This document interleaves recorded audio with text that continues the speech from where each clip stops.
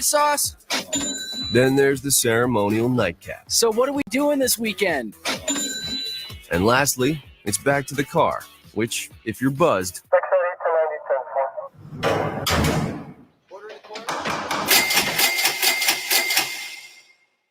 could be the most expensive night of your life. Getting pulled over for buzzed driving could cost you around $10,000 in fines, legal fees, and increased insurance rates. Nothing kills a buzz like getting pulled over for buzzed driving, because buzzed driving is drunk driving. Brought to you by the National Highway Traffic Safety Administration and the Ad Council. Hi, I'm Kelsey Wiggins, a teacher in Gilmore City Bradgate School District in Iowa. Thanks to a science, technology, engineering, and math grant sponsored by Bear Fund, we renovated an old locker room into a monarch butterfly incubator, providing students with access to innovative technology that engages and inspires them. I encourage farmers to nominate a school district to apply for a $15,000 Grow Rural Education grant by visiting americasfarmers.com. This is ESPN Chicago, WNVP, WTBC, HD2 Chicago, a good Karma Brands radio station.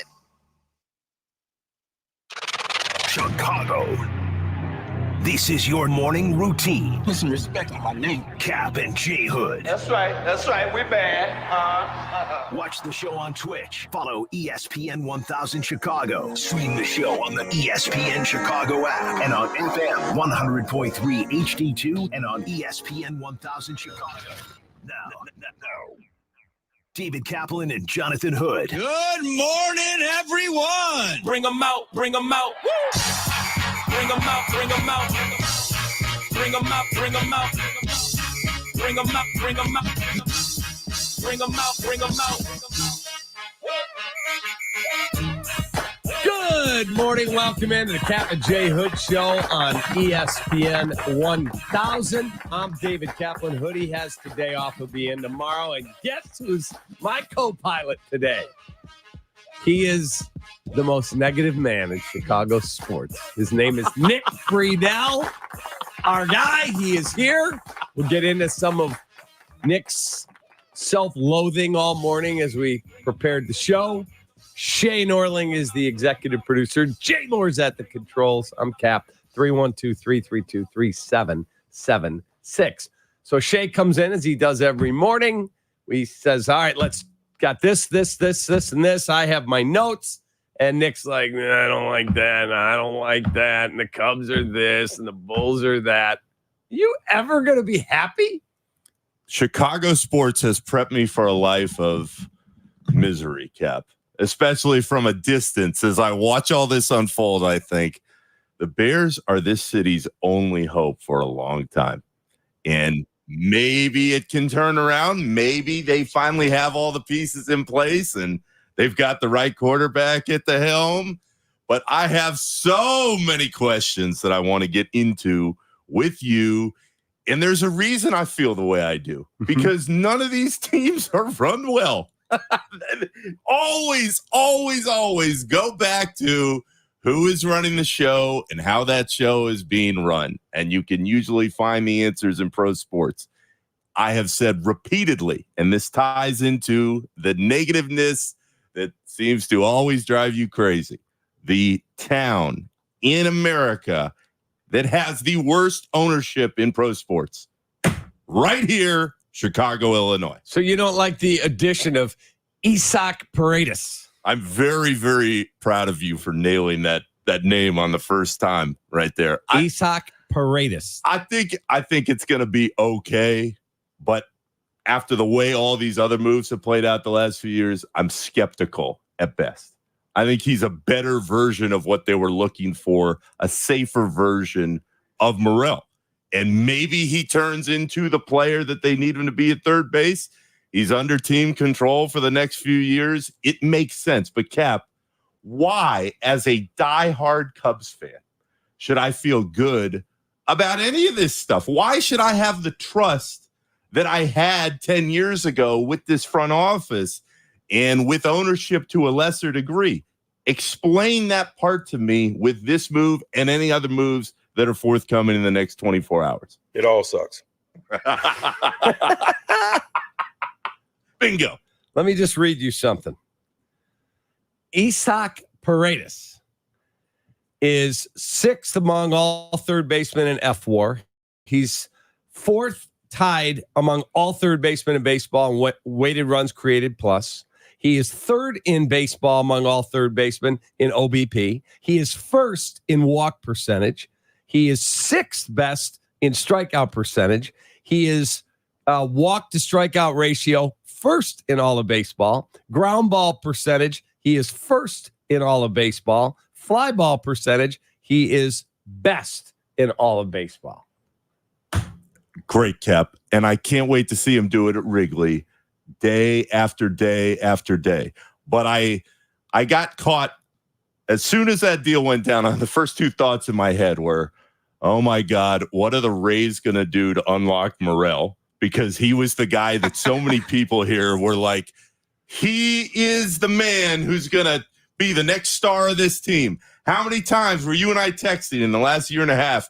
Morel, oh, he's got it. He's got that aura about him. Well, he can't hit, and he's not a very good fielder. That's a problem. But the first thought in my head was, what do the Rays know that don't? And my second, and this ties into many themes that we'll get into today, is when you're trading with the Rays, for a basketball analogy, it's like trading with the Thunder. That is not something you usually want to do, because the Rays' track record is we're going to find guys that you've never heard of or that you don't know a lot about or who have been thrown off by other teams, and we're going to rehabilitate their game, and we're going to make them a lot better. And it's why teams in the NBA don't like dealing with Sam Presti, because he has that track record in Oklahoma City. And it's why as soon as it went down, I went, why in the world are the Rays this high on Morel? And on top of it, the two prospects that are also going to Tampa Bay. First of all, let me just tell you, Jose Bautista, the Rays let him go for $50,000. He turned out to be a hell of a player. They traded a bunch of different, in their history, they've made bad deals too. And they've made a lot of good ones. They're a really well-run franchise. They can't afford Isaac Paredes. They cannot. He's got 3 more years of arbitration. His money's going to keep going up, and they don't have it. So the Yankees and the Dodgers, according to multiple reports yesterday morning, were engaged in a bidding war, and Jed rolled in and said, hang on. Because when you think bidding war, immediately you think Chicago Cubs. Good for Jed. And Kap, this is a problem for me as a fan. I still want to believe in Jed. I know what he did with Theo to get that team across the line, but that was 8 years ago at this point. I have lost faith. You know where I stand on Ricketts? I don't believe that the money has always been spent all the way with the ownership group. But with Jed, what this deal told me was he's not going anywhere right now. He's not. And everybody needs to stop thinking about that, because clearly Ricketts is allowing him to try to remake this on the fly. What concerns me is all these guys have deals that are on the book. And I know they're going to have $80 million in space next year with the deals that are coming off, but the deals that are on there, nobody really excites you that much. So for Paredes, I think he can be a solid player. But on the surface, what I also think now as a fan is, well, he's going to fit in with the rest of the number 7 hitters in this lineup right now. So Craig Counsell was a huge acquisition in the offseason. Was supposed to be. He was a huge acquisition. But I'm saying he hasn't proven to be. So is Dansby Swanson. And I mean, he's terrible in year 2. Okay. But Craig Counsell, as Jim Bowden said to me the other day, the former GM, he said, let's see, you fell 1 game short of going to the playoffs with David Ross. You ostensibly upgraded with a guy that he thinks is among the best in the game. He said, and the team isn't as good. That tells you this is not a managerial problem. This is a roster problem. Craig Counsell was a solid upgrade, and they spent biggest contract in the history of baseball a manager. $40 million for that guy. $40 million. They spent the money, but the return on investment isn't there. But is that his fault or is that Jed's fault? Well, I think that it's absolutely Jed Hoyer and that front office's fault. But Cap, this is the issue that I'm having is why is it that nobody saw that this roster just wasn't that good?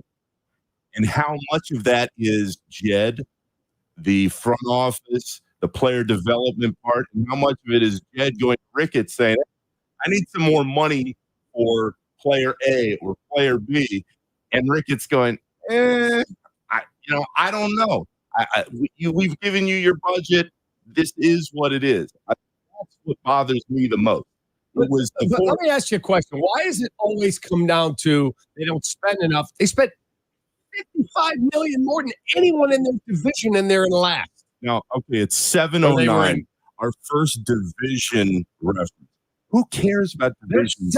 In all of baseball, there's more than enough to win there. But divisions, stop with the division stuff. It doesn't matter. They're playing everybody even more now every year. The division stuff doesn't matter. And this is the problem for me again with Ricketts. Ricketts is sitting there saying behind the scenes, oh, well, we've spent like way more than Milwaukee and St. Louis. Who cares? They're seventh in all of baseball. They spent a lot more than a lot of people. And they're spending a ton of money. I want them to spend as much as they possibly can. And that worked out for the Mets last year. It didn't work out great, but I don't want there to be any restriction. And I feel like that's the problem with the Cubs is, hey, we'll spend.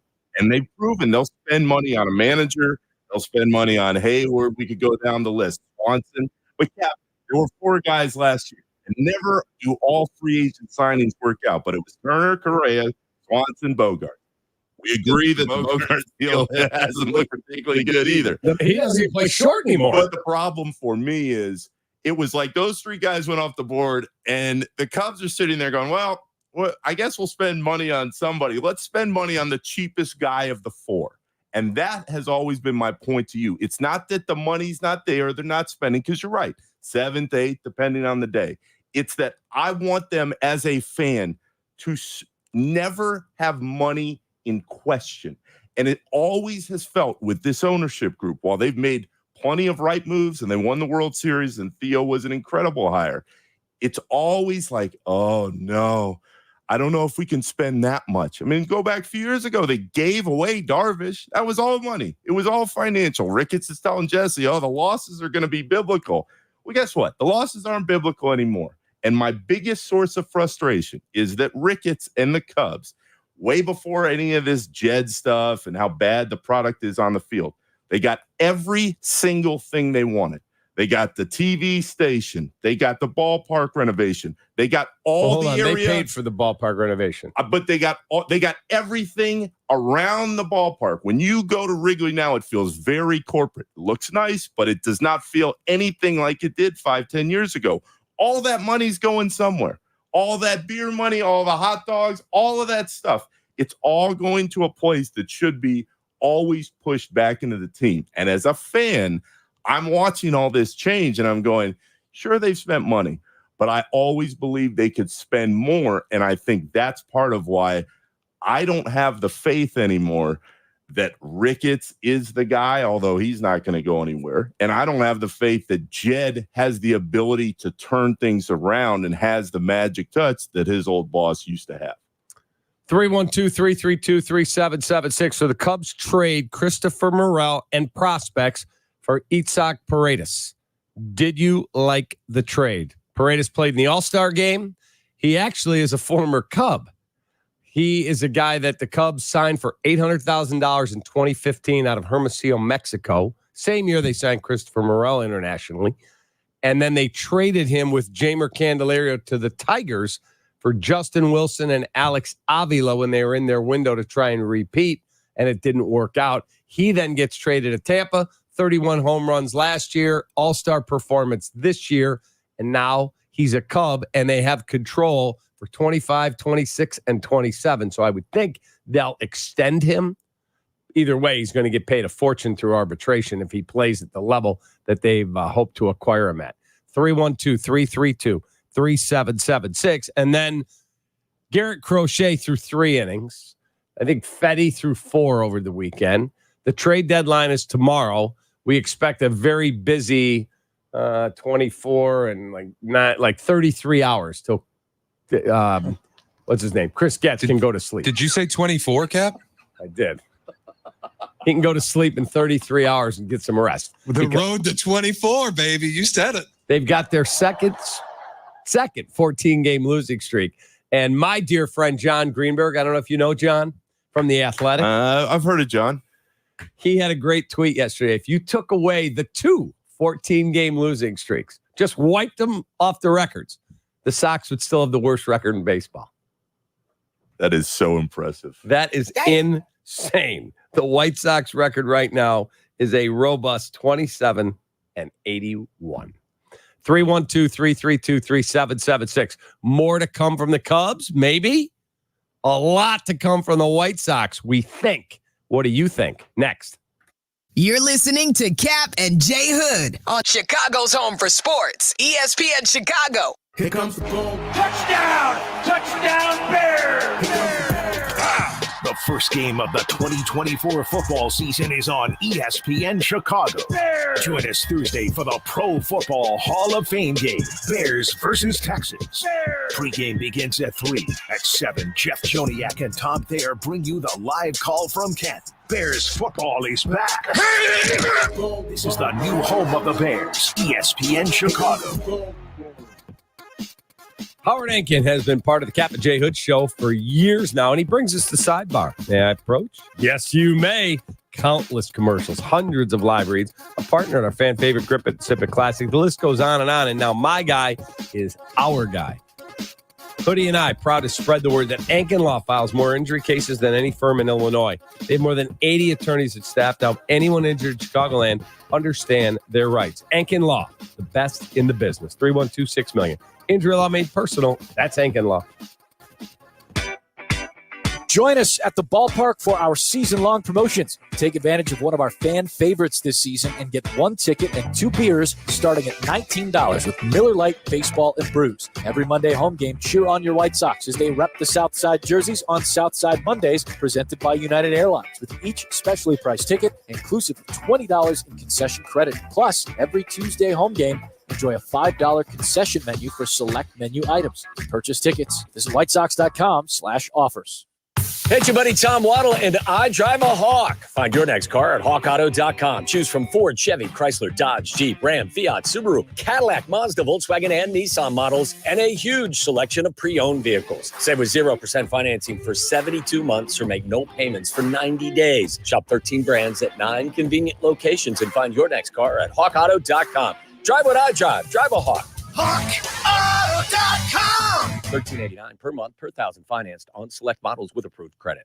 Hey, Chicagoland, the wait is over. Steinhaffel's 5th Illinois Furniture and Mattress Superstore is now open on Gulf Road in Schaumburg. For 90 years, Steinhaffel's has been helping families make the homes of their dreams. We have the largest selection of all the best brands at the best prices. Sofas, dining, bedroom, mattresses, and so much more. Get in and join the celebration of the newest Steinhaffel's in Schaumburg. Relax, it's Steinhaffel's.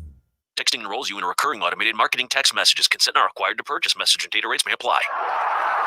The team's looking good this season. I think so. Man, I miss playing football. Being young with unlimited energy to burn. Ever since I turned 40, I just can't find that fire I used to have. Think it could be lower testosterone? What do you mean? All guys lose their edge when they turn 40. The body has less testosterone. That's why I take Nugenix Total T. I've heard about Nugenix. That really works? Since I started taking Nugenix, I'm lifting like when we played for Coach Carter. I feel more energized at work. It's even spiced up things between me and the missus. Are they still giving out complimentary bottles for people to try? Yep, send a text. It's that easy. Text KING to 42424 right now for your complimentary bottle of Nugenix Total T. It's the #1 selling testosterone-boosting brand at GNC and Walmart. Do it now, and they'll also send you a bottle of Nugenix Thermo X, their newest, most powerful fat burner ever, absolutely free. Text KING to 42424. That's KING to 42424. These statements have not been evaluated by the FDA. This product is not intended to diagnose, treat, cure, or prevent any disease.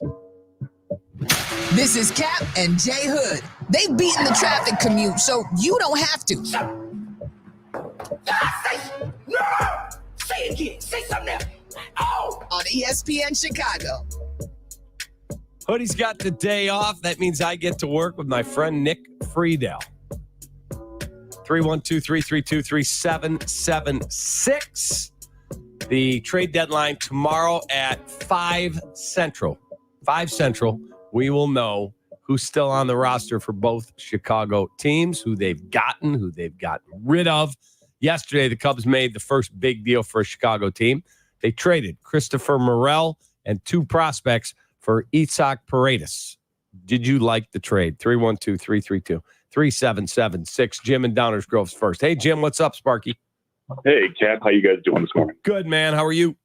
I'm doing well. I want to preface this by saying I'm a huge Cubs fan, and I like the Paredes trade. Mm-hmm. I like the future options and everything. So I'm optimistic with it. But my question is for the White Sox organization. Like with Crochet talking about him getting traded and wanting a new contract, plus his performance yesterday, how's that going to impact his trade value? I don't think yesterday hurts his trade value because his mind could not have been clear, razor sharp, ready to go. Ready. First of all, he looks and goes, man, we suck. And feels like he's got to be perfect to win. That's A. B, I don't blame him at all saying, hey, if I get traded, if you want me pitching in October, I've already gone way past career high in innings. I've already come back from Tommy John once. You want me to risk that? You're going to pay me or I'm not pitching. I don't blame him. Do you? No, it's the same field, Cap, that you have when a football player is holding out. If you're putting your body on the line, especially when you push yourself to the limit that it feels like Crochet is at already, I don't blame him. I don't either. Do you, Jim? No, not at all. But I have a feeling GMs are going to look at that and be like, okay, do we really want to, mortgage the farm system and, give up, multiple top prospects for this guy and then have to, put $150+ million to him? And then what if, it doesn't work out? Well, that's the risk. So a team, and we appreciate your call, man. Have a great week. Thanks for listening to the show. Look, if you are the Dodgers and they were the smart ones. They got their TV deal done several years ago before the cord cutting became a real thing. And I think their deal was $7 billion, their total value of their deal. Now, the stations out in L.A. regret it greatly. Every day. I remember interviewing the late Vin Scully after he had retired. He was promoting whatever it was. And I got him on and I said, so, you sit at home and watch the Dodgers. He goes, no, not really. I'm like, you don't watch the games? He said, my cable system doesn't get them. Yeah, Vin Scully.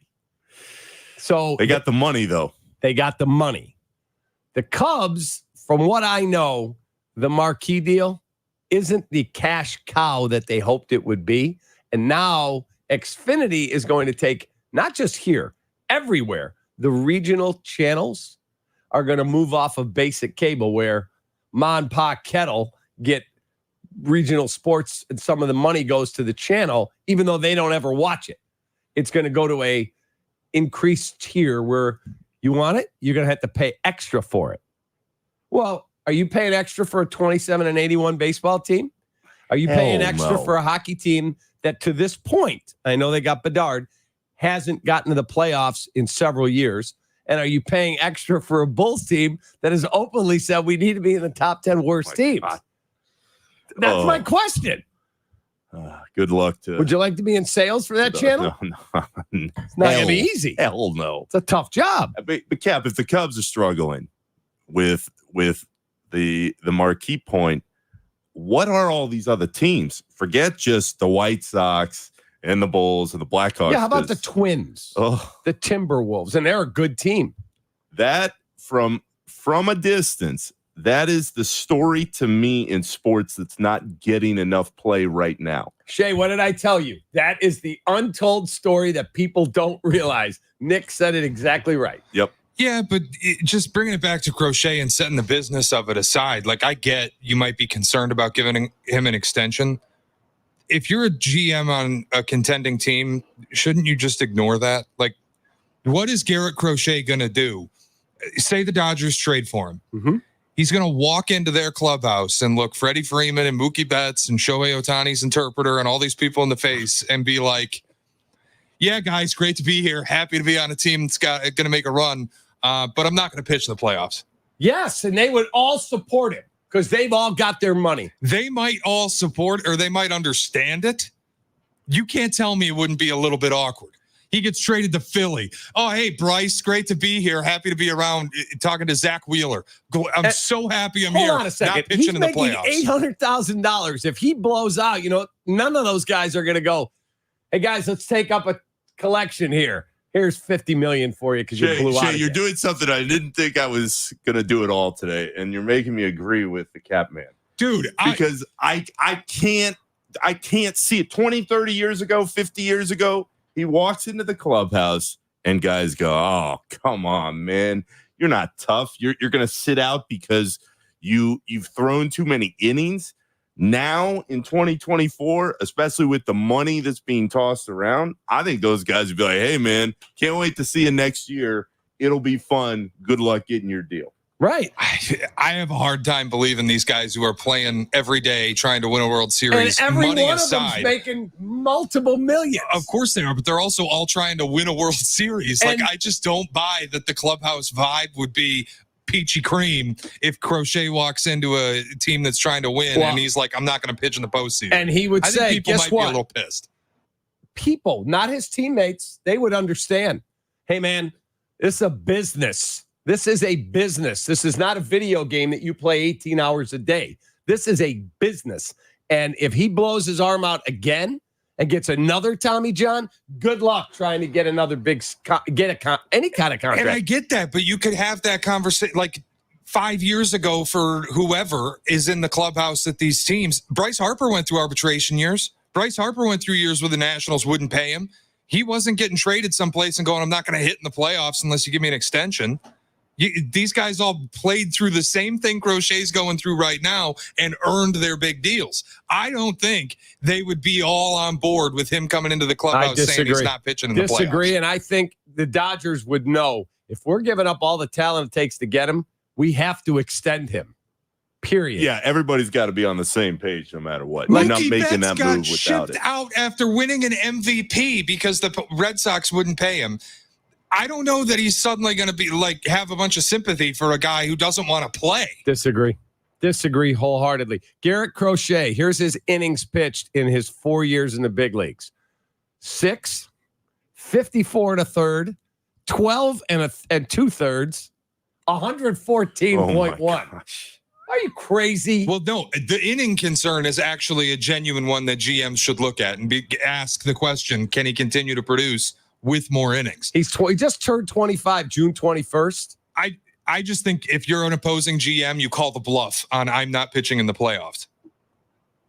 Okay, and guess what? If you're the opposing GM and you call the bluff and you give up 3 of your top 5 prospects to get Garrett Crochet, and he walks in and goes, just letting you know, I won't pitch out of your bullpen. Don't even ask.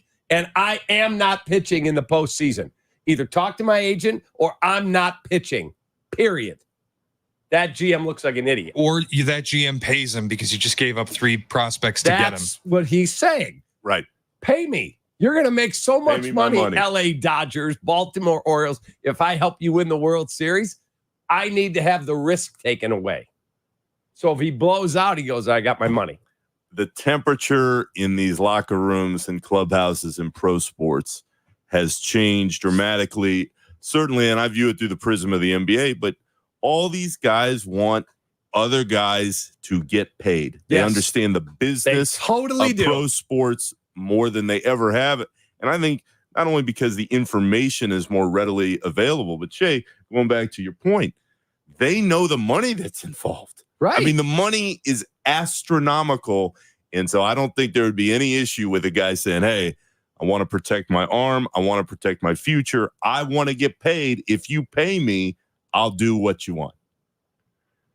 100% agree. 100. Look at Caleb Williams' Twitter bio. You know what it says? I'm a business, man. Not a businessman. I'm a business man. And that's what these guys are. They're brands. They're businesses. Crochet knows, hey, man, I had to miss a whole year with Tommy John. If it happens again, it'll be a lot harder to get $125 million.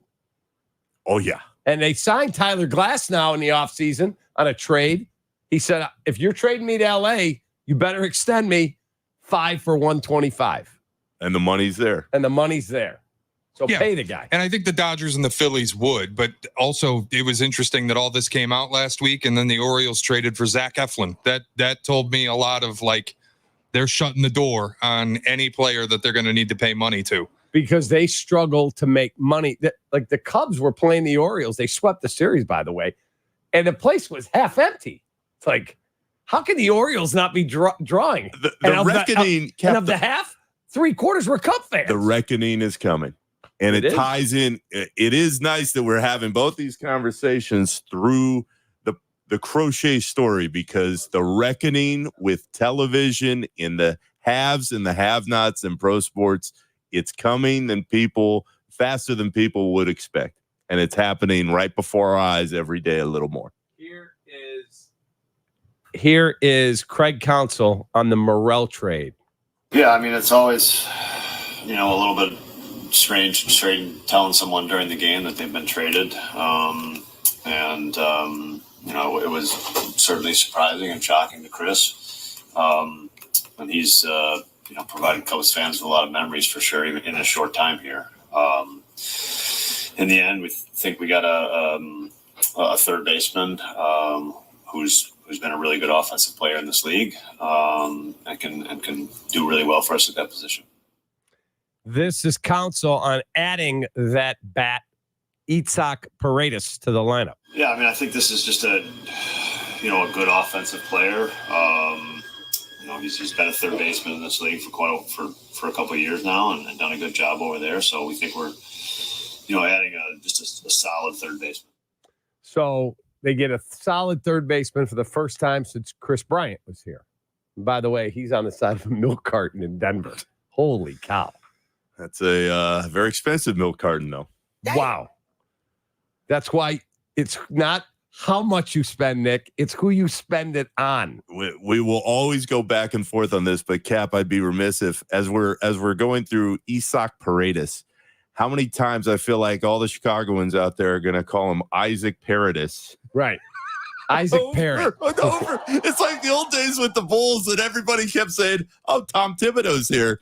And Tibbs finally sits in with the PR staff during the summer leading into that first season. And he's like, hey, by the way, guys, it's Thibodeau. And they're all like, what? It's Thibodeau. So let's try to hammer this pronunciation down. Itzhak Paredes. Bingo. Caps nailed it. That is the man's name.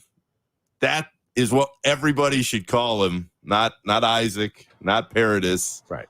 Let's remember this. Itzhak Paredes. I want you to know, Nick, you're pissing in the wind right now. We are going to get a lot of Isaac Paredes. It's not going to matter. Yeah, I know how it goes. We trying to save everybody before it starts. Dude, we spent 4 months saying Caleb Williams every single segment on this show, and we still got a guy to call up and say Khalib. Oh, no. So, right. He did. Khalib. Oh, no. Khalib.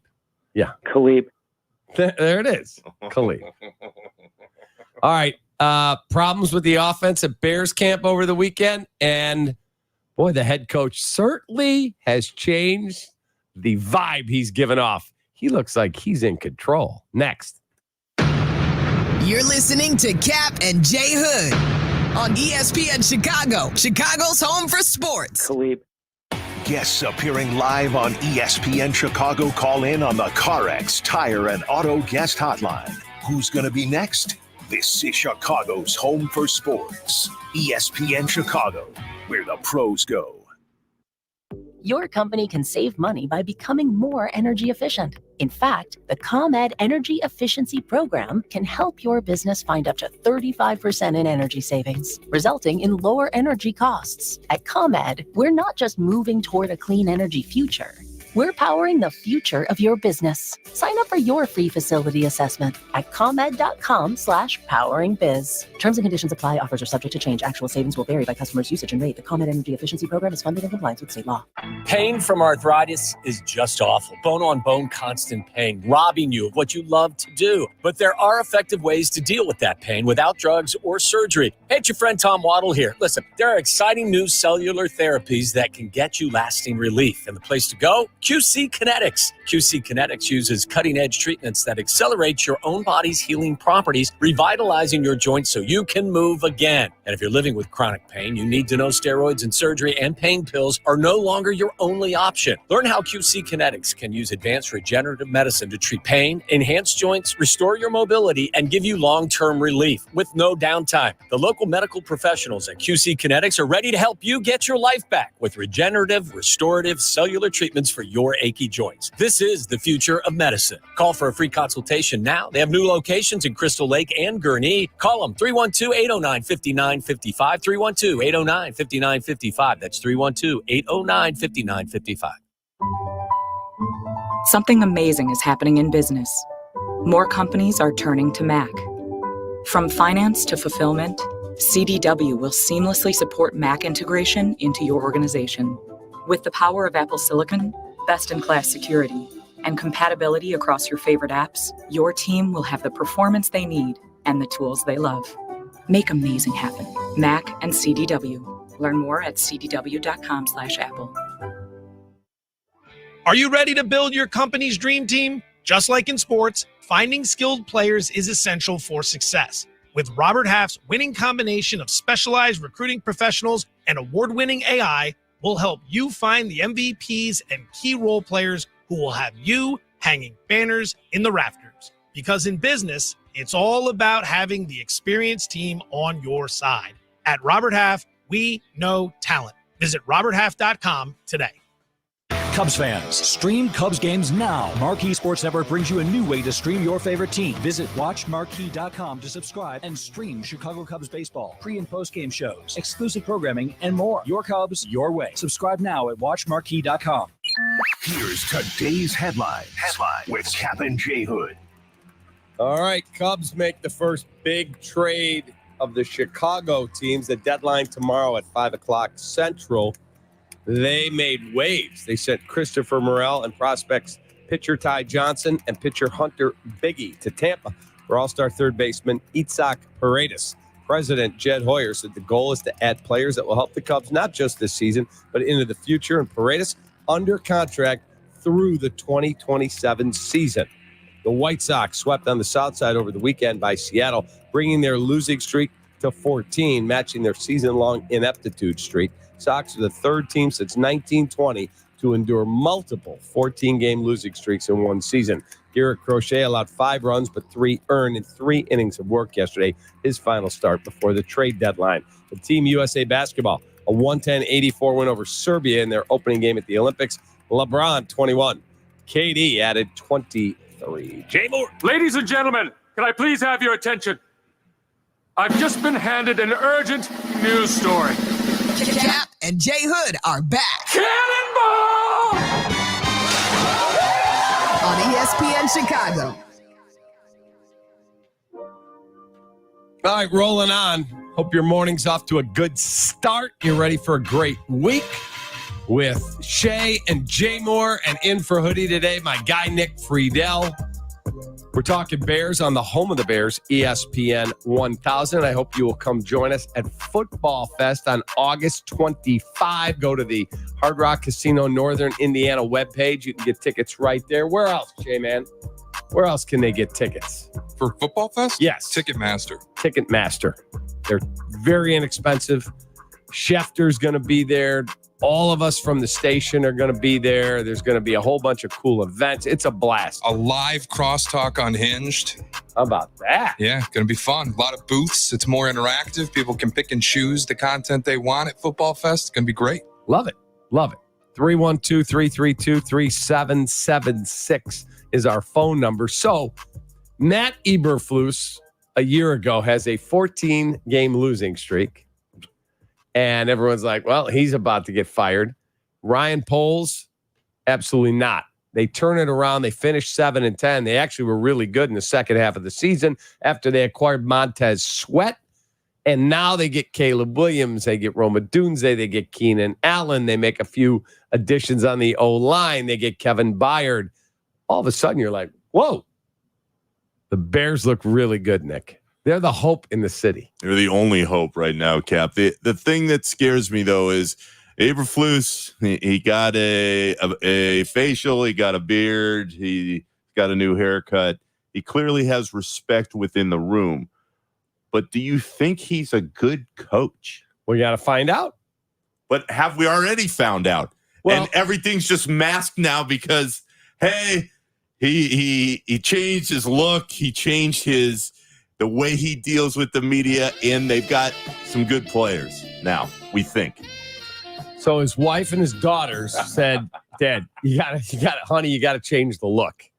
And so the barber at Hallis Hall, they have the whole setup there is amazing. And he said, Coach, we're gonna take it in here a little bit. We're gonna stop at the product in the hair, and you got to go buy the Dyson blade. Is this? Eberflus said he paid $490 for the dryer. And my wife's like, find out where, because I paid $600 for mine. Yeah. It's is it the one that attaches to the wall? I have no idea. I don't use a hairdryer. Yeah, I love that was the follow-up. Dude, my wife wants one horribly badly. I'm like, this sounds like a ridiculous investment. Yeah, my wife said it is essential. Now my wife has long hair. I don't have any hair. So, okay. And Coach Eberflus can clearly afford the Dyson blade. I think Good for him. He's beautifying. So I talked to a player on the team who said, dude, this guy holds us accountable, and you wouldn't believe how good he is in the room. He's great. Love playing for this guy. But that's been the problem for 2 years, Cap, is that it hasn't translated where fans can see it, where it's tangible. Agreed. Their record has been less than stellar, 3-14 and 7-10. But Ryan Poles has to wear the same record too. And everyone's like, there he is, King Poles, ready to go. And I love Ryan. I love that dude. I think he's awesome. Ryan has said to me, you guys are wrong on Eberflus. He's really good at his job, and he's steadying, and he's this, even in the darkest of times. That dude came in, let's go, let's get to work. He said, we're going to turn this thing around, and he's still going to be here. So we're going to find out, because now he has a team that he should be very, very good with. The thing that scares me, though, is that you and I have been having the same conversation about the Bears for more than a decade. That's correct. The offense is behind the defense. And certainly with a rookie QB and all the new weapons all over the place, it's going to take time. But it just feels like when I read the stories, we're going to talk to Courtney a little bit later, they're always the same. Oh, can the offense catch up to this defense? On top of the fact that, sure, Poles has seen somebody different than the public has seen with Eberflus, and that's why he kept him in check, and he's hoping that it can keep rolling. But why should fans trust that all of a sudden everything's going to be able to come together the way the Bears are hoping that it will? It's prove it. You got to prove it. You can talk all you want. Show me. And you can change your look all you want, and it's still... Show me. So here is Matt Eberflus on the struggles this weekend from his offense. The offense, obviously had its struggles today, but I also said to him after the practice, I said, guys, all three phases have to play well for us to be a good football team. So there's going to be days where the defense struggles or special team struggles, but it's got to be all three phases hit on all cylinders, and we're just not there yet. We're not there yet. And of course, it's early in training camp, and I don't expect us to be, but I do expect us to grow and learn from this and get better. And for the day off, as we watch this tape the rest of the day, and the guys have the day off tomorrow, and they come back swinging, it's always about the response. I want to see the offense come out swinging on the next stack of practices, and that's what we're looking for. So there's Eberflus, and I like that he's honest. He didn't go, it was way better than you guys realize. No, they struggled today. Well, I mean, it's better than his interviews with Waddle and Silvy last year. Oh, my God. Well, hey, Coach, what did you think was the problem? Oh, was there a problem? Well, that was after he moved off this show. Oh, my God. Yeah, that's right.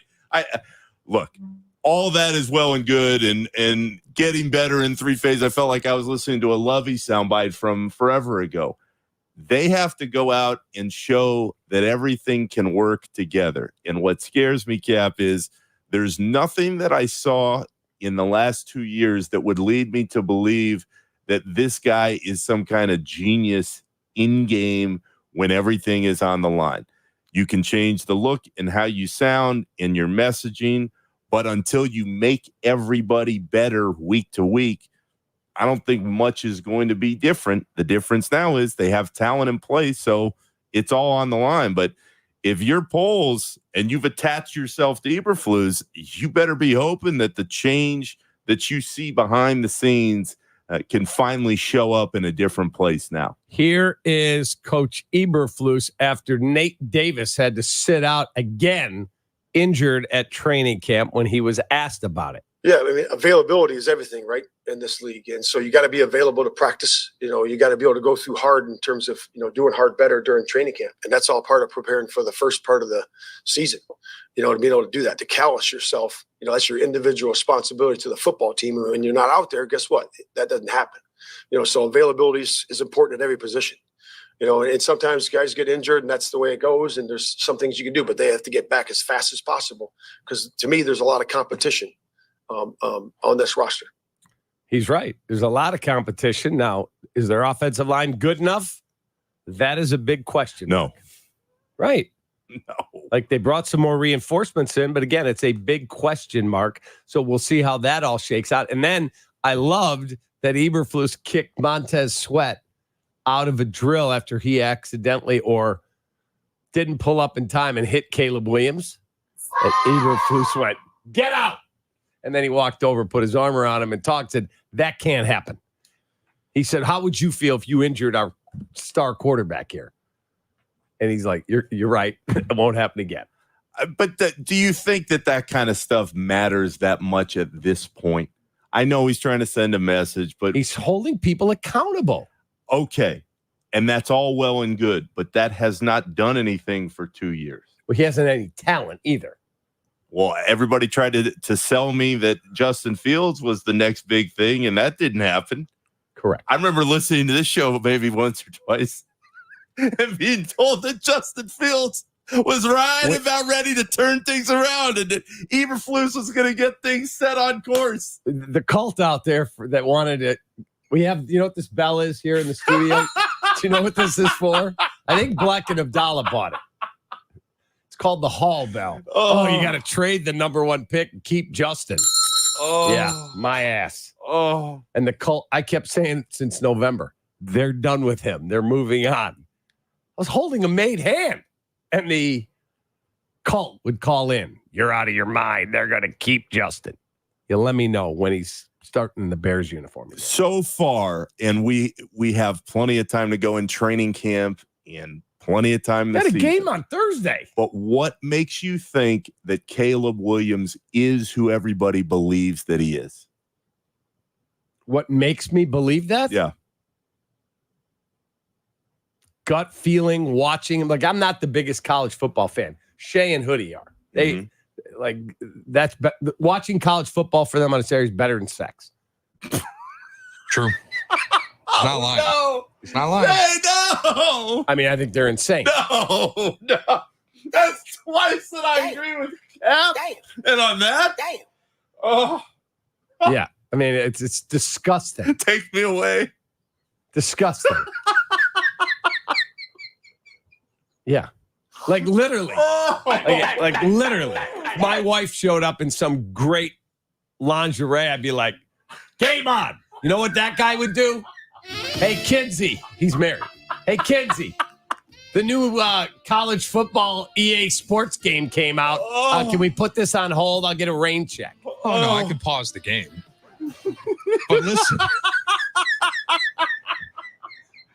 Some wild stuff that goes down here now, huh? It's unbelievable. Oh, my God. USC and Notre Dame, balls on the goal line. Honey, hang on a moment, please.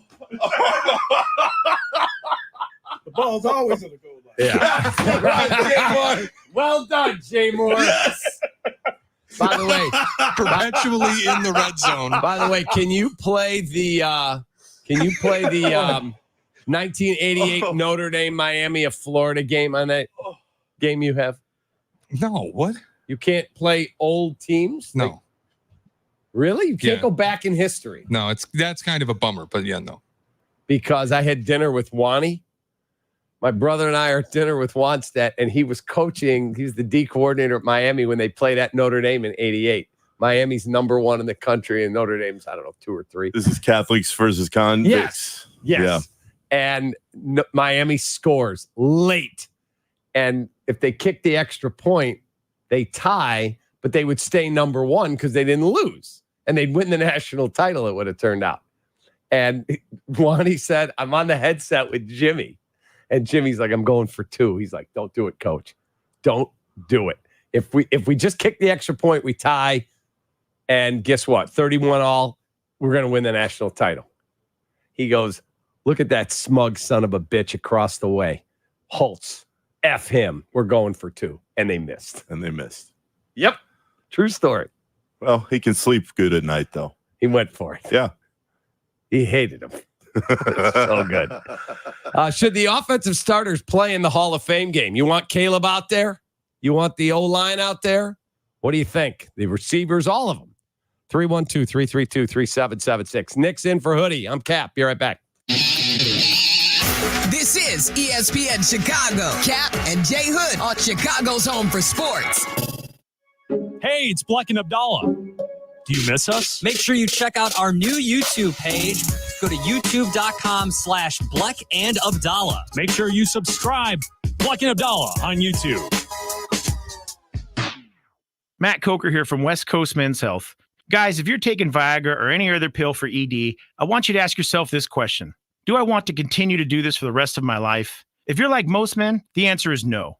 Here at West Coast Men's Health, we can restore blood flow naturally without pumping your body full of chemicals like you've been doing. Guys, you need to come in today and fix this problem now. Why are you putting this off? Viagra's not going to magically start working next week, and you don't want to use shots or go under the knife. Call us today and speak with our clinic manager. Ask him any question you like, how it works, the science behind it, and even the cost. Change your life today like the thousands of men who already have. If you're tired of dealing with ED or Peyronie's disease, then call West Coast Men's Health. With clinics in Hinsdale and Deerfield, call 630-425-5033. That's 630-425-5033. 630-425-5033. Online at westcoastmenshealth.com. Getting quality employees to fill positions in your company is essential. But finding those people can be a major hassle, unless you use ZipRecruiter. ZipRecruiter makes finding quality people a breeze. And right now you can try it for free at ZipRecruiter.com/free. With ZipRecruiter, one click sends your job to hundreds of top job sites. But more than that, ZipRecruiter's advanced technology identifies the candidates with the skills you need, sends you a list of great matches to review, then actively invites them to apply for your job. And the results speak for themselves. 4 out of 5 employers who post on ZipRecruiter get a quality candidate within the first day. That's right, the first day. Now you can focus on your business and let ZipRecruiter do the work finding the best people for you. See for yourself. Experience the ease, efficiency, and power of ZipRecruiter for free. Just go to ZipRecruiter.com/free. That's ZipRecruiter.com/free. ZipRecruiter.com/free. Feel the boom. Schaumburg Boomers are back at beautiful Wintrust Field August 2nd through the 4th. Friday, August 2nd is Marshmallow Fight Night. Be a part of the world's largest marshmallow fight. Saturday, August 3rd, Back to School Night presented by Harper College. First 1,500 fans receive a Boomers backpack. Stick around for a post-game fireworks show both nights. And Sunday, August 4th is Bark in the Park. Bring your pooch to the ball game. Get your tickets now at boomersbaseball.com. Feel the boom. Jay Moore. Welcome back to Cap and Jay Hood. You're officially locked in. Throw your hands up in the sky. On Chicago's Home for Sports, ESPN Chicago. Rolling on with my guy, Nick Friedell. 312-332-3776. It's Cap and Jay Hood. Stream us. You can get us on YouTube. You can get us on Twitch. Of course, on AM 1000. 100.3 HD2, and we have a good time every morning. So should the offensive starters play in the Hall of Fame game? Let's go to Brooklyn, New York. Our guy, Derek. D-Man, what's up? Yo, Cappy, Nick, good morning. How y'all doing? We're good, man. How are you doing? I'm doing excellent. I'm gonna make this point with the Bears, and then Cap, I got to tell you something very important after this. What I say about the Bears, real quick. I think the starters should play at least 3 series. Number one, for Caleb to get adjusted to the rules and the different scenarios that can happen, and just getting the chemistry with the players he's going to be playing with on a regular basis. And the second thing I want to say real quick is that I'm in Aruba on vacation with my family, and Cappy, guess who I met in the pool yesterday? Who? I met George from Glenview. You did? Let me tell you how it happened real quick. I don't want to take too much time. I'm in the pool with my wife and kids. I'm hearing 2 gentlemen talk about baseball. One guy is a Mets fan. I'm a Mets fan, and the other guy I didn't know. So I turned around and said, "Hey, you guys are Mets fans?" So the one guy's like, "Oh," he's like, "Yeah, I am." But he said, "This guy, he's not." So I go up to the guy, shake his hand. I say, "Hi." I introduce myself. I say, "I'm Derek. How you doing?" He said, "Hey, man, I'm George, man." I said, "Where you from?" He said, "I'm from Chicago." I said, "I was born in Chicago." So we're talking. He says, do you call ESPN Chicago? He says, "Yeah." He says, "You're Derek in Brooklyn?" I said, "Yeah." So he starts going crazy, man. Gives me a big hug, tells me he loves my phone calls, and we took a picture. He said he's going to send you the picture. I'm not on Twitter. So he said he's going to send you the picture and everything. But yeah, me and George, we exchanged numbers. We in the same resort in Aruba right now. And I met him yesterday at the pool, man. But listen, bear down. Love you guys. Go Bears. Let's do it. Talk to you later. Peace Have out, brother. a great time, Derek. Be safe, okay? All right. Thank you. See you, brother. How funny is that? That's why. Are you Derek from Brooklyn? That's why this place is the best. The greatest. Chicago is the ultimate unifier. No matter where you are in the world, there's always somebody. There's always somebody that connects you back. How about that, Derek? That's a hell of a story, Derek. From Brooklyn?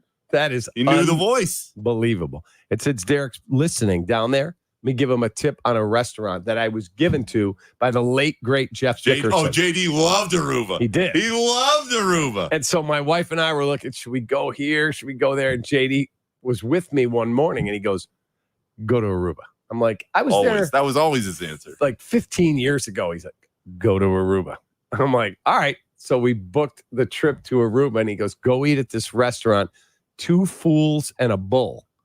And it's like one seating every night, and they cook the same meal for everybody. And you sit at this big U table, and it's like a chef's table.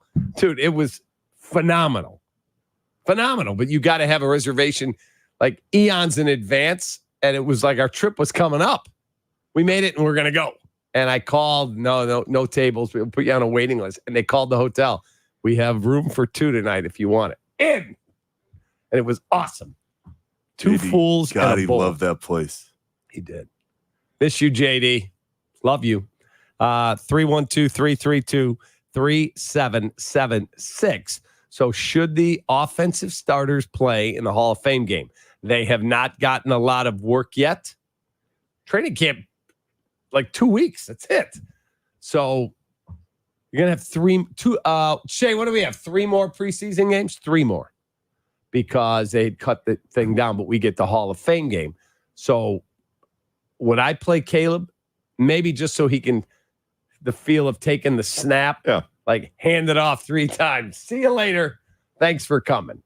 Yeah, I mean, throw a couple, quick passes. Wide receiver screen. See you Right. later. That's it. But yeah, I'd run him out there for a drive. I mean, let him feel what it's like in the moment. Yeah. Because no matter how well you played or where you played, the NFL game is different. Why not just let him get the feel for being under the lights and see how his teammates are doing? Ken in Prospect Heights. Hey, Ken. Hey, good morning, guys. What's well, up? You kind of stole my thunder there. Back when I was playing football, I mean, we practiced in pads. We hit each other. And I know these guys are NFL pros and everything, but I think he's got to play more than 3 snaps to get up to speed at NFL speed. I mean, it's just going to be – and I don't know that the other team's going to be going at it full gear as well, but I'd put him out there for, I don't know, half of the first quarter. Why not? Yeah, that's not going to happen. That is not going to happen. I know it's not going to happen, but we have a lot of injuries last year because we softened things up and we didn't play in pads until like weeks before a game or a week before the game. I mean, I think that I don't know what's changed here. They were. Where did this all start? I mean, we never used to have this before. Well, you have a lot more injury, and we appreciate the call, Ken. Thank you. You have a lot more injuries, and guys make a lot more money. And this is not two-a-days in high school. This is the NFL. And if Caleb Williams goes down because we had to get him out, it's over. Yeah. In Canton, Ohio, of all places. Yeah, exactly. Should the offensive starters play in the Hall of Fame game? We'll get back to that topic, but we have the best segment on the show, baby. That's called Shot or No Shot. That is in 2 minutes. Jay Hood. Kap and Jay Hood. Mornings on ESPN 1000, Chicago's home for sports. IKEA invites you to the Family Summer Barbecue on August 2nd. ESPN Chicago's David Kaplan and Jonathan Hood will join in on the fun. Plus, local mascots, family fun activities, and more. Stop by IKEA Schaumburg or Bolingbrook between now and August 2nd and register for your chance to win a suite for a Sox game, where you can bring yourself and up to 15 friends. IKEA Schaumburg and IKEA Bolingbrook's Family Summer Barbecue, August 2nd. Don't miss it. This is your White Sox Minute. I'm Len Casper. The Sox lost again on Sunday, their 14th consecutive defeat. Seattle's Bryce Miller pitched into the seventh in a 6-3 Mariners win. Paul DeYoung hit his team-leading 18th home run for the Sox, and Chad Kuhl kept the team in the game with 5 relief innings of 1-run ball. Tonight, the Kansas City Royals come to town to open up a 3-game series first pitch at 7:10. Head to the ballpark on Tuesday, August 13th for Yacht Rock Night, presented by City Cruises, as the White Sox take on the Yankees at 7:10 p.m. The first 10,000 fans in attendance will receive a long-sleeve performance shirt. To purchase tickets, visit whitesox.com/promos. This has been your White Sox Minute. Live from State Street in the heart of Chicago, you are listening to the new home of the Chicago Bears, ESPN Chicago. And this is Captain Jay Hood, WMVP, WTBC, HD2 Chicago, a good Karma Brands radio station. Checkmate 1-6, enemy suppression on target. That's why I say, hey man, nice shot. Shot or no shot with Kap and Jay Hood on ESPN 1000 and the ESPN Chicago app. That's why I say, hey man, nice shot. Time for Shot or No Shot, brought to you by ESPN Bet Now Live in Illinois. Sign up today. New users get $100 in bonus bets with any sportsbook bet. We say good morning to Shea Winger Norland. Good morning, boys. How we doing? Who gives a kid a middle name after Deborah Winger? It's not. It's a family name. We've been over this. It is not Deborah Winger related. Okay. Whatever you say. How we feeling on a Monday? We're good, man. We're good. What's going on? I've got close family friends, the Wingers, so don't let them give you any crap. I'm telling you, this guy, he's ridiculous. That's it. All right. It's a lot of love. Let's get started. Shot or no shot. An interesting story over the weekend. Bob Nightingale reporting a name as the potential next manager of the White Sox, A.J. Pierzynski. Nightingale reported Pierzynski as a, quote, serious candidate for the White Sox managerial gig, assuming feels like a certainty they move on from Pedro Grifol at the end of the season. Pierzynski has no managerial experience, but obviously had a stellar career on the field for the White Sox. So, shot or no shot, A.J. Pierzynski would be a good manager for the White Sox. Look, if they had a team that was ready to win, could AJ do the job? Yeah, I like AJ. I've always had a very, very good relationship with AJ. I like him very much. AJ taking over a team that's coming off the historically worst record in the history of baseball. I don't know how that would play out. Like he wasn't the easiest guy around the ballpark for the front office to deal with when he was here. Now he's matured and he's really good at his media work. You're going to drop him in on a team that's going to finish up the track. Like, you're not going from, 38 and whatever to, hey, they won 90 ball games. They're in the playoff. That's not going to happen. They don't spend money like that. The answer here, though, Kev, has to be shot because anything is better than Pedro Gafal. I don't disagree there. Anybody. It just drop Brzezinski, and if he's terrible, go to the next person. My question for everybody is, why not, if you're going to run AJ back, let's run Ozzie back. Why not just throw Ozzie back in there? He wouldn't take it. He wouldn't take it. No. Why would anybody want this job, though? I think Ozzie even said on the air, because somebody went to their pregame show, him and Chuck, and asked, would Ozzie take the job? And Ozzie said, I was in it last time, and I think I'm done. His wife has said, you're done. I do not want you managing. No, that's not what I signed up for. I'm done. You're going to be around the grandkids, and we're not doing it. If you're the White Sox, it can't possibly be worse than this year. So who cares who it is? Just try somebody else out and see. Oh, they're going to fire Pedro. That's absolutely. guarantee. But okay, Brzezinski or anybody else, sure, give him a year or two, see what happens. It is the most embarrassing organization that there is, and the fact that Jerry said in that press conference that part of the reason he hired Getz is because it would take so long for somebody else to learn the organization is one of the most laughable quotes in the history of Chicago sports. There you go. Okay. The fact that AJ ruffled feathers with the front office, am I crazy that actually makes him a little bit more of an attractive candidate to me? I'm not talking about the baseball side of things. I understand what you're saying, but I look at AJ and I see a guy who's been publicly critical of the owner and historically ruffled feathers with people in that front office when he was a player. Like, at least it would be a conflicting voice in the organization. They have been so inside the box. And so people who will be respectful and do things the White Sox way, AJ feels like a break from that. I would at least like that they're going outside of their usual path with hiring.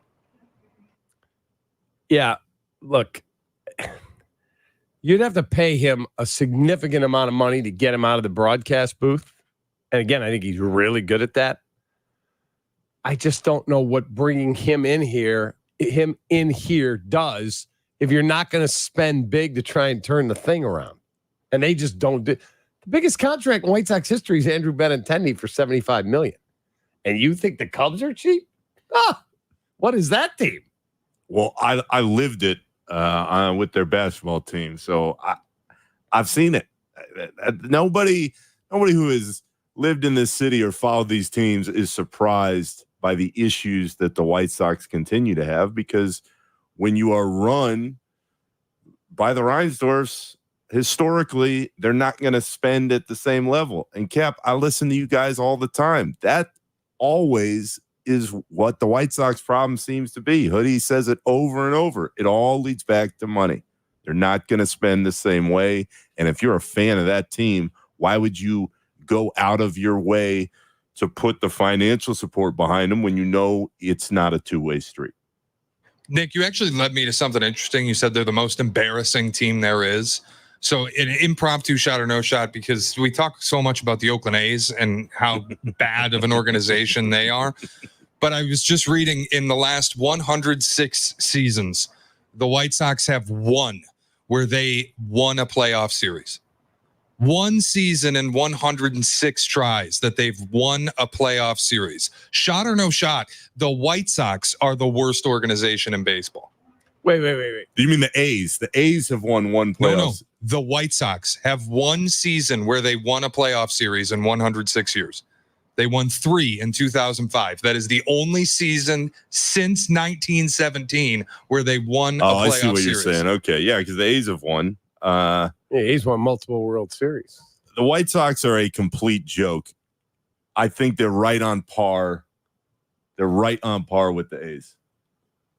Wow, that is I know that they haven't won a lot in the post. That's stunning when you put it in those terms. 2005 is the only season since 1917 where they have won a playoff series. The only thing I'd say, having lived out there for a few years, John Fisher is completely ridiculous, the owner of the A's, because he has actively tried to push them out of there, like major league style. He wants them out. He's been trying to get them to Vegas. The one thing you can say about Jerry is that he's been loyal to Chicago, but it's at the detriment of the city because the way he runs these teams has not been conducive to winning over and over and over again, decade after decade. Jeez, unbelievable. Shay. All right, Montez Sweat had to be removed from Bears practice this weekend after making contact with Caleb Williams. It's actually not the first time that he's done this. He made contact with Caleb previously in a camp practice, stripping Caleb on a strip sack. And I guess the report was that he pointed to himself. He took some blame for it. He knew he shouldn't have done that. But he's living on the edge of these rules. He's going full bore, giving seemingly close to maximum effort at camp. So shot or no shot. This is actually a good thing for Montez Sweat as long as he doesn't hurt anyone. I mean, again, are they going full bore trying to get to the quarterback and kill him? Probably not. So, look, he's a stud. He's an outstanding football player, and they're lucky to have him and lucky that they were able to get him extended for $98 million. So a good thing, yeah. Yes and no. It's not that big a deal. He didn't crush the kid, meaning Caleb. But I think it's good for Eberflus just that he got his message across. But right. I don't think it's a big deal on the whole. I don't either. Shay. All right. Well, Ryan Poles was featured in a Dan Wiederer article detailing his plan for Caleb Williams, saying that he has to train Caleb to be more than just a quarterback. He has to train Caleb to be a CEO. Ryan Poles said when he took a GM job, nobody trained him to be a GM. He had to figure that out. He had to learn to lead people. And he put quarterback in that same upper echelon of figureheads with the organization, saying you have an owner, you have a president, you have a general manager, you have a head coach, and then you have a quarterback. My question, shot or no shot, Caleb Williams is more important to the franchise than all of those roles.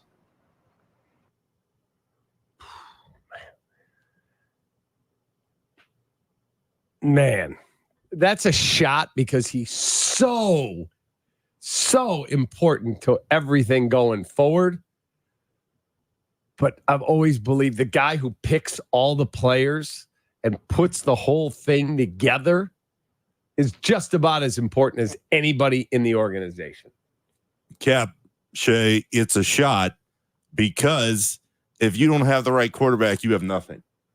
You can't win at any level of football without having the guy in place. And Cap, it's what has scared me in listening to all the hype around this Bears team right now is because absolutely it's warranted. I watched Caleb Williams at USC. He looked awesome.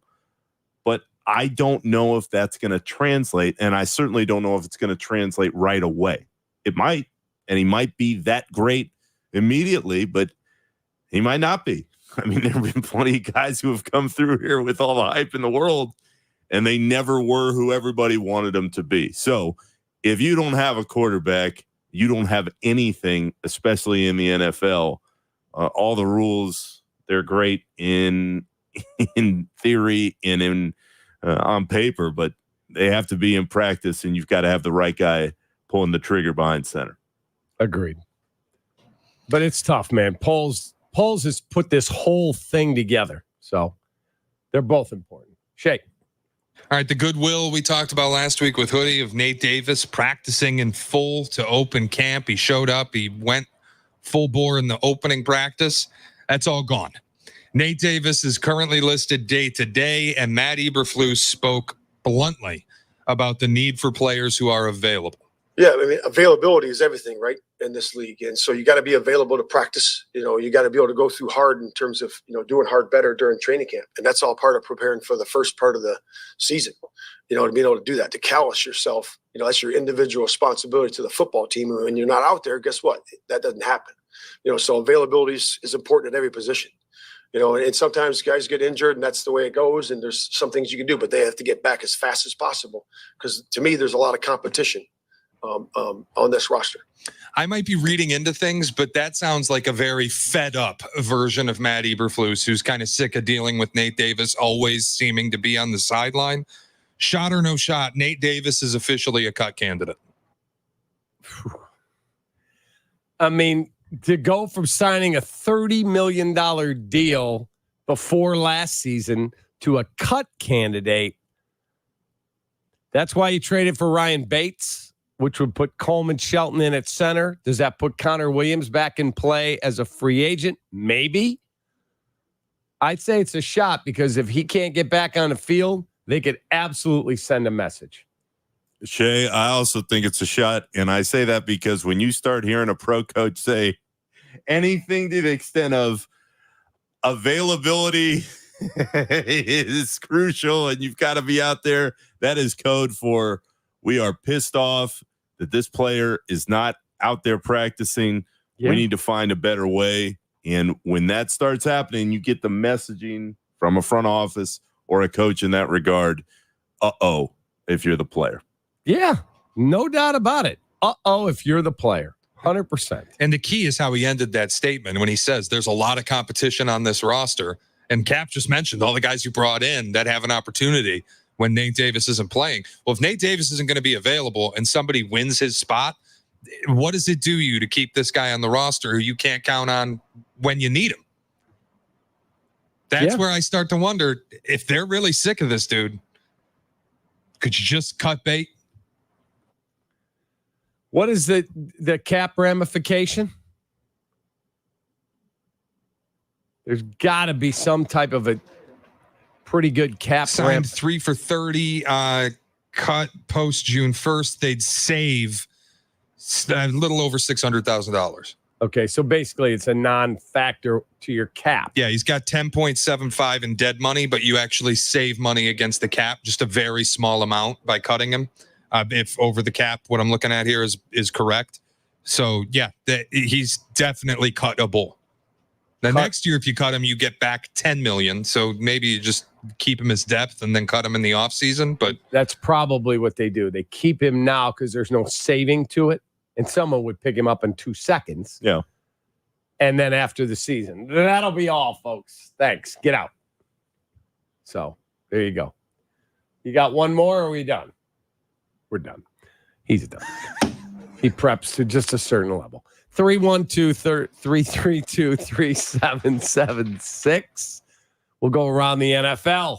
It's a staple here on the show. It's next. You're listening to Kap and Jay Hood on Chicago's home for sports, ESPN Chicago. Have you heard? ESPN Chicago's Football Fest is back Sunday, August 25th, 11 to 3 at Hard Rock Casino, Northern Indiana. All of us will be there, so come out and let's celebrate football together. Here comes football. Get your tickets now at Ticketmaster.com or Hard Rock Casino, NorthernIndiana.com. It's golf season, and that means it's time to start betting like a pro with the world's largest sportsbook right at your fingertips, Circa Sports. It's sports betting the way it should be. Shop the odds on the app for every tournament. Circa Sports has high betting limits, exceptional customer service, and more. Fun and bet like a pro anywhere, anytime. It's never been easier. Get your golf bets in for every tournament. Visit circasports.com today. If you or someone you know may have a problem with gambling, call 1-800-GAMBLER or text ILGAMB to 833-234. To celebrate Team USA going for gold, Xfinity is offering a gold medal deal. Now, through August 11th, get our best offer yet with 300 megabit Xfinity internet and one line of unlimited mobile for just $35 a month for a year and a free 5G phone. And the action doesn't stop there. Save on some of the biggest names in streaming by adding the new Xfinity Stream Saver with Peacock, Apple TV Plus, and Netflix for just $15 a month. Don't wait. When the Olympic Games end, so does this deal. Go to Xfinity.com/Team USA. Call 1-800-XFINITY or visit a store today. Get the fastest connection to Paris with Xfinity, proud partner of Team USA. Restrictions apply. Requires paperless billing and auto pay with stored bank account. Equipment taxes and fees extra and subject to change. After promo, regular rates apply to internet and mobile. Stream saver price subject to change. Xfinity Mobile requires Xfinity Internet. Actual speeds vary and not guaranteed. Free 5G phone requires eligible trade-in. Select models only. When it comes to hard work, there's one important rule. Pick the right tool for the right job. That's why Chevy offers a family of Silverado pickup trucks designed just for the job. Go to ChevyDriveChicago.com and put a Silverado in your toolbox. Need assistance with door and window projects? The Home Depot can help. From inspiration and materials to ordering and installation, our free Millwork virtual apron service can get you moving and doing. Plus, we speak Spanish too. Our associates can help you tackle complex jobs without you leaving the job site, saving you time and money. Call us at 1-833-HD-APRON or visit homedepot.com/MVA. The Home Depot, how doers get more done. Home ownership. At Progressive, we know it's part of the American dream. It's sea to shining sea and water damage as far as the eye can see. It's America. It's freshly mowed grass and a fence that was freshly vandalized by a pack of unruly teens. It's America. It's also around-the-clock protection when you bundle your home and auto with Progressive, which can help keep the American dream of home ownership alive and kicking. Get a quote at Progressive.com. Progressive Casualty Insurance Company affiliates and other insurers not available in all states. The cheers, the smiles, the high fives to make every race work. Sorry, wrong mic. That's a fine. That's a fine. I haven't fined you today, but you've deserved them. I haven't deserved any fines. You The cheers, talked the outside the smiles, mic. the high fives, they make every race worth running or swimming. Join the Chicago Ducky Derby on August 7th. Make a splash, quack a smile, and show Special Olympics Illinois that the athletes you're rooting for them know how much you care. Adopt your duck and try your luck today in an all-new Chevy Trax. Visit ChicagoDuckyDerby.com. Jay Moore. Welcome back to Kap and Jay Hood on Chicago's Home for Sports, ESPN Chicago. Nick Foles sucks. He sucks. I'm just a fan. I'm not a football evaluator. I love the Green Bay Packers. The guy is drunk, but there he goes. This is not Detroit, man. This is the Super Bowl. I want winners. He starts the count and he pulls out. This is a really thickly built guy. I mean, what's Ansel you looking for on these things here? We do it every day. It's time to go around the NFL, the National Football League. Here's Shane Orland. Big news over the weekend. A couple quarterbacks signed deals. Tua Tagovailoa signed a $212 million 4-year deal, and Jordan Love, $220 million over 4 years. And listening in the afternoon, Carmen and Silvy were on Friday reacting to this news. I felt like I was going nuts. Silvy kept asking for nuance in the quarterback market. Am I crazy that nuance just shouldn't exist in the quarterback market? Because there are so few of them. And if you're a GM and you have a quarterback like Jordan Love or like Tua, who has proven that they can play at a high level, get you to the playoffs, and give you an opportunity to win, the replacement to that is garbage. If you don't keep this guy and you're going to have to pay them more than you want because of the nature of the market, you have nothing. You're forced into doing it, right? Like there is no room for nuance in the quarterback market. It's one of the few spaces in sports where you just are stuck paying them. So are you telling me it's business? Yes. Garrett Crochet's waiting outside to beat your ass. Garrett Crochet is not expiring in a year. No, it's business. It's business. You want to go try and win a championship? Pay the man the money that he has earned. Guess what? Or he says to you, I've gone way over my innings limit. Same thing with a quarterback. Jordan Love had them by the short hairs. And guess what? Should he have gotten $56 million after 1 year? Absolutely not. But guess what? That's the price of doing business. Same deal with the pitcher. Okay, but here's my difference for you between an MLB pitcher and an NFL quarterback. If you don't get Garrett Crochet, you still have your fourth starter in the playoffs who might be like a 4.5 ERA guy. If you're Baltimore, I'd have to look up who it is. But if you're Baltimore, you'll live. Getting Garrett Crochet and not getting Garrett Crochet will not be the difference in you winning a World Series. Having a quarterback is the difference between you being a 4-win team and a 12-win team. Still, a team, these businesses, and that's what they are, businesses. And if they're making that kind of money that they can give Jordan Love or Trevor Lawrence, guys who've done zero, the highest paid quarterbacks, none of them have ever won a Super Bowl. None of them. Not one. But that's the cost of doing business. Correct. That is correct. It's the most important position in pro sports. Agreed. In any sport. All of them. Correct. Yeah, the highest paid quarterbacks, Joe Burrow, no Super Bowl. Jordan Love, no Super Bowl. Trevor Lawrence, Tua, Goff, Herbert, Lamar, Hurts, Murray, Deshaun Watson, Kirk Cousins. You got to go all the way through like 12 of these guys before you get to Patrick Mahomes. Right. Right. So Patrick Mahomes is 12th in quarterback pay. Now, that's probably going to change. I imagine a restructure is going to make his annual worth a little higher. Yeah. But also, does it bother anybody, the reporting on Jordan Love's now the league's highest paid quarterback? Well, he's not. The total contract value is less than a lot of these, certainly less than Mahomes. He has the most contract value. His average new money per year that they write this out as is $55 million, but in reality, he's got $150 million guaranteed and 75 of it paid as a signing bonus. So his actual annual average earnings is going to be $36 million, short of Deshaun Watson. The way this whole thing gets reported is funny to me, and it feels like it's not a conspiracy, but definitely a way to make people forget that Deshaun Watson got paid what he got paid and try to eliminate the fully guaranteed deal. Shay, welcome to the world of pro sports reporting. These agents, that man. I know that you are very well versed in, but it's all about the agents and the spin game. I think it is a terrific point, though, to remind everybody just how atrocious that Deshaun Watson deal is. But it ties into what we're all saying, which is the market for quarterbacks in the NFL is unlike anything we've ever seen in pro sports, and it's only going to evolve and gain even more money as time rolls along. Because if you don't have a quarterback, and it's what the Bears feel like they have now, everybody hopes they have now. If Caleb Williams is the guy, the Bears are set up for a decade. If he's not, a big uh-oh, and they've got to go all the way around again, the way we saw him with Trubisky a few years ago, and right back into the bad times of being a team that doesn't have what it needs. Oh, no. Here, Jay Moore. Oh, no. Nah, don't say that, man. Don't say that. Hey, we lived it. We did. If you don't have the guy, you don't have anything. That's it. Shay.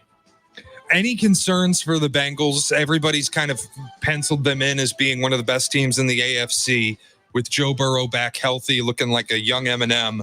And there is, for me, a little concern, and I think the cart's been put in front of the horse here a bit. Joe Burrow returning from his second injury-shortened season in 4 years. Is he going to be available the entire season? I don't know. And Jamar Chase and Trey Hendrickson still have not practiced for the Bengals amid contract disputes. Trey Hendrickson demanded a trade, said his intention is to be in Cincinnati, but they don't seem to want to pay him. And Jamar Chase isn't getting any reps with his quarterback because he's not getting paid. Is this really going to be the smooth sailing Burrow's healthy so they're back deal, or are you a little worried, Cappy? I think it's absolutely an issue. It's so nice that there's none of this drama with the Bears. No drama. Everybody's in camp. Everybody's jacked up. Let's go. Yeah, but you better enjoy the moment right now because it'll never be like this again. Right. Keenan Allen's in the final year of his deal. You go out and let's assume, get wildly optimistic. Bears win 12 games. They make a run to the Super Bowl, and maybe they don't win it. But you're like, all right, here we go. I want to get paid. Well, I don't have that room on my cap. Bears have traded so-and-so, and they've released this. What? Yeah. That's what I think everybody needs to enjoy the moment for what it is right now, because it'll never be this optimistic and the waters will never be this calm again with all the characters in play. Shay, to your point about the Bengals, hell yeah, you should be worried. If you can't get everybody in camp and you can't find a rhythm, especially to start the season, that is a concern. But and this is where there's a big difference where the Bengals are and where the Bears hope to be. The Bengals know they have the guy in Burrow. He's shown it. He's gotten them to a Super Bowl. He's gotten them within a couple minutes of winning it. They just don't have the rhythm before camp that the Bears have at the moment, but how far is that going to take them right now? Yeah, a great question. Shay. Yeah, the Cowboys, I want to cap your Cowboys, in fact, also having some issues. Obviously, CeeDee Lamb holding out, but they really badly screwed up the Dak Prescott thing. They should have paid all these guys years previously. They should have had CeeDee locked up. They should have had Dak locked up. They should have had Micah Parsons locked up. And instead, they've waited out the clock on all of them. Now you have CeeDee holding out of camp. Micah Parsons gets his deal. But Dak Prescott, a year ago, you could have locked up for a fraction of what you're going to end up having to pay him, because not only did you wait too long in the contract window, you have waited too long in the actual offseason where you needed to do it. Jared Goff got his deal. Tua got his deal. Jordan Love gets his. Trevor Lawrence gets his. You're the last guy to sign, and you have the most accomplished quarterback of the bunch. You're screwed. Any agent worth their salt should sit down across from Jerry Jones and demand a $60 million a year payday. And it is totally Jerry's fault. 100% Jerry's fault. There's no question. And the amazing thing is, like, if Caleb is that dude, like 3 years from now, they're going to be coming to him going, you want to extend? Yeah, I need $80 million a year. Yeah, like, give me some more money. Be, like, insane. It's coming. But he'd be worth it at that point. No question. If he's that good, 100% agree. But Shay, why is it that the Cowboys always screw up like this? Every time they have good players and they just want to wait the clock out and get the contracts done at midnight instead of figuring out your problems at 10 p.m. The anxiety goes up the later you don't address your issues. They are homework procrastinators. Yeah, dude, it's crazy. They're the highest power. It is insane. And for a guy like Jerry to be like, I'm an owner, I'm a GM, I'm a president, I'm all of these things. Well, then guess what? It's your fault when you don't get these things done. And now Dak's got your entire organization over a barrel. If ever there was a team that didn't have a cash flow problem, though, it's the Dallas Cowboys. I'm saying they're going to be just fine no matter what. It makes no sense, as much money as they make, that they will not pay these guys when they should. They'll just print some more in the back. And they've completely screwed this up with Dak. If you pay him a year ago, you're paying him what? $48 million a year, and you're good. Now you're going to pay him $60. Put yourself in cap hell, and it's all your fault. Not good. All right, we have got our French baseball correspondent, Jesse Roger, joins us next. Why is he French? I don't know. He's in Paris for the Olympics. Ask his parents. We will get into what's going on with the Cubs and White Sox and the other big deals around baseball next. You're listening to Kap and Jay Hood, ESPN Chicago, Chicago's home for sports. Crosstalk Unhinged, the podcast. It's can't miss radio that can't be played on the radio. Where Jurko, Carmen, Silvy, and Waddle talk in a less than civilized way. Presented by Blue Chew. Get the podcast on the ESPN Chicago app. Come on, Jesse. Guys, it's Carmen, and I love my new Land Rover Defender 130. It's got the third row. It's key. It allows me to get the kids to all their sporting events and activities. Plenty of room for carpooling, seating for 8, and all the seats are climate controlled. Don't need a third row? Drop it down. You got space for groceries and trips to the hardware store. Towing capability of up to 8,000 pounds. It's a tank, but it's an incredibly smooth ride. I love everything about it. Best part, I got it from my friends at Howard Orloff. They'll treat you like family. You got to see it for yourself. Check out the showroom right there on Armitage off the Kennedy or visit orloff.com. Hey guys, the good kid is an expert about playing hooky once in a while. So let me suggest an afternoon of working from a Club Hawthorne betting bar. It's peak season for horse racing with afternoon action at historic Saratoga, Del Mar, and Chicago's very own Hawthorne Racecourse. Get in on the action at a dozen Club Hawthorne betting bars. Hundreds of big screens, burgers, beers, and more. Plus, Hawthorne is giving away $1,000 in wagers every Thursday afternoon in August. Get the details at hawthornebettingbars.com. Good luck. If you or someone you know has a gambling problem, call 1-800-GAMBLER to get help. After 30 years of doing knee and hip replacements, Dr. Mitchell Shinecup thought there had to be a better way, and that led him to regenerative medicine. I was one of the first orthopedic surgeons to do it. Now, after 20 years of successful orthobiologic treatments, lots of clinical data, research, and teaching, Dr. Shinecup is National Medical Director at QC Kinetics. They've done an amazing job of becoming the most significant orthobiologic and regenerative medicine practice in the United States. QC is so far ahead of the game in its science, its protocols, its people, its facilities. So if you have chronic pain from arthritis and you want to avoid drugs and surgery, call the experts in this revolutionary field, QC Kinetics. To give patients real lasting relief from pain, that's what I live for. That's my mission. Get your free consultation now. Call QC Kinetics. Call QC Kinetics, 312-809-5955. That's 312-809-5955. 312-809-5955. Looking for some family fun that everyone can enjoy? Bring your family out to the ballpark with a family pack presented by ExxonMobil.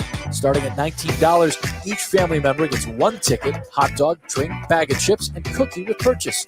Plus, every home Sunday game, enjoy family-friendly activities throughout the ballpark, kids run the bases postgame, and more with Family Sundays presented by Coke Zero Sugar. With tickets starting at just $10, there's fun for the whole family. To purchase tickets, visit whitesox.com/offers.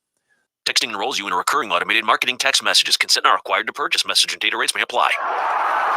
The team's looking good this season. I think so. Man, I miss playing football. Being young with unlimited energy to burn. Ever since I turned 40, I just can't find that fire I used to have. Think you could be lower testosterone? What do you mean? All guys lose their edge when they turn 40. The body has less testosterone. That's why I take Nugenix Total T. I've heard about Nugenix. That really works? Since I started taking Nugenix, I'm lifting like when we played for Coach Carter. I feel more energized at work. It's even spiced up things between me and the missus. Are they still giving out complimentary bottles for people to try? Yep, send a text. It's that easy. Text KING to 42424 right now for your complimentary bottle of Nugenix Total T. It's the #1 selling testosterone boosting brand at GNC and Walmart. Do it now and they'll also send you a bottle of Nugenix Thermo X, their newest, most powerful fat burner ever, absolutely free. Text KING to 42424. That's KING to 42424. These statements have not been evaluated by the FDA. This product is not intended to diagnose, treat, cure, or prevent any disease. The Nissan No-Hitter is back on the White Sox Radio Network. Enter at NissanNoHitter.com. And if the Sox throw a no-hitter this season, you could win a 2024 Nissan Rogue. Brought to you by your Chicagoland and Northwest Indiana Nissan dealers. The 8 a.m. hour of the Kap and J Hood Morning Show is brought to you by the Village of Bolingbrook, home to the 2024 Live Golf Individual Championships. If you missed something, get the podcast on the ESPN Chicago app. Kap and J Hood are back on Chicago's home for sports, ESPN Chicago.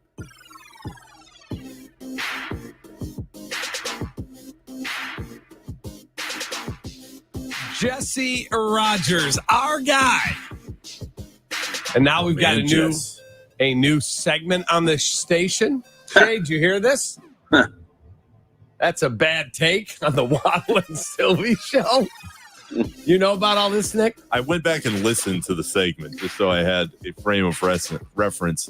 Silvy was selling that thing pretty hard. It's a bad take. Yeah, and it wasn't a bad take. That's the best part. It wasn't a bad. Come on, Jesse. It's a bad Jesse. The best. Jesse Rogers, brought to you by West Coast Men's Health, helping men with ED and chronic pain for the last 5 years in the Chicago area. Go to westcoastmenshealth.com. Jesse is on the CarX Tire and Auto Hotline. Jess, Itzhak Paredes is a Chicago Cub. What did you think when that news broke? You know what's funny, Kap? As I often do when the Cubs make a move, I thought of you, and I'll tell you why. Because you've been asking me if Jed is going to make moves to, quote, save his job. Now, I don't think it's about that, but think about this. It really is a move for their short-term future compared to the Rays, who made the move for their longer-term future, which is what the Rays do, right? Rays have no fans to answer to. So before we get jealous of everything they do, the Rays have no fans to answer to. They're over 500. They're ripping their team apart. But make no mistake, Hunter Biggie and Ty Johnson are major league prospects. They are prospects, And of course, Morel is a little bit more of a project. Paredes is a more rounded, ready, third baseman and offensive player. And so that's the deal. It's more for their short-term future compared to who they gave away, which would be for the longer term. Now, I'm not saying, again, it's to save his job or anything, but this gives them at least a better shot to compete a little bit better. Let's not act like Paredes is an MVP caliber player at this point, though he finished 18th in MVP voting last year and made the All-Star team this year. But he does have some warts. I know some people are worried about his pull power at Wrigley Field. I'd rather have a pull fly ball pitcher from the right side at Wrigley than the left side. If you're trying to pull everything from the left side, that's a problem. From the right side, wind blowing out, you're going to get some home runs. I don't worry about that. So he's a better player than Morel, but they did give up something for him. But at least it helps them in the short term. Jess, why didn't it work for Morel here? I've been on this kick lately about the Cubs trying to rebuild and compete at the same time, Cap. I've said this to you the last couple appearances. And here's another example of a kid coming up in a situation where it looks like they're rebuilding, but that's not what they're really trying to do. They're trying to get in there as much as anything. It took years for Hap. To get going. Now Bush has exploded onto the scene. So it's like everyone's different. I just don't know if he really figured out the kind of hitter he wanted to be. Because remember, his walks to strikeouts did improve this year, yet the batting average didn't improve. Now, he's a product of some bad luck. His BABIP was really low, but he just kind of was caught in between what he or maybe even the team wanted him to be, and they just couldn't afford the 500 at-bats with no pressure that some young players need. I worry a little bit about Pete Crow-Armstrong in that situation. Tons of pressure, trying to win.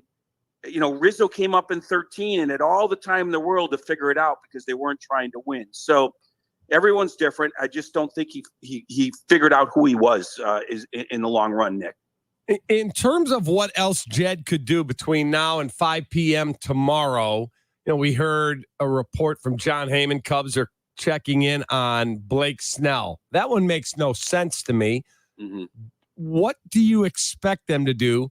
Mark Leiter Jr., your guy, has been magnificent. 9 innings since coming off the injured list, hasn't given up a hit or a run. Is he gone? Or are they truly going to go, all right, you know what? We're going to add on only guys that will be here beyond this season, but they still feel they can get in the wild card. Where are they? No, I look, Council still feels like they can get into the wild card, but the moves Jed is making, I don't think he's thinking about this year at all. I think he's obviously thinking about as soon as next year. That's why you pick up Paredes and ship out Morel. I got to remind everybody, and I've said this to you guys a lot because I see a lot of people questioning this trade yesterday, even just understanding it. And I've said this to you a million times. Pretend like this is November or December, and the Cubs just made this trade. We'd be like, oh, okay, they traded third baseman. Everyone's wondering the meaning in making the trade now. This is another time of year that you talk to executives, and sometimes you pull off deals for the now, and sometimes you pull off deals for the future. Both the Rays and Cubs pulled this deal off for the future, and I think that's his sole thinking right now in Jed's mind. Now, if Council ends up with a team that can still compete, great. That's a long way of saying, Cap, the only person I'd be surprised by if he's still here after tomorrow is Mark Leiter Jr. Look what these teams are getting for relievers. The Rays got a good package back for a middle guy in Jason Adam. The Angels got a really good package back for Estevez, their closer. There are prospects to be had for these relievers, and Mark Leiter Jr. is a valuable commodity. There's still so many teams interested in picking up a bullpen arm. The Phillies, the Yankees, the Reds. I mean, just about all the contenders still do. The Dodgers. I think Mark Leiter Jr. for sure will be traded. Beyond that, I'm not positive. As of yesterday, late yesterday, Jamison Tyon was still scheduled to make his start today. We'll see if that actually happens. And, I'm sure Jed's working on some other things, but Leiter's the one guy I'd be really surprised if he was still here. Jess, is there anyone the Cubs front office and Jed feels like is untouchable heading into 5 o'clock tomorrow afternoon? Untouchable? I think that right now they probably would not trade Casey or Shaw and Horton's been hurt. And I don't think of them as untouchable because they're Chris Bryant and waiting. I just think that they're trying to build through their farm system, and they're not going to trade their best farm chips. From the major league team, probably just about anybody is, depending. Like, even Justin Steele, if the Orioles gave them Jackson Holiday and two, I think anybody from the major league team just about is available. I don't think they want to trade their top prospects because they're trying to win through those prospects over the next few years. But I think anything's possible, Nick, when you look in the mirror and you see a team that's in last place that's underachieved. And so, who saw this deal yesterday coming? So I guess anything's possible. I don't think they want to trade their best prospects because that's the whole point. They're trying to win with them soon enough. In terms of Nico Horner, like you've got James Triantos and Matt Shaw. Yeah. Itzhak Paredes is now obviously your third baseman of the future. So are they willing to deal these two top prospects, or they'll trade Nico Horner, who's a really good player, but he's not a star. He's a good player. Yeah, I think they're willing to listen for sure, and I think they have. That's why his name's been out there. It could be something they do in the offseason as well. Again, all these things we're talking about could happen in the offseason. My guess is they won't trade Nico by tomorrow, but I certainly am open to being wrong about that because you're right. They're trying to open some spots for these prospects, and Nico kind of has a ceiling, at least offensively. Now, he's a Gold Glove second baseman. They don't grow on trees, so you have to replace that part of it. But yeah, Cap, I think that's an example, as Nick's saying, like no one's untouchable, including Nico. There's guys with contracts that make them hard to move, but Nico's not one of them. Just as far as the White Sox go, do you expect Crochet to get moved before the deadline? I don't at this point. I again, could be wrong, but I don't. I know there were scouts there yesterday. I know the Padres were there for sure. I'm pretty sure the Dodgers were. The contract situation definitely complicates things, as we talked about on Friday. So I don't think he's going to get moved. The fact that he pitched yesterday tells me nothing was close. But let's go back to your first hour conversation. I thought it was a really good one. You guys with Shea talking about whether it's the right thing for him to advocate for himself for the extension or to shut him down. And Shea talking about, no, if he gets traded, things could change. I think you're both a little bit right. I want to play this cut from Paul DeYoung because I think Nick and Cap, you were right about one thing. Times have changed and players advocating for themselves. It's a little different, even from teammates. Here's Paul DeYoung, 10 seconds, just yesterday. I think what he said about his demands is fair for a person in his situation who hasn't thrown a lot of innings. He's trying to protect his health and his career, and we support him. That's not even a fellow pitcher saying it. That's a position player. So and so think about this. If the White Sox had a better team, or he stays on the White, just take them at right now. If he stays on the White Sox, they are going to shut him down. They are going to shut him down at some point. So it's not like the team's not thinking of it. Let me go back to 2012. You remember Steven Strasburg? This was a huge deal. The Nats were the best team in baseball, and they shut him down at exactly 160 innings, and the Nats lost in the division series to the Cardinals 3-2. Shut him down to the point where, here's a tweet from October 2012, October 13th. So much for Washington shutting down Strasburg. They deserve to lose. That's one Donald J. Trump tweeting that. October of 2012. It was a huge. There's always a tweet. Yeah. There's always a tweet.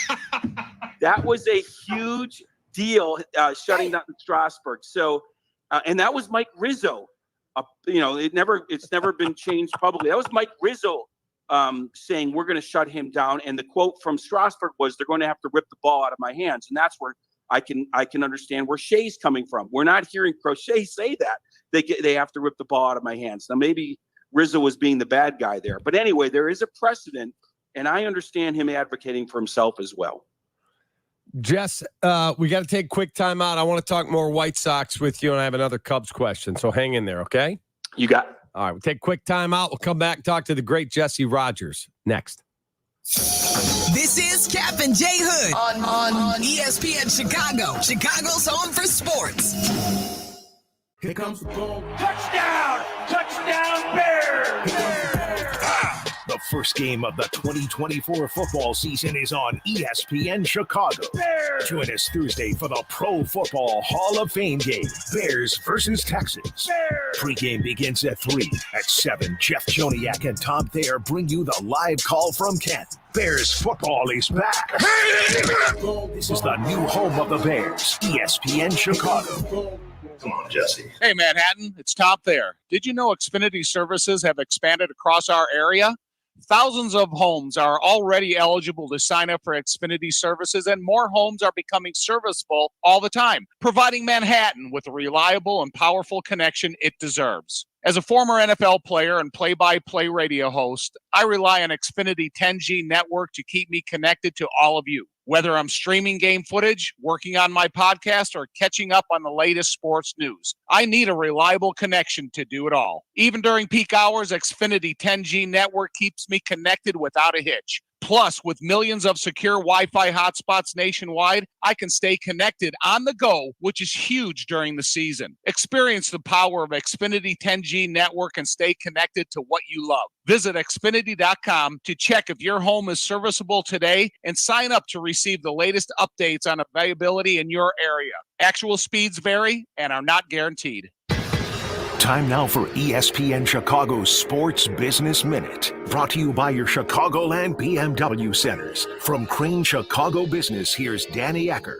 Chicago Sky fans wondering why their season ticket prices are jumping next year have part of their answer. The Sky last week announced they'll partner with the Village of Bedford Park to build a new $38 million practice facility just south of Midway Airport. The team expects to open the new 40,000 square foot building by 2026, when they'll move from their longtime practice space in a publicly owned gym in Deerfield. It's a project the team has been eyeing for several years after losing some top talent to other WNBA franchises with newer facilities. Some of the funding will come from new minority ownership partners that joined the franchise last year, including Cubs co-owner Laura Ricketts. The Sky are also cashing in on growing popularity of the team and league overall by raising ticket prices next year. Some fans have reported they're on the hook for double or triple what they're paying for packages this year. For the Crane Sports Business Minute, I'm Danny Ecker.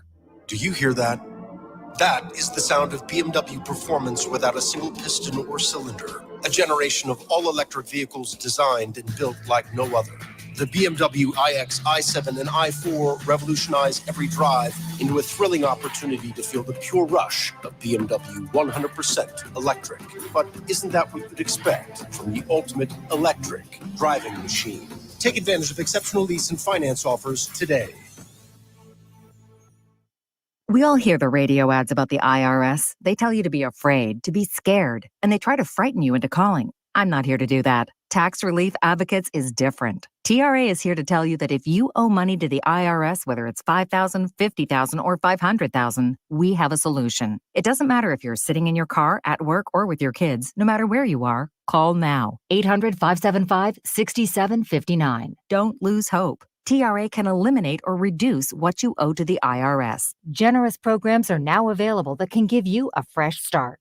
Our passion is taxes and helping individuals fix their IRS problems. We have over 1,000 5-star reviews on Google and an A+ with the Better Business Bureau. You don't need to be afraid of the IRS any longer. End your tax nightmare today by visiting us online at TRA.com or call 800-575-6759. That's 800-575-6759. Tax Relief Advocates. Real solutions for real people.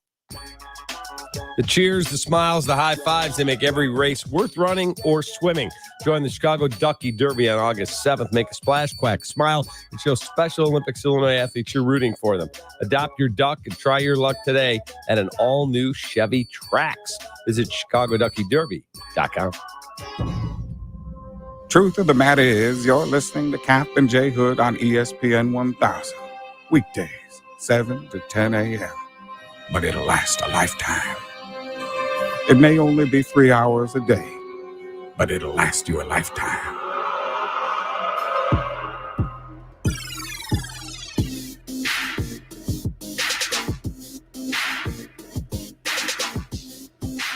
We're rolling on with Jesse Rogers here on Kap and J Hood. Hoodie's off back tomorrow. Nick Friedell, my guy, is in here with us. Got Shay and Jay Moore. Jesse brought to you by West Coast Men's Health. So, Jesse, staying on the White Sox side of things, I'm shocked they haven't done anything of substance yet at all. Like, is Chris Getz able to stay awake for like 32 hours now? I am surprised too. Remember, I was the one telling you around the All-Star break, they're probably going to move early because they have so many deals to make. But this Crochet situation complicated things, so that probably set them back a little bit. I mean, I guess it's looking more and more like Luis Robert won't be moved. Those teams are still kicking the tires there. After that, it is a lot of little stuff, right? You know, I know the Pirates are looking at either Ryan Mountcastle or Tommy Pham. They need a bat, and they only want rentals, so it's going to be one of those two, in my opinion. Flexen's still out there. Kopech is interest. Brebbia, these aren't the biggest of names. So, those are the sort of names that can go at the last minute, which tells me he may do less than we thought, starting with that Crochet thing. So, yeah, that could come down to the wire. I think both teams are still going to be active over the next 24 hours, but I think a few of the deals will be tomorrow, not today. Just looking ahead past the deadline, Bob Nightingale throws AJ Pierzynski's name out there. Who is a fit for Grifol when he ultimately gets fired after the season? Yeah, I mean, I think Pierzynski will make a good manager someday. I'm not sure I would put him at the beginning of a rebuild. I think he's probably too competitive for that. You need a lot of patience. And if I'm him, like you said, Cap, I'd ask for 5 years at least, because if you're starting over, you don't want to be just a point A to point B guy. Right. I mean, it's more like a Ricky Renteria type, sort of that fatherly figure. Renteria did well with the Cubs and Sox at the beginning of their rebuilds. Heck, bring him back. But if it's not him, someone like that. What about Rossi? Rossi didn't do as well with young players. I think that's part of the reason he was booted out. That doesn't mean he can't the next time around. So I'm not sure if he'd be the guy, but maybe. Other people threw out Skip Schumacher a few weeks ago. He kind of makes sense as well. He's dealt with a young team in Miami for a few years, has a great reputation. So I'm with you, Cap. I don't know why Pierzynski would give up being the second guy behind Smoltz, this foul territory show that's grown. But competitive guys, sometimes there's only 30 jobs. I'm going to take it.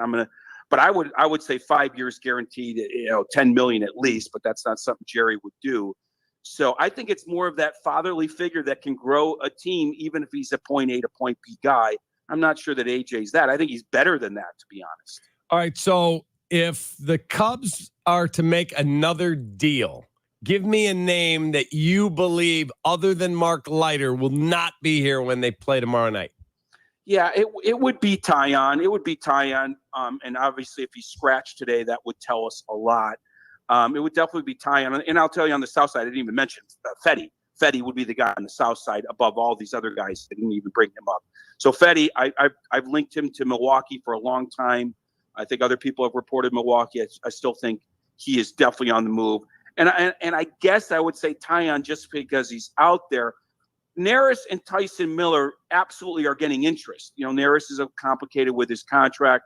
So after Leiter, the easy answer would be another reliever. But if it's outside of that, probably Taillon, especially if he scratched today. But that's kind of the more obvious answer.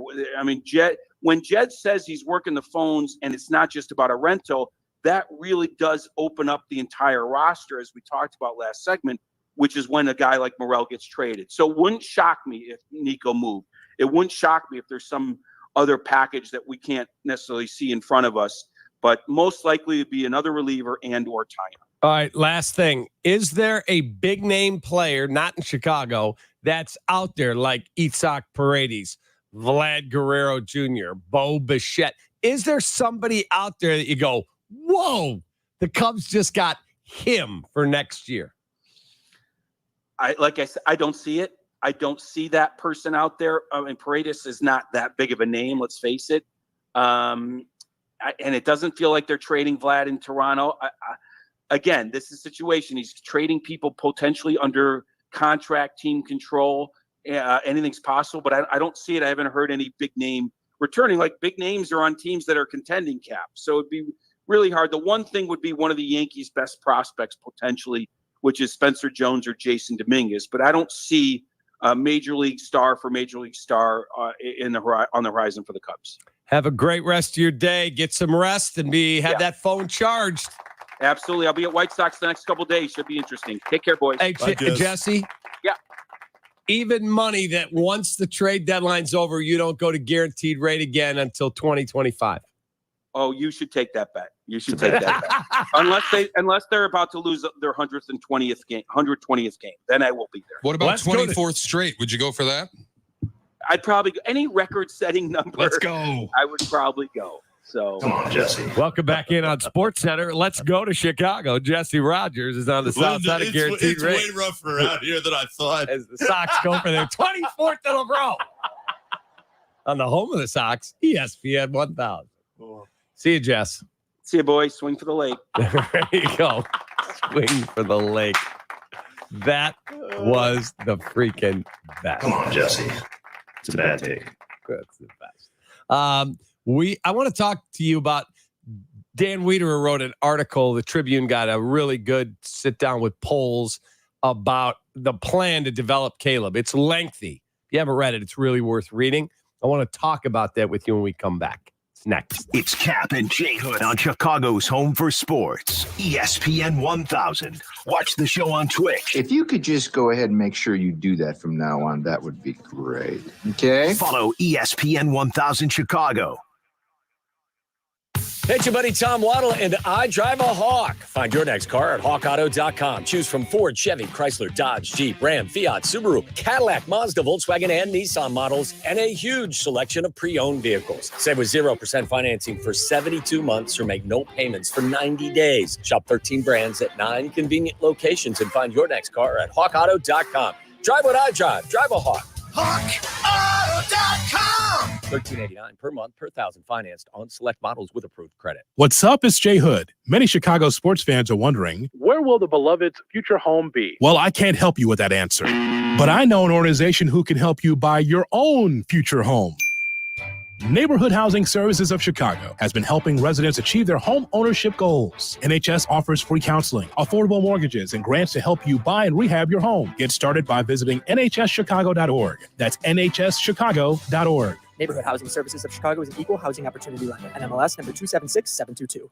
The biggest pro football contests in Vegas are back. Circa Survivor and Circa Million are now up to a record $16 million in guaranteed prizes. 2 ways to win and no rate. Circa Survivor contestants select one team each week with no point spread. Last the longest to win it all with $10 million guaranteed. In Circa Million, make 5 picks against the spread each week for your share of $6 million guaranteed through quarterly and full season payouts. Enter in Nevada. Play from anywhere. Visit circasports.com for details.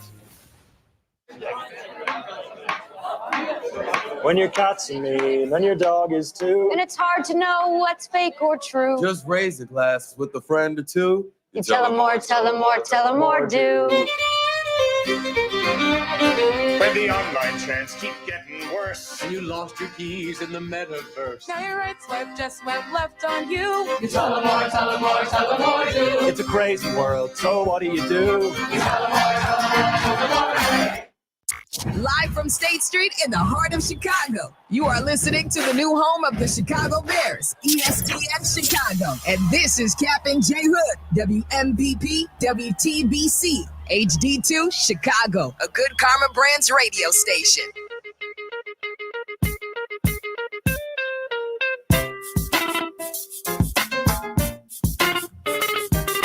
All right, 9 a.m.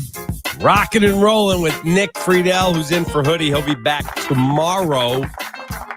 Next week, we're going to be out on the road at Bears Camp for a couple days. Looking forward to that.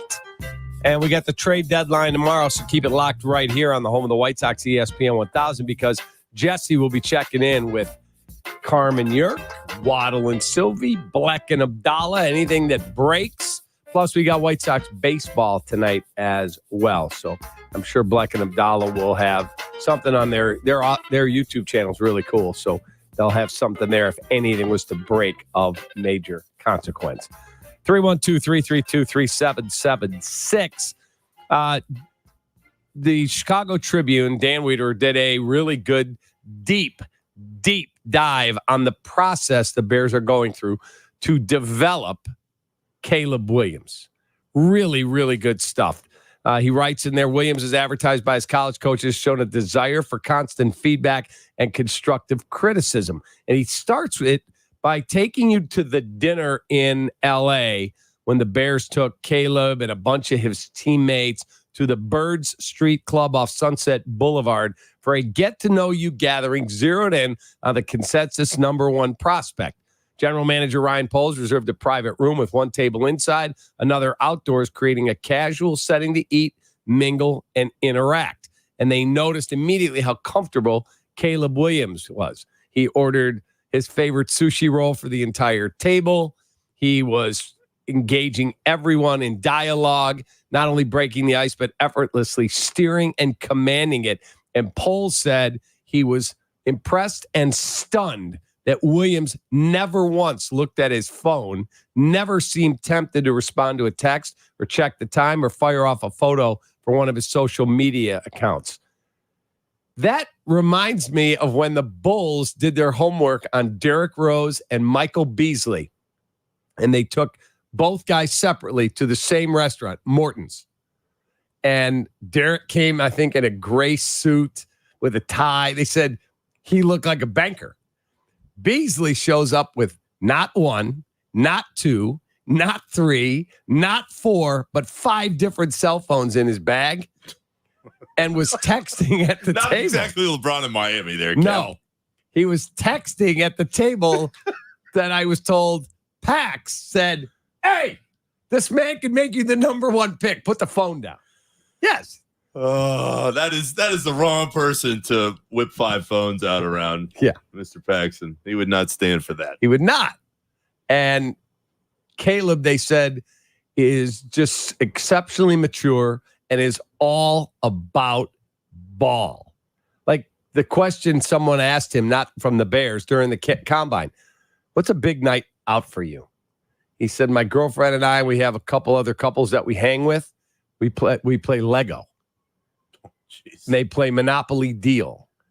He's not a club guy. He's not an alcohol guy. He just enjoys life. He's been in bars and all that. He was at Wrigleyville hanging out, but he's about football, man. Kap, on top of that being a huge takeaway in Dan's story, what I see after reading that is a guy who's a connector.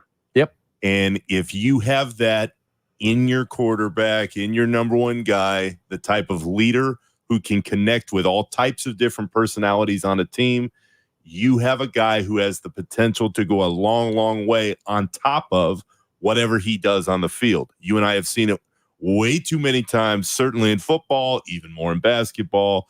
If you have the guy who has respect of the entire room and has the ability to continue to build relationships throughout that room, you have a guy who you can have as the face of your team for years and years to come. So in the reporting there, if you're a Bears fan, that's what would make me feel good, is that you have this guy who has the ability to be there for all these different teammates who hopefully you can build with through the years. The Bears, like other teams, have software on the iPad that has the playbook. You don't get a notebook like back in the old days. Turn your playbook in. It's on your iPad. Mm-hmm. And they have tracking software because Johnny Manziel, you know how much they're is watching. actually being used. And Johnny Manziel, when he was in Cleveland, never turned it on. Admittedly, he admitted it in the Netflix documentary. Admitted, I never used it. Yeah, he just left it sitting there. Kyler Murray, very, very little. Caleb, I was told, 17 hours in a day during minicamp. And he texted Kerry Joseph. As Reader writes, as early as rookie minicamp in May, Joseph learned to have his phone nearby deep into the night, awaiting the next text buzz with a question or thought from Williams. The rookie wanted to know why this specific play was being blocked as it was, why the progressions were ordered in the way they were, why a certain route combination had been designed. Why? And I was told it was like 11 or 11:30. He gets a text about a blocking thing, and he goes, go to bed. I'm in bed. I'll see you in the morning. Yeah. I'd rather have that. Absolutely. And those are all great signs. But Kap, there's that secondary part, and it's what we're going to start to find out potentially in this first preseason game in Canton. How does the studying and all those questions relate to the performance on the field? I mean, everything we've heard and everything we've seen so far from Caleb Williams, and Dan Story being the latest example of that, is it sure seems like on paper the Bears got a hell of a guy who has an unbelievable amount of talent. But the next step has to be, how do you showcase that talent and connect to guys on the field? And is he able to make it happen in short order to the point where the Bears could actually do some damage this year? Poles' experience in Kansas City, he was an integral part of the Chiefs' 2017 quarterback hunt that landed three-time Super Bowl MVP Patrick Mahomes with the 10th overall pick, taught him important lessons about surrounding a young quarterback with a wide range of people across the building to help catalyze growth, teammates, coaches, support staff. He brought in a new chief administrative officer, special advisor to Bears president and CEO Kevin Warren, and Ted Cruz, who arrived from KC after spending 12 years with the Chiefs. He learned a little something about helping a star quarterback in the league's IT team manage the spotlight. He brought in Ryan Griffin, who is a 10-season career as an NFL backup, spent this spring earning MVP honors in the Italian Football League, now is an offensive assistant to the Bears. They brought in an assistant quarterback coach, passing game coordinator, new OC, new quarterback coach. Like, they've left no stone unturned. If it doesn't work, it won't be for lack of a plan. And I give the Bears a lot of credit for that, Cap, because if you are all in, clearly they are, with the number one pick and a potential generational talent, you have to go out of your way to make sure that he is comfortable in every facet of your organization. That is what big-time teams do.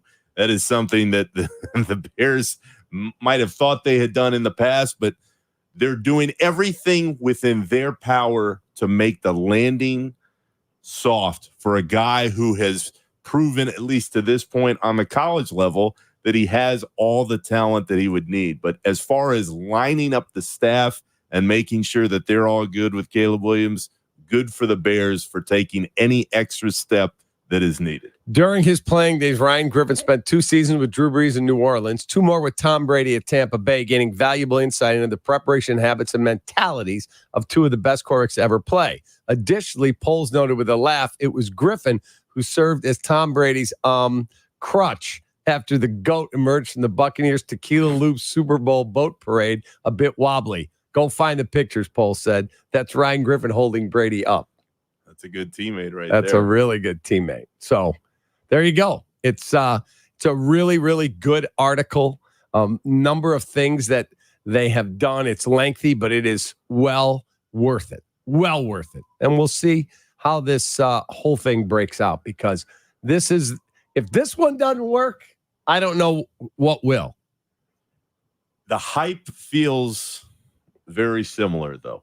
And that's where I would get nervous if you are a Bears fan, because I feel like they were in the same cycle a few years ago. I remember going out to a bunch of those training camp practices a few years ago for JD, Cap, and it was the same thing. All the eyes were on Mitch. Everybody thought that he was doing so well, building the relationships with his teammates. They thought he could be the guy, albeit not certainly to the talent level that Caleb Williams has, and he never was able to prove it. We're going to see what unfolds here soon, but as I read through these stories and I think back to my own experience being out there and watching Trubisky those first couple of years, you think, all right, well, here we go again. So my question to you, having lived this now on a daily basis and talked to the people that I know you do, what is the biggest difference between where Caleb Williams is at and where Trubisky was at as the number 2 pick just a few years ago? He ends the article saying, it feels like the perfect match, Poles said. It feels like it's all coming together at the right time. And Weeder writes, and if it doesn't? I view this through a journalistic lens because that's been my life for the past 2 decades. What else is Poles going to say? Right. Of course, Poles in this article that is hyping up Caleb Williams is going to say, oh, everything's great, and we expect the match to be a match made in heaven, and everything's going to work. But that's why I asked, from what you've gathered, why is it going to be different this time around, given that as an organization, and certainly it wasn't polls that made the call before, but as an organization, they did all this before and it didn't happen. But they've never had the guy at the top, like the pick of the litter. Like Fields was, the fourth quarterback taken. Mm-hmm. Trubisky, they missed on. They absolutely missed on. Jay Cutler, the epitome of mediocrity. Rex Grossman, Cade McNown, horrible.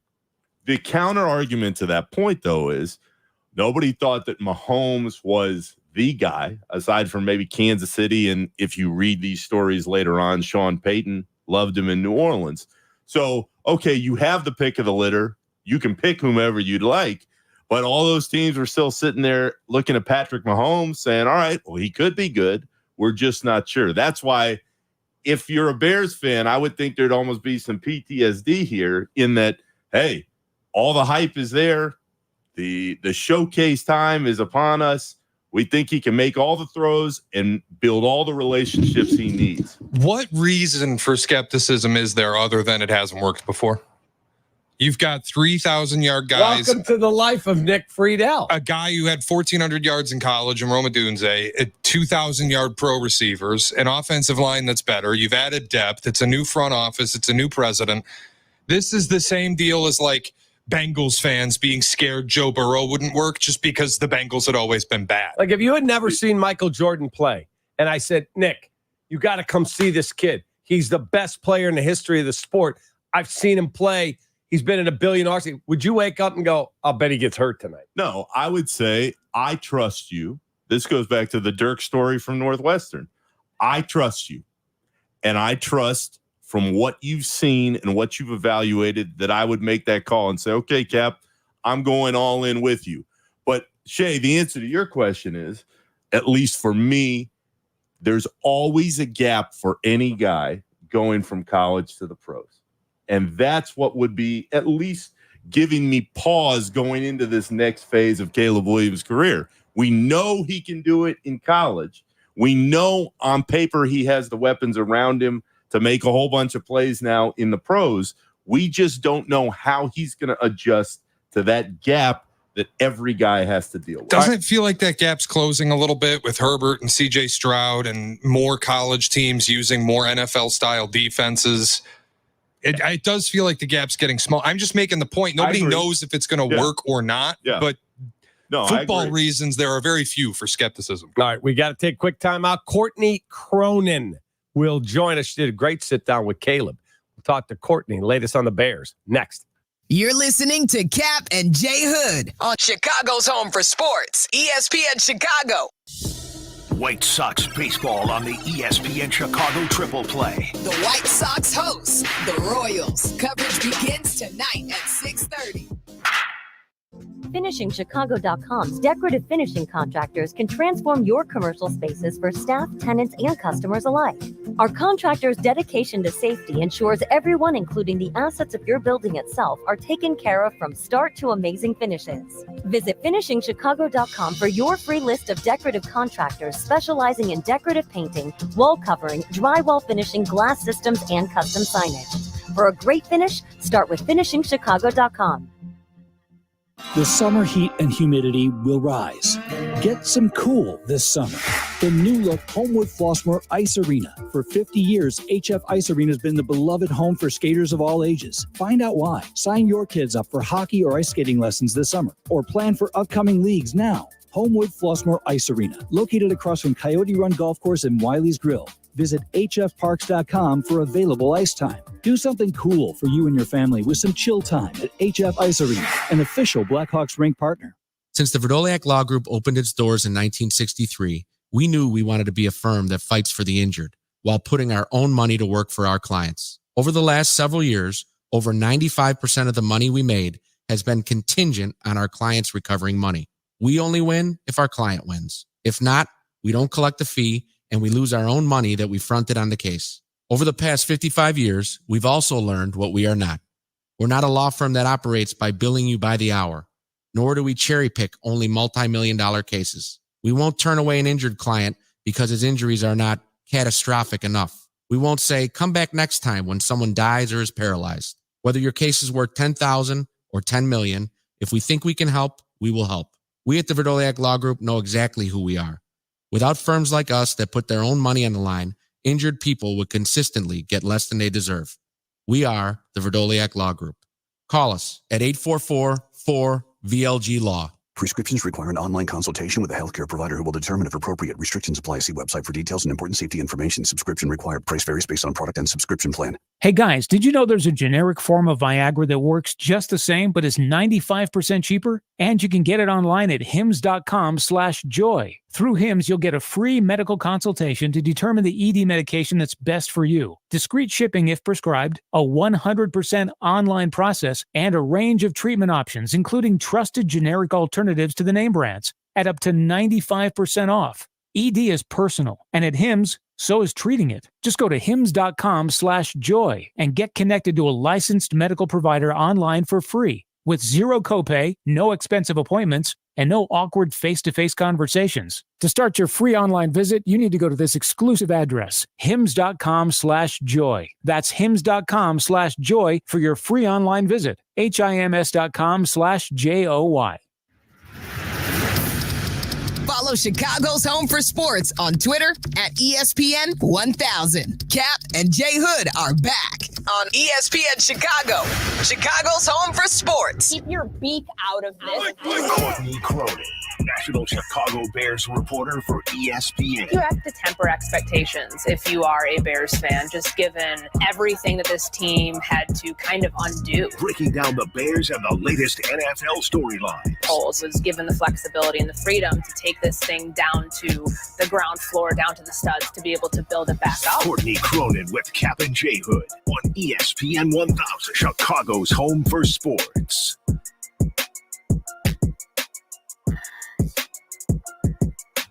Courtney Cronin does just exceptional work. Exceptional. I thought her sit down, from what I've gotten to watch of it, with Caleb was tremendous.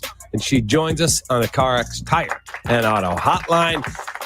Courtney, every day I tell you how good you are at your job. That interview with Caleb was stellar stuff. How is he, before you turn the cameras on, in the interaction?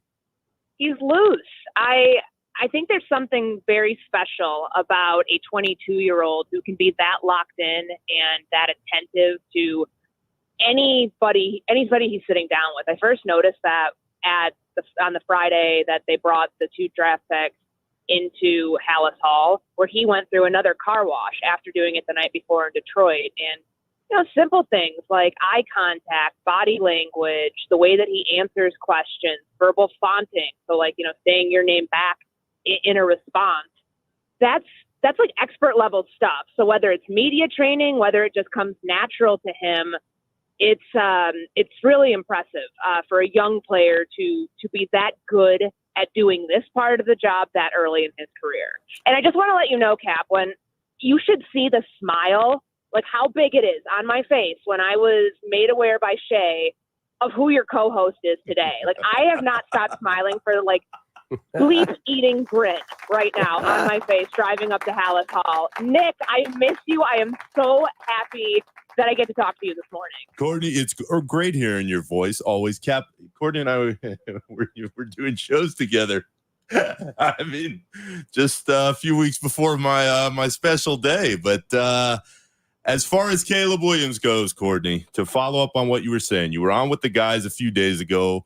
I was listening, and you were talking about DJ Moore and kind of the heartbeat still of the offense for now. At what point do you think Caleb becomes the guy who has developed the voice for that entire unit?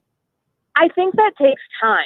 Of course, you're going to lean on your veterans now. And one thing that we gleaned on Saturday, I think it was either Velus Jones or Tyler Scott, talking about the way that Caleb leads, that he's still learning to lead while leading on his own. So it's that fine balance. And when I sat down with him, we talked about that. Was there a period of time where it felt like, okay, I'm comfortable implementing my style of leadership? And, it's it's a learning process for somebody who, again, 22 years old, this is his team. The team's going to go as far as he can take them.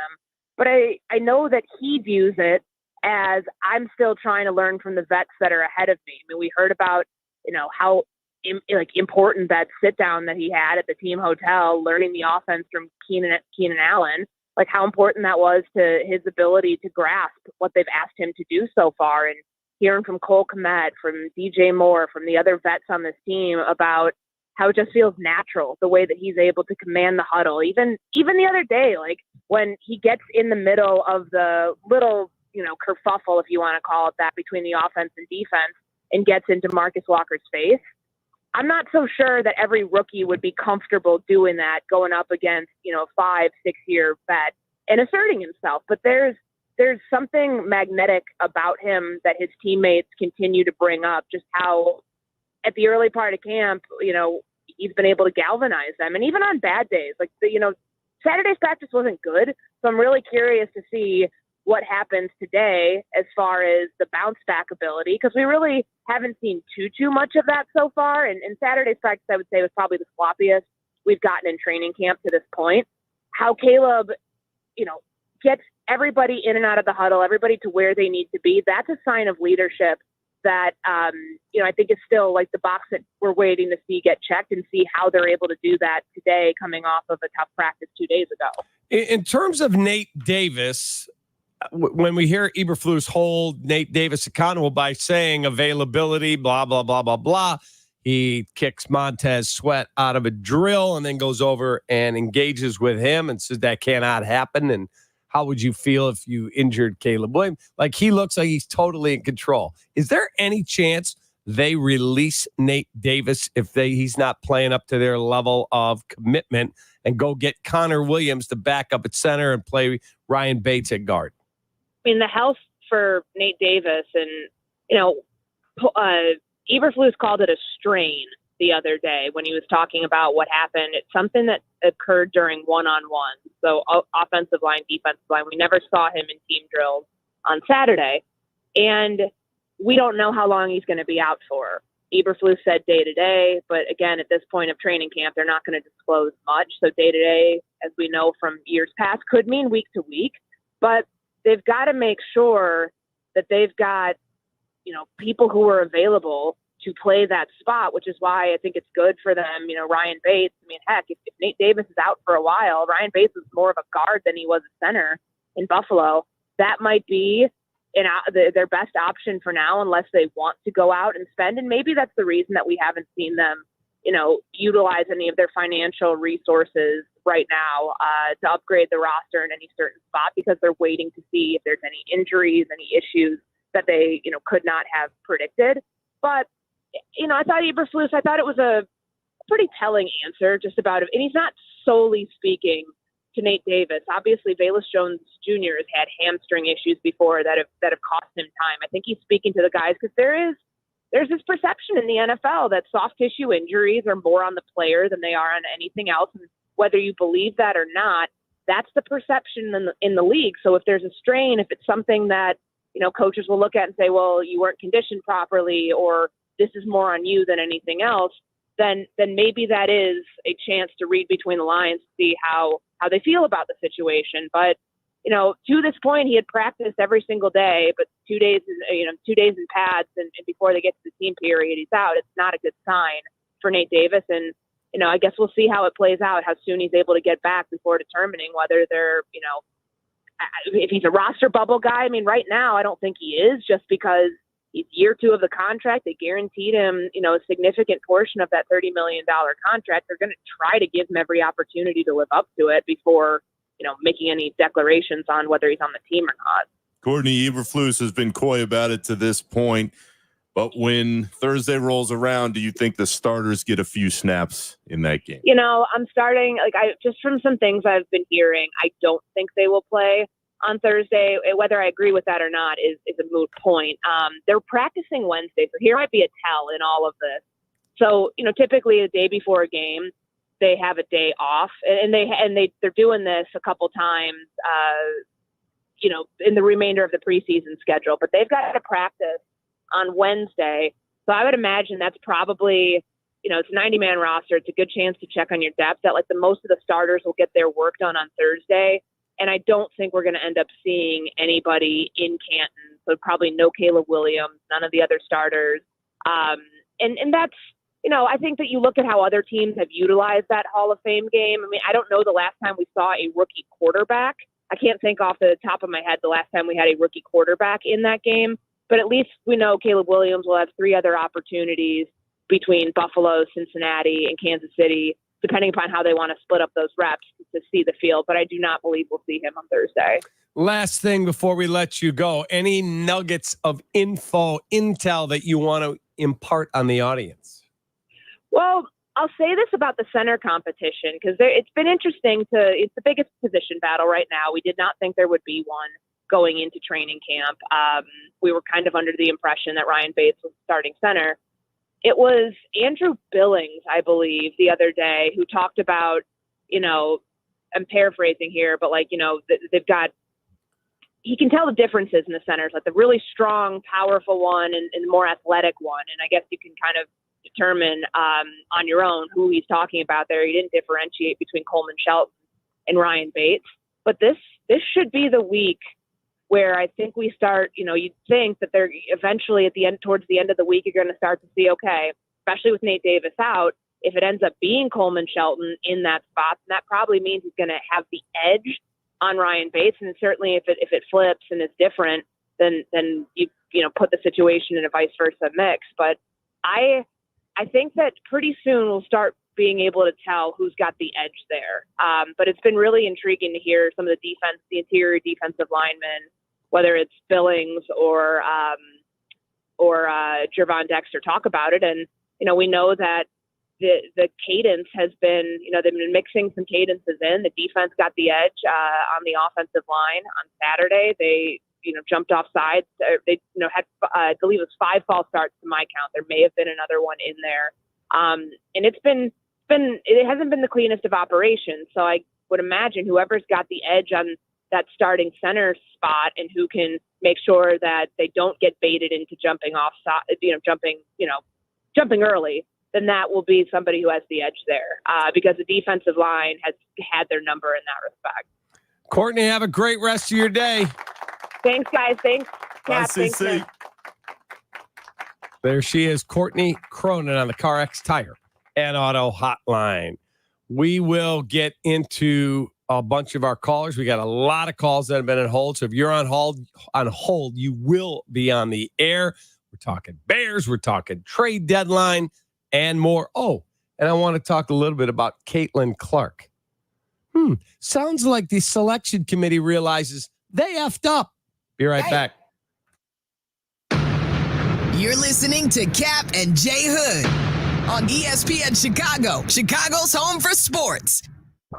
Have you heard? ESPN Chicago's Football Fest is back Sunday, August 25th, 11 to 3 at Hard Rock Casino, Northern Indiana. All of us will be there, so come out and let's celebrate football together. Here comes football. Get your tickets now at Ticketmaster.com or Hard Rock Casino, NorthernIndiana.com. Hard work beats talent when talent doesn't work hard. That's why when it comes to hard work, nothing works harder than a Chevy Silverado. It's built to handle the big jobs day in and day out, baby. Chevy has a Silverado pickup that's just right for you. 1/2 ton, 3/4 ton, and 1 ton. Call it the Goldilocks effect. No wonder Chevy Silverado is the official truck partner of the Chicago Bears. Check out the full line of Chevy Silverados at ChevyDriveChicago.com. Work hard, play harder in a new Silverado. Jay Moore. Few Whiskey. Have you met us? Few is born of defiance and comes from Evanston, the town where the temperance movement started and prohibition lasted until 1972. Here at Few, we make whiskey the only way we know how, our way. We use an iconic 70-20-10 mash bill. We mash, ferment, distill, bottle, and age all right here in Chicagoland. Few makes Chicago-style whiskeys for Chicago whiskey drinkers. Few Spirits, Incorporated 2011, 46.5% alcohol by volume. Evanston, Illinois, 60202. White Sox fans, celebrate National Hot Dog Month by entering our Ultimate Fan Sweepstakes for your chance to create and name your own hot dog presented by Vienna Beef. July's winner will work with the Chicago White Sox head chef to create and name their own hot dog that will be sold in the stadium. The winner will also receive 25 tickets to the CIBC Fan Box to host their family and friends with a custom game day menu. To enter, visit whitesox.com/sweepstakes. Febreze Fabric Talk. Hey, it's me, your couch. Today's my favorite day of the week. Febreze Fabric Spray Day. The occasional deep cleans are nice, but in between, I'm needing a refresh. Ooh, here she comes with the Febreze Fabric Spray. Oh yeah, spritz them armrests. Don't be shy. Nothing like a good spray down to get me smelling so fresh and clean. Don't forget my back. Nice. Febreze Fabric Spray. It's just that easy. Now we can both breathe happy. Febreze. La la la la la. Get in the zone, AutoZone. Welcome to AutoZone. What are you working on today? Gotta change my oil. How about Valvoline Restore and Protect? It restores and protects your engine to run like new. Get in the zone. It restores your engine to like factory clean? And protects. Get in the zone. So Valvoline Restore and Protect restores and protects. Now you can get 5 quarts with an STP extended life oil filter for $37.99. Get in the zone, AutoZone. Restrictions apply. This is an important notice to all U.S. taxpayers. The IRS is giving away billions of dollars in tax savings through a federal program called the Fresh Start Initiative to aid delinquent taxpayers. This initiative was established for anyone facing financial hardship and unable to pay their back taxes. Qualifying and enrolling in this program will stop all collections, settle your delinquent tax problem, and even reduce what you owe by thousands of dollars. Call the hotline at People's Tax Relief to see if you qualify and get this free information by dialing 800-372-2017. If you have unfiled tax returns or cannot afford to pay your personal or business back taxes, you can now get the help you need. One simple phone call can resolve your tax problem and save you thousands of dollars. To see if you qualify and to get this important free information, call 800-372-2017. 800-372-2017. 800-372-2017. Here's today's headline with Kap and J Hood.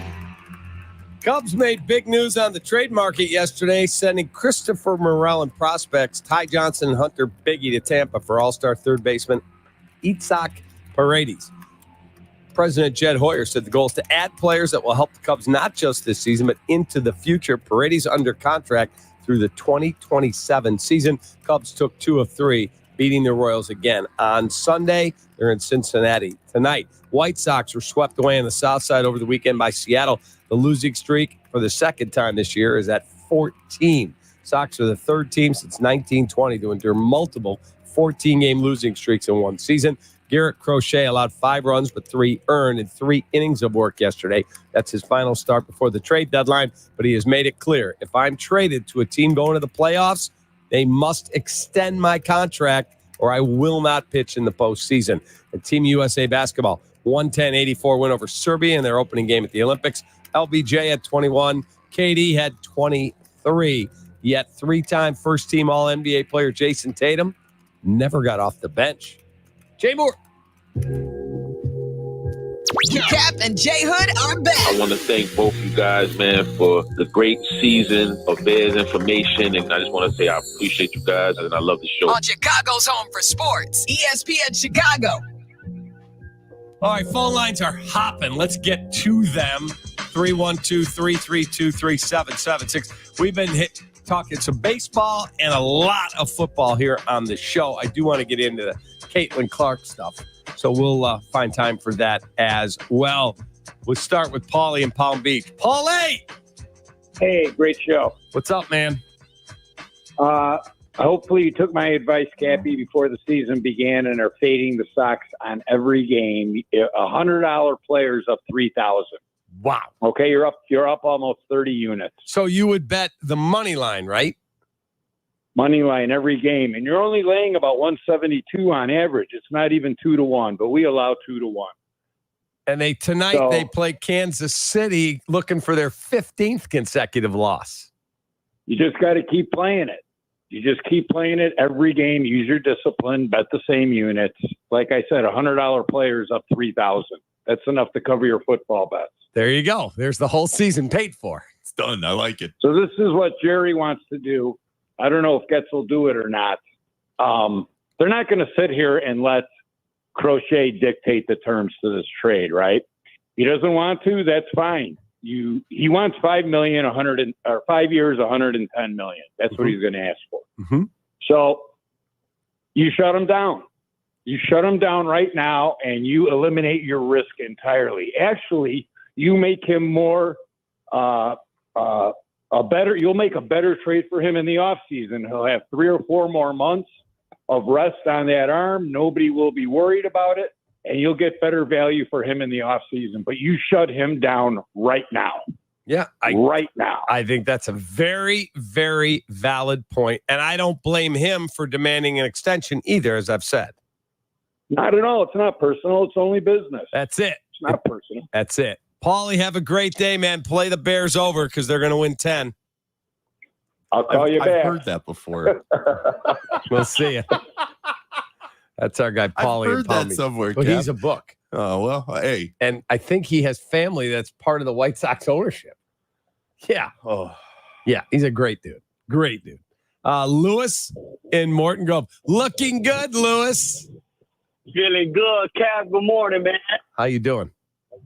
I am awesome, man. Number one, the last couple times I've called, I've always wanted to say this, but I keep forgetting. I miss Danny. I hope he's doing good. Congratulations on the promotion and all of that stuff. I've been away, so I don't know what's going on with Danny, but I hope he's listening. I miss him. Mm-hmm. I love him. Good job. Love you guys. Y'all my favorite, obviously, and listen to you guys every morning. Appreciate you. Listen to this show in the morning, then I ain't having a good day. But anyways, I wanted to touch on some of the topics that you guys are discussing here this morning about the Bears. So let's be honest. Since the times that I've been watching the Bears play, I've never been excited for an offense. Every time since the last time I got this feeling and excitement was when we got Khalil Mack. When we got Khalil Mack, I was excited. I was like, man, this is our year. We got a defense. We always been known for defense. We finally got a great defense, but now I'm excited for this offense. This is the first time since I can remember being excited for an offense. The last time we had a good offense was Devin Hester. That's it. And then our defense. But now we have a leader with Keenan Allen. Keenan Allen hasn't played one snap with the Chicago Bears, and he showed up for Caleb Williams before the draft. He started talking to him. Like, you could tell his leadership in his locker room is there and his presence is known. Like this, and then Caleb Williams is shocking everybody with the way he's handling everything. And man, I'm excited for the Bears team. Let's go, Bears! Bears down. This is our year. We're gonna beat the Packers too. Ain't no more talking, man. Ain't no more losing to the Packers. Ain't no more losing this division. Let's go, Bears, man. Cap, you be good. You be safe. You stay doing what you're doing, Cap. I'll talk to you guys later. You're the man. Thanks, Lewis. Appreciate you, yes, buddy. Sir. There he is, our guy Lewis out in Morton Grove. 312-332-3776. I kept saying it from like December on. You see that light down in that tunnel? Yeah. That's the Bears coming. Oh, Cap. Didn't we learn our lesson from a few years ago? Can't we just take a breath? No. Like can't we just have you not learned you fan how you want to fan? I love you. I've learned the ways of the Cap man. But then I don't want to be talking to the goldfish in a couple of years and going through all the histrionics that come with talking to all the circus animals and how things didn't work out the way everybody hoped. Let's just take a deep breath and hope for the best this time. Bring your ass. Bring your ass. Thanks, Anthony Edwards, my guy. Why can't you just let the sunshine hit your face a little bit, Nick? I've learned in the ways of Chicago sports for the entirety of my life, but certainly in the last 15 years. And I just want my man over here to take a deep breath heading into this season and hope that it can happen. That is no fun. Again. Well, wait a minute. I'll tell you what else is no fun, though. For years hearing Mitch is the man, Mitch is the best, Ryan Pace is the best, and then having to U-turn off that. Yeah. That is also not fun. It's not. But guess what? When I wake up tomorrow, I'm optimistic as always. Those are my teams. And as I had battled several years ago with Silvy, he's like, You got to let people fan how they want to fan. I learned. I let you fan. You want to live a life of negativity? Wake up and think it's raining every day? I want to live a life of realism. But you're not living a life of realism. Like, there's a nuance to, for me, I don't think the Bears are ready to compete for a Super Bowl because I don't believe in their defensive line enough, and I don't buy what they have up front on offense enough. But I think they're building a legitimate modern NFL offense with a quarterback and skilled players. If you know. They're going the right direction. There's a difference between realism and pessimism, and you're all pessimism. I will cop to some pessimism because of what my experience has shown me, like being around these teams. Realism is like, these are things I can point to that make me concerned. What you're doing is realism. This is what makes me concerned. I don't think Eberflus is the guy. That's fair. That's a point. And when that's you don't have the right have. coach, if we all acknowledge that having the quarterback is number one, 1A is having the right coach in place. And there is nothing that I've seen in these first 2 years that leads me to believe, no matter what kind of players you put into place, that this guy will be able to hit the right buttons to make it work. The way you're talking this morning, I feel like in 2016 when the Cubs won 100 games, you were like, oh, well, the playoffs are going to be a disaster. They always are. I believed, but you know why? In 2016, in June, when they hit a little skid, he was like, here we go. No. You know what the difference is? And it's a perfect segue because, and Kap will attest to this because I lived it with him. I believed completely in Theo Epstein. I thought it was a fantastic hire. I believed completely in Joe Madden. I thought it was a fantastic hire. And even more, I knew that they had finally gotten the right players in place to finally make it work. And it did. But when you don't have all of those pieces in place first, then you start to worry. And as far as the Bears go, I still have questions about Poles because they haven't won a damn thing yet. And I have major questions about Eberflus because nothing has shown me yet that he is the guy. But as your man Tibbs always likes to say, I reserve the right to change my mind. I don't have a problem with you being skeptical. I just have a problem when the reason is, well, it's always been bad, so it can't be good. No, it can't. Because that to me is bogus. No, you're right about that. It can change and things can change. What I would tell you is that having watched how the organizations in this town have been run for years and years, until I see it differently, I will always have this cloud of skepticism because I don't believe that they've been run the way they should be. All right. I want to talk I do want to get the Caitlin Clark stuff in, but we can probably do that tomorrow because I want to ask you about a particular player who did something exceptionally unselfish. He'll get it on the back end, but we've been debating it here. I thought it was super cool. You're right in the middle of it. We'll get into that and the cut of the day next. Kap, J Hood. Kap and J Hood, mornings on ESPN 1000, Chicago's home for sports. If you know to never miss Michael Wilbon on the Waddle and Silvy Show. Appointment listening tomorrow at 5 on ESPN Chicago. Brought to you by HawkAuto.com.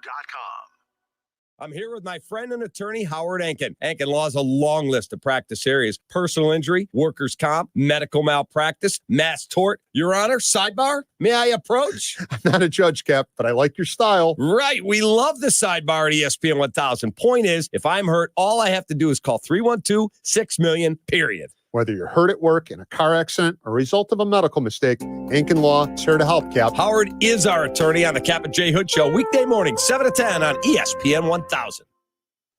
Meet Cheryl. Hey. She's on vacation and lost in the moment. Unfortunately, so is her Chase debit card. It's got to be somewhere. Maybe she lost it at salsa night. These skirts should have pockets. Or maybe she lost it at Pilates.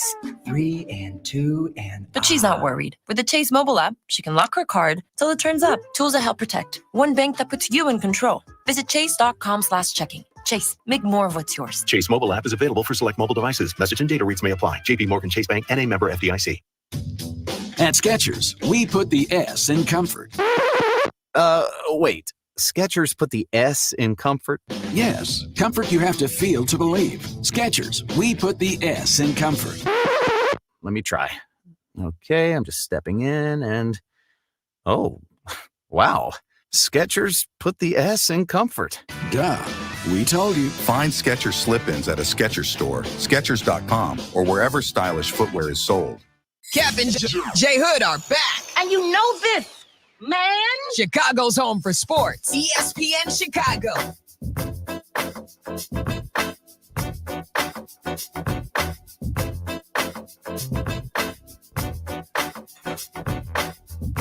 Kap J Hood on ESPN 1000. You got Greeny coming up, then Carmen Jurko, Waddle Silvy, and then White Sox Royals at 6:30, weather permitting, here on the home of the Sox, ESPN 1000. So I love Jalen Brunson. He's a hell of a player. Watching him play. He grew up 5 minutes from my house. He was in my high school event. And when he took the contract that he signed, he left like $112 million on the table. Now he'll make that back down the road.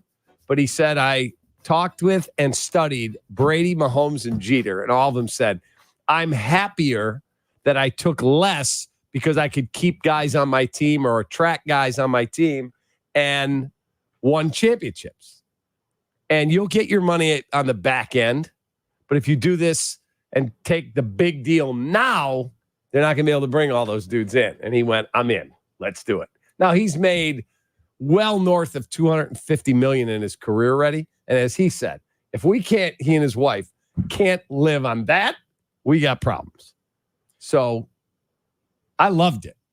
Would you rather be on the Charlotte Hornets and make a lot more money, or you want to be on the Knicks in the epicenter? Well, would you rather play in Chicago and make a really solid living, or go to Denver and be on a team nobody cares about, like Chris Bryant, and live on the DL? If you're Jalen Brunson and the Knicks, it makes a hell of a lot of sense, because Cap, you and I both know if he actually can pull off a title there with Tibbs, he's a king until the end of time in that place, which is different. I mean, winning in New York is different. Playing there is different. It is unlike any other place that there is for pro athletes. I give him a hell of a lot of credit, because a lot of guys talk about leaving money on the table. He did. I just don't believe, when you look at the Knicks, when you zoom out, that they're good enough to win it all. But as we know, during the course of a season, a lot of things can change. There are variables in play. But if you want to play with your buddies, Mikal Bridges, he'll get paid now on top of the deal he came in with off that trade from the Nets. Josh Hart, DiVincenzo, all the Nova guys. You want all of those guys to be happy. While you're happy, you take a little less, and it will all make sense in the end. Shea was like, what'd you call it? He got punked? He got duped. I disagree. Everybody on that team, having been around that team enough the last few years, they all know what the deal is. And everybody is aligned on the same page. It's Leon Rose bringing Tibbs in. It's Rick Brunson being on Tibbs' staff, knowing him for so many years. It's everybody being well aware of Jalen's game and how much better he's gotten. And it's finding players that fit the way Tibbs wants to play. When you look at the New York Knicks, it is Tibbs and a bunch of mini Tibbs. There's no wonder why they've had the success, because they're all wired the same way as the crazy man. And once that happens, a lot of good things are possible, even for a team like the Knicks that has been so mismanaged for the better part of 2 decades. And it'll all culminate in second-round exits. And that's what I was just telling your pal here, Mr. Kaplan, because I think the Knicks are really good. They're going to win a lot of regular season games. In the postseason, you need guys who can put the team on their back game after game after game after game. And for better or worse, what has happened with all these Tibbs teams in the past is they give everything they possibly have, but they just completely run out of gas at the end. Memo to C-Red Fred out there. C-Red, they just gave him 3 for 45 Tibbs. 45 mil. Tibbs is making a bundle wearing $600 shoes. Crazy. Here is the Kap and J Hood cut of the day brought to you by Chicago Cut Steakhouse. Yes, it's boring, but it's a sport. Oh! Whatever. It's not boring. Okay, then you're boring. All right. I'm not the biggest college football fan. Shay and Hoodie are. They watching college football for them on a series is better than sex. True. It's not lying. No. It's not lying. Hey, no. I mean, I think they're insane. No. That's twice that I agree with Kap. And on that, oh, Yeah. I mean, it's disgusting. take me away. Disgusting. Yeah. Like literally. Like literally. If my wife showed up in some great lingerie, I'd be like, game on. You know what that guy would do? Hey, Kinsey. He's married. Hey, Kinsey. The new college football EA Sports game came out. Can we put this on hold? I'll get a rain check. Oh, no, I could pause the game. But listen. Some wild stuff that goes down here now, huh? It's unbelievable. Oh, my God. USC and Notre Dame, balls on the goal line. Honey, hang on a moment, Oh. please. The ball's always on the goal line. Yeah. Well done, Jay Moore. Jay Moore. And that's all, folks. The Kap and J Hood cut of the day brought to you by our friends David Flom, Matt Moore, Chicago Cut Steakhouse, best burger in the city.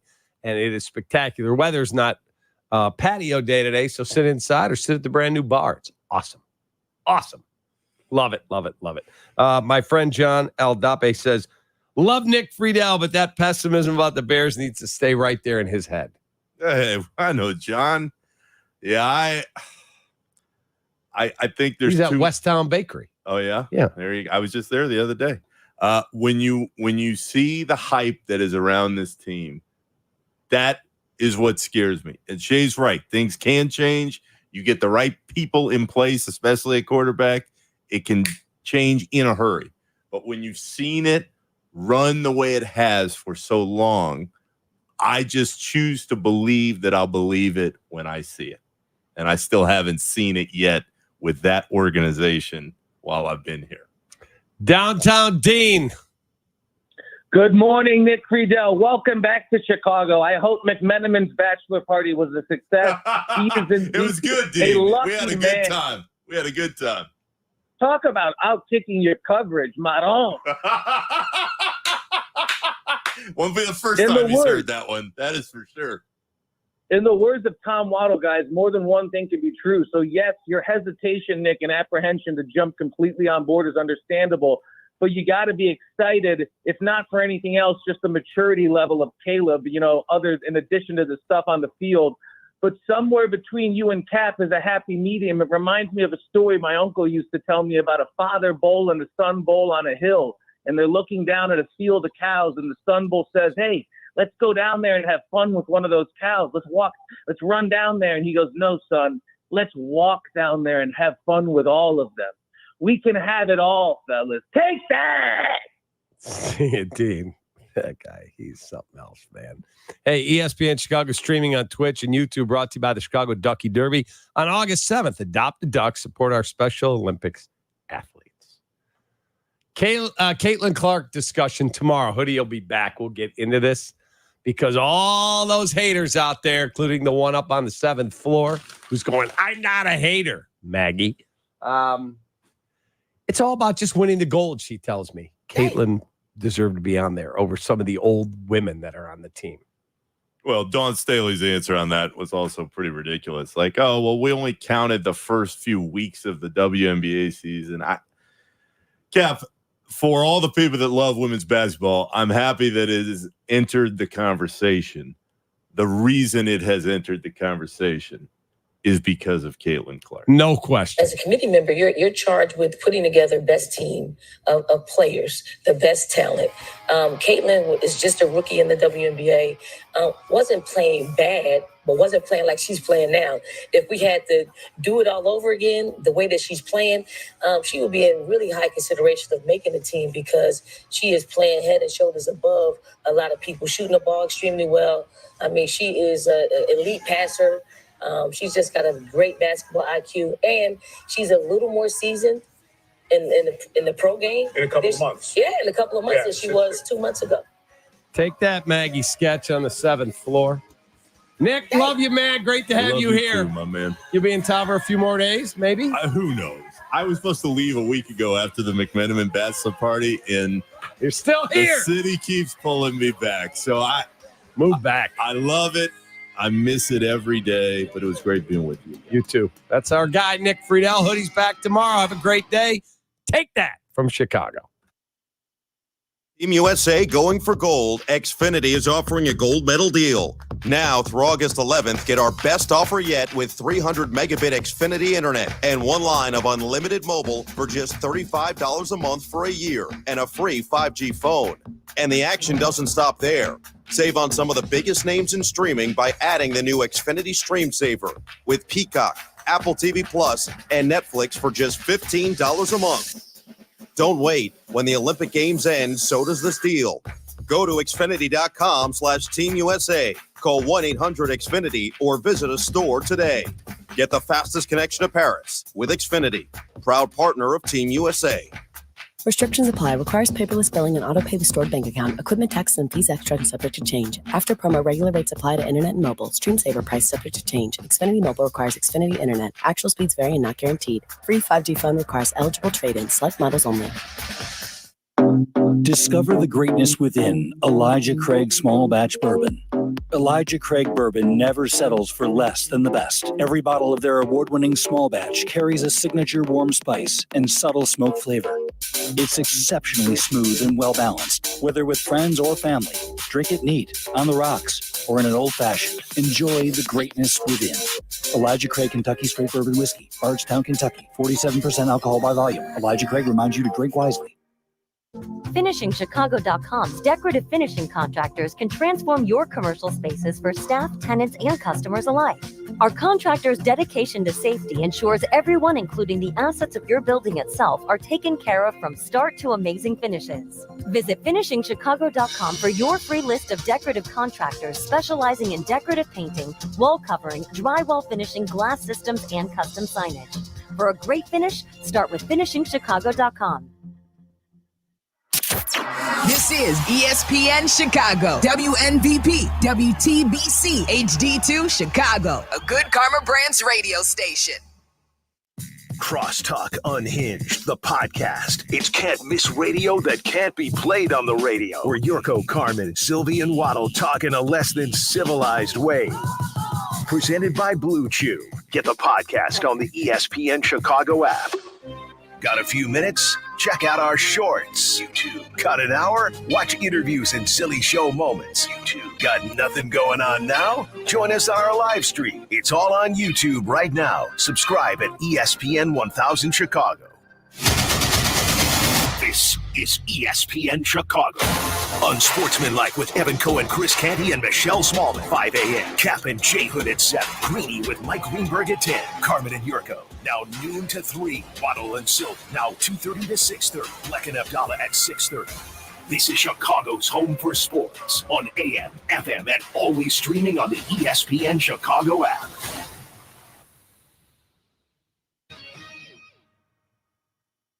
From the ESPN studios at Pier 17 in the Seaport District of New York City, this is Greeny with Mike Greenberg on ESPN Radio. You can also listen and watch the show on the ESPN app.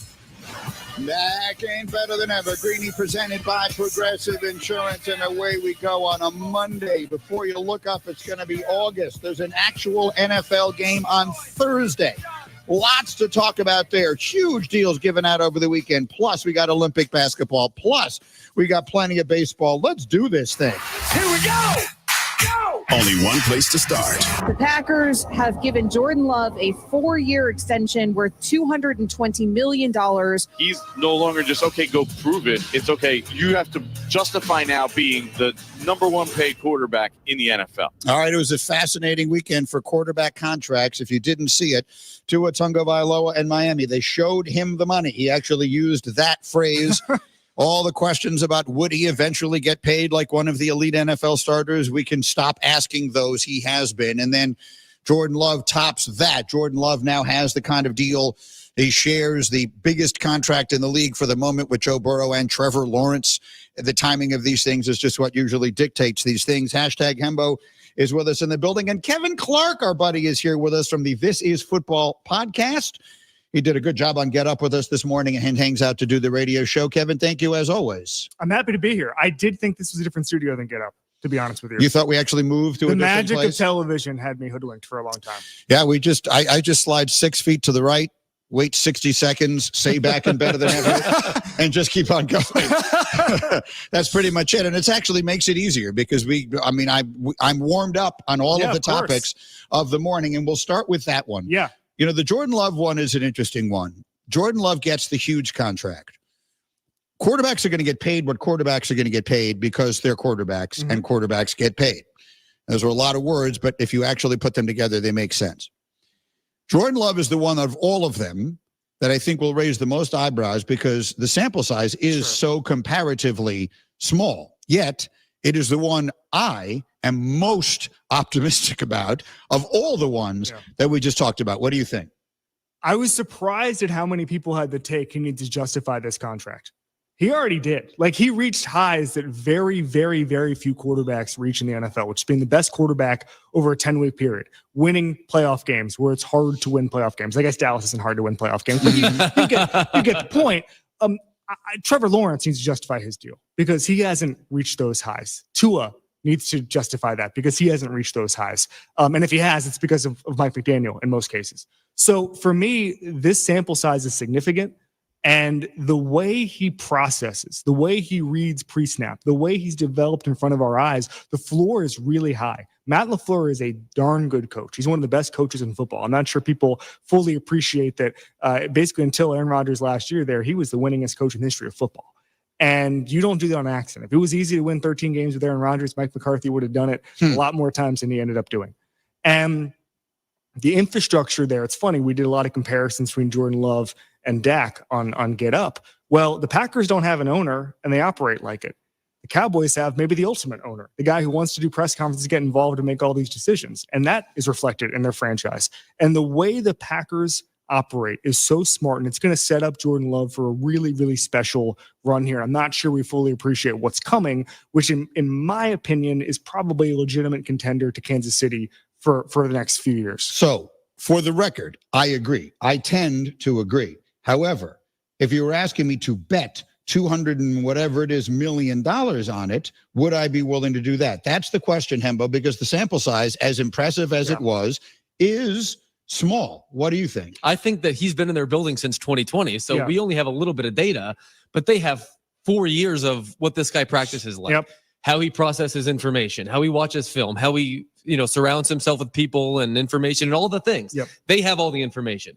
If the Packers, one of the best and shrewdest organizations in pro football, are willing to give him that contract, especially when they did, who am I to tell them that they're doing it a year too early? Who's to say that a year from now, Jordan Love wouldn't be $10 million a year more expensive? I actually think they did the right thing, despite the fact that we're only dealing in a 1 year sample size. And he's that good. I mean, at the end of the day, the reason is he's going to be that good. If I told you right now, predict for me who's going to be the best quarterback in the NFC this year, who would you say?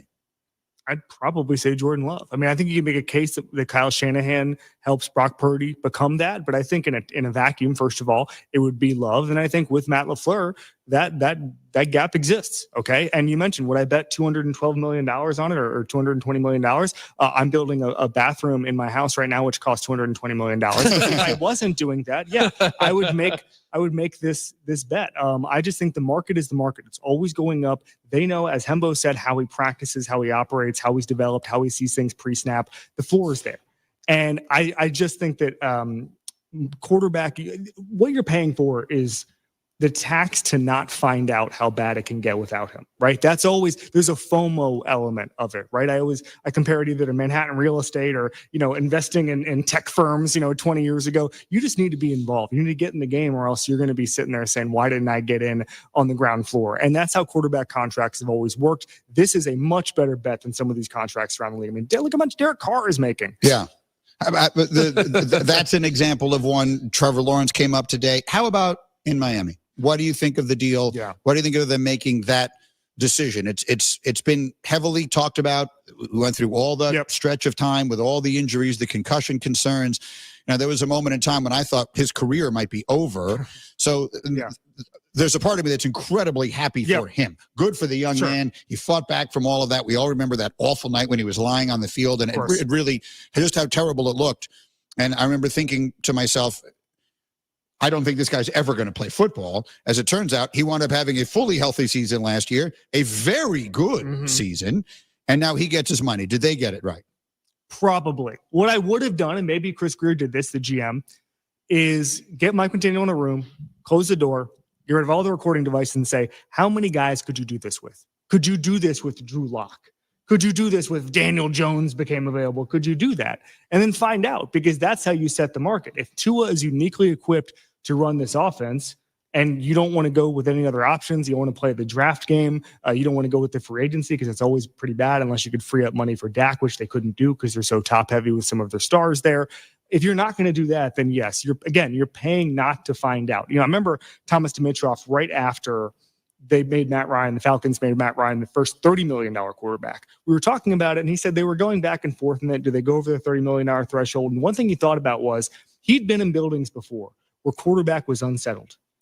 And everybody in the building felt it. Secretaries, quality control people, they don't know if their future was going to get, they don't know if they're going to get their kids out of school the next year because quarterback is unsettled. And I think in a lot of places, they understand Tua can run this offense. He can probably, if the roster was good, make a Super Bowl. I think they're going to take a step back because of the pass rush losses this year, especially Christian Wilkins, who was a really, really, really good player. But I think in the next few years, they can build something special, and Tua can be that quarterback. I do not think with Mike McDaniel, Tua is preventing them from winning the Super Bowl. He's not preventing them from winning the Super Bowl when he's making $9 million a year like he is this year. He might be making $50-some million like he's doing next year. The thing is, they didn't really manage this financially in a smart way, I don't think. Next year, it's the 4th highest cap hit in the league. The year after that, it's the 5th highest cap hit in the league. So it feels to me like this is a one-year shot at this thing because his cap hit is literally going up 5-6 times over the next couple seasons. You're not going to be able to see them retain the same kind of talent. Am I wrong?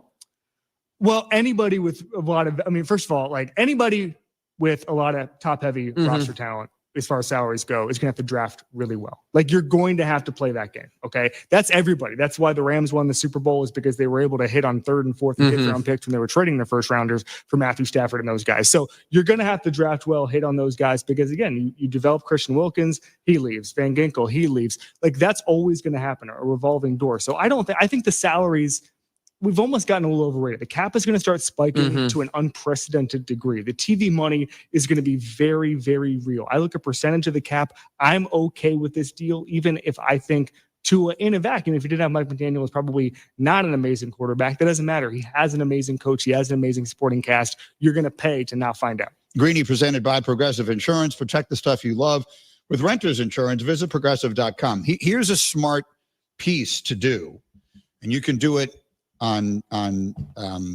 you can do it in print, you can do it, we could do it on broadcast, we could do it however we want to do it.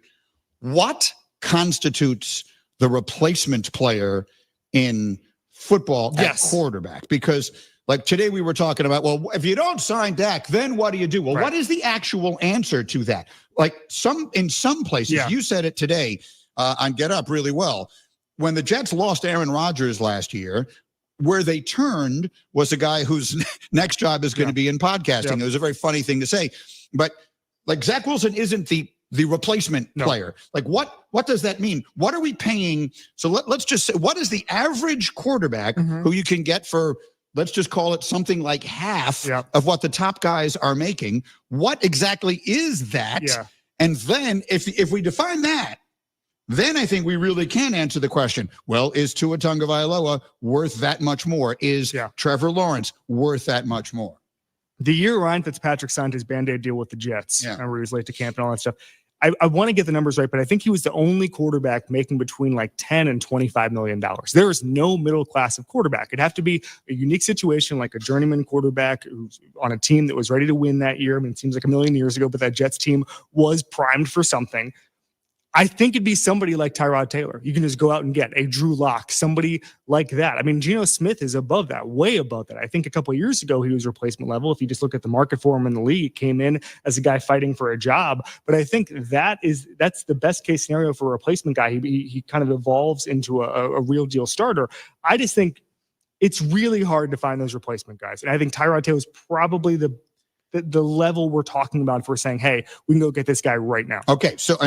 Let's just, are you good with that? Yeah, there are only two quarterbacks making between 15 and 35, and they're Geno Smith and Baker Mayfield. There we go. Okay. There's your Baker Mayfield. There's your was available. Sam Darnold. Yeah. He was available for a ham sandwich, right?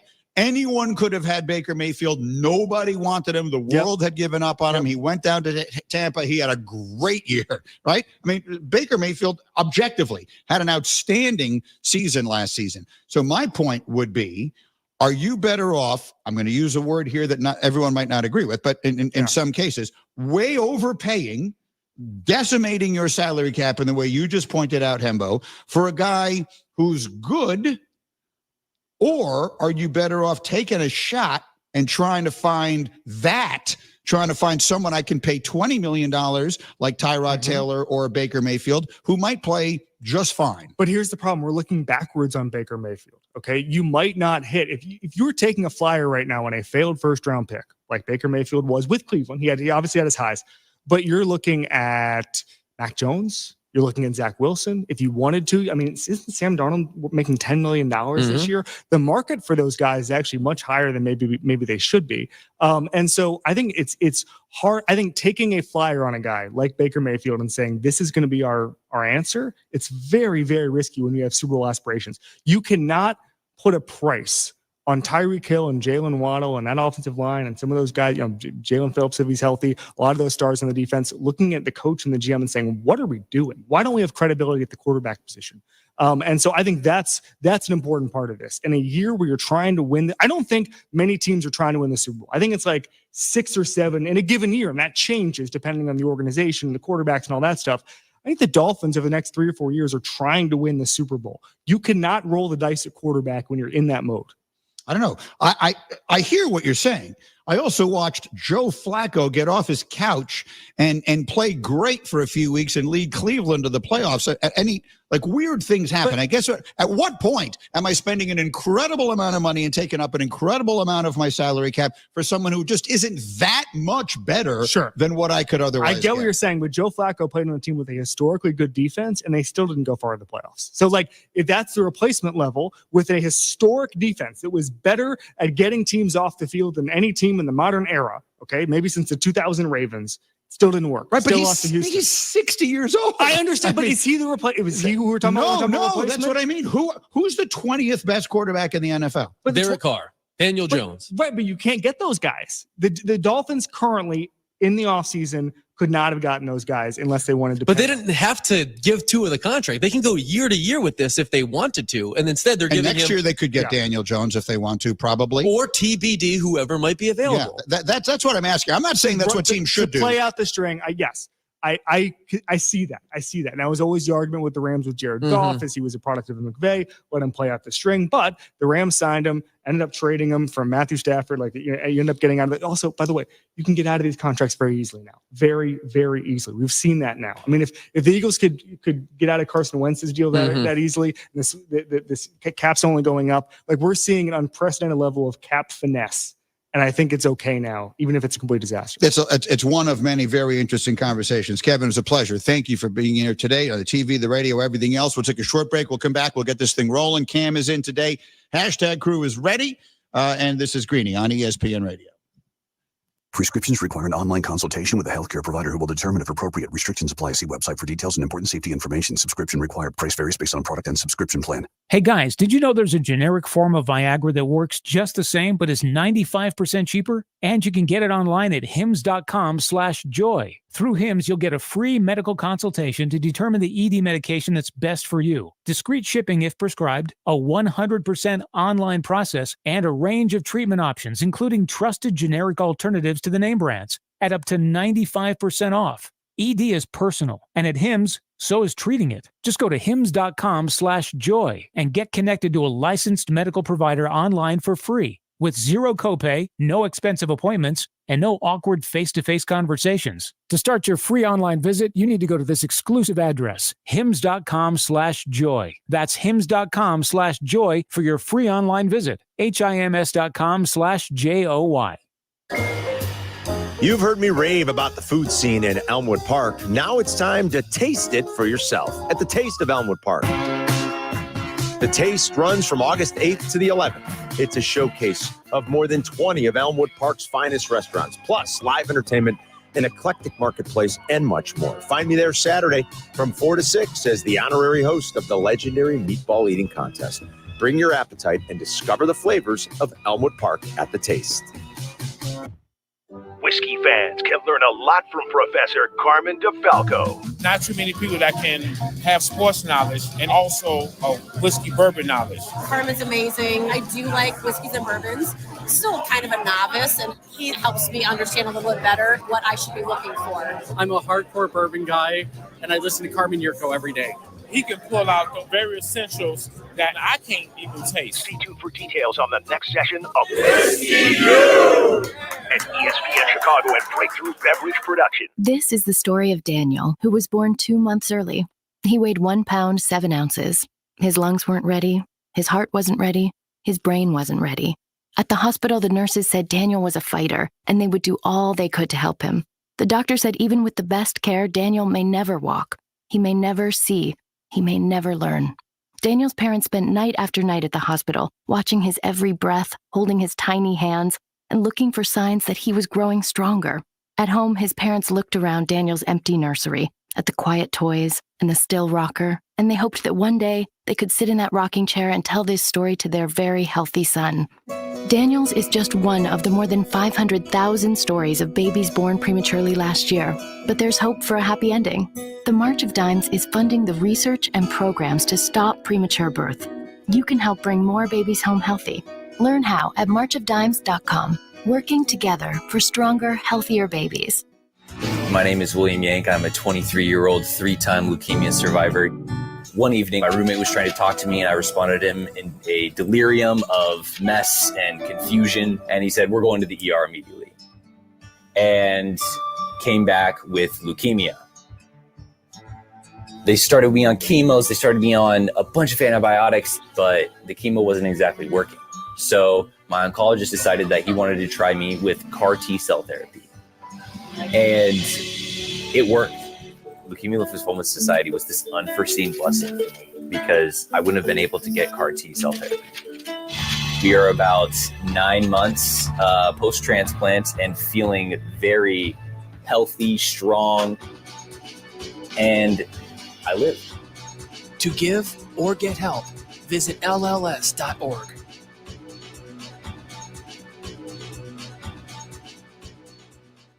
Take a look under your bed. Find stuff under there? What about jobs? No? Now try your basement. There's a pair of overalls that overall you're not so into anymore. A perfectly good laptop that hasn't seen your lap in months. And even more stuff, but still no jobs? Well, you really have both. See, stuff is defined as household articles considered as a group. Sometimes this stuff is no longer needed. Wait, no longer needed? That can't be right. Because remember those jobs you were looking for? Those are really needed. And they're the stuff inside your stuff. Even inside that winter coat that moved with you to Phoenix. Our job is to unlock those jobs. And it starts when you donate your stuff to your local Goodwill. Here's how we do it. When you donate to Goodwill, we sell your stuff to provide job training for people right here in your community. So just by teaming up with Goodwill, you help create jobs. And isn't that worth parting with the leftover keytar from your 80s cover band? Goodwill. Donate stuff, create jobs. Find your nearest donation center at goodwill.org. A message from Goodwill and the Ad Council. Chicago's home for sports is in your home through your smart speaker. Just ask Alexa or Google to play ESPN Chicago.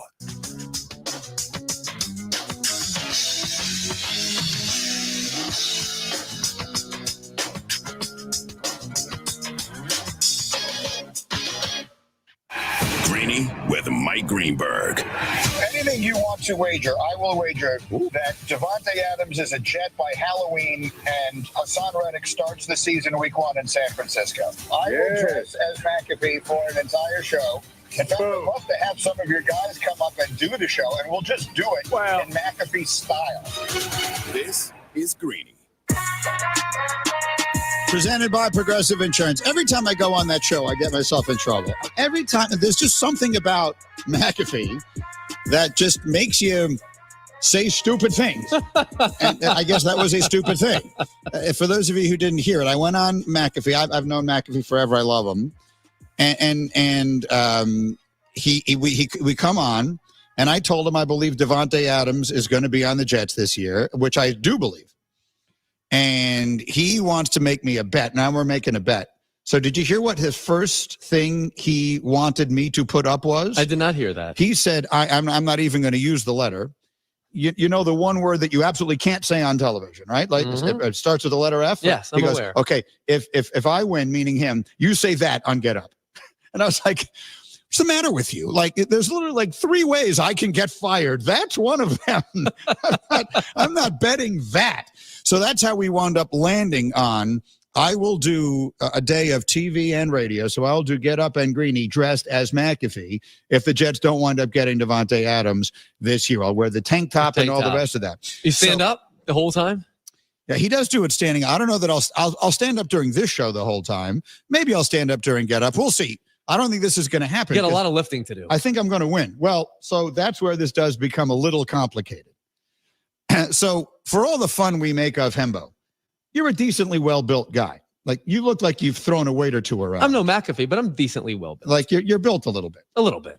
So when I make this bet, I come home. Stace, of course, has heard about it. And she says to me, you are going to have to work. Not even hello. I walk in the door of my house. I do not even get hello. I get, you're going to have to wear a shirt under the tank top. And I said, what do you mean? And she said, you are not wearing a tank top on television. And I didn't push it because I felt the more I pried into why she felt that way, the less happy I was going to be with the answer.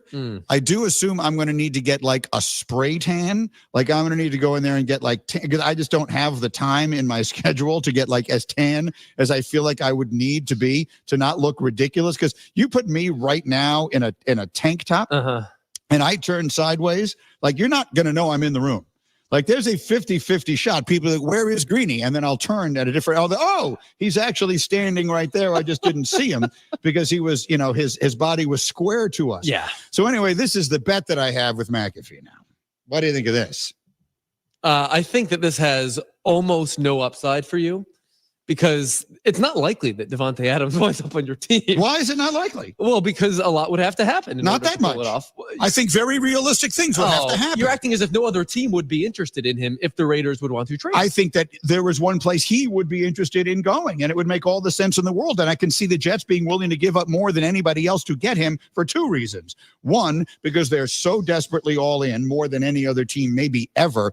2, because where is he stepping in and making a bigger impact immediately than in an offense he knows, with a quarterback he knows? Do you know what I mean? Like, put him anywhere else. Houston, any other team that's good and might be looking to add a receiver at the deadline. I just used Houston as an example. I have no, you know what I mean? Anybody else? It's going to take him some time. You got to learn the offense. Yeah, he can run a few plays the first week, but he doesn't know all the plays. He's got to learn the quarterback. They got to get Aaron Rodgers, Davante Adams know each other as well as a quarterback and receiver ever have. He knows the offense. It's the offense he played in all those years. And the much maligned Nathaniel Hackett is the guy there. He can step right in without missing a beat. So he's worth more to them at the end of October as we approach the trade deadline, I think, than he is to anyone else. I agree. The Jets also happen to have an extra 3rd-round pick in next year's draft, which certainly help. But there's another team in their division, the Buffalo Bills, that have an extra 2. So I could see a world in which those 2 teams are duking it out for Davante Adams at the trade deadline. I could see that world. And I don't know how much control over that a guy like Adams will have. Right. But that's what he wants. No, he wants to go play with Aaron again. I mean, they're already saying so publicly. So very intentionally. Yeah. So I think I'm going to win this bet, is what I'm trying to say. I'd much rather see you as McAfee. No, you would not. I would much rather see will be so happy. I'll dress as anything you want if we get Davante Adams. What's the most exposed you've ever been on the air? Whoa. Well, it's an interesting question. So I would say there was the when I lost the wager that year and I had to do the dance. Remember with the Dancing with the Stars dancer, Anna Treblinskaya was her name, lovely woman, great dancer, and I thought we did a really good job. Me too. I had to wear a very tight outfit. It wasn't so much exposed as it was. What's the word I'm looking for? It wasn't leaving much to the imagination. There was a silhouette, kind of a feel to the whole. But thing. everything was covered. It was very tight. Everything was covered. But in the case of this, like, would it be cheating? Because here's the thing: if I go on with a McAfee style tank top, it's like a black tank top, but I have like a jersey underneath it, the McAfee guys are going to kill me. Yeah, right? you They're can't going to obliterate me, Cam. Right? I mean, so like I think I've got to be full tank top. You got to wear a chain. He wears a chain as well around his neck. Yeah. Do you have to dress like McAfee, or do you have to also act like McAfee too? Well, I don't even. I mean, what would constitute that exactly? I mean, calling out coworkers or something. But, no, I'm not gonna. But no, none of that. We'll have none of that. But I'd like to see that as much as I think Devontae Adams has a non-zero chance to be a Jet. I think it would be hilarious for you to do that for 2 days straight. Or a day straight, even. You also mentioned that you want his guys to come work the shows with you. So is AJ Hawk going to be producing Get Up or something? Don't you think it would be funny? Very funny. AJ Hawk's going to make a trivia question for Dan Graziano. Don't you think that would be fun? Very fun. If one day Ty Schmidt runs the board here. Look, in in a real world, like, we're all one network, right? We should all be friends, and we should all do stuff, and we should all do stunts together, and like that's the world I want to live in. And so what are the stakes for him though? Well, that's the one thing that we forgot to nail down. He has to dress like you. Really good negotiating by you. Well, what happened was I was in a car. I was doing this interview with him in a car. And it was right around then that I got where I was going. Okay. And so, like, I got out, and that was how the conversation ended. So you're right. You bring up a very good point. We have not covered yet what I think what actually has to happen is that. No, now I don't remember exactly what we made. I think you're right. I think we do not have in place the wager of what happens when I win. Yeah, that's not really a wager. Now we'll get that in there. We got time. So they're not trading for Devontae Adams tomorrow. No, certainly not. So he'll do something. We'll agree that he will do something. Yes, it's not just a one-way bet. Well, so far that's all it is. It's a one-way we've bet. only established one side of the stakes. We have to establish the other. What if instead of you just dressing like McAfee on your shows, you do McAfee on McAfee and he does Get Up and this show? I mean, I think there would be amusing elements to that. But there are some decisions that can never be unmade, and I fear that could prove to be one of them. Like that would be one from which we may never make it back. So I think we don't be overdoing the bit. But then you could say the word that you're not allowed to say. In the third hour of his show. But and yet I don't. There was no part of me that regrets not being able to. I thought that you went on his air. You said it already, yeah. I mean, he egged me into it, and every time you go on in front of a crowd of a college game day audience, I know. And then he said, and I quote, "Mr. Rogers just said that word on TV."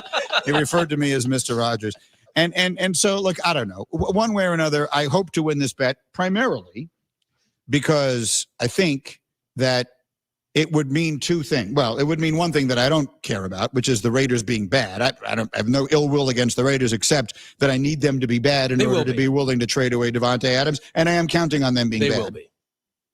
And then the other side of it is the Jets being good enough that they're still willing, that they're still in the market to be like trading and trying to add pieces. And I do think that's going to happen too. So I have a reasonably good feeling about the entire thing. I think the entire construct of the Jets right now, all the conversation, all the discourse, all the debate is totally ill-placed. This team has the best defense in the NFL by a lot, a much improved offensive line, good skill position players, a top 5 running back. This team is stacked. We're asking the question, does Aaron Rodgers need to play at an MVP level? The answer is no. And if he does, this team's going to be unbelievable. Joe Douglas has built a top 5 roster. All of the coaching staff and the quarterback have to do is not get in the way. Yeah, truly. And add a piece or two here or there if they can. And I agree with you. I mean, I think that there is a real chance this thing goes well. There is always that nagging voice in the back of your head. And when you root for a franchise that has had the kind of bad luck that this one has had, if you are a lifelong fan, there's always that nagging voice of what horrible, heartbreaking thing is going to happen to us. But the logical part of me does agree with you. There is a very real chance that the Jets are really good. Find me the weakness. Find me a weakness on the team. The only thing I can point to is standing on the sideline. There's not a position group on the entire team that you would say is a liability. Not one. You are worried about the head coach. You're worried about the offensive coordinator. That's it. If those guys can merely do their job to an average degree, the Jets are going to be one of the last teams standing. All right, let me go back to something we were talking about a few minutes ago. This is Greeny. We're live from the Seaport, brought to you by Chase. I am fascinated, and I don't know how we do this with data, but I am fascinated by the concept that every team that drafts a quarterback who is above average are just going to now, when his contract comes up, make him the highest paid player in the league, right? And I don't mean to knock Trevor Lawrence. He's a good player, and he may very well wind up having a very good career. He was the chosen one at one time, right? He was going to be the next great one, and he looked like he was headed in that direction, and they fell off a cliff last year, and I don't know what happened. Jalen Hurts had one really good year. It's what I don't know that I phrased the question or framed it correctly when we were talking about it with Kevin earlier, but baseball is where I know this expression from, right? It's wins above replacement. Right. So what a replacement level player in baseball is a guy you would bring up from AAA. That's right. That's what the definition is. Mm-hmm. So if you are, I don't know, who's the best third baseman in baseball right now? Jose Ramirez. Okay. If you're Jose Ramirez, how many more wins in a season, in a 162 game season, are you worth than if we just brought the best third baseman up from AAA and put him at third all year long? Is that number 2 wins? 3 wins, right? Like that's a very, very high value. In his case, it's probably 5 to 7 a year. Okay. So that's the best person at his position. That's right. So sort of take that out of the course of a 162 game schedule, divide it by 10 because we play 17 games in football. And you tell me what is because the solution, the replacement player in football that I'm talking about is not bringing someone from college. I'm talking about bringing the best backup, the best caliber, the Gardner Minshew, Drew Lock. I mean, Geno Smith had a phenomenal year in Seattle. You put the right pieces in place. You put good coaching around someone. You get a little luck. And next thing you know, you have Baker Mayfield having an unbelievable season and Geno Smith having an unbelievable season. And who's to say that Drew Lock can't? And Daniel Jones having one great season. I'm not saying those guys are as good as the people we're talking about. I'm saying, are they $40 million worse? That's what I'm asking. It's a great question. It's the right question. And that's exactly where we are. Everybody who is reasonably good, we'll call it average or better, is getting upwards of $40 or even $50 million a year. Daniel Jones is not a good quarterback. He earns $40 million a year. And given the constitution of the salary cap, you have to create an inflection point for yourself. I think Miami did the wrong thing. I think Green Bay did the right thing.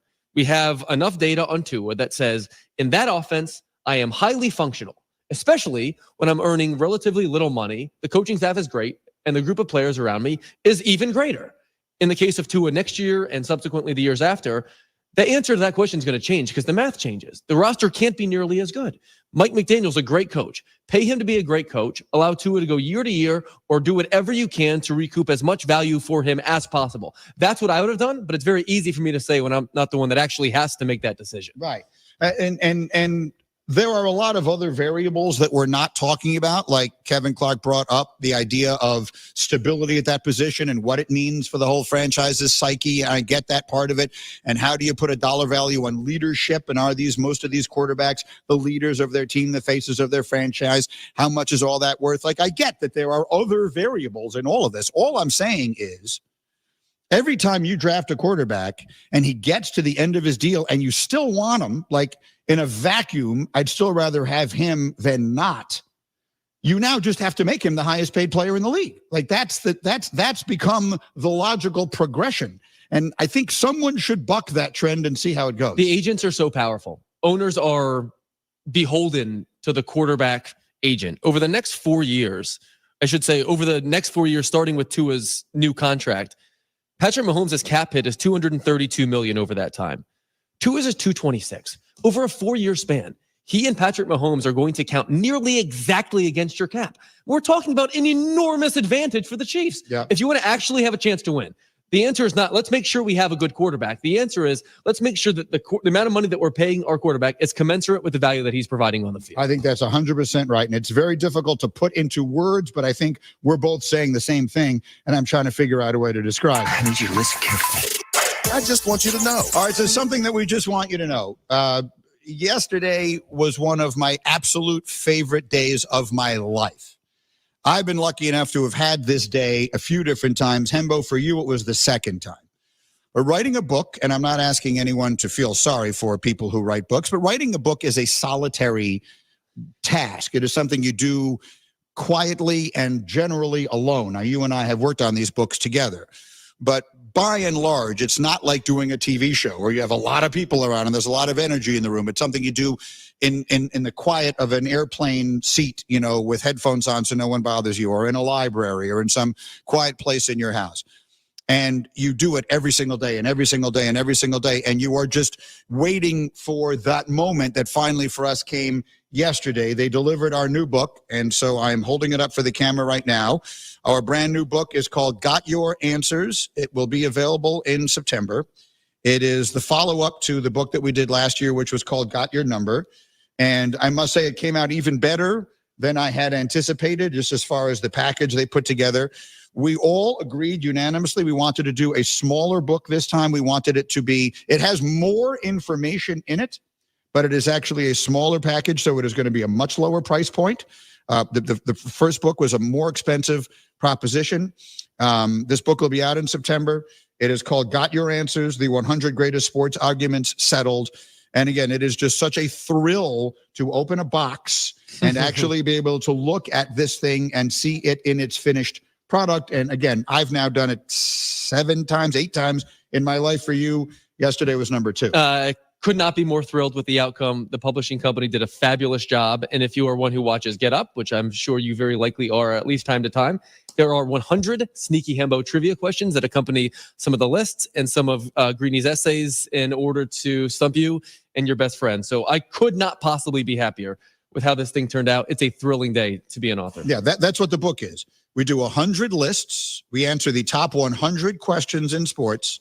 Each one we do a list, a top 10 or a top 5, this, that, or the other. Then for each one, I write an essay, and Hembo supplies a trivia question, a Sneaky Hembo trivia question. So that's what the book is. Again, it is called Got Your Answers. We'll talk more about it as we go, but it's available for pre-order anywhere you buy books. Got Your Answers. And if you go online someplace, the author will be me. Okay, having said that, here we go. Let's put you to work with doing exactly that. Sneaky Hembo trivia. Go. By total points, who led Team USA in scoring the last time our men's team did not win the Olympic gold? The last Olympics in which we did not win gold in men's basketball. Who was our leading scorer that year? That's the question. Oh, that's a good one. The answer is next on ESPN Radio. It's Wrangler season out there. Open roads, endless horizons. Shop Wrangler.com for new denim styles. Shop the Sherwin-Williams July summer sale and get 35% off paints and stains from July 26th through August 5th. With prices starting at $31.84, it's the perfect time to transform your space with color. Whether you're looking to revamp your bedroom, living room, or home office, we have you covered with bold hues, soothing neutrals, and everything in between. Shop the sale online or visit your neighborhood Sherwin-Williams store. Retail sales only. Some exclusions apply. See store for details. I went hands-free. I went hands-free. I went hands-free. I went hands-free with Skechers Slip-ins. Join the millions of people who are celebrating going hands-free with Skechers Slip-ins. Footwear you just step into and they're on. It's crazy how something as simple as a pair of shoes have made my life better. After trying Skechers Slip-ins, I want all my shoes to have this technology. See what everybody can't stop talking about. Go hands-free with Skechers Slip-ins at a Skechers store, Skechers.com, or wherever stylish footwear is sold. You like it hot? I do. But if you don't have energy efficient windows like I do, then you're going to be paying a high energy bill. Hey guys, it's Silvy. Call my friends at Window Nation, 866-90Nation. I have new windows from Window Nation, and it is saving me money, 30% to be exact, year over year, because it keeps the hot air out and the cool air in. And right now they've got a great special going on. You can buy 2 windows, get 2 free on energy efficient windows, and you have 2 years of no interest payments. That's 2 years to pay off your project with no interest. If you don't take my word for it, how about Forbes listing Window Nation as the best window installation company out there? So call them today, 866-90Nation, or go to windownation.com and let them know that Silvy sent you. Special Olympics invites you to the Chicago Ducky Derby on August 7th at 10 a.m. on the Columbus Dry Bridge. Go to ChicagoDuckyDerby.com now. Adopt a duck and try your luck today for a chance to win the grand prize, a new Chevy Trax. Proceeds from every duck sold supports Special Olympics Illinois athletes. So adopt a duck or 2 ducks or many, many ducks today. Get quacking. Go to ChicagoDuckyDerby.com. IKEA invites you to the Family Summer Barbecue on August 2nd. ESPN Chicago's David Kaplan and Jonathan Hood will join in on the fun. Plus, local mascots, family fun activities, and more. Stop by IKEA Schaumburg or Bolingbrook between now and August 2nd and register for your chance to win a suite for a Sox game, where you can bring yourself and up to 15 friends. IKEA Schaumburg and IKEA Bolingbrook's Family Summer Barbecue, August 2nd. Don't miss it. You don't usually get a stock tip from a 16-year-old, but I'm here to tell you about a different kind of stock. It's called Better Futures, a stock for social change that's not about making money. Instead, you invest to help students like me go to college, which ends up making the future better for all of us. My name is Alicia, and I'm your dividend. Invest in better futures with UNCF. Visit uncf.org/invest. A mind is a terrible thing to waste, but a wonderful thing to invest in. Brought to you by UNCF and the Ad Council. Getting quality employees to fill positions in your company is essential, but finding those people can be a major hassle, unless you use ZipRecruiter. ZipRecruiter makes finding quality people a breeze. And right now you can try it for free at ZipRecruiter.com/free. With ZipRecruiter, one click sends your job to hundreds of top job sites.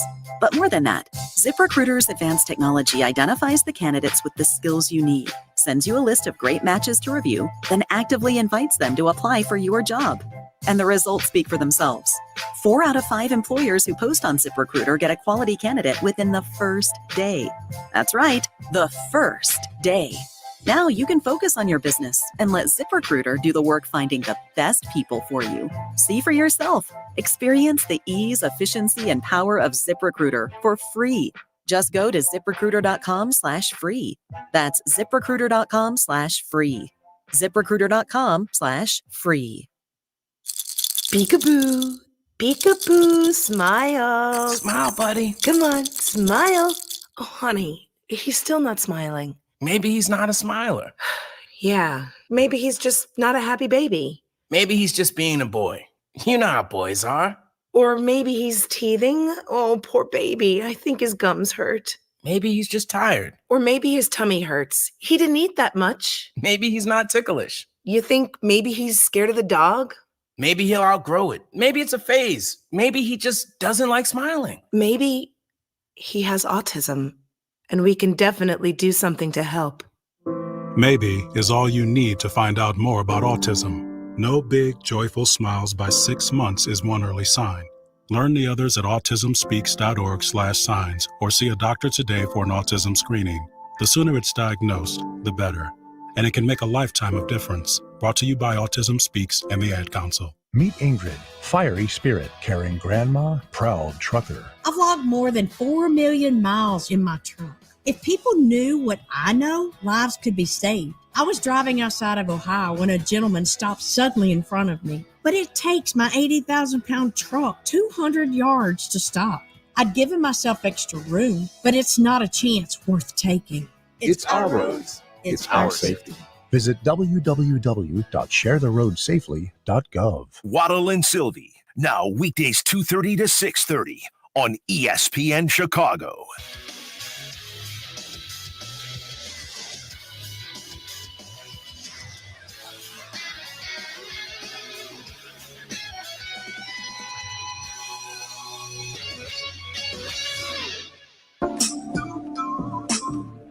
This is Greeny presented by Progressive Insurance. Progressive makes bundling easy and affordable. Get a multi-policy discount by combining your motorcycle, RV, boat, ATV, and more. All your protection in one place. Bundle and save at Progressive.com. Kembo's got trivia. By total points, who led Team USA in scoring the last time our men's team did not win the Olympic gold medal? Okay, so I am almost positive that the year was 2004. Larry Brown was the coach, and that was the time we didn't win because then came the Redeem team in 2008, and we haven't not won since then. So I'm positive, I'm as close to positive as I can be that that's the team.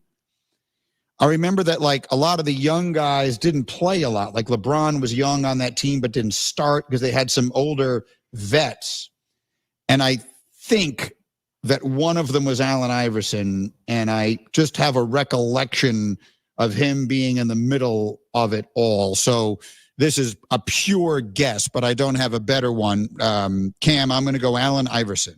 Yeah, we're pretty positive it's 2004 as well. We're kicking around some names.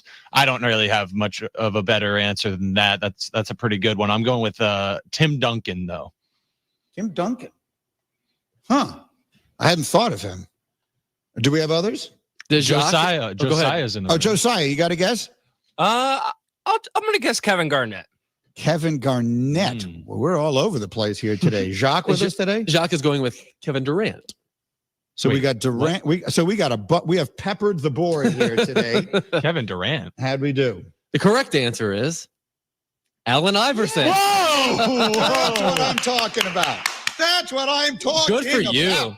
Yes. Allen Iverson led the team with 110 points in 8 games. Tim Duncan, by the way, ranked second, Cam, with 103. All right.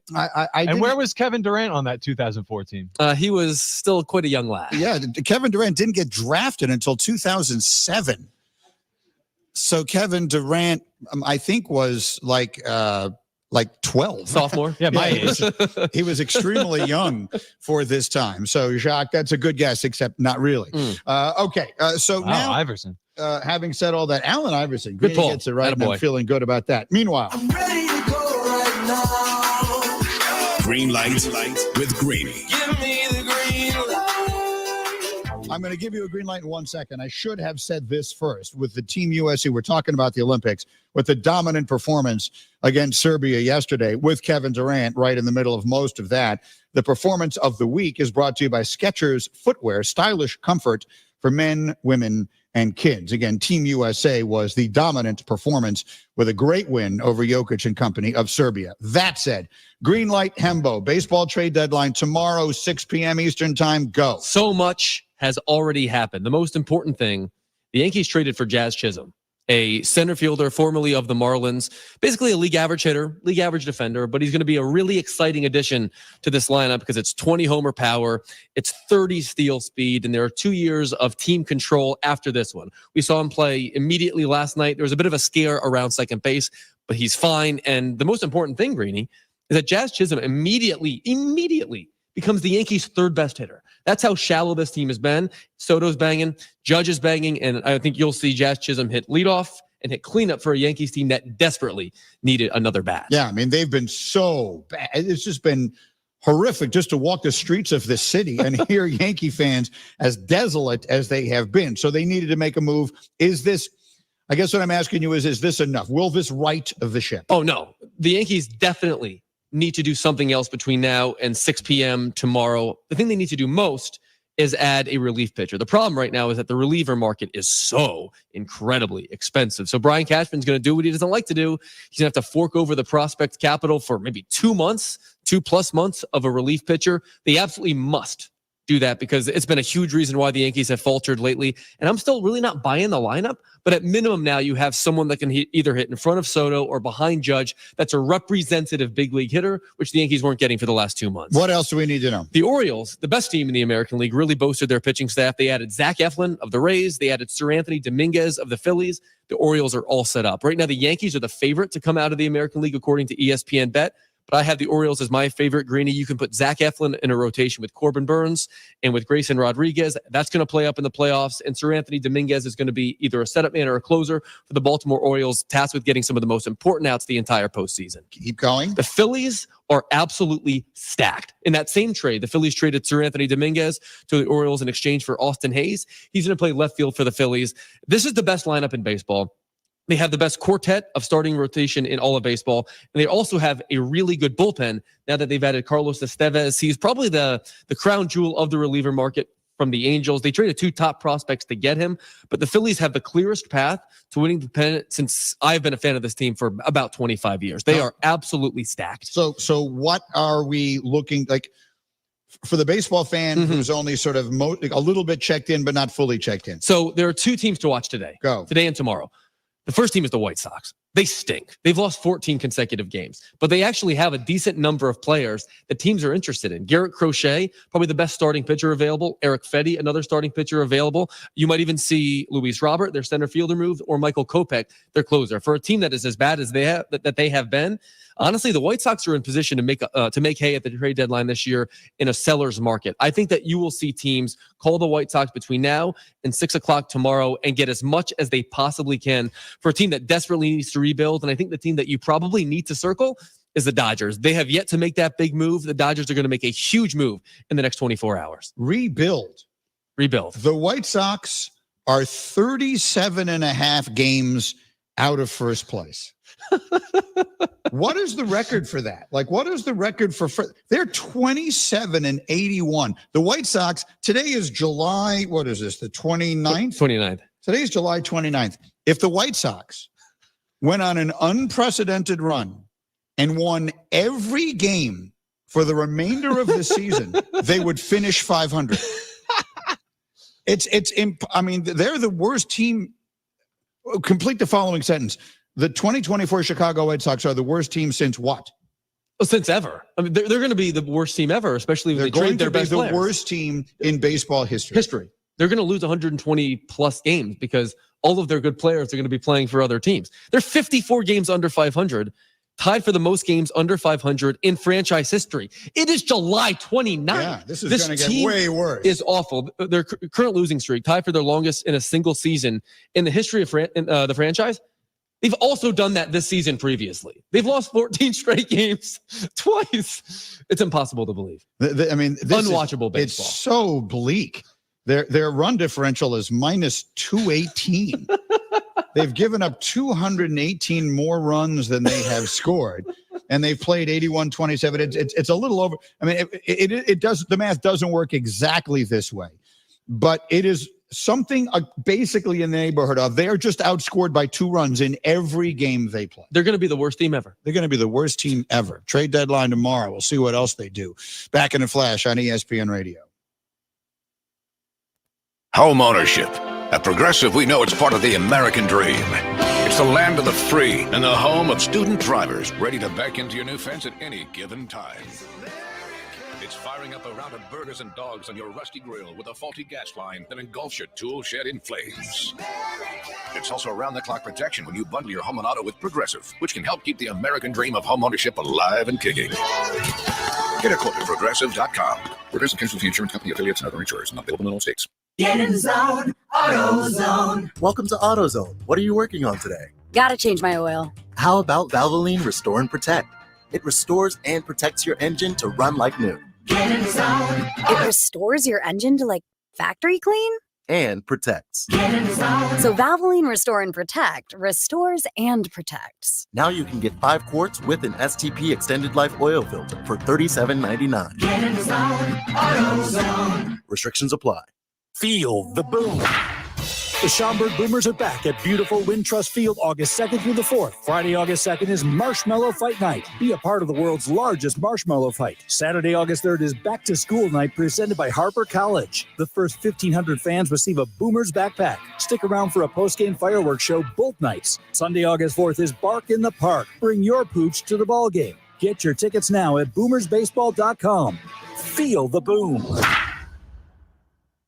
Pain from arthritis is just awful. Bone-on-bone constant pain, robbing you of what you love to do. But there are effective ways to deal with that pain without drugs or surgery. Hey, it's your friend Tom Waddle here. Listen, there are exciting new cellular therapies that can get you lasting relief. And the place to go? QC Kinetics. QC Kinetics uses cutting-edge treatments that accelerate your own body's healing properties, revitalizing your joints so you can move again. And if you're living with chronic pain, you need to know steroids and surgery and pain pills are no longer your only option. Learn how QC Kinetics can use advanced regenerative medicine to treat pain, enhance joints, restore your mobility, and give you long-term relief with no downtime. The local medical professionals at QC Kinetics are ready to help you get your life back with regenerative, restorative, cellular treatments for your achy joints. This is the future of medicine. Call for a free consultation now. They have new locations in Crystal Lake and Greeny. Call them 312-809-5955, 312-809-5955. That's 312-809-5955. Good Karma Brands is proud to be an equal opportunity employer. Our policy is to provide equal opportunity employment, development, and advancement to all current and potential teammates. If you are an organization that maintains a job bank, provides employment information, or gives job referrals, you may request to be placed on the station's mailing list for future career opportunities. To learn more about careers at Good Karma Brands, please email careers@goodkarmabrands.com. When it comes to hard work, there's one important rule. Pick the right tool for the right job. That's why Chevy offers a family of Silverado pickup trucks designed just for the job. Go to ChevyDriveChicago.com and put a Silverado in your toolbox. Confessions of a Potentially Perfect Parent, brought to you by AdoptUsKids.org. I might look like an adult, like a person who could possibly be a parent, but I have no idea how to talk like one. And everyone knows that if you want to be a parent, you have to sound good when you say things like, "Don't make me turn this car around," or "because I said so," or "don't make me come back there." I don't even really know what those things mean, but I know that I actually believed my parents when they said them to me. How did they manage to sound so convincing?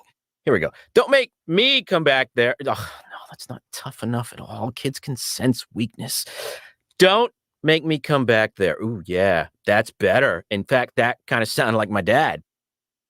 Weird. You don't have to be perfect to be a perfect parent. There are thousands of teens in foster care who would love to listen to you practice your dad voice. Call 1-888-200-4005 or visit AdoptUsKids.org for more information. This message brought to you by the U.S. Department of Health and Human Services, Adopt Us Kids, and the Ad Council. Every hiring manager knows that a company is only as good as the people it's made from. So where do you find the best people? That may surprise you. Meet the grads of life, young adults of unique determination and experience, an ideal fit for your company in an entry-level position, internship, or even mentorship. They might not have every qualification you typically look for, but they're exactly who your company needs. This is talent worth knowing about. Go to gradsoflife.org to learn how to find, cultivate, and train this great pool of untapped talent. Brought to you by the Ad Council and gradsoflife.org. If you're struggling to pay the mortgage, Making Home Affordable is a free government resource that can make it easier. Call 888-995-HOPE or visit makinghomeaffordable.gov. Brought to you by the U.S. Treasury, HUD, and the Ad Council. This is ESPN Chicago, WNVP, WTBC, HD2 Chicago, a Good Karma Brands radio station. Crosstalk Unhinged, the podcast. It's can't miss radio that can't be played on the radio. Where Jurko, Carmen, Silvy, and Waddle talk in a less than civilized way. Presented by Blue Chew. Get the podcast on the ESPN Chicago app. Got a few minutes? Check out our shorts. YouTube. Got an hour? Watch interviews and silly show moments. YouTube. Got nothing going on now? Join us on our live stream. It's all on YouTube right now. Subscribe at ESPN 1000 Chicago. This is ESPN Chicago. Unsportsmanlike with Evan Cohen, Chris Canty, and Michelle Smallman. 5 a.m. Kap and Jay Hood at 7. Greeny with Mike Greenberg at 10. Carmen and Jurko. Now noon to 3. Waddle and Silvy. Now 2:30 to 6:30. Black and Abdallah at 6:30. This is Chicago's home for sports on AM, FM, and always streaming on the ESPN Chicago app. From the ESPN studios at Pier 17 in the Seaport District of New York City, this is Greeny with Mike Greenberg on ESPN Radio. You can also listen and watch the show on the ESPN app. All right, we roll along. Greeny presented by Progressive Insurance. Delighted you're with us on a Monday. We got plenty of football conversation working so far. We got trade deadline, Major League Baseball conversation working here as we roll along. We haven't gotten to a lot from the Olympics, but let's take a moment on the basketball. I've said this many times before. I get, as an Olympic viewer, I get much more invested. Like, I get everyone's watching the basketball because basketball is a sport that we love and we care about it and our team is good. And I understand that. I get personally much more invested in the sports where the Olympics is the pinnacle. So, like, I'm watching the gymnastics yesterday, and like I'm watching the young women from France who fell short, and the Brazilian women who are really good, including one star who I guess they're saying is the biggest threat to Simone Biles. I mean, this is not an area where I'm an expert. So I'm just listening to what they're saying and I'm watching it. But that to me is the Olympics. Like, the Olympics is about, you know, I'm watching like the floor routine. How long are those? 2 minutes, 90 seconds, however long they are. Like, these women have spent 4 years of their lives preparing for those 90 seconds. That's it. That's it. And that's what makes the Olympics special. You know, we just watched LeBron James and Kevin Durant and Derek White and Jason Tatum and all these guys. I'm not trying to diminish the significance of that, but I don't know if I'm the only one who feels this way, but I get so much more emotionally invested in watching the gymnastics and watching the track and field and watching, you know, some of the other more obscure disciplines that you never otherwise see in those 4 years, but they're, you know, fun to watch because you understand A, the patriotic element of it, and B, more than even that, like, just this is these people's lives every bit as much as it is LeBron's life. LeBron's life is being a basketball player. These other people, their lives, they work just as hard all the time, all that, and they do it without any of the fanfare, without any of the fame and notoriety, and they have this one moment, and that is what I get myself excited about when I watch the Olympics. Yeah, that's well said. It's the love of the game and the love of country that is so apparent because, you know, the median athlete representing the United States is going to make a 5-figure salary doing this. And they're going to spend 4 years for this one shot at glory. And that is originally, like way back when, how sports were conceived. That's how it was supposed to be. Now, what sports has become is brilliant and huge. And I love it. We all love it. We all love watching. We all love listening. And we all love consuming. But there is something so raw and something so pure about seeing someone win the gold medal in swimming or gymnastics or equestrian or badminton or anything else, because you sense that this is their true love and it is their one opportunity to shine every 4 years. And obviously, when you see that USA across the front of the jersey, it is incredibly meaningful and powerful. So I was enjoying that yesterday. That said, I did watch the basketball game, and it was ridiculous how good we were. Or let me rephrase that. It was ridiculous how good Kevin Durant was. Kevin Durant was unbelievable. He comes off the bench. He hasn't played. For those of you who are not following this, he comes off the bench, which he never does, but he's been hurt. He didn't play in any of the tune-up games. We almost lost to South Sudan. We had a very tough game with Germany. Like, there were some questions. We were kind of up and down, and Kevin Durant had not been playing. And then early in the game yesterday, Serbia jumps out to a lead. Joel Embiid looks just terrible, by the way. They're booing him every time he touches the ball in France because he's not playing for them. And he just looks bad.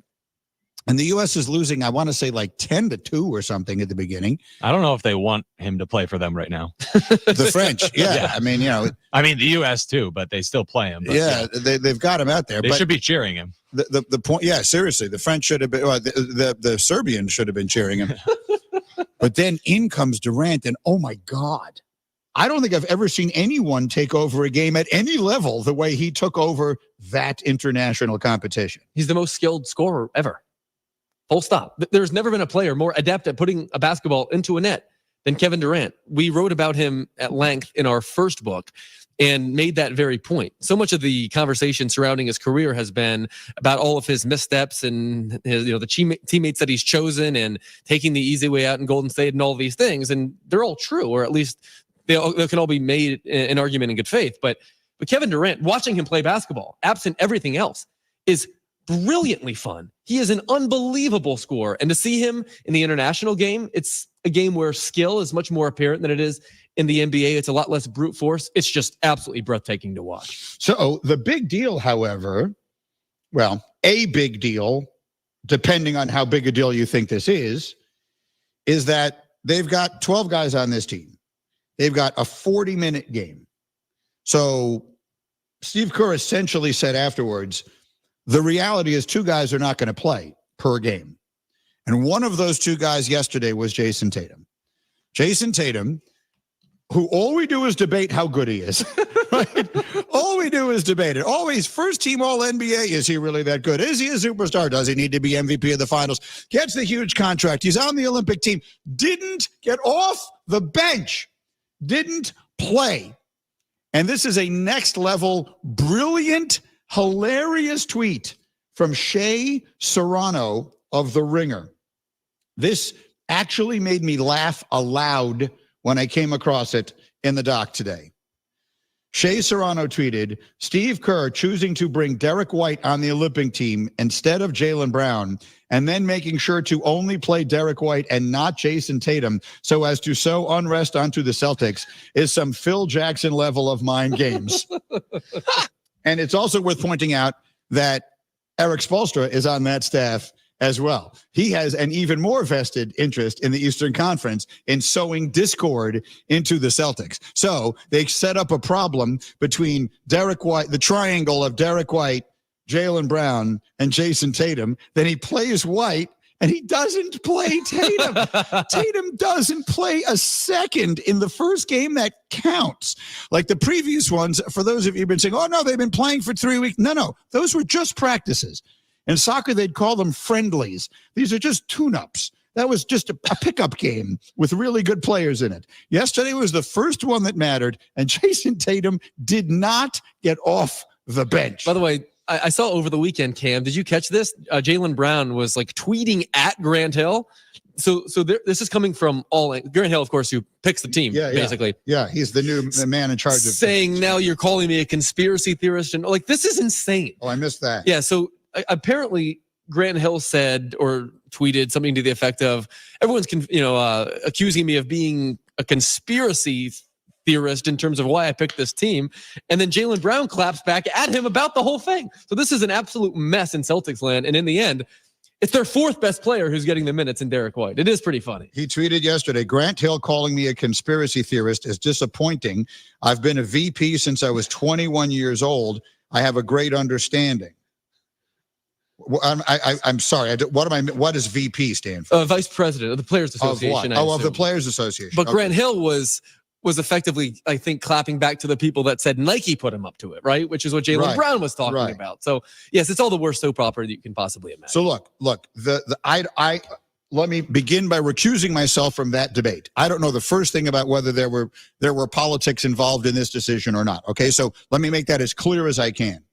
But what I do remember is that in 1992, the original Dream Team, the most important team in the history of sports, Michael Jordan, at that time, the uniforms, the Reebok made the warm-up uniforms, right? Like what Ralph Lauren now makes. Mm-hmm. They were Reebok. Michael Jordan, you don't need me to tell you who he represented, right? Michael Jordan created Nike as a brand. Basically, there was nothing, and then there was Michael Jordan, and now there is Nike, and it is by far the best-known athletic brand in all of the world. So the big controversy surrounding that is Jordan gonna wear the Reebok outfit?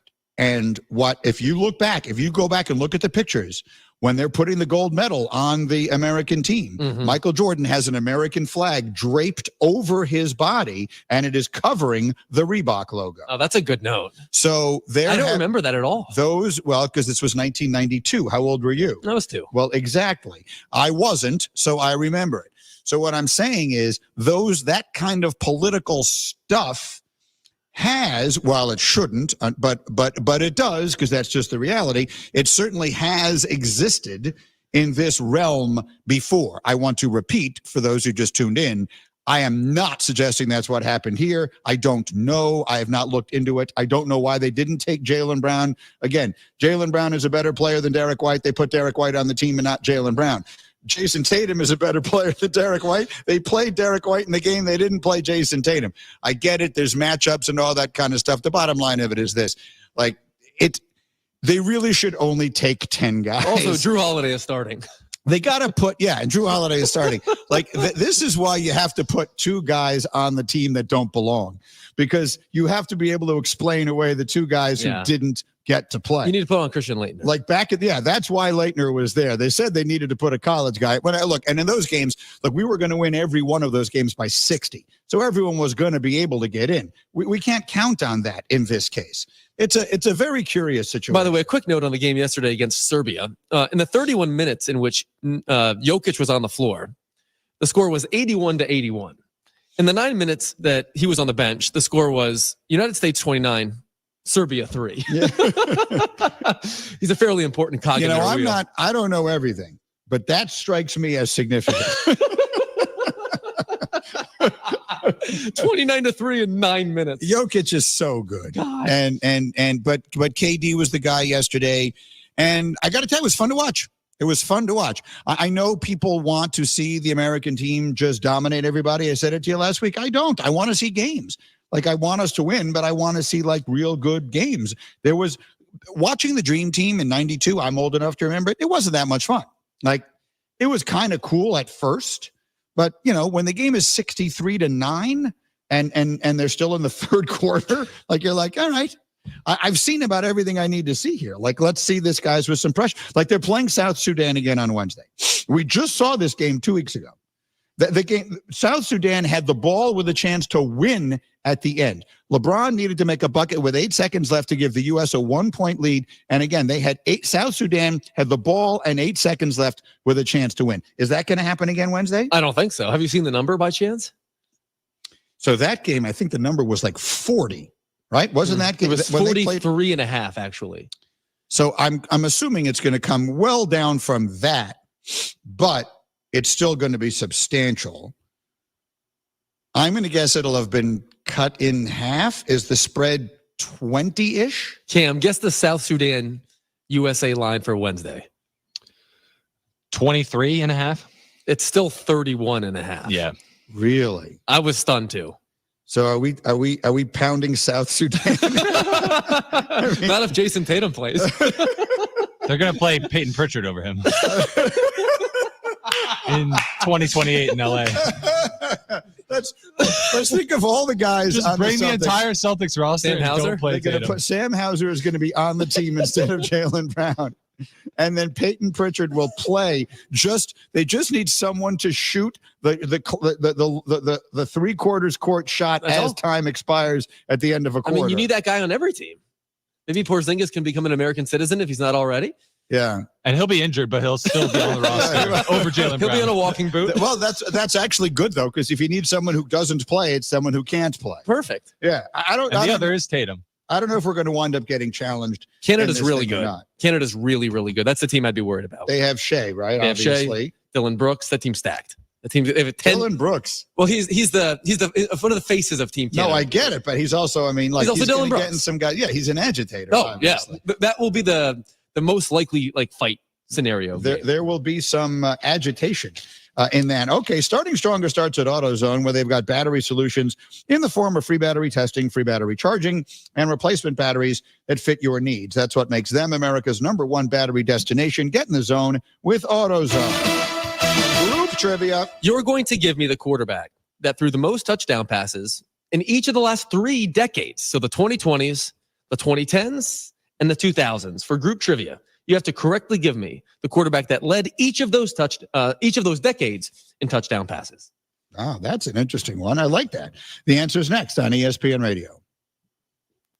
This is an important notice to all U.S. taxpayers. The IRS is giving away billions of dollars in tax savings through a federal program called the Fresh Start Initiative to aid delinquent taxpayers. This initiative was established for anyone facing financial hardship and unable to pay their back taxes. Qualifying and enrolling in this program will stop all collections, settle your delinquent tax problem, and even reduce what you owe by thousands of dollars. Call the hotline at People's Tax Relief to see if you qualify and get this free information by dialing 800-372-2017. If you have unfiled tax returns or cannot afford to pay your personal or business back taxes, you can now get the help you need. One simple phone call can resolve your tax problem and save you thousands of dollars. To see if you qualify and to get this important free information, call 800-372-2017. 800-372-2017. 800-372-2017.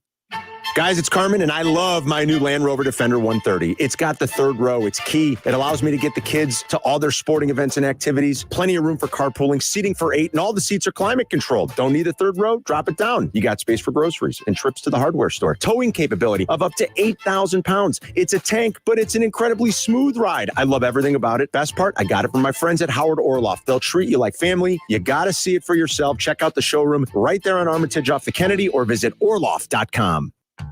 Step up your lunch game at Twin Peaks. Light yet hearty combos put together for you starting at just $7.99. Featuring savory soups like their green chili chicken, crisp salads, and a variety of sandwiches to satisfy your every craving. And don't sleep on their smoked and grilled wings. A fan favorite, the perfect mix of messy and mouthwatering. The perfect companion for some delicious wings. How about a 29-degree ice-cold beer in a man-sized mug? Enjoy your next lunch break with Twin Peaks. Eats, drinks, and scenic views. It's better over here. If you're 55 and up, T-Mobile has an exclusive rate plan just for you. Right now, get 2 lines of talk, text, and data for just $30 a line. That's a 45% savings versus Verizon and AT&T. Plus, you can get one of the latest 5G phones free when you add a line. That's right, a free 5G phone. Experience all this and more on America's largest 5G network. So why wait? At T-Mobile, customers 55 and up can get 2 lines of talk, text, and data for only $30 a line. Just go to T-Mobile.com/choice55 or visit your local store to make the switch. With AutoPay using debit or bank account plus taxes and fees, 45% off 2 lines versus AT&T Starter and Verizon Welcome. Plan benefits vary. Free phones up to $300 off with 24 monthly bill credits and qualifying new line for well-qualified customers plus tax and $35 device connection charge. Contact us before canceling entire account to continue remaining bill credits. Bill credits end if you pay off device early. See details at T-Mobile.com. Cubs fans, stream Cubs games now. Marquee Sports Network brings you a new way to stream your favorite team. Visit watchmarquee.com to subscribe and stream Chicago Cubs baseball, pre- and post-game shows, exclusive programming, and more. Your Cubs, your way. Subscribe now at watchmarquee.com. When I have an asthma attack, I feel scared. It's like tiny nails in the air poke my lungs. I start to cough. Sometimes my parents have to take me to the hospital.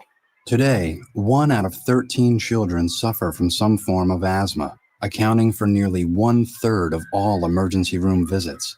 I feel like I'm choking. It's kind of like an elephant is on my chest.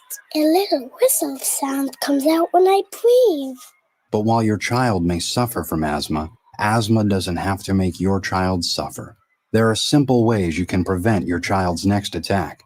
To learn more, log on to www.noattacks.org or call your doctor, because even one attack is one too many. I feel like a fish with no water.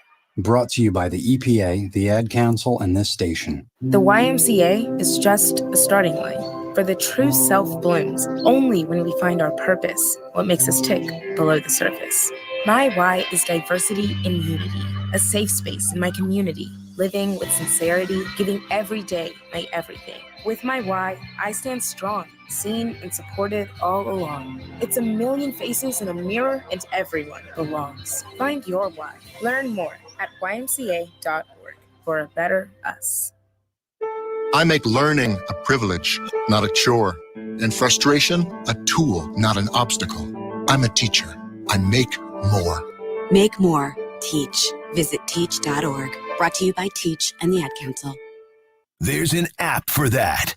Download, listen live, podcasts on demand. The ESPN Chicago app.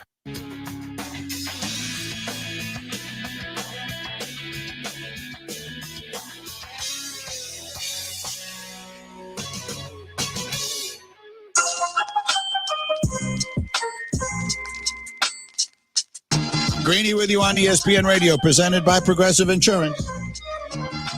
Very interesting little sneaky Hembo trivia, group trivia question here.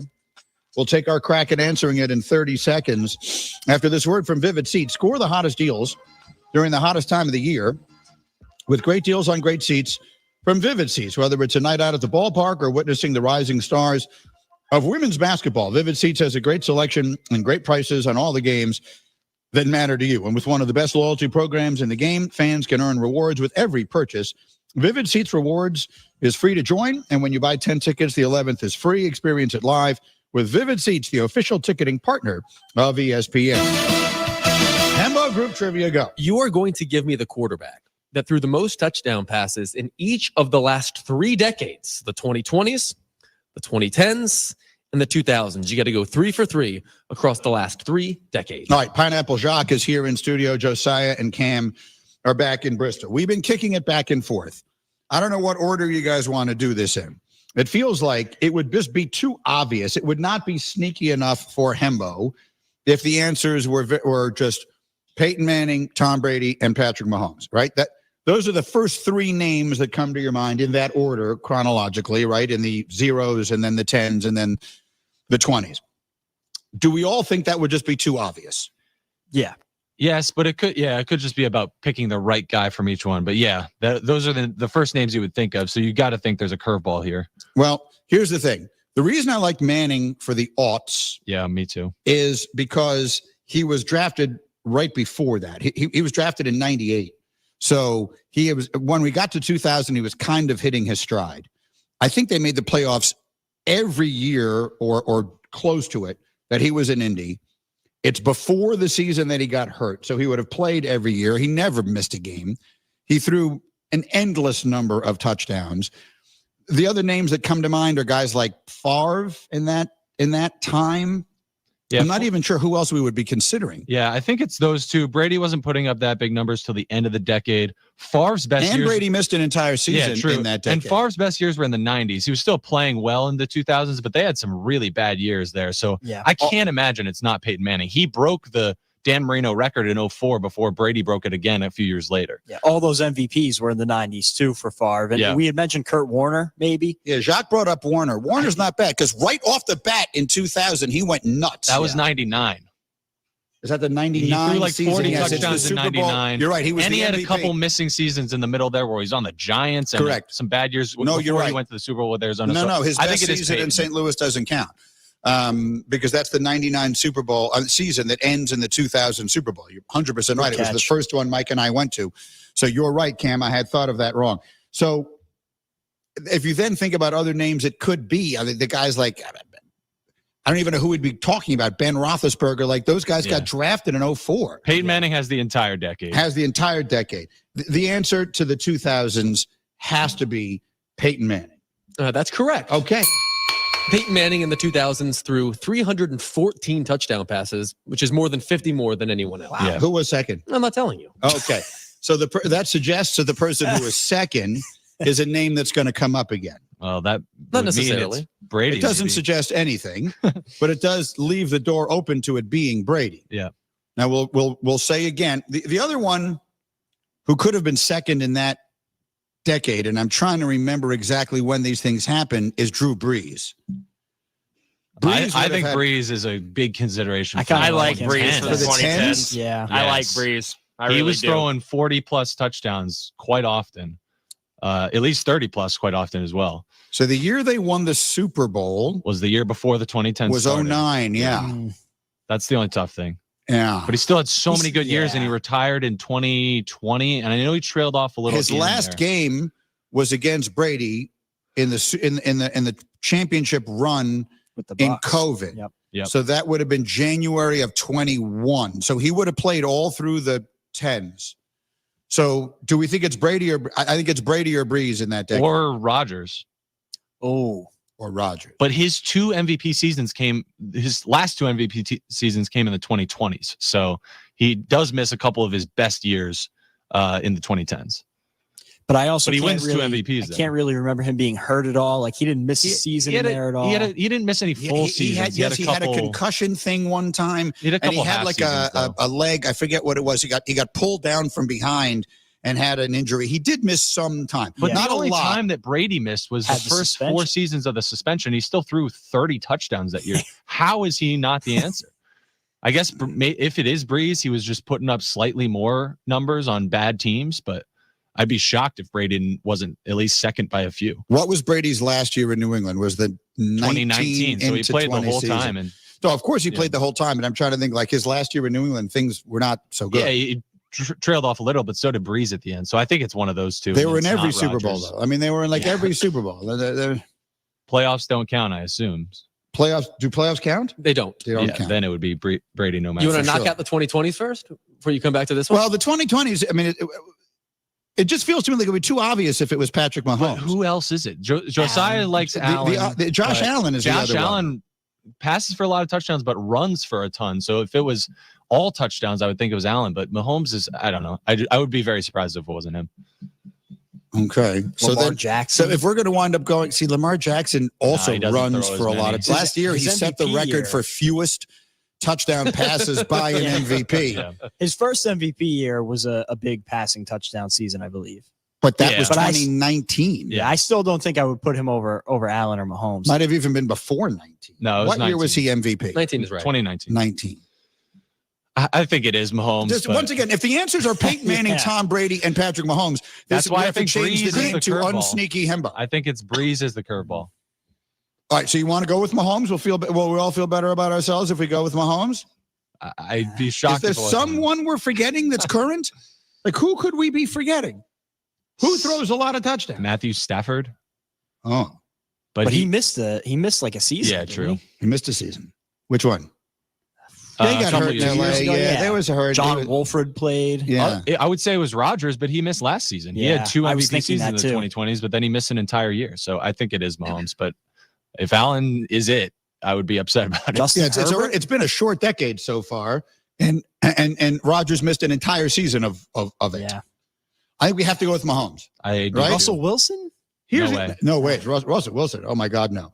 Here's the only thing I can say. If we don't guess Mahomes and the answer is Mahomes, we will never forgive ourselves. Right? All right, we're going to say Patrick Mahomes for the 20s. That's right. Okay. He has thrown 143, which is only 6 more than Josh Allen. Okay, so we're close on Allen. Coin flip. Okay. I think Breeze is the hook that we didn't see coming. I feel really good about Drew Brees. Yeah. I could be very wrong. And Hembo's going to be so smug when it's Brady. Well, but then maybe the beauty of the question will be that none of them wound up being Brady. Like that's what the beauty of it could be. Cool. Then Brady, who was basically the best quarterback through all of it, and has the most touchdowns ever, will not wind up having led any of the individual decades. He was drafted in 2000. Yeah. He became the star, but we're not talking about that decade. I'm sorry. We're talking about the 2010s. So the only time he would have missed during the 2010s were the first 4 games of the Spygate or the Deflategate season. It still had a big year. It's Breeze or Brady? I think it's Breeze. What do you think, Jack? I'm fine with Breeze. Josiah? I'm with Cam. Yeah, I'm good with Breeze here. All right, we're gonna go with Drew Brees. And the correct answer is Drew Brees. Yeah, let's go!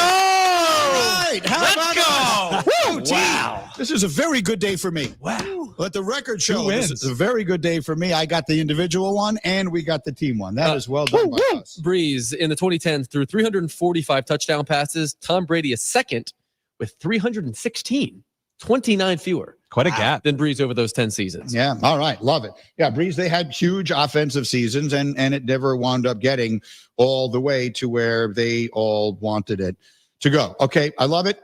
Very well done. Let me roll on to some other stuff that we had in here a little bit earlier. I want to play some of the Jerry Jones. I'm sorry, what? I'm sorry. What? I'm sorry, what? I'm sorry, what? So look, we all know Dak Prescott has talent, right? And I can use that to mention that Robert Half knows talent. 9 out of 10 hiring managers are having difficulty hiring today. Robert Half is here to help. At Robert Half, they know talent. Visit roberthalf.com today. Dak Prescott is pretty much the only quarterback whose contract is up in the foreseeable future who doesn't have a new deal. And I thought Kevin Clark, who did a nice job with us on Get Up this morning, explained it or made a good point about it. He said, Jerry Jones is the only owner who acts as though the price for great players is going to go down, like he's waiting for a bargain. He's waiting so long on CeeDee Lamb that he's going to be the last mover. He's waiting so long on Dak Prescott that he's going to be the last mover. And the last mover in this game always pays the most. So we're living in a world where this weekend, Tua Tagovailoa got over $200 million, and Jordan Love got a contract that is equal to the biggest contract in the history of pro football, which led someone to ask Jerry Jones the question, is Dak better than Jordan Love? And the way Jerry tied himself into a pretzel trying to answer that question was, if nothing else, entertaining. I get in trouble every time I make comparisons, okay? I do get in trouble. And, of course, we saw a head-to-head match with Green Bay last year. We've all got that burr in ourselves. I'm anxious for Dak to get a chance to show he's the best with Cowboy star. And you think he can do that without a new deal? Oh, yes. What gives you that confidence? Yes. But don't that might imply that we're not going to do a new deal, and that's just not the case in my mind. But we've got a lot we're weighing, and I was trying to say those things change. They change every day. Goodness, we've had key quarterbacks stay out for the first 6 games as recently as last year. Okay, so many interesting things to catch up on in all the many things that he said. The first of them, the beginning of that, when he's actually comparing Dak Prescott to Jordan Love, it's a complicated question for a person in his position to have to answer. Well, he doesn't have to answer it. Well, that's the thing. His placing himself where he places himself, which is to say the owner and the general manager, and standing on the field while training camp practices are going on, all 3 of those things is the reason why he is then forced to answer an unanswerable question. Now, what I found most fascinating about that at the beginning was his seeming desire to answer it honestly. Like, he could easily have just said, oh, yeah, are you kidding? Dak's our guy. As I ride with Dak. It doesn't matter if he means it or not. He didn't have to say, look, we all remember Jordan Love came in here and beat the heck out of us last year, and Dak played terrible. Like, he didn't have to mention the burr in their saddle, which is one of my favorite ways to describe being upset about something. You can relate to that, of course. Yes, of course. I've had many a burr in my saddle. But, I mean, everything about that is obviously fascinating. It seemed as though it was important to him that he gave, like, a credible and well thought out answer to a question he has no business answering in the first place. I agree entirely. But I need to push back at least on the general, the Cowboys have no idea what they're doing narrative, because it seems to be the prevailing narrative. I have to ask myself, even though I generally agree with all the, Oppo research, this is a team that has gone 12-5, 12-5, 12-5. A team that has identified Dak in the draft, and CeeDee Lamb in the draft, and Micah Parsons in the draft, and the team that has drafted and developed players admirably. Like, the Cowboys do all of the big stuff. They get most of the big stuff right. And even though that has not been accompanied by playoff success, I don't want to just add my voice to a never-ending group of voices in the wilderness yelling the same things. Is there some kind of 4-dimensional chess here, or is everyone right and Jerry Jones is just an idiot? No, I think the answer is both of those things, which is to say, and Kevin said this on TV today, he loses every stare down. Like, maybe the reason that they don't wind up making the big, I'm not going to say this because it's not what I believe, but they pay more than they need to for their most important pieces. So if you could go, I mean, this is a ridiculous analogy to make, but I can't think of a better one. If you could go to a supermarket and they're selling tomatoes, and over here they have a tomato and it's for $8. And then over here on this side, it's the exact same tomato, but it's $6. Do you have to think about which one of those you want? Those are really expensive tomatoes. Okay, but you know what I'm saying. There's no question I'm taking the $6 tomato. Are they or are they not? Choosing to pay more for the same thing by waiting on getting CD Lamb's deal done, by waiting on getting Dak's deal done. Like, Green Bay couldn't get the deal done on Jordan Love fast enough. The Chargers couldn't get it done fast enough. The Bengals couldn't get it done fast enough. The Bills couldn't get it done fast enough. And as a result, even though they have very expensive quarterbacks, at least they got them as cheaply as they're going to get them. The prices are not going to go down. They're not going down, and they never go down. And I don't want to get too into the weeds with how NFL teams spend their money, but a couple of things that everyone can understand here. The Cowboys are the most valuable franchise on the planet. They're worth $9.2 billion. They rank 32nd in the NFL in cash spending. They're dead last. Year after year, the Cowboys and Jerry Jones refuse to, for lack of a better term, front the cash, give huge signing bonuses on the front end of their contracts. And in this case, that's hurt them a lot because they have 3 players that are due or could be due very soon. And that puts them in a very tough spot because they can't put themselves or choose not to put themselves at a market advantage like every other team is doing. So they're paying 100 cents on the dollar for their own players rather than 70 or 80 or 90 like everyone else, because everyone else has an owner that's willing to give that $75 million signing bonus like Jordan Love just got. So why aren't the Cowboys doing it? Because really rich people treat their money like Jerry Jones does. And that's how But they're all really rich people. No, but no one's as rich as him. And Jerry Jones has refused to do this. Like some NFL franchises, like the Eagles, for example, Jeffrey Lurie is willing to give some cash up front. It enables Howie Roseman to do the deals really early. In Jerry Jones's case, he wants to go year to year with this stuff, and he's not willing to give any of his homegrown players the advantage of, let's do this right away, let's reset the market, and only give you a huge amount of money up front. Because he doesn't want to front the money up front. He doesn't want to give away his millions of dollars in the form of a bonus. So he's effectively eliminating the opportunity that most teams take advantage of with their homegrown players, which is when they have the chance to re-sign them and give them the extension, we'll put a lot of that money in advance. Instead, Dak Prescott has a $55 million cap hit this season. It's a fraction of what, for example, Jalen Hurts is and is going to be in the coming years. It's pretty simple math. So this is a part of this that I don't think most people understand because it's not a really obvious part of this. But what you're saying is that while everyone winds up getting the same amount of money, the way it is structured winds up impacting how much of it the owners actually wind up having to give away. Themselves. How long they can hold on to it, how much of it they wind up ultimately paying and everything else. And you're saying Jerry Jones basically hangs on to as much of the money as he can in ways that other owners do not, which would seem to be the opposite of the image he projects. Right? The image he projects is the ultimate freewheeling, right? Like I got my bus and I got my cigar. I'm just making the cigars and I'm living, baby. I mean, no one has made more money than he has made. I put this in our book, and I got to look it up again. But do you know what he paid for the Dallas Cowboys?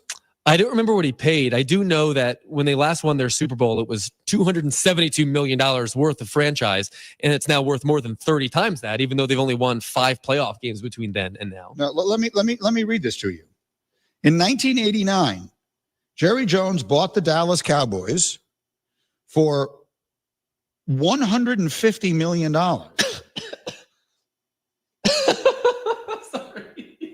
If he wanted to sell the Dallas Cowboys today, he would get $10 billion. And then some. Right? Let's say easily $10 billion. So you're better at this than I am. What percentage of that is that? I mean, you're talking about 100 times. Like you're almost 100. Well, 100 times would be $15 billion, right? So it's like 75 times. 75 times. So he's worried about the little bit of money that he's fronting Dak Prescott and CD Lamb. Like that's the part of it I don't understand. The thing is, he runs this $9 billion business like it's a family business. Like if you go to their org chart, like the Cowboys org chart on their roster, the top 4 names you'll see are 4 Joneses. Like he still acts like this is a mom and pop shop, even though it's worth $9 billion. I'm looking at the cash tracker right now for spending because this seems of interest to you. The teams in their conference, the teams with which they most closely compete in their conference. Here are the top 4 in cash spending in the NFC. The Eagles, the Niners, the Lions, and the Packers. Those are the 4 best teams in the conference right now, and there is no coincidence why that's the case. It's a point well made. Let me pause briefly on that. As we continue in a moment, you're going to hear one of the players in the middle of all of this commenting on the money, and it is a perfect example of why he's the best of them all. That's next on ESPN Radio. It's Wrangler season out there. Open roads, endless horizons. Shop Wrangler.com for new denim styles. eBay Motors is here for the ride. Go ahead, feel your engine. Admire that perfectly installed exhaust. Your vehicle's moving along this freeway like it was made from fresh installs and a whole lot of love. With eBay Motors, you get over 122 million parts to keep it running. And with eBay Guaranteed Fit, they'll be the perfect fit every time. Plus, at these prices, well, we're burning rubber, not cash. Keep your ride or die alive at ebaymotors.com. Eligible items only. Exclusions apply. Summer's just getting started, so fill your cooler with the smooth and refreshing taste of Twisted Tea Hard Iced Tea. It tastes like real iced tea because it's made with real brewed tea. And with a 5% kick of alcohol, Twisted Tea is perfect for the beach, the lake, or wherever you're hanging out and day drinking with your friends. Look for the bright yellow cans. Twisted Tea Hard Iced Tea. Keep it twisted. Twisted Tea Brewing Company, Cincinnati, Ohio. Please drink responsibly. The summer heat and humidity will rise. Get some cool this summer. The new look Homewood Flossmoor Ice Arena. For 50 years, HF Ice Arena has been the beloved home for skaters of all ages. Find out why. Sign your kids up for hockey or ice skating lessons this summer, or plan for upcoming leagues now. Homewood Flossmoor Ice Arena, located across from Coyote Run Golf Course and Wiley's Grill. Visit hfparks.com for available ice time. Do something cool for you and your family with some chill time at HF Ice Arena, an official Blackhawks ring partner. Hard work beats talent when talent doesn't work hard. That's why when it comes to hard work, nothing works harder than a Chevy Silverado. It's built to handle the big jobs day in and day out. Chevy has a Silverado pickup that's just right for you. 1/2 ton, 3/4 ton, and 1 ton. Call it the Goldilocks effect. No wonder Chevy Silverado is the official truck partner of the Chicago Bears. Check out the full line of Chevy Silverados at ChevyDriveChicago.com. Work hard, play harder in a new Silverado. Are you ready to make a difference for the environment while helping the visually impaired at the same time? Then donate your vehicle to Heritage for the Blind today by calling 1-800-983-6530. Every donated vehicle will either be properly recycled in an eco-friendly manner or given a new life through reuse. Donating your vehicle is easy. Simply call 1-800-983-6530 and Heritage for the Blind will do the rest. They'll even arrange for your vehicle to be picked up at no cost to you. And for a limited time, when you donate your car, you'll receive a $200 restaurant voucher and a 2-night, 3-day hotel stay at one of 50 locations. Call 1-800-983-6530 right now to schedule your vehicle donation and make a positive impact on the environment while helping others. Heritage for the Blind, where every car donation counts and every person makes a difference. Call 1-800-983-6530 now. This advertisement is paid for by Heritage for the Blind. So grateful that ESPN 1000 is doing this event. Never be absent from a Whiskey U event. How many Whiskey U's have you been to? Probably 5 or 6. See people from previous events, and we kind of like follow each other and go all the way through the whole year. I just appreciate being able to come out with friends, make new friends, drink a couple of drinks, patronize a really great establishment. Stay tuned for details on the next session of Whiskey U at ESPN Chicago and Breakthrough Beverage Production. Take an ordinary putty knife and scrape off the old wax ring. Place the new wax ring over the flange, then line up the bolts with the bowl and gently set in place, making sure a proper seal is created with the flange and drain. Next. Dad? Yeah, sweetie. Is that an old plumbing manual? Oh, yeah, honey. We really need to get some new books. Right, do you want me to stop? Nah, I kind of want to know how it ends. Okay. Tighten the bolts, line up the flushing valve to the opening in the top of the bowl, and secure the tank with a screwdriver and crescent wrench. The smallest moments can have the biggest impact on a child's life. Take time to be a dad today. Call 877-4DAD-411 or visit fatherhood.gov. Brought to you by the U.S. Department of Health and Human Services and the Ad Council.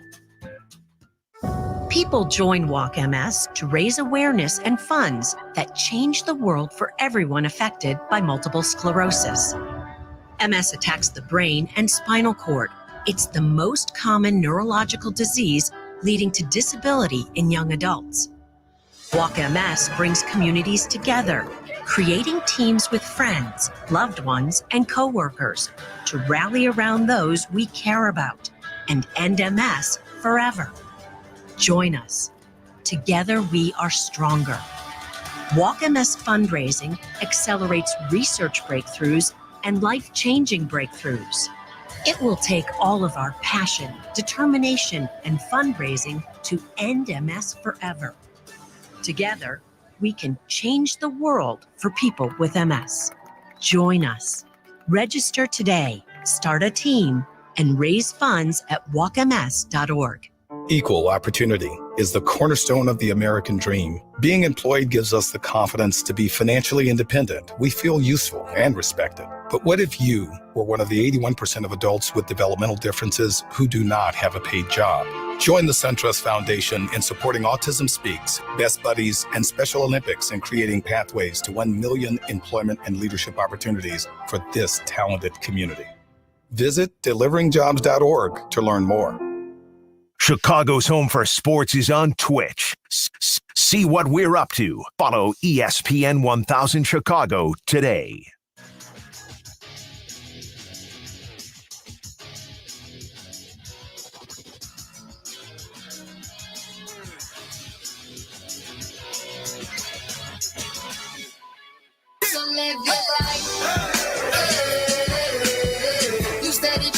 All right, Greeny with you on ESPN Radio. A couple of things I want to mention. One of them, apparently Aaron Rodgers just fell to the ground after someone stepped on his foot in the quarterback center exchange, and he's mad. I'm telling you right now, if he gets hurt, I'm never coming back. I mean, I'm never going to get through this.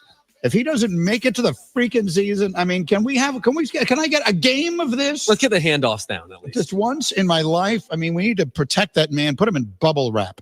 Second, someone told me I'm bleeding. Now, I don't even know how. At what stage of your life do you start bleeding and not know it? Do you see something here? Yeah. I don't know. I've no idea what happened. Like all of a sudden, Russell says to me, Greeny, you're bleeding. And I don't, it's not running down the side of my face or anything. I must have just picked like scratching myself. I must have. Yeah, that's too high for a shave. That's not from shaving, right? Shaving? What am I? It's for those of the radio. It's like, it's you know, you can say, what is that? What happened there? He's adjusting his hairline. I have no idea. Yeah. I don't know what this is. Getting a shape up? I have no idea why that is the way it is. Yeah, our TV crew pointed it out to us too. I'm glad there's no cause for concern because when they said his head is bleeding, I was my like, head oh is my bleeding. gosh. So that's my mouth's bleeding, Doc. You don't understand that. Anyway, that's a line from It's a Wonderful Life. So anyway, this is your flu game. I'm fine. This is my flu game. I'm managing to do this despite seeming to have somehow contracted a scratch on my head of which I was unaware. That's not a good stage in life. Like you're at the age now where other people are telling you you're bleeding. Yeah, Greeny, you're bleeding. You're exactly right. Like as a general rule, when you're bleeding, you want to be the one who knew it. At least first. And do you want me to? I could take up the entire rest of the show telling a story about that, or I could just get back to what we were talking about. What were we talking about? I was going to read the Patrick Mahomes stuff, which I really like. Okay. Pick your poison. Oh, I'm going to read the Patrick Mahomes. I'm going to read the Patrick Mahomes stuff. So they asked Patrick Mahomes for USA Today Sports asks him about all these other quarterbacks getting paid more money, right? Now, all of a sudden, like where does he rank on the list of the highest paid quarterbacks? He's only making $45 million a year, which at the time was record breaking, but now I don't know how people live on that. I have no idea how he's managing. I'll pull up the whole list now. But he's like low, right? Oh, yeah. I mean, in terms of average annual value, his $45 million salary ranks tied for 11th with Kirk Cousins, notable average quarterback. Right. So that's my point, right? So we all understand. Patrick Mahomes is overwhelmingly the best player. There's no one who doesn't think so. There's not one person who's ever seen a football game. People who only watched football last year because they like Taylor Swift all know Patrick Mahomes is the best player. Yeah. And yet he's the 11th highest paid. And so he said about all these other guys getting paid, quote, it's awesome for the game of football. It's awesome for the quarterback position, but I think all positions. I know every time a contract comes up, everyone looks at my APY, my average per year, and everything like that. I'm doing pretty well myself. For me, it's just about going out there trying to win football games, trying to make money for my family at the end of the day. I feel like I'm doing a great job of that. I feel like we do a great job. Let me just stop. Here's the point I'm trying to make. Why is Tom Brady the GOAT? Tom Brady is the GOAT because he recognized two things. He recognized that he was in a position that being an all-time great quarterback puts you in the very unique position to be able to make a fortune of money for the rest of your life.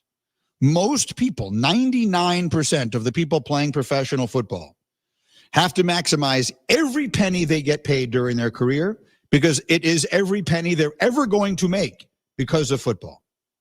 Tom Brady will be making tens of millions of dollars a year, every single year for the rest of his life because of his football career. So will Patrick Mahomes. So will many, many, many of these guys.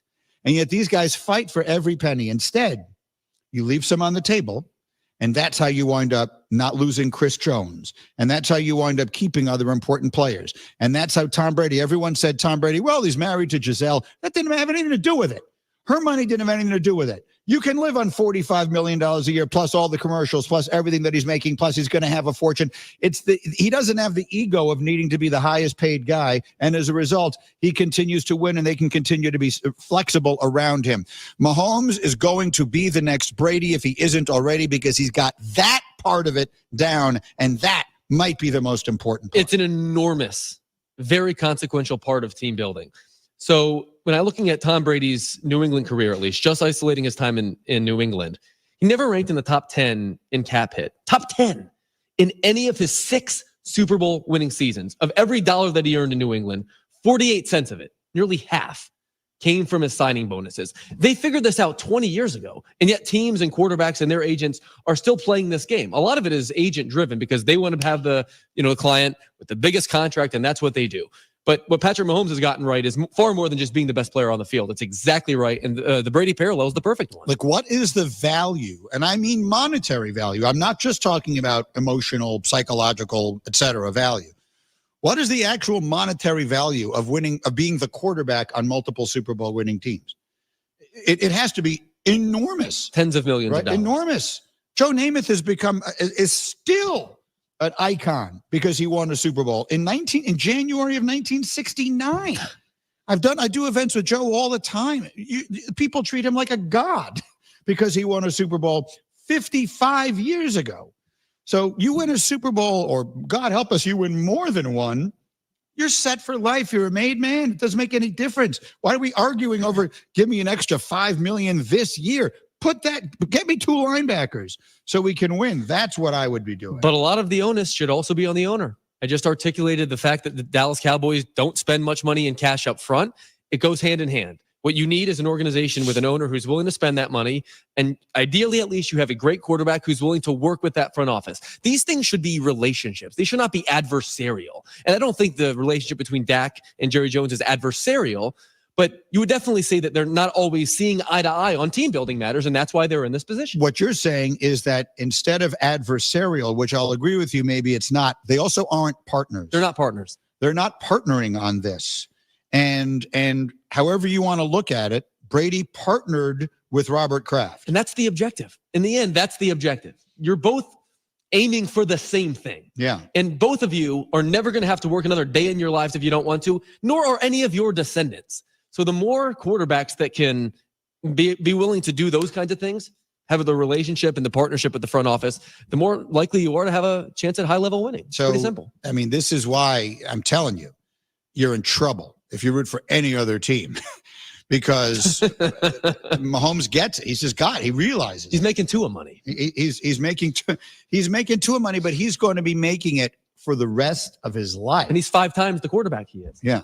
So anyway, I thought that was just an interesting way of looking at it. All right, good fun day. Good to be back here. We'll be back again regularly as the summer continues, and then full steam ahead as we get to the fall and the football season every single day. See you tomorrow. It's Greeny on ESPN Radio. Carmen, and you're coming up. We got a game week. Yeah, Thursday. The Bears kick off the exhibition season. So just a handful of days away. We're at camp tomorrow. No pads today. Sounds like it was a little bit of an uneven day again for the offense. You're going to hear from Caleb Williams, his press conference coming up live here in your home for the Bears. Can't wait. A lot of exciting things happening in the sports world, too. And the Olympics have kicked off. Well, welcome back, Kevin Durant. My goodness. Welcome to Chicago, Isak Paredes. You got a new third baseman. We'll talk about that. And the White Sox continue to stink. But maybe a new manager on the horizon. We'll see you coming up at noon. Now Martha Stewart for Skechers. When I make a dish or embark on a craft project, I always use the finest, most fabulous ingredients and materials. Which is why, when it comes to footwear, I love Skechers. Because Skechers is the comfort technology company and uses the most luxurious, innovative materials and designs to make wondrously comfortable footwear. It's exactly the way I'd make shoes. They've meticulously designed stylish footwear with all the fits and features you want. They have fits like wide fit, relaxed fit, stretch fit, arch fit, and more. Plus, they have luxurious features including Skechers' world-famous air-cooled memory foam. It's like walking on a cool side of the pillow all day long. And best of all, they find a way to keep them affordable. You simply can't get more comfort and style for your dollar. So if you want the kind of footwear I'd create, get yourself a pair of Skechers. It's comfort with style and more. Find Skechers at a Skechers store, Skechers.com, or wherever stylish footwear is sold.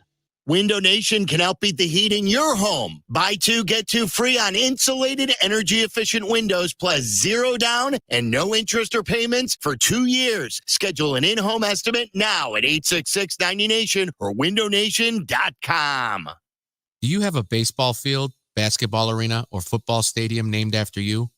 Your insurance company might.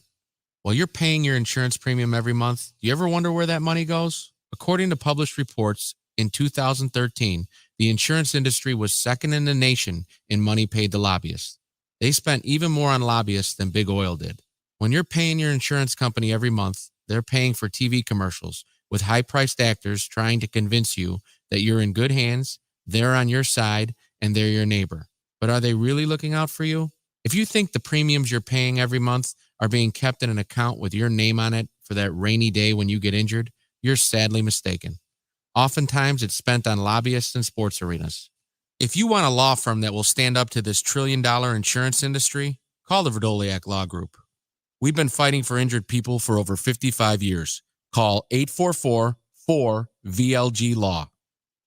We all hear the radio ads about the IRS. They tell you to be afraid, to be scared, and they try to frighten you into calling. I'm not here to do that. Tax Relief Advocates is different. TRA is here to tell you that if you owe money to the IRS, whether it's $5,000, $50,000, or $500,000, we have a solution. It doesn't matter if you're sitting in your car, at work, or with your kids. No matter where you are, call now. 800-575-6759. Don't lose hope. TRA can eliminate or reduce what you owe to the IRS. Generous programs are now available that can give you a fresh start. Our passion is taxes and helping individuals fix their IRS problems. We have over 1,000 5-star reviews on Google and an A+ with the Better Business Bureau. You don't need to be afraid of the IRS any longer. End your tax nightmare today by visiting us online at TRA.com or call 800-575-6759. That's 800-575-6759. Tax Relief Advocates. Real solutions for real people. My name is Meera Batra. I have been in this country 32 years, and this is how I live united. America has always been the land of promise, and in my community, many families have come for a better life. Coming from another culture myself, I know the desire to become part of a community, to feel at home, and to gain the tools for our children and families to succeed. So I advocate for these families with United Way. United Way empowers them to look beyond their histories and to see what opportunities are available. We help them get involved with their kids' schools, network within the community, and when we do, we unite them. We make the community stronger. What I do is something I wish someone had done for me, and I am so grateful I am able to. My name is Meera Batra. I help families see opportunities and succeed. I don't just wear the shirt, I live it. Give, advocate, volunteer, live united. Go to liveunited.org. Brought to you by United Way and the Ad Council. Live from State Street in the heart of Chicago, you are listening to the new home of the Chicago Bears, ESPN Chicago. And this is Carmen and Jurko, WMVP, WTBC, HD2, Chicago, a good Karma Brands radio station. All right, we kick things off on this Monday with Caleb Williams meeting the media up at Hallis Hall after practice. We take you there live on your home for the Bears, brought to you by your Chicagoland BMW Centers. These next practices, I'm very excited, still progressing, but we're towards the end install right now for this portion, which is very exciting. To think that, not too long ago, I didn't know really anything about this offense. And now I know a lot more than I did then. So progressing, excited, and ready to go. You've been open about kind of the inner dynamic for you, that drive to be great, the striving for perfection, while also understanding that there are going to be mistakes. How's that been for you so far, kind of balancing that in your mind? Yeah, it's been great. I'm always tough about the mistakes. That's the part about me, I think, that is that drives everything. And being tough on myself, being tough about the mistakes that happen, whether it's MAs or it's actually a turnover or anything like that. Just being tough on myself. But understanding that, there are going to be mistakes and how I respond to those mistakes, depends on how, and, the response and all of that, always provides an outcome, whether it's a good or bad response, the outcome from that response is always going to, it's always going to be there. So, like I said, getting back to it, getting excited, getting prepared for this and, these mistakes, these good and bad days that I, having, at least in my good and bad days that I'm having. I know it's preparing me for, those games late in the season, these preseason games coming up. And obviously I go versus this defense every day. So they make it tough on me. Caleb, how vocal have you been in meetings with the coordinators, with your other players about what you think could improve in a certain scheme, a certain set on the offense? Yeah, I'd say I've been in some cool systems. Well, one cool system before this was Lincoln Riley, and we ran some plays similar. And even today, getting in there, talking about it.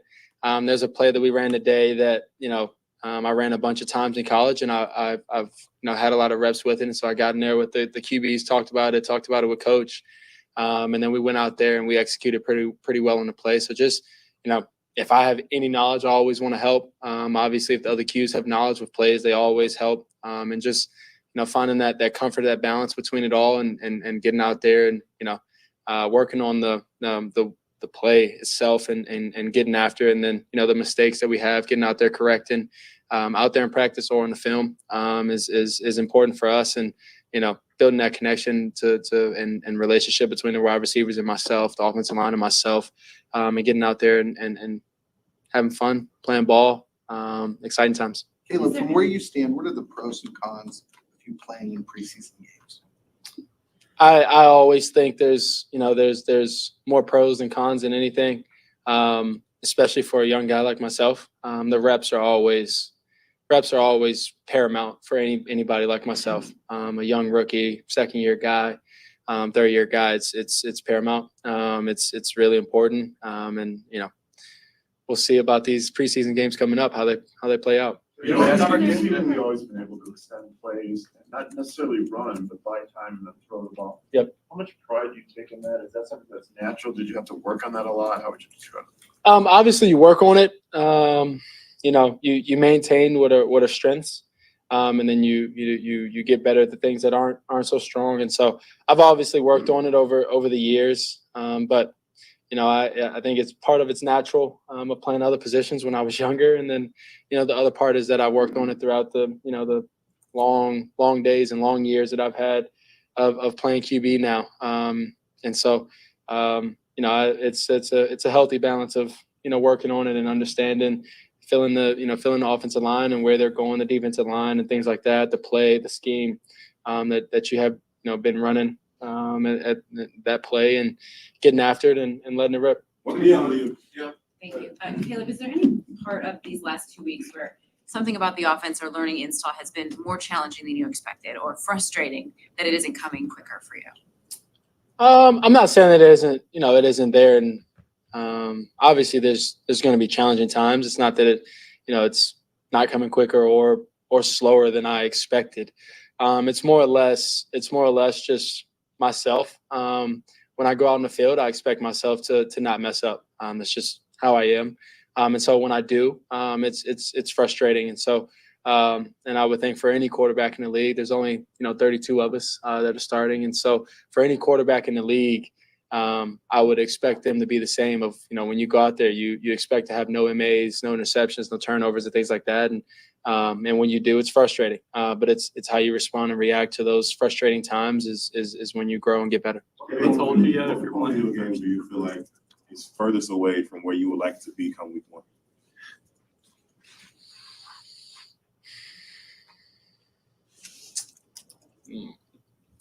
Furthest away. It's a good question. I would say right now, working on my got me with that one. Stop me. I would say working on my blitz looks, my blitz and coverage looks, and feeling the umbrella of the defense, and filling that out to adjust, to adjust protection, to adjust, whether it's a run, flip the, run into it, flip the protection, get to a quick game, get to a cover zero check, however the structure of it works out, just progressing. And a lot of that comes with seeing it, and reps. And so that's why also, preseason and, those things are so important. Have they told you if you're playing on Thursday? Have they told you? They haven't told me yet. Caleb, Oh, no. I would love to get out there and play. It's pretty awesome to be at Canton. But, it's coach's decision. You think you'll get a chance to voice your opinion? I don't know if I'll be able to voice it at this point and at my time and this point. So, Caleb, in practice today, you had the touchdown to Keenan on your right. Can you kind of walk us through what you saw and how you're able to kind of find him back there? Yeah. So, we had a quick game for blitz that I went to, and also just it's where we started right there in that progression, and then start there, and then I got back to Keenan. I felt the pockets collapse, and then I felt a big gap open up, and I know Keenan was coming on the back line, and just I felt the defense push over, backer attached, and then backer was too low and threw it over his head. You're 3 months in working with Shane Waldron. What about that relationship works for you? Yeah, I think it's been a constant thing. Only really knowing him for, I would guess, 4 months, 5 months. I don't remember how long it is now, but knowing him for only a couple months, and just building this connection. I think it's a lot through communication, a lot through just talking about stuff, talking about ball, talking about life, talking about his kids, his family, talking about my family, and just on and off the field, just continuing to grow that relationship. And a lot comes through communication. A lot comes through frustrating times. A lot comes through good times of throwing touchdowns. When I throw an interception, just the constant communication is huge. What good comes from the you mentioned? Sorry, what say to you? What's the good that has come out of the frustrating times for you that you mentioned? Yeah, him being able to just talk to me, communicate, explain what I saw, explain what he thought and thought should happen, explain what he was able to see from where he was standing and things like that. I think those are always important times, to be able to talk to your coach, pick his brain, because you always, when you're out there and he calls a play and he has 2-3 plays that he sent in, and whether it was alerting to another play, this and that, and I mess up or anything like that, being able to talk and what he saw and just to be on the same page is really important when you get a offensive coordinator and things like that sending plays into you want to be on the same mindset as him, and I think that's really important right now and progressing in that way. And then when we get to games and things like that, be on the same page and constant communication throughout the week to be able to be prepared for when he calls those 2-3 plays in the huddle through the headset. And I get in the huddle, and then, when I get up to the line, I'm like, okay, this is what he wants. This is, we're on the same page, and being able to alert a play, keep the play, and things like that. Thanks, guys. Awesome. The Bears. I like how he does that. That's Caleb Williams. Brought to you by your Chicagoland BMW Centers. He said more pros than cons to getting some reps in the preseason, and he doesn't think they'll let him voice his opinion, and he's probably right. But I think he'd like to play a little bit if he could in Thursday night's game. We're going to find out tomorrow. That's what they said. The Bears said they'll announce it tomorrow. It would only make sense that he would play. Why wouldn't he play? Why wouldn't you play a quarterback? If he's going to be your quarterback for the year, why wouldn't you play him? It doesn't make any sense. Even if you hand it off 3 times for a series, right? Like get in and out of the huddle, practice the cadence. They've had trouble with the cadence. Did you see the reports from the weekend? Well, all the pre-snap penalties, all the false starts. That's why you need to still be in there. Why not a So series? it's perfect. Why not 2 series? Even if you hand it off 6 times over 2 series, if he gets practice with the operation, like why not? You're hoping that 1 series is longer than 3 plays. Well, that's fine. Yeah. And you're giving him 2 series, depending. Give him 15 plays. You know it's why. The first exhibition game. Give him 15 plays. You know why everybody's asking, are you going to play? Do you think you're going to play? And you say, well, why wouldn't you play as your quarterback? You know why. Because things are weird in this NFL. And organizations do weird things. You saw the way they ran their training camp last year. You saw the way they did the preseason. Why would you be surprised if he didn't play? I'd be stunned if he didn't play. How can you say that? It's got nothing to do with being surprised. He's an NFL player, right? He's an NFL player. Why wouldn't you play? It doesn't make any sense. I can't believe you'd be stunned. The only reason that you wouldn't play is if you were injured. If you're injured, you don't play. If you're hampered by something, you don't play. The thought and the question. I would not be stunned. Why would you not play? I don't get it. I don't understand because it's weird. Because teams are weird, and that's all I can say. Let me tell you something. There's going to be criticism for your quarterback. This little honeymoon period that you've got with Caleb Williams and everything all being beautiful and everything being fantastic. He's going to screw up, he needs to screw up in an exhibition game. Yeah. He has to. That's part of the growth. Yeah. That's part of seeing you doing something wrong. What kind of questions are you going to play? I would love a series or 2. Your sweet aching Panachkis he's going to play. He better be playing out there. He better be getting his repetitions. I would hope, but I would not be surprised in the least if they said he's not, and if they'll save it for the 2 middle exhibition games. That's just the way. I don't know. It just seems to be the way that's the way things are done in this league. I don't agree with it. I agree with you. But I won't be stunned tomorrow if they go to the podium. Who else would be on the Caleb Williams program like that then? Is Roma on the same program? Doubt it. Don't know. Why? Don't know. Why wouldn't he be on the same program? Can't answer it. Again, too much of what happens in these preseasons. It happened last year. We've seen it across different preseasons, different regimes. Outside of maybe Baltimore, I don't know how many teams take the preseason all that seriously. I guess Belichick did to a certain extent for most of the years, even as Brady got old. John Harbaugh seems to be maybe the only coach still making it seem like these are real, meaningful, important games. Maybe his brother will handle it the same way now that he's back in the NFL. I don't really recall what he was doing when he was with the Niners a decade ago. But just knowing the way teams handle this exhibition season, I'm totally in agreement with you, but I wouldn't be shocked one bit if Matt Eberflus got up there and said, no, the starters aren't going to play. I hope he does. I hope he gets a series or 2. The starters are not going to play. Caleb, the starters, I don't know. I just wouldn't be surprised. What happens every year in the preseason with the Hall of Fame game? Is C.J. Stroud going to play? No, it's a little different. You think C.J. Stroud's playing Thursday night? Every one of the starters I've ever known has played. Stop thinking about when you played. Come on. You think C.J. Stroud is playing Thursday night? Absolutely, he's playing on Thursday night. Why wouldn't he play on Thursday night? Make it more exciting. Go ahead, Chris. You can say it on the mic. No, I was going to say, to be fair, Jurko, who has hosted radio shows for many years, is a part of the preseason Thursday night. I'll right, be Jurko? here. You'll be here. I know Jurko will be here. Well, he doesn't need the reps. But my point is, he doesn't need the reps, but he's a starter. He's going to be in the game. Yeah. I'm in the game. Post-game show with Peggy. Right, Jurk? Absolutely. I'll be here. Matt, we're going to be at camp tomorrow. Matt Eberflus will meet the media when practice is done, and we'll find out because they did say they will announce. I mean, like, if they're playing, Carmen, why not just announce it? I don't get it. Why it's even a question. I don't understand. You keep saying, oh, it's not when I got nothing to do with when I played. It's got everything to do with how do you prepare an individual for the season. Will you ask Eberflus in his press conference? He's going to announce it. I think they're going to announce it. No. But will Jurko? Oh, why he's not playing? Hey, oh, absolutely.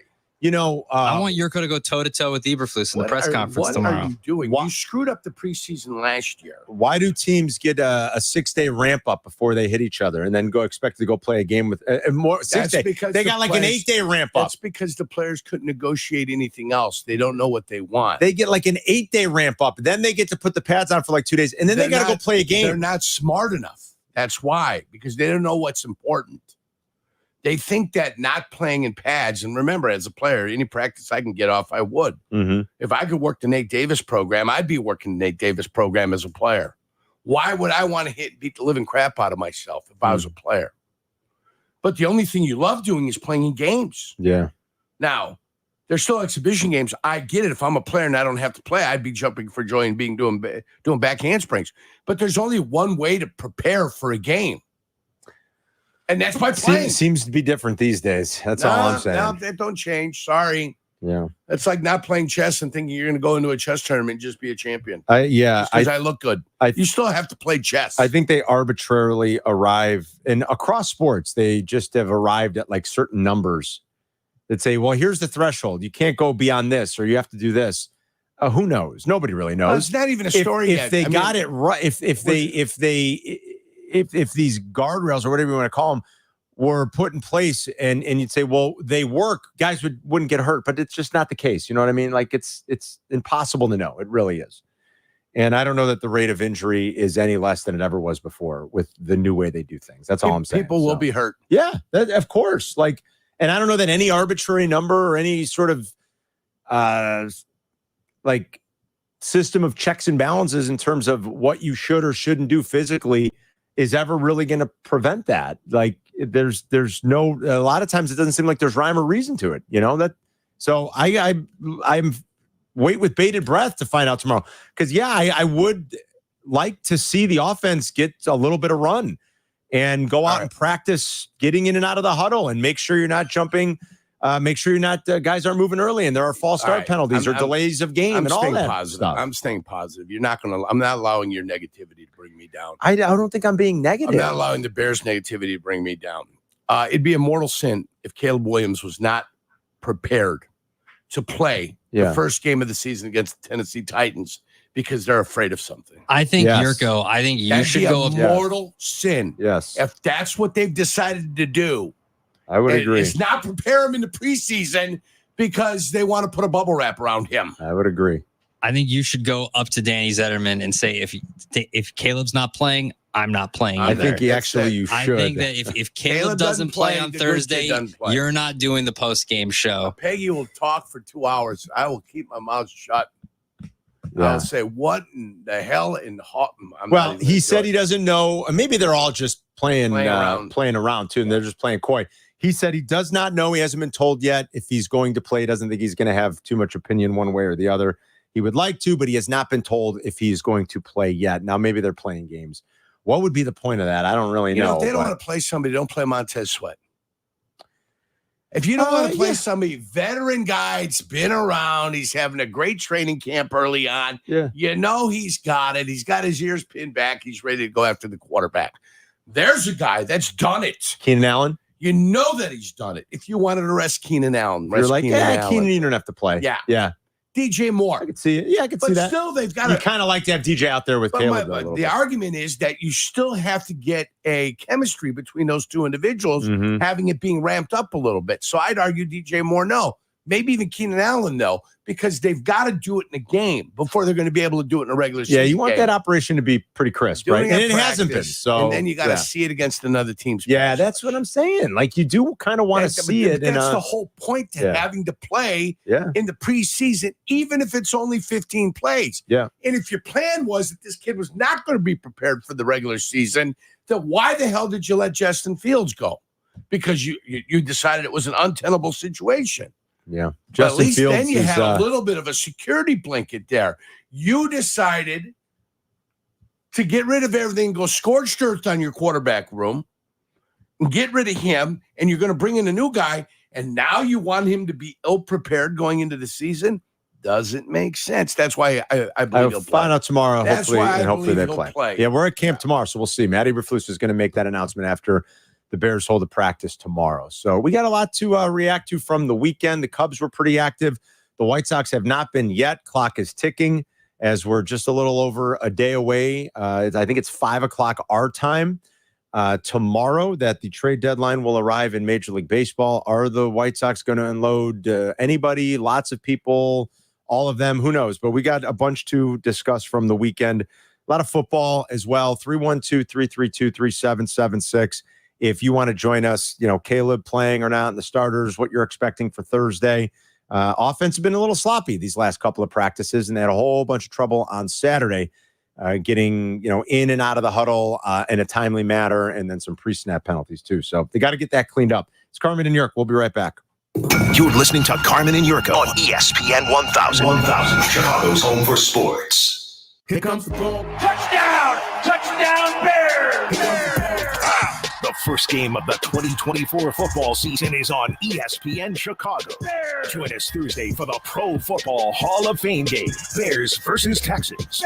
Pre-game begins at 3. At 7, Jeff Joniak and Tom Thayer bring you the live call from Kent. Bears football is back.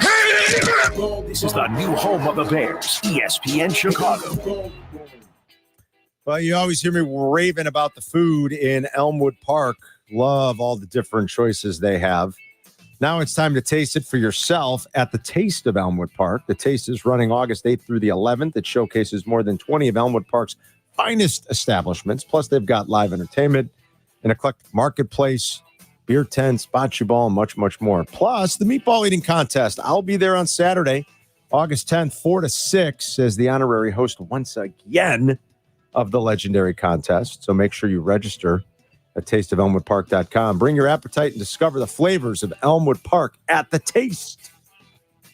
Honey, I'm pregnant. Whoa, those are exciting words if you're beginning your family or still growing your family. But if your family's complete, those words can come as quite a shock. It was 10 years ago. I got my vasectomy at Vasectomy Clinics of Chicago. With their experience of doing thousands of no needle, no scalpel, in-office vasectomies, I was back to work the same day. 10 years later, I'm back to tell you it was one of the best decisions of my life. No worries or surprises for me and my wife. If your family's complete, you got to call Vasectomy Clinics of Chicago. If your family is complete, log on now to vasectomychicago.com to read the patient testimonials and learn about the no needle, no scalpel vasectomy offered at Vasectomy Clinics of Chicago. 4 locations to serve you. Downtown Chicago at Lake Point Tower by Navy Pier and with free valet parking. Also in Naperville, Tinley Park, and Arlington Heights. Most insurance accepted. Visit vasectomychicago.com or call toll-free 877-877-4VAS. That's 877-877-4827.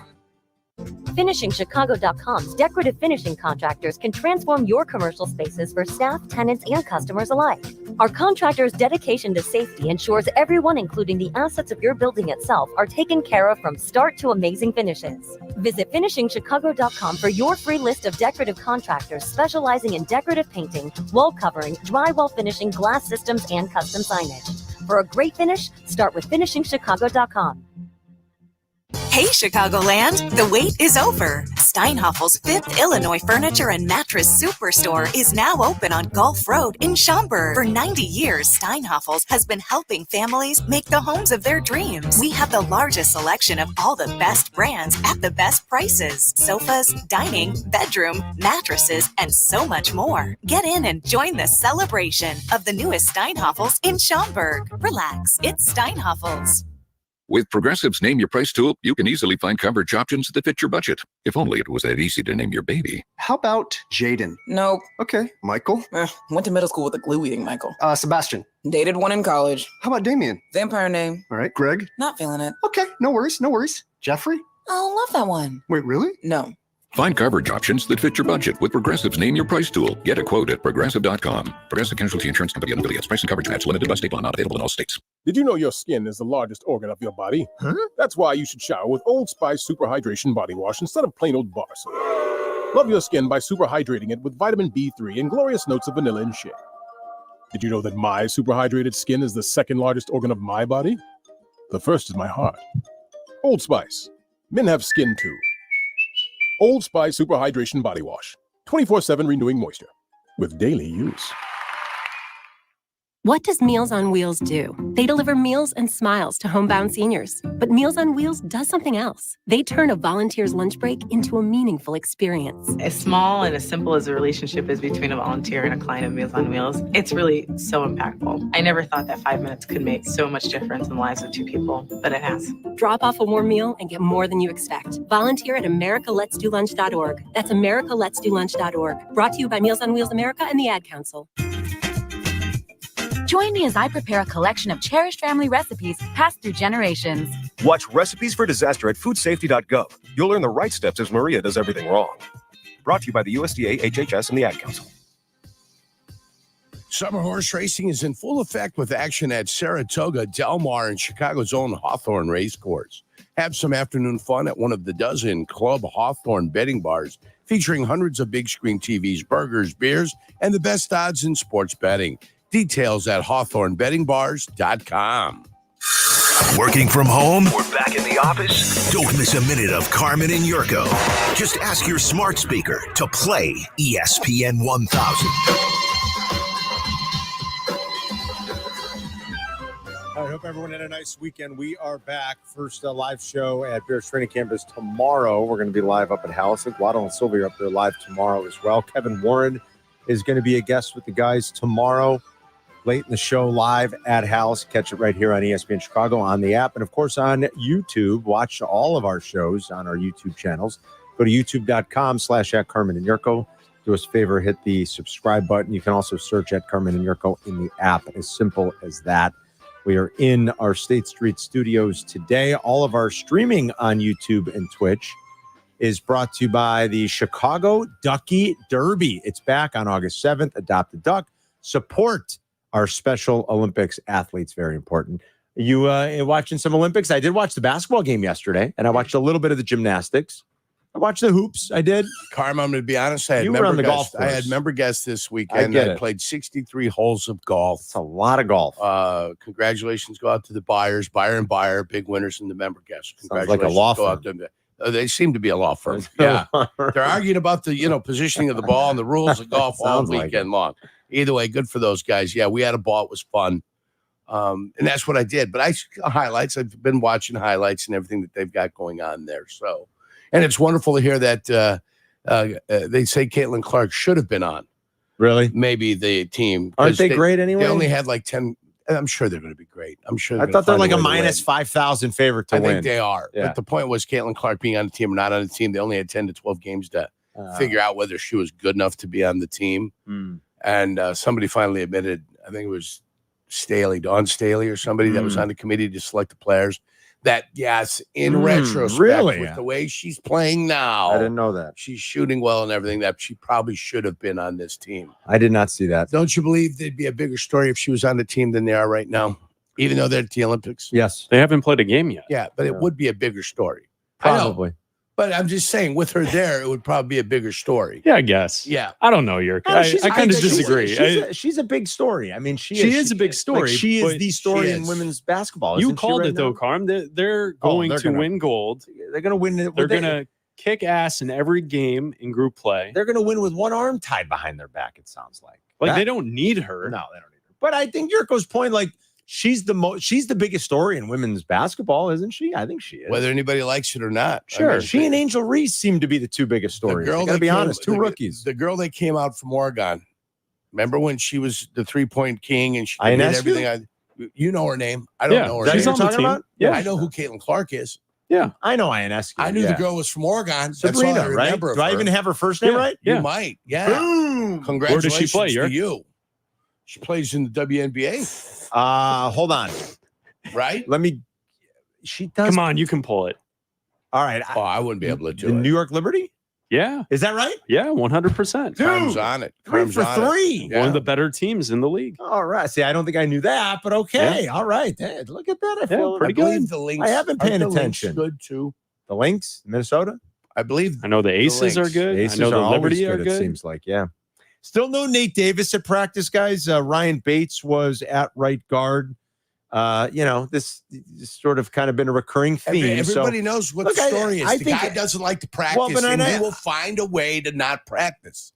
That's who this guy is. Or either that, or if he's legitimately, or whatever it is. Like Nate Davis is going to find himself, I think, in a battle this camp, right? I mean, they've pretty much. Oh, you don't think so? No. Oh, wow.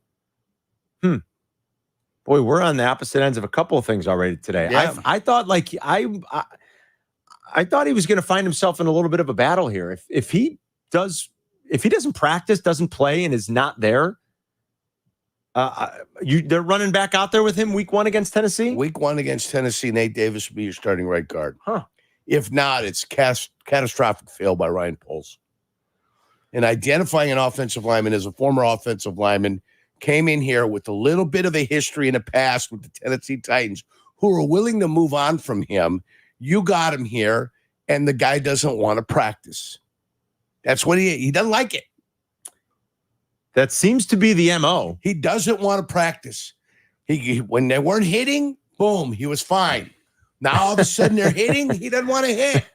He doesn't want to wear himself out before the start of the season. It's a good point. There you the go. The timing of it is interesting. Yeah, 100%. The minute the pads go on. I could have gone in every week and said, my lower back is tight. I got a pulled gluteal muscle. All my hip flexors a little bit off. And nowadays they take care of him a little bit better. Before back then, Coughlin didn't give a rat's ass. Oh yeah, I can imagine. So you're still going to practice. He didn't care. One of the bigger developments of the weekend, probably of practice. Again, some of the unevenness of the offense. Jurko always says defense is going to be a little ahead anyway, but you don't want procedural. Why can't that's a tough procedural. word? I can't say that word. Procedural. No, it's tough for it is. It's a tough word though. Procedural. Yes. Procedural. That's what you don't want. You do got to get it cleaned up. Cadence, in and out of the huddle, all that stuff. Like getting used to his voice, getting the play in, getting used to the cadence. I always felt when we had Favre and Frankie was snapping that we always snapped the ball a tick early. But everybody got accustomed to the way it was being snapped. Yeah. And so you learn it. If you were a new guy, you had to get with the program to know what the timing of everything was. That's how it's got to work with Caleb Williams. You got to get used to the timing and the center and how the center reacts to it. The other funny thing to come out of practice was like a behind-the-scenes thing from the Bears where, did you see Keenan Allen didn't know that Sonic was the hedgehog? Did you see that? I did not know it. He thought the hedgehog was the bad guy. And DJ Moore said, no, knucklehead, Sonic is the hedgehog. Yeah. So that was kind of funny. That's all that came out of Bears practice this week. There was one funny thing, and then Nate Davis doesn't want to practice again, and he's got a strain, and he's out. And the offense has been a little bit uneven. If you want to ring us up, you can at 312-332-3776. We'll grab some calls coming up next. And I want to talk to you about the exploding quarterback market. We've seen it with the wide receivers. You're always going to see it with the quarterbacks.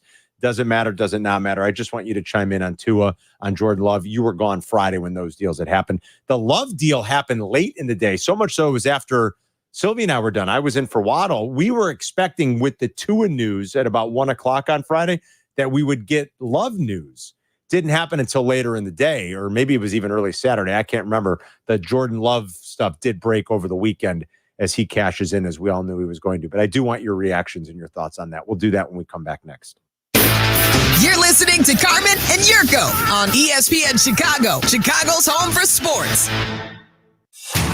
If you know to never miss Michael Wilbon on the Waddle and Silvy Show. Appointment listed tomorrow at 5 on ESPN Chicago. Brought to you by HawkAuto.com. It's better over here. If you're 55 and up, T-Mobile has an exclusive rate plan just for you. Right now, get 2 lines of talk, text, and data for just $30 a line. That's a 45% savings versus Verizon and AT&T. Plus, you can get one of the latest 5G phones free when you add a line. That's right, a free 5G phone. Experience all this and more on America's largest 5G network. So why wait? At T-Mobile, customers 55 and up can get 2 lines of talk, text, and data for only $30 a line. Just go to T-Mobile.com/choice55 or visit your local store to make the switch. With AutoPay using debit or bank account plus taxes and fees, 45% off 2 lines versus AT&T Starter and Verizon Welcome. Plan benefits vary. Free phones up to $300 off with 24 monthly bill credits and qualifying new line for well-qualified customers plus tax and $35 device connection charge. Contact us before canceling entire account to continue remaining bill credits. Bill credits end if you pay off device early. See details at T-Mobile.com. Few Whiskey. Have you met us? Few is born of defiance and comes from Evanston, the town where the temperance movement started and Prohibition lasted until 1972. Here at Few, we make whiskey the only way we know how, our way. We use an iconic 70-20-10 mash bill. We mash, ferment, distill, bottle, and age all right here in Chicagoland. Few makes Chicago-style whiskeys for Chicago whiskey drinkers. Few Spirits, Incorporated 2011, 46.5% alcohol by volume. Evanston, Illinois, 60202. Attention parents, time is running out to apply for extra food benefits this summer. The new summer EBT program will provide $120 per eligible child for families to buy groceries when school is out. Families must apply by August 31st, and benefits must be used within 3 months of issuance. To learn more about summer EBT and whether your child qualifies, please visit WeGotYouIllinois.org. Sponsored by the Illinois Commission to End Hunger, aired in cooperation with this station and the Illinois Broadcasters Association. This is your White Sox Minute. I'm Len Casper. The Sox lost again on Sunday, their 14th consecutive defeat. Seattle's Bryce Miller pitched into the seventh in a 6-3 Mariners win. Paul DeYoung hit his team-leading 18th home run for the Sox, and Chad Kuhl kept the team in the game with 5 relief innings of 1-run ball. Tonight, the Kansas City Royals come to town to open up a 3-game series first pitch at 7:10. Head to the ballpark on Tuesday, August 13th for Yacht Rock Night, presented by City Cruises, as the White Sox take on the Yankees at 7:10 p.m. The first 10,000 fans in attendance will receive a long-sleeve performance shirt. To purchase tickets, visit whitesox.com/promos. This has been your White Sox Minute. Hey, John, why so glum? I just got let go. The company's downsizing. This is the third time in the last 2 years. I'm done with this. Have you thought about My Computer Career? I've heard they can train you for a career in IT in just a few months, including cybersecurity and the basics of AI. And you don't need prior training or experience. Now that's a recession-resistant career. Wow, thanks. I'll check them out. Go to mycomputercareer.edu and take the free career evaluation. mycomputercareer.edu. Financial aid is available for qualified students, including the GI Bill. With no fees or minimums and no overdraft fees, banking with Capital One is the easiest decision in the history of decisions. Kind of like choosing Derek Jeter as the pinch hitter for your baseball team. Jeter, you're in. We need a home run. I'll give it a try. I've swung a bat once or twice. That's out of here. Yep, even easier than that. With no fees or minimums and no overdraft fees, is it even a decision? That's banking reimagined. What's in your wallet? Terms apply. See CapitalOne.com/bank for details. Capital One NA, member FDIC. Zoning out on that Zoom meeting? Zoom. Find out what Carmen and Jurko were talking about. Tell your smart speaker to play ESPN 1000. Remember when the offseason started, we wondered, would Connor Williams, the center in Miami, be a target of the Bears who needed some help at that position? They opted not to really kick the tires on Connor Williams, right? Right. Made a few other moves to bring in 2 players that we were told we're going to have a competition there. But depending on what happens with Nate Davis, if they still want a competition or they want an upgraded center, if Ryan Bates has to kick over and play guard, you wonder if they would maybe kick the tires on Connor Williams now. I believe it was Friday that he was in Seattle and he did pass a physical, but I don't think he's signed yet. He's still listed as a free agent. I mean, there are teams that are interested. Remember, he tore his ACL late. And it might have been the second time. I'd have to double check that. I think it might have been a second ACL injury for him. Yep. But he had a really strong year last year, and people wondered if the Bears would, as a cheaper option than like a Lloyd Cushenberry, would kick the tires on Connor Williams. They've got like $12 million. If they don't add a pass rusher anywhere, do you still look to improve or add another depth piece for that offensive line? Because it is paramount to any success you're going to have. And so, I don't know, something to consider and think about. The Nate Davis thing is just a little bit frustrating. And like Jurko kind of nailed it. Like all of a sudden they have one padded practice and the next day, something strained. And I don't know. I mean, I think the Bears are standing pat. The $12 million going into the season will give them a little bit of room for maneuvering. Okay. I think they're standing pat. They knew what they've had for an extended period of time. This is nothing new. They've moved the pieces around the chessboard with their offensive line.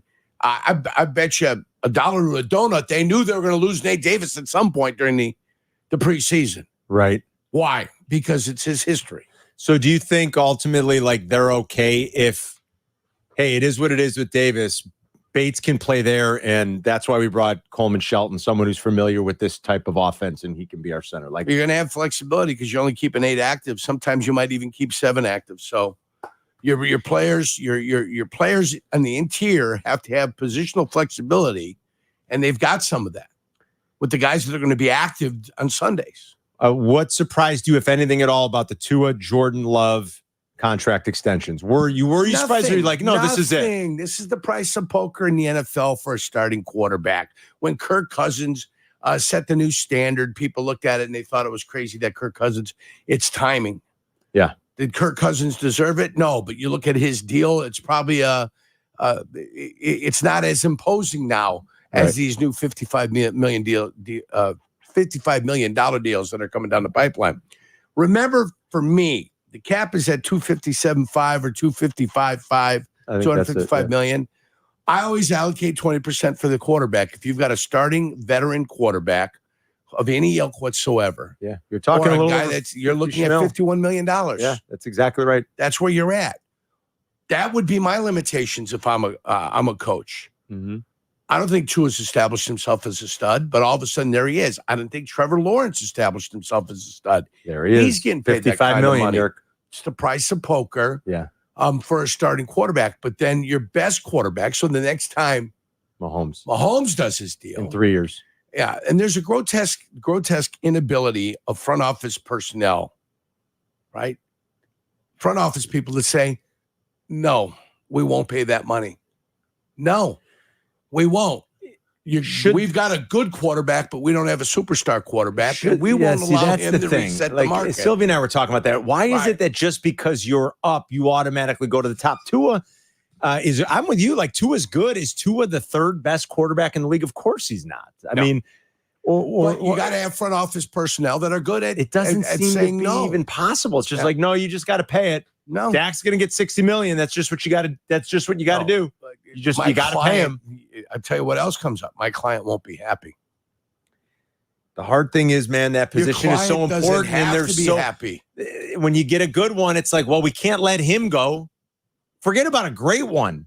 If he's good, you're sort of like, well, we can't really let him get away.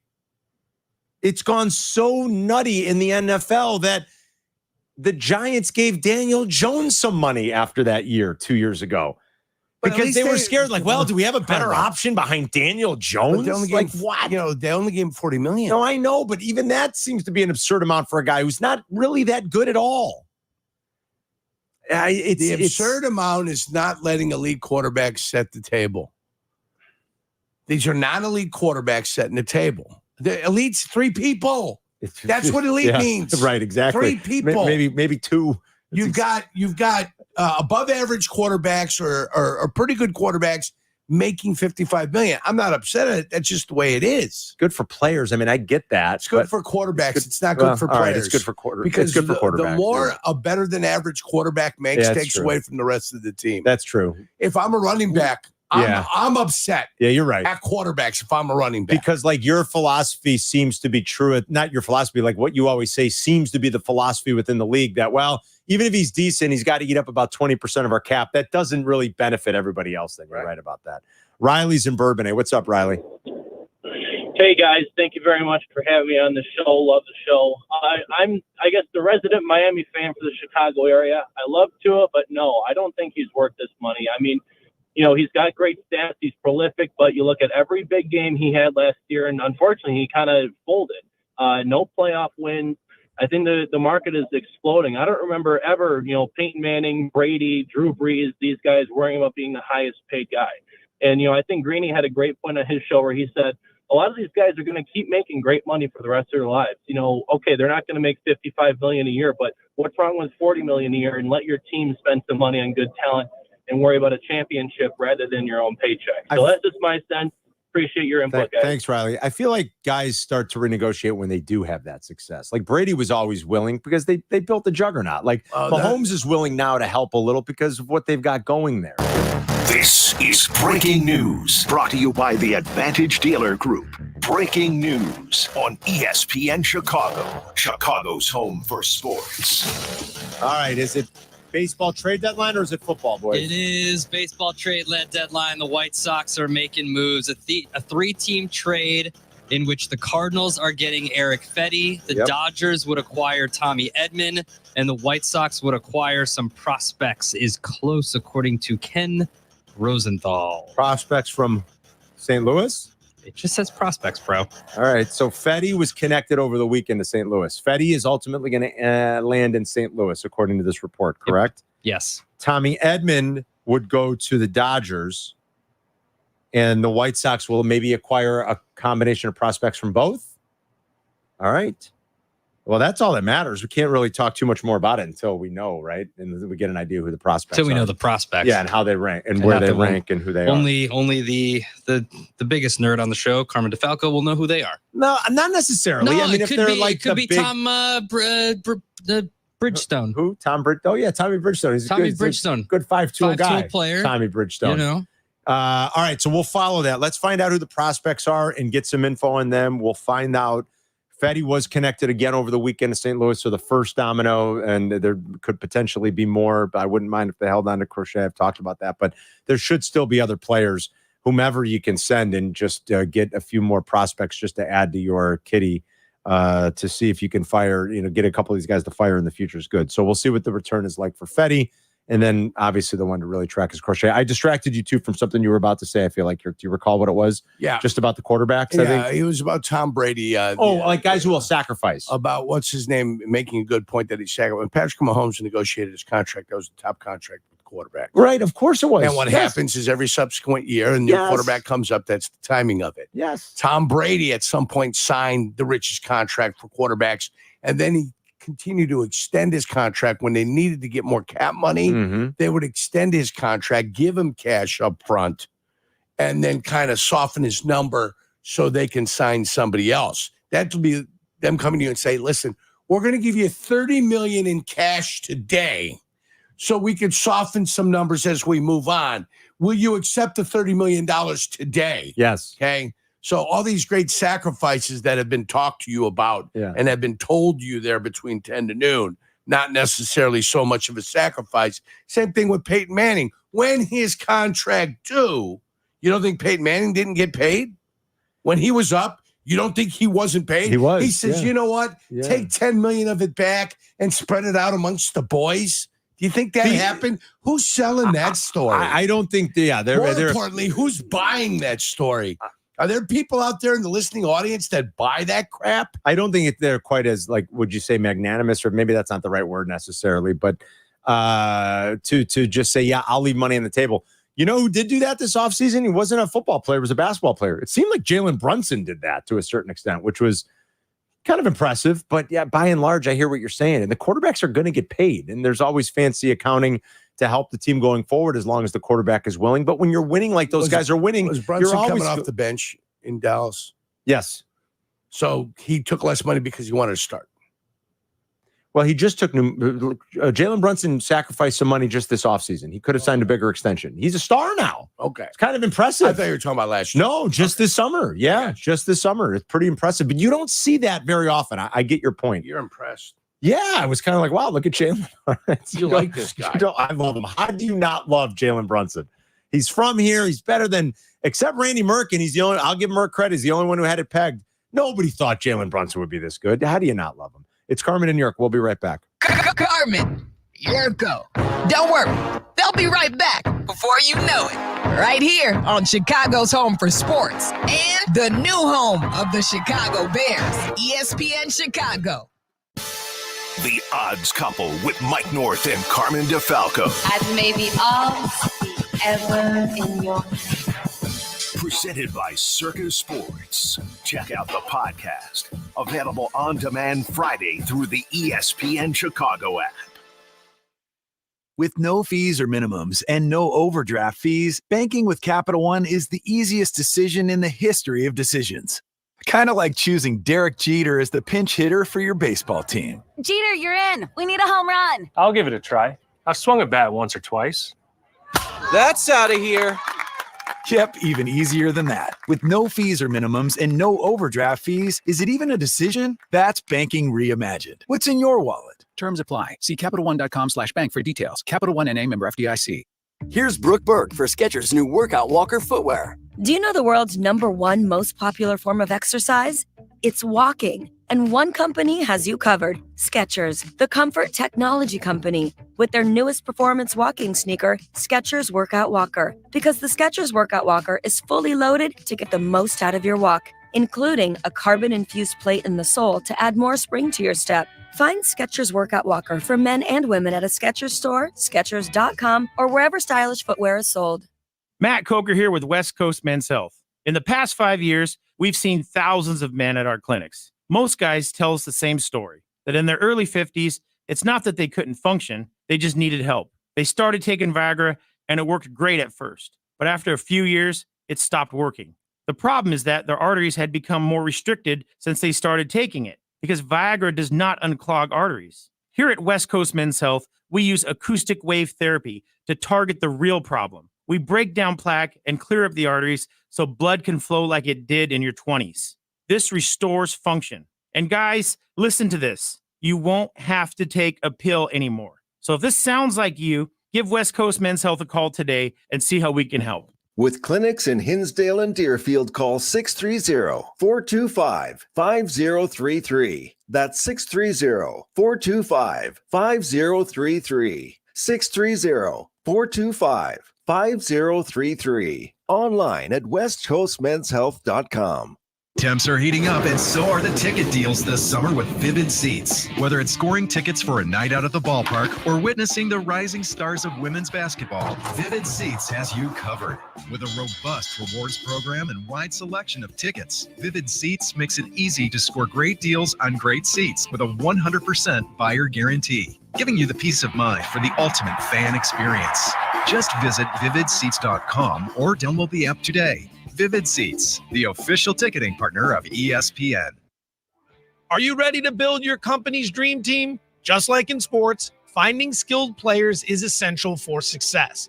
With Robert Half's winning combination of specialized recruiting professionals and award-winning AI, we'll help you find the MVPs and key role players who will have you hanging banners in the rafters. Because in business, it's all about having the experienced team on your side.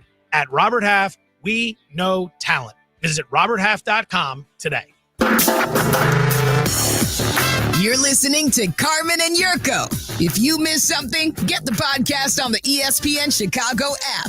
This is Chicago's home for sports, ESPN Chicago. So the first move has been made by the White Sox. They have traded Eric Fetty. This is one they actually got right. Tip your cap, right? Bring a guy back over who spent the last season pitching in Korea out of the big leagues, worked on some stuff. They brought him back. They flipped him for what Jeff Passan, I guess, is calling a haul. Is that what you said, Adam? A haul of picks. A haul of prospects? Haul of prospects. Yes, prospects. So this is a three-team deal. Yeah, wrong sport. Three-teamer, Carm. Adam, did they get a haul? I'm used to saying a haul of picks. Did they get a haul? Yeah. So it's a three-teamer with the Cards. That's where Fetty's going to end up. Tommy Edman's going to go to the Dodgers. We're just waiting on official word of the prospect return. But this is the one. This is the only thing they've done right. Well, they did two things right. The milkshake and Eric Fetty, right? Look, I guess you could say they've gotten Garrett Crochet right. So they've done well there. Now what sucks is they feel like they have to trade him. I don't know that they have to trade him. You know how small their payroll is going to be next year? Moncada's off the books. Did you see the report from Bob Nightingale over the weekend? He wrote that the White Sox have zero intention in picking up the club option years, the next 2 years on Eloy Jimenez. It's not a surprise. So there's another 17, 18 million They're off gonna the let books. him walk. Yeah, gone. Why like being DFA? How about front loading a deal for Crochet? Keep him around. Give him a 5-year deal. Front loaded. You're going to have no payroll the next couple of years. But this is the thing they've done right. They got the milkshake right and they got Fetty right. So flipping him makes a lot of sense. And if the prospect haul is good, wonderful. Who's your other guy, your third pitcher? Who they could trade? Tharp. Thorpe's here now. He got rocked on Friday. He got rocked. He got rocked. He didn't get out of the first. He didn't get rocked. He got decimated. He got destroyed. He didn't get rocked. Yes, he did. Rocked means over 4 innings. Rock you me, gave up like Amadeus. 7 runs. Yeah, That's being rocked. What are you calling? You can't get out of the first. He got decimated. He got destroyed. Fair, touche. He got eviscerated. There's go. a number of different words you can use. Those are all for good what words. happened to him. And and I'll be honest with you though, even the best pitchers in the world have had a day where the first inning just absolutely destroyed them, and they just chalk that one up and say, "I'll live to fight another day." Is that right? So that's the lesson a lesson to learn for the youngsters out there, and for Drew. Hey, it happens even to the best of it. Throw it away, burn the film, don't watch it, come back, and have yourself a better day. Throw it in the garbage. Yeah, throw it in the garbage. All right, so that's the first deal. We will continue to follow along. When we get more details, we'll let you know. We get Jesse's working on it, obviously. I think Ken Rosenthal was the first to report it. Trying to finalize what the return is, passings on it. So that's a big one. We'll let you know. We'll keep an eye on this. Jesse will join us tomorrow. The deadline is 5 o'clock our time tomorrow. Matt's in Streamwood. Hey, Matt. Matt in Streamwood, talk to us, Matt. Twice. Maddie's gone. He's going to make a good point. Chase on the south side. What's up, Chase? Chase. Hey, what's up, fellas? How's your weekend? Good, man. How are you? Good, Chase. How you do? How's your weekend? Same old. Not much to say. Not much to hear. But Jurko, I got to ask you something about Nate Davis, Eddie Goldman. That's his new nickname. Oh boy. Yeah, I remember. Eddie Goldman didn't want to play through the pandemic, right? That year, he take that year off. Yes. Then he retired. So I'm comparing the two now. I mean, it's a similar situation, and someone, and I got two concerns, and one is this one, and I want to know at what point do you just say cut your ties? And another thing is, you know what really annoys me is, and this is what's really going to irritate me, is when I'm hearing that the defense is dominating the offense, right? So I hear that a lot. I'm hearing this every offseason. I heard this last year. And then we come week one of the preseason, the defense is getting torched week one. Now, I don't know, Jurko, you asked me why, because when I read reports that the defense is dominating practice, but then come week one of regular season, the defense look lost out there. Can you please elaborate that with me, please? I'm just trying to figure that out. I think what the rule of thumb is that defenses are always ahead of offenses when it comes to the preseason. And then your best defenses never have any issues as they go into the season. Meanwhile, your average defenses could have some problems, and your poor defenses are definitely going to struggle. But defenses are always ahead of the offenses as a rule of thumb. Sounds like Montez Sweat has been having his way. Chase won't be happy with that explanation, but that's the way it is. Your best defenses in the league, your top 10 won't struggle. Your middle 10 will be average, and your bottom 10 will struggle. This is a team now that is no longer a bottom 10 defense. This team has moved up, I believe, to being like the 9th, 10th, 11th defense in that realm. I agree. So I anticipate them against Tennessee Titans getting off to a nice little start. I agree, Eric. 312-332-3776, whether it's baseball, Bears from the weekend, other NFL stuff, quarterback contracts. Talk a little bit about the Cubs trade. We'll walk through that and tell you why Isaac Paredes, is an interesting return for the Cubs. They basically swapped out guys that were about the same age with the same control, but the Tampa Bay Rays, this is just what they do. They're making a little bit more money after a really good year last year. They've got maybe the best prospect in all of baseball coming up behind him, who is a third baseman. For the Rays, it's like, doesn't matter to us. And we'll take back Christopher Morel. But I think it's a little intriguing for the Cubs going forward. We'll talk about that. We haven't touched on it really yet. And if you've got thoughts on it, you can ring us up at 312-332-ESPN. It's Carmen and Jurko back in 2 minutes. You're listening to Carmen and Jurko on ESPN 1000, Chicago's home for sports.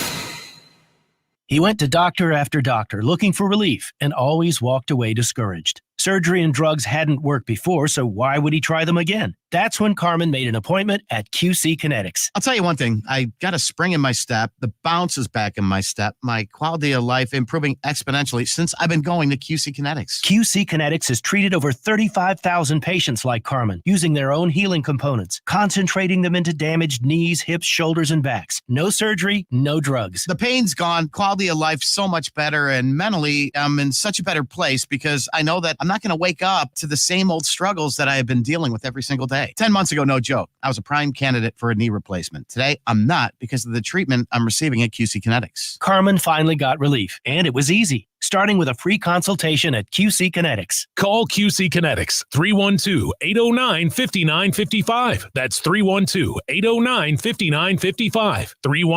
312-809-5955. Hey, Chicagoland, the wait is over. Steinhaffel's 5th Illinois Furniture and Mattress Superstore is now open on Gulf Road in Schaumburg. For 90 years, Steinhaffel's has been helping families make the homes of their dreams. We have the largest selection of all the best brands at the best prices. Sofas, dining, bedroom, mattresses, and so much more. Get in and join the celebration of the newest Steinhaffel's in Schaumburg. Relax, it's Steinhaffel's.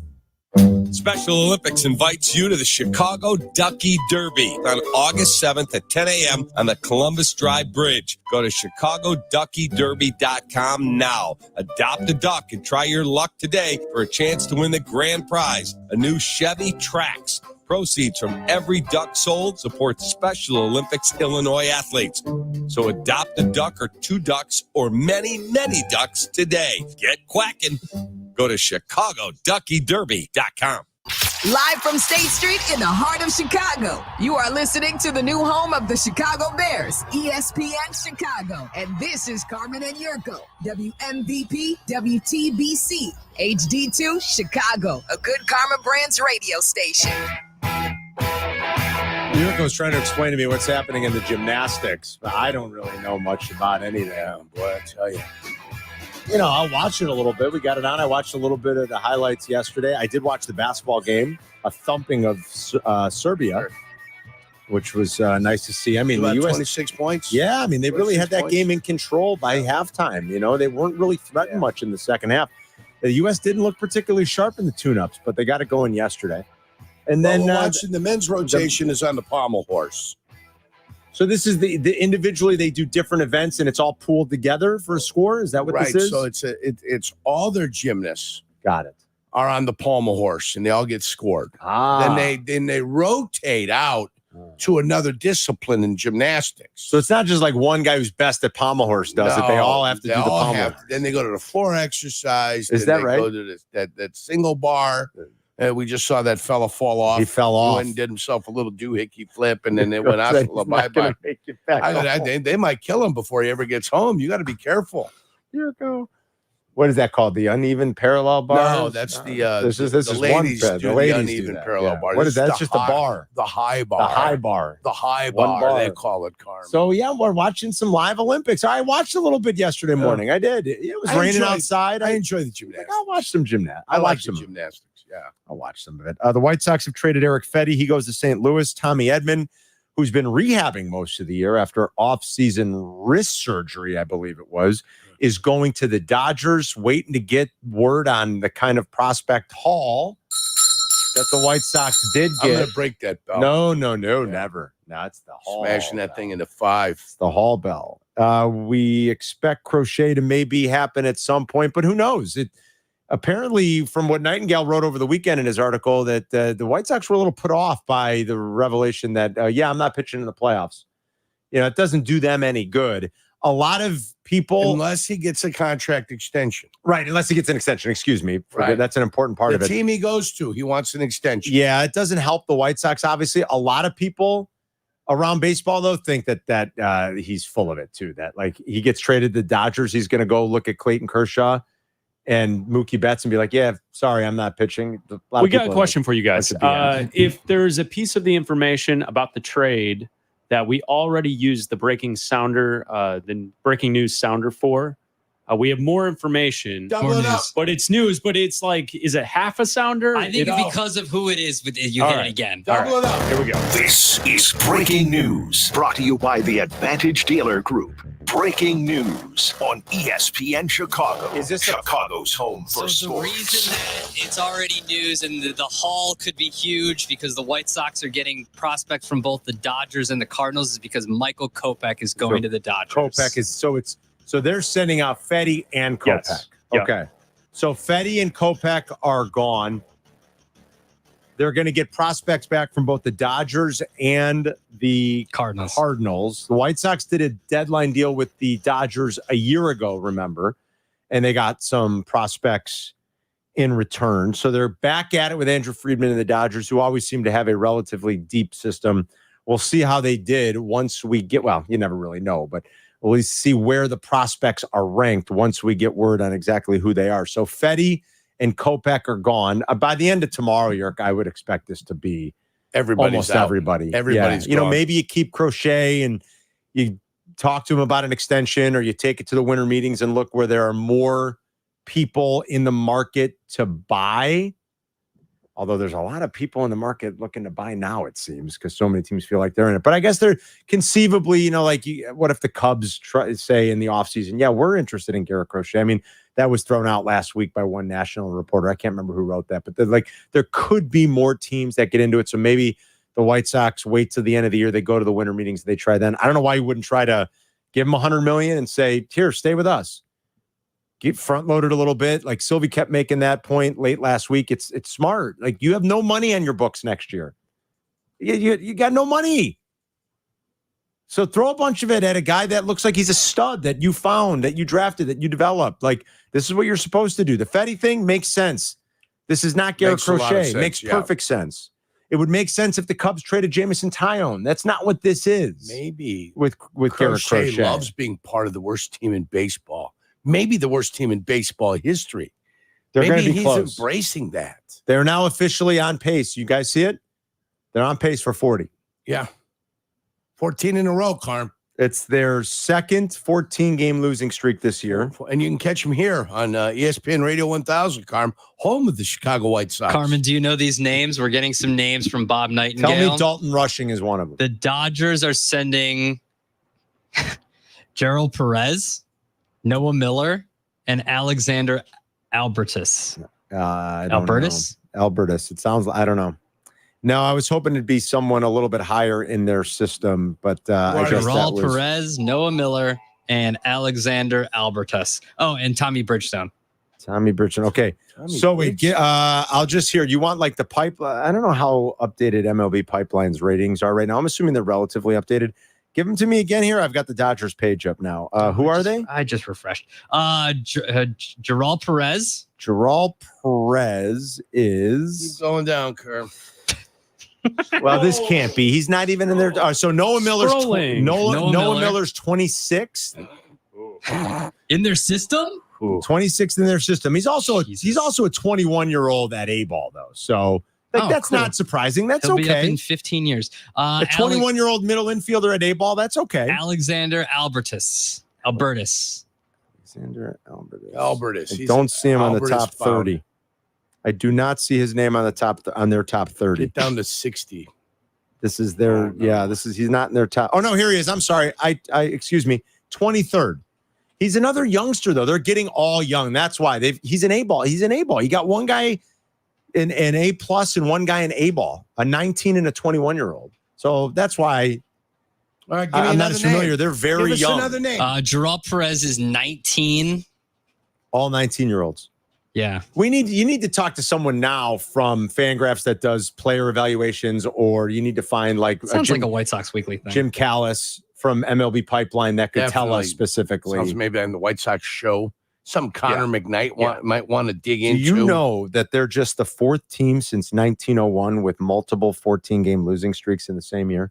Now, is there anything I should read into here, Yurko, that the last team that had that happen to them were the 2021 Baltimore Orioles? And look how good they are now. Any chance? No. Do you know that the White Sox have been swept 16 times this year?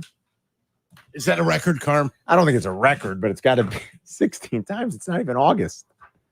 Do you know that the Sox two longest losing streaks are now, the total of those losing streaks are more than their total wins this year? Their two longest losing streaks 14 is 28. They've got 27 wins. John Greenberg pointed this out on Twitter. John Greenberg from The Athletic. If you threw out the two Sox 14-game losing streaks, they would still have the worst winning percentage in the league.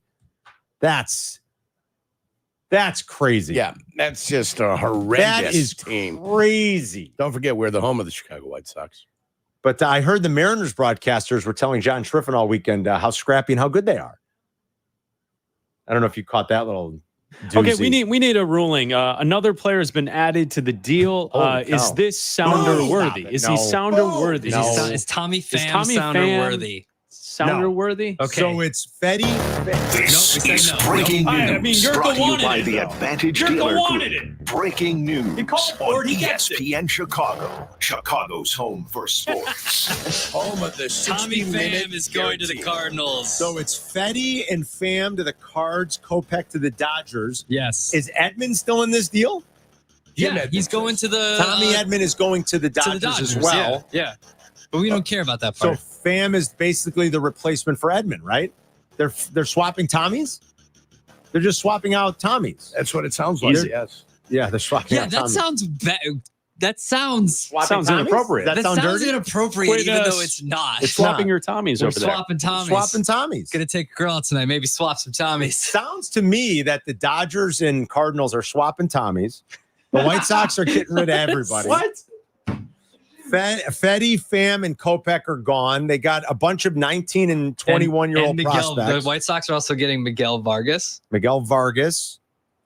Yeah, I don't recognize any of these names. But again, I'm That's not going to good. unless it's Dalton Rushing or a handful of other guys. Like I'm not going to recognize. If You you're- got to be the top prospect. If you're a White Sox player, And they're not going getting a out, top prospect for any of those guys. Do you feel like you've been traded or paroled? Paroled. Yeah, you've been furloughed out of the White Sox prison. You've been paroled. Yeah. You've been paroled. They got like second life now. The idea It's that like the governor called at midnight and said, "Let these guys go. Let my people go." Let my people go. Nightingale wrote this over the weekend as well, Yerk. That former All-Star catcher A.J. Pierzynski has quietly emerged as a serious candidate to manage the White Sox next year if they dismiss Pedro Grifol. And why? How could they not? And maybe AJ will be great. I mean, I think there's stuff to like about AJ potentially running the show. Like Bleck made the point earlier in our meetings, like it's so typical, like Chicago though, or White Sox. Like forget about really going outside, looking long and hard. Let's just get AJ. Let's just bring Robin. Now it worked when they went and they got Ozzy. I will say, like, I'm not saying it can't work. I'm not saying that, but my God, like they could have hired Joe Espada 2 years ago. Yeah. The guy from Houston. Yes. Yeah. They didn't. They hired. No, they most certainly did Griffles. They hired Griffles. Yes, they did. Yeah. Like you interviewed Joe Espada. And the guy that you could have hired Joe Espada. The guy that hired Griffles is gone, right? The guy who hired Griffles is gone. That's remember how happy he was walking around with a smile on his face? I remember. Boy, if you could take Rick back to that day, I wonder if, Finally smiling, man. Yeah, they got bronze. Guy smiling. Who'd they get, Chris?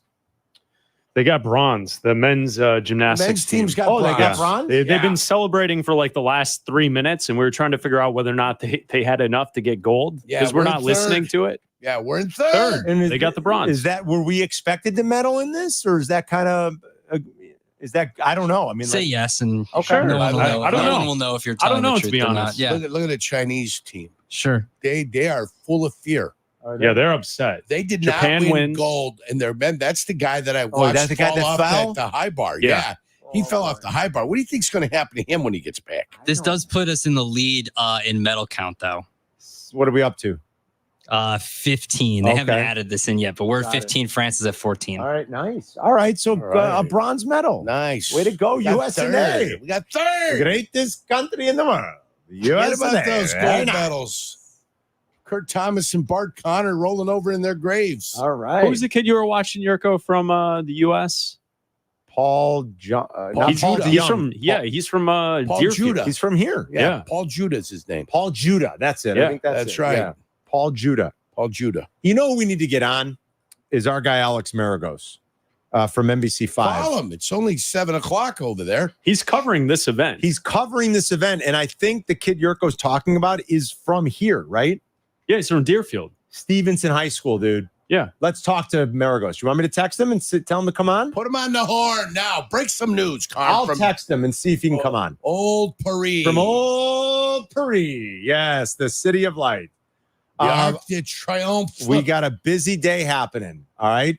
Lots of The things White going Sox on. are starting to make moves. We're in third, Carm. Look at the celebration. The going men's on for third gymnastic place. team just took third in the team competition. Bang. They're very excited. So much joy for a piece of bronze. America. We got a list coming up, the lunch rush, and a whole bunch more. We'll be right back.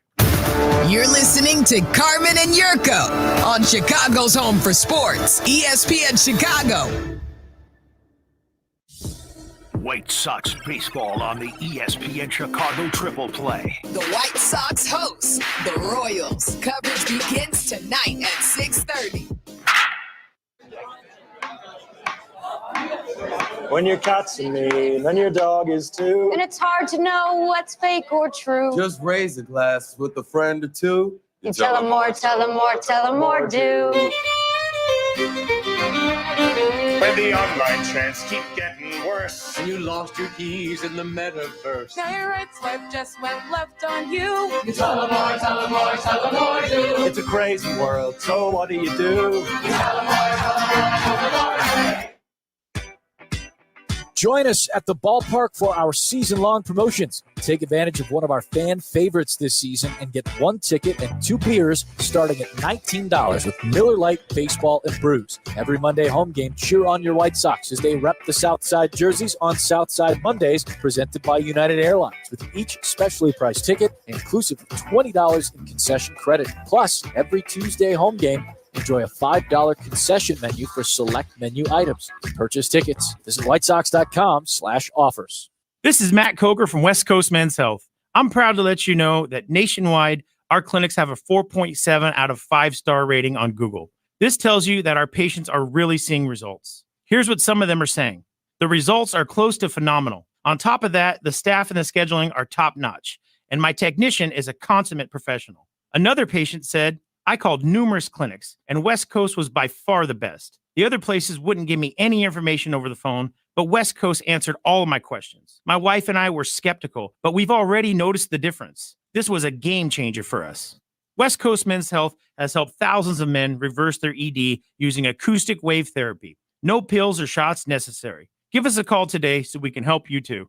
Call 630-425-5033. That's 630-425-5033. 630-425-5033. Online at westcoastmenshealth.com. HSA cards welcome and financing available. Texting enrolls you in recurring automated marketing text messages. Consent not required to purchase. Message and data rates may apply. Tired of wasting your money on testosterone booster products that just don't work? We don't blame you. That's why Nugenix Total T lets you try before you buy. Just text HOT to 369-369 to claim your complimentary sample. Why have millions of men already trusted Nugenix for a man-boosting increase in their testosterone levels? Well, nothing else is like it. It contains Tesnor, a key ingredient shown to work. Nugenix Total T boosts free and total testosterone levels to help you feel better at work, in the gym, and in the bedroom. It's the #1 doctor-recommended brand and #1 at GNC and #1 at Walmart. But don't take our word for it. Try before you buy. If it works, keep using it. If not, keep the sample. You've got nothing to lose, but you could gain energy, muscle, drive, even more passion. Text HOT to 369-369. Do it now, and we'll also send you a bottle of Nugenix Thermo X, our newest, most powerful fat burner ever. Absolutely free. Text HOT to 369-369. These statements have not been evaluated by the FDA. This product is not intended to diagnose, treat, cure, or prevent any disease.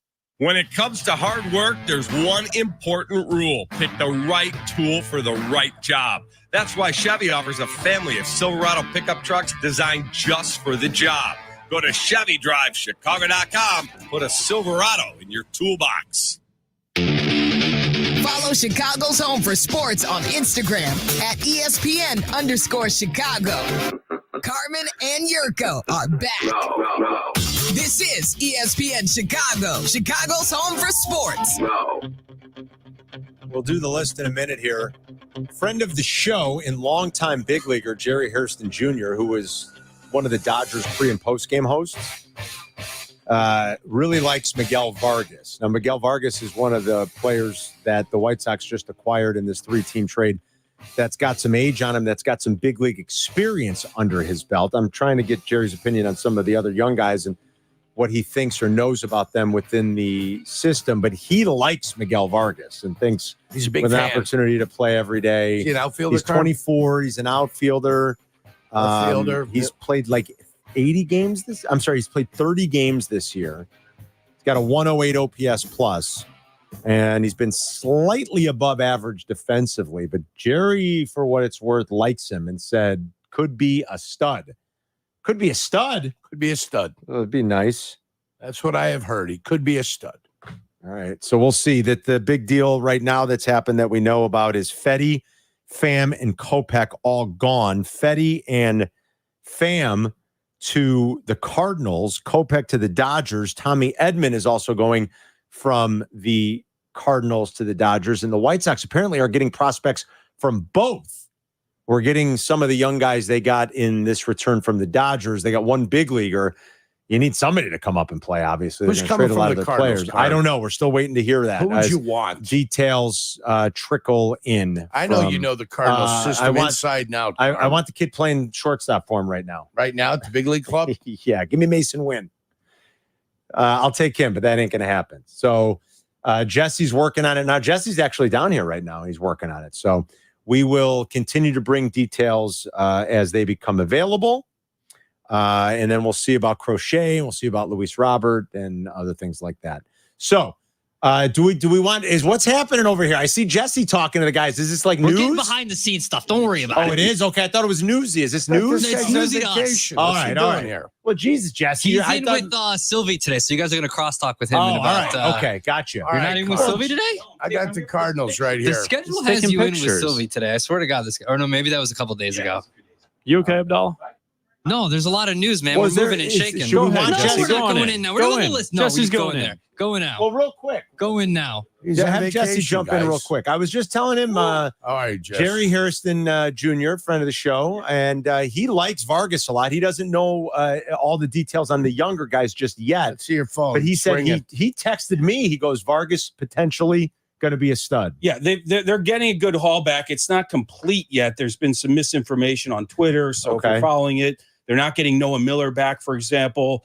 They're not. Yeah, they're not. So there's still some things to be worked out. All but right. This is just a massive deal. That are we getting Thomas Sagassi from the Cardinals? Because Noah Miller was one of the really young guys Infielder. in we're the excited organization about with the Dodgers. Yeah. All right. So how about Cooper? So Kopech to the Dodgers, Pham and Fetty to the Cardinals. Right. I think the Cardinals need to give up more in this deal. So far, it's just apparently they will be right Yeah, to the right. to the White Sox. Right, exactly. So the Sox, on my phone. Okay. You're busy. So this is exactly what gets portrayed.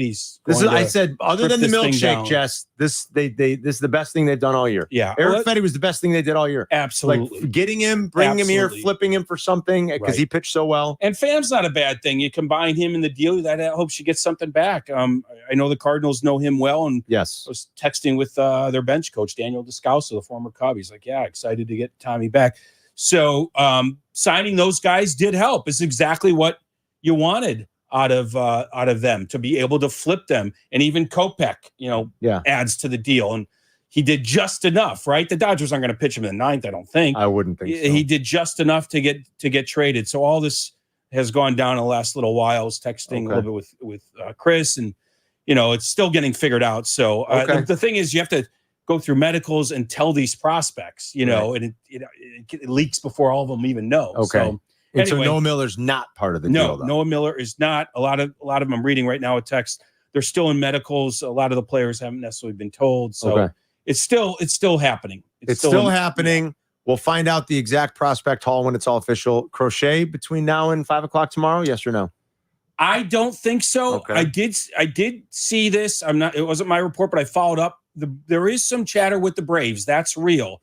And I think that the thinking there is we'll use him for a bit and then we'll shut him down if we have to. And he's here for next year and the following year at a decent cost. So I think the Braves are the one team that are okay with maybe ramping him down, even if they make the postseason. And then they'd have him at full strength at a very cheap cost the next couple of years. So I still don't think it's necessarily going to get done. But finally, there's been movement with the White Sox, so maybe the dam will really break. We have 3 now: Fetty, Pham, and Kopech, with a couple more to go. I don't think so. Flexen, possibly. Flexen, that's a good one. Brebbia, still some smaller names, Flexen, but the bigger ones. The bigger ones are yet to be known, meaning Crochet and Robert. So there is some smoke with the Braves. That's true. After that, I haven't heard much. Like the Orioles, obviously they got Eflin. Right. Yankees have kind of backed off from what I understand. I think the Yankees are still after Mark Leiter Jr. Remember, the Cubs still have a move or two to make at least. The Yankees made a big move yesterday, but they're still looking for pitching, I would take it. Absolutely. They're looking for pitching. Makes sense. Now the Dodgers got their reliever. I wouldn't be surprised if the Dodgers, Taillon is still scheduled to start tonight. He's still scheduled to start. I think the Tigers scratch Flaherty. So that's interesting. If Tyon starts tonight, there's no deal close. I would say there's no deal close. Okay. Never know what happens tomorrow. Yeah, but I wouldn't say there's any deal close. And that's the thing. Crochet took the mound yesterday, a player that has an innings limit. So if they were at all close to a deal, you would think he would not have pitched. I wouldn't mind if they don't trade him and they come to us in the winter and say, "Hey, guess what? We gave him $100 million." Oh, I think they're going to trade him in the winter if they don't by tomorrow. I absolutely think they're going to trade him by the winter. All right. They've portrayed just like Dylan Cease. They tested the waters last July, and then they traded him in the offseason. So I don't just look at these. They're trading guys for minor leaguers. Like Crochet has 2 years left. Now, I think he deserves $100 million. Keep him, but it's obvious what they're doing. What did I say to you guys weeks ago? For 19 and 20-year-olds. Yeah, 3 years or less of service time, you are on the block for the White Sox. You need to have 4 or more in order to stay. All right. The Paredes real quick. I mean, he's an interesting prospect. Like Tampa. This is what Tampa does. They take a guy who hit 2 home runs and like 200 plate appearances in Detroit. Granted, that's a big ballpark. But nobody does this like Tampa. Nobody can do it like Tampa. They're like, no, we'll figure out something and we'll make him a 30 home run hitter. I mean, from the Cubs side, it's the beauty of the deal. He was able to develop in Tampa with their situation, meaning not a lot of pressure, to be honest. Well, that's Tampa, true. And they're people they're the best of the best. Yeah. And the Cubs get almost a finished product out of it. Yeah. Now, maybe Tampa will do that with Morel. It's not easy to break in Chicago, and some guys can do it, some guys can't. Some guys take longer. But this certainly helps their short-term for future. And as I said to Kap this morning, the guys they gave up are decent prospects. They've turned themselves into decent prospects. Hunter Biggie and Ty Johnson. So it's not like they just got Paredes for nothing. Pitched in the big leagues this year, right? Yeah, and his fastball's up, all these things. The other guy was drafted last year, and he's turned himself into a prospect. So this is a short-term solution at third base. Maybe they'll sign him long-term. He's just better than Morel. I don't know what he'll be. 3 years of control. Yeah, and I mean, he did finish, I think, 18th in MVP voting last year. Did. So he had a big year, 31 home runs. And he was an all-star this year. So it's like, let's fix that position for the moment. And we'll give up some of our prospect base. You're the second-ranked farm system. Let's use it. Yeah. So it's a good deal because he's a more rounded player right now. Okay. Yeah, and better defensive player. But when Ty Johnson is, in three years, we'll be lamenting it. You know how that works. Yeah. But who cares, Yeah. right? That's 3-4 years down the line. All right, Jess, we'll talk to you tomorrow. Boys. Good work. Let us know if you hear anything, You got okay? it. Job, Rick. All right, there he Thanks, is, Jesse Rogers, with a little bit of the latest. Still waiting on the full return from the Dodgers and the Cardinals. But the first big trade has happened as Fetty, Pham, and Kopech are all gone in this 3-player deal. All right, Adam, should we do the list real quick? Or do you want me to take calls and we can save the list for 10 minutes? You tell me. Take these calls right now. We'll we'll sacrifice the lunch rush. All right. Sounds and do good. the list then, because the lunch rush is basically going to be like, hey, there's medals. Sounds good. Matt in Streamwood. What's up, Matt? Carmen Jurko, I'm sorry about that. I'm sorry. Apologies. You don't have to apologize, man. It's all good. My question is twofold. I thought I heard Eberflus last week say that he was going to copy what CJ Stroud and what CJ Stroud and what Bryce Young did in about 40 to 45 plays for Caleb this year. And if he's not going to play game one, and then we have 2 more games, because I'm pretty sure, Jurko, you said like he's not going to play the 4th game because they rest all the starters. So right. You wouldn't think.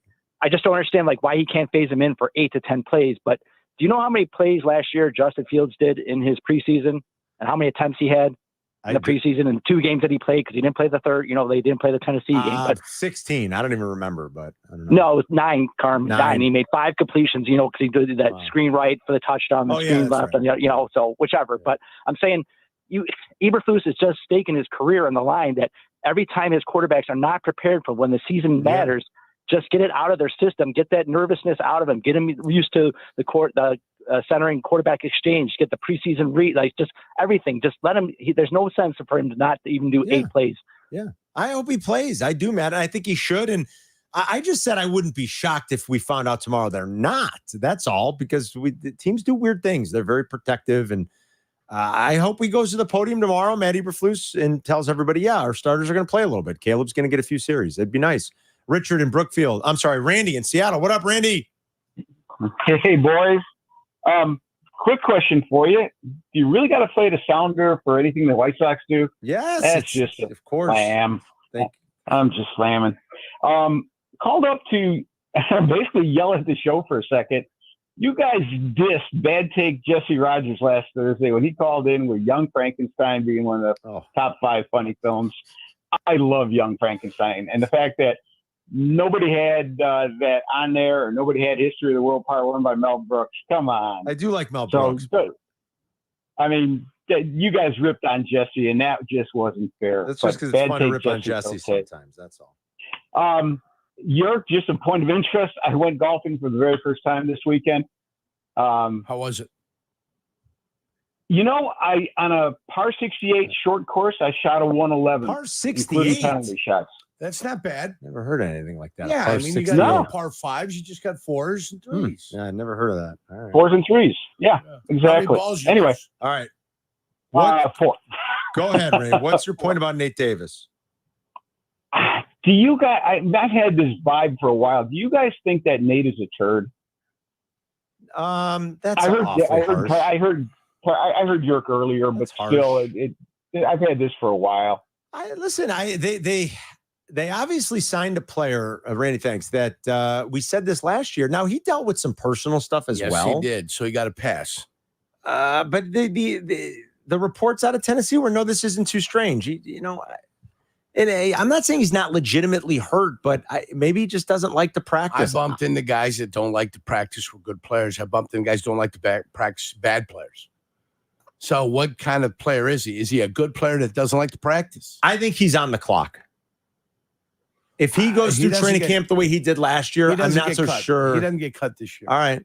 I think he's too much guaranteed money, Carm. You got to utilize him. There's too much guaranteed money. In the offseason, you want to get rid of him, making him a June 1st casualty. Too much money on the books.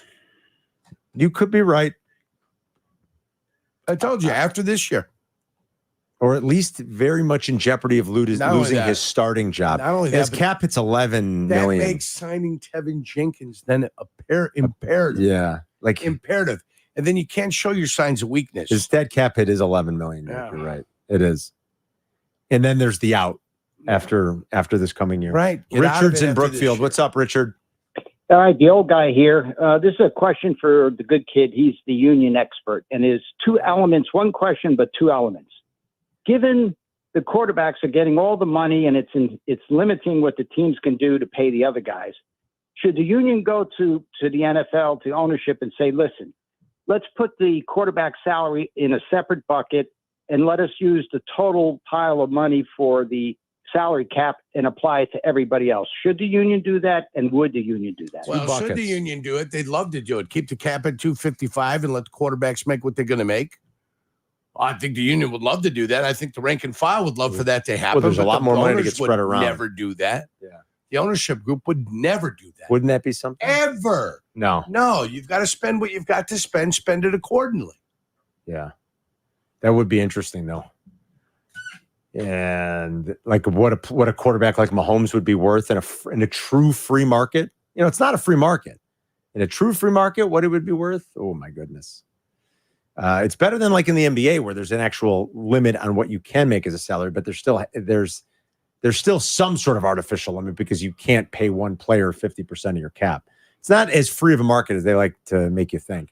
We'll grab more calls coming up and we'll do our list. 312-332-3776. We'll be right back. You're listening to Carmen and Jurko on ESPN 1000, Chicago's home for sports. Guests appearing live on ESPN Chicago call in on the CarX Tire and Auto Guest Hotline. Who's going to be next? This is Chicago's home for sports. ESPN Chicago, where the pros go. If you have ever thought about remodeling your bathroom but were worried it would take too long or cost too much, then stop worrying. Right now, Jacuzzi Bath Remodel has designed a collection of high-quality custom products and perfected the one-day remodeling experience so you can enjoy your new bathroom faster than ever before. It's a worry-free bath remodel from the most trusted brand name in the business, Jacuzzi. A jacuzzi bath system fits in your existing tub space. It's a no-mess installation with an amazing style selection, factory-certified installers, and a limited lifetime warranty. Call 800-717-4599. That's 800-717-4599 right now and get 50% off installation with no interest and no payments for 12 months. Replace that old bathtub today with a walk-in shower for a safer bathing experience. If you have lived in your home for over 15 years, it's time to remodel your bathroom. For a virtual or in-home appointment, call 800-717-4599. That's 800-717-4599. 800-717-4599. You've heard me rave about the food scene in Elmwood Park. Now it's time to taste it for yourself at the Taste of Elmwood Park. The Taste runs from August 8th to the 11th. It's a showcase of more than 20 of Elmwood Park's finest restaurants, plus live entertainment, an eclectic marketplace, and much more. Find me there Saturday from 4 to 6 as the honorary host of the legendary meatball eating contest. Bring your appetite and discover the flavors of Elmwood Park at the Taste. If you're the one always sneaking swing oil past the marshal and serving up birdie juice for no actual reason, we might have a match made in golf heaven. Swanee's Golf is a brand dedicated to suiting you up in the best feeling, best looking, and best made golf gear available. We believe pars are cause for celebration, and that looking like $1 million shouldn't cost $1 million. From polos to hats, layers to shorts, Swanee's has the freshest looks that easily transition from regular life to the course, or course to life. Instantly upgrade your style at swanees.co. Did you know your skin is the largest organ of your body? Huh? That's why you should shower with Old Spice Super Hydration Body Wash instead of plain old bar soap. Love your skin by super hydrating it with vitamin B3 and glorious notes of vanilla and shea. Did you know that my super hydrated skin is the second largest organ of my body? The first is my heart. Old Spice. Men have skin too. Old Spice Super Hydration Body Wash.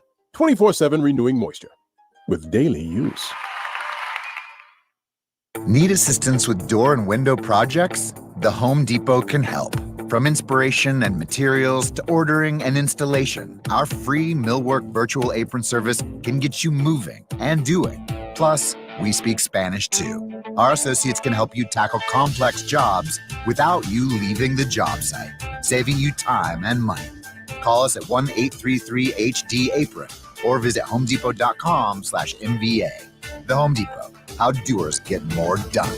Follow Chicago's Home for Sports on Twitch at ESPN 1000 Chicago. Carmen and Jurko are back. This is Chicago's Home for Sports. ESPN Chicago. The women's 400-meter individual medley final happening. We're all into that, watching it right now. And right now it's Canada against the U.S. Canada, U.S. We can't give you any play-by-play, though. No. Can't do that, Carmen. Let's go U.S. and A. What a day for the men's gymnastic team.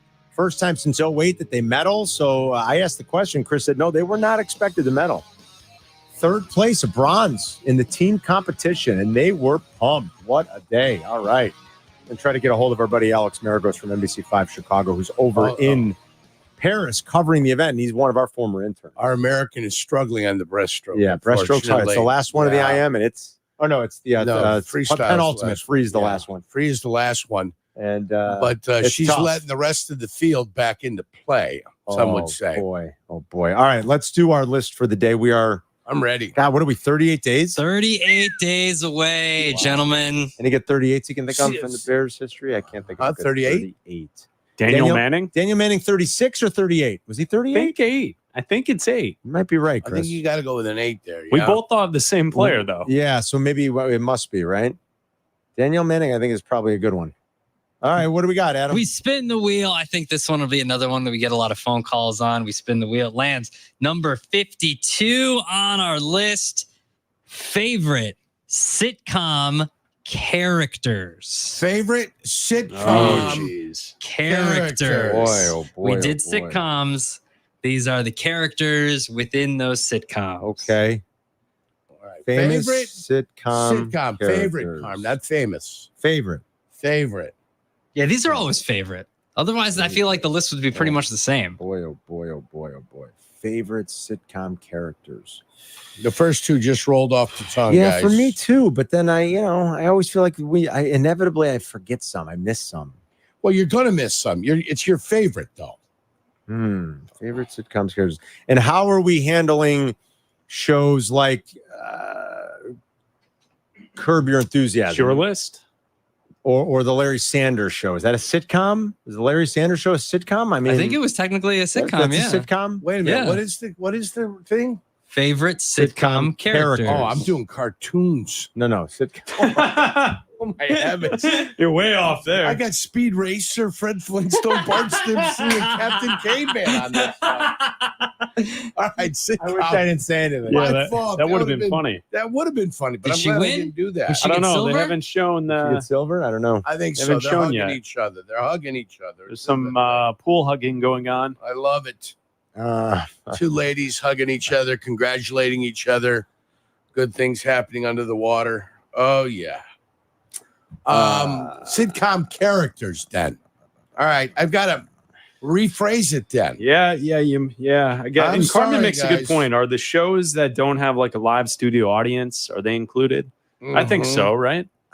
They're sitcoms. Yes. Yeah, I think so.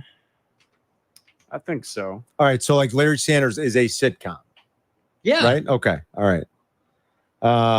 Yes, Carm, those are sitcoms. Yes. This is so hard, man. There's no way to winnow these down to 5. Like, I'm ready. Yeah, I'm have good. to. I can go if I'm I need ready. to. Damn, you guys, Go ahead, Chris. really? All right, give me number 5, Uncle Jesse from Full House. Oh, that's a very good Uncle one. Jesse. Uncle Jesse was strong. Number 4, I will take Charlie from Always Sunny in Philadelphia. Nice. Everybody loves that show. Charlie, doing some Charlie work. Number 3, just because I feel like everyone's going to put him 1, I'm going to put him 3 just to send a message. George Costanza. All right. I thought you were going to say no, but all right. I'm going to go number 2, Al Borland. Al Borland. Do I know that show? From Right. Home Improvement. From Home Improvement. Oh, Al was the the sidekick. That's awesome. Yeah, number 2. He was That's great. awesome. All right, very Always good. in flannel. That's he pretty was good. outstanding. That's and then good. I'm going to go number 1, Michael Scott. Oh, yeah, everybody. That's a pretty good. Michael one. Scott is my number 1. Yeah. All right. Number 5 for me, Will Smith, Fresh Prince of Bel-Air. I think he just went by Will Smith, right? That was I his had name. him down as my 6th He was other Will. option. He went by his. He went I'm as with Will. you. Yeah. Yeah. I'm Number with you. 4, Frank Costanza. That's an excellent call. Number 3, Excellent. Joe Bluth. Mm-hmm. Number 2, Lucille Bluth. So you've got just the I've got entire 2 of them. cast I of love Lucille 2? No, Arrested Lucille 1. Development. Lucille 1. And number, see, I was going to put Michael Scott, but I knew Chris was going to, so I left him off the list. Number 1 for me, Ron Swanson. Ron Swanson. That's a good one. Swanson. Do I know that show? From Parks and Rec. I don't know that show. Parks if you and Rec. looked up Ron Swanson, you would know Ron Swanson. I would know right Yurko away. is Ron Swanson. Yeah, Thank yeah. you. Give me all the eggs and bacon you have. Oh, I know who he is. Excuse I know. me. I Yeah. think you misunderstood me. I said not a lot of eggs and bacon. It's Nick Offerman. All of the eggs Yeah, and good. bacon. All right, very good. I like Nick Offerman a lot. All right. Am I ready? Or are you Yeah. ready? No, Carm? go ahead, Yerk. Go ahead. Do your Number 5 on my list, and it'll show my age. Henry Winkler.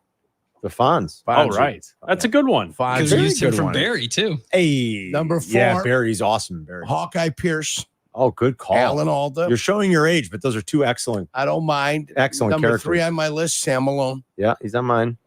2 on my list, Fred Sanford. Nice. From Sanford and Son. And number 1 on my list is Kramer. Kramer is on my list as well. All right. You showed your age a little, but I like that list. All right, here we go. Number 5, George Costanza. Number 4, I know Abdallah will like it. He's got 2 characters from the show. Tobias Funke. Number 3, Rip Torn's character, Arthur, the producer on the Larry Sanders Show. Number 2, Sam Mayday Malone from Cheers. And number 1, Cosmo Kramer. Wow, Kramer. Okay, the so list. I thought everyone would go with Costanza's number. I think Kramer's even better. All right. Kramer's funnier, Some more variety. legendary. I mean, I actually, all right. the most legendary stuff on Elaine's that the better character than all 3 of them. Well, it's She's not, the you best can make character. you can make a good argument. That would be Think your she is. favorite. It's a very good argument. That would you be can your make. favorite for Mhm. sure. Yes. All right, I like it. Good list. And I know we forgot a ton. And how could you guys there's a bunch on leave this Twitch. off and leave that off? And it's not that easy. Nobody had Archie Bunker. Archie was pretty legendary. I like Archie. For the You can say it. No, I'm just trying to think. Like, there are other words? shows. Like, I guarantee you there are a bunch of other shows. I'm trying to think of some of the other real popular stuff. Like nobody had Al Bundy. Al Bundy's pretty legendary. Pretty awesome. I loved Al Bundy. He's top notch. Didn't have him on the list. No Urkel? No Urkel. No Alice from the Brady Bunch. Let's see. Here's someone who Alice. likes. I like Tiger. I thought Tiger was the best actor on that thing. Joey and Chandler. See, not for me. We so didn't much. name a single friend. George Jefferson. There's a bunch. See, I mean, it's hard though. Let's see what else. And again, the Wheezy. What Aunt about Jackie Wheezy? from Roseanne. That's a good one. Wheezy's a great one. Nobody Aunt loves Jackie or Wheezy? Aunt Jackie. Aunt Jackie. That's a great one. character. Jonah Ryan from Veep. I've heard You Veep guys, is hilarious. you got to watch Veep, man. I've Veep heard it's is hilarious. great. I would have put a couple people from Veep, like they could have easily made it, but everyone on that show is so funny, and the one-liners are so fast. Yeah, I've heard it's pretty damn good. Let's see. From Avatar. I don't. Some of these. Radar from MASH. Yurko had a MASH character. Jimmy Ignatowski. Somebody says from Taxi. From Taxi. That was Christopher Lloyd on Taxi. Brilliant character. Older show, but great show. All right, we're going to circle back to some of the breaking baseball news of the day. We'll kind of update you on what's happening with the White Sox as they started some of the trades. You can go ahead and ring us up, and we'll grab some calls too if you want at 312-332-3776. Want to talk more with Yurko about the Paredes deal as the Cubs acquired him for Morel yesterday. It's Carmen and Yurko. We'll be right back. You're listening to Carmen and Yurko on Chicago's home for sports, ESPN Chicago. Crosstalk Unhinged, the podcast. It's can't miss radio that can't be played on the radio. Where Yurko, Carmen, Silvy, and Waddle talk in a less than civilized way. Presented by Blue Chew.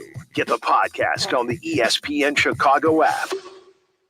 We all hear the radio ads about the IRS. They tell you to be afraid, to be scared, and they try to frighten you into calling. I'm not here to do that. Tax Relief Advocates is different. TRA is here to tell you that if you owe money to the IRS, whether it's $5,000, $50,000, or $500,000, we have a solution. It doesn't matter if you're sitting in your car, at work, or with your kids. No matter where you are, call now. 800-575-6759. Don't lose hope. TRA can eliminate or reduce what you owe to the IRS. Generous programs are now available that can give you a fresh start. Our passion is taxes and helping individuals fix their IRS problems. We have over 1,000 five-star reviews on Google and an A+ with the Better Business Bureau. You don't need to be afraid of the IRS any longer. End your tax nightmare today by visiting us online at TRA.com or call 800-575-6759. That's 800-575-6759. Tax Relief Advocates. Real solutions for real people. You like it hot? I do. But if you don't have energy efficient windows like I do, then you're going to be paying a high energy bill. Hey guys, it's Silvy. Call my friends at Window Nation, 866-90Nation. I have new windows from Window Nation, and it is saving me money, 30% to be exact, year over year, because it keeps the hot air out and the cool air in. And right now they've got a great special going on. You can buy 2 windows, get 2 free on energy efficient windows, and you have 2 years of no interest payments. That's 2 years to pay off your project with no interest. If you don't take my word for it, how about Forbes listing Window Nation as the best window installation company out there? So call them today, 866-90Nation, or go to windownation.com and let them know that Silvy sent you. Temps are heating up, and so are the ticket deals this summer with Vivid Seats. Whether it's scoring tickets for a night out at the ballpark or witnessing the rising stars of women's basketball, Vivid Seats has you covered. With a robust rewards program and wide selection of tickets, Vivid Seats makes it easy to score great deals on great seats with a 100% buyer guarantee, giving you the peace of mind for the ultimate fan experience. Just visit vividseats.com or download the app today. Vivid Seats, the official ticketing partner of ESPN. I can't believe tax season is here already. Look at all this info I have to enter. Phil's small accounting firm is growing in numbers. Why didn't I take that typing class in high school? A data entry specialist could really help him in a crunch. I got blisters on my fingers. Indeed can help him hire great people fast. I need Indeed. Indeed you do. You can schedule and conduct virtual interviews all from your employer dashboard. Visit Indeed.com/credit and get $75 towards your first sponsored job. Terms and conditions apply. When it comes to hard work, there's one important rule. Pick the right tool for the right job. That's why Chevy offers a family of Silverado pickup trucks designed just for the job. Go to ChevyDriveChicago.com. Put a Silverado in your toolbox. You're listening to Carmen and Jurko. Listen to us now, live on the ESPN Chicago app. Chicago's home for sports. ESPN Chicago. All right, let's talk about our players of the weekend. Then we'll grab some calls. Players of the weekend brought to you by Marquee Sports Network. Stream the Cubs and watch at Marquee.com. Who are you going with, Yerk? Somebody from the Olympics? No. Baseball player? No.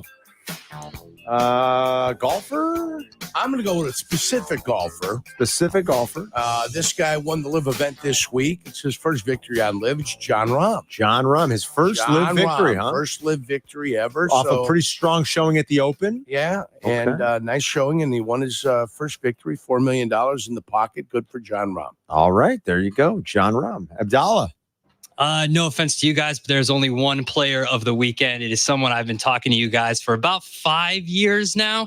He went to Bogan High School, and he is now the UFC welterweight champion. Bilal Muhammad, Chicago's own, beats Leon Edwards 5 rounds. It was awesome. It was his best fight so far.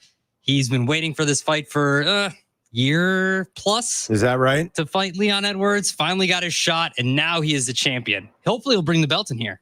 That'd be pretty cool. Yeah.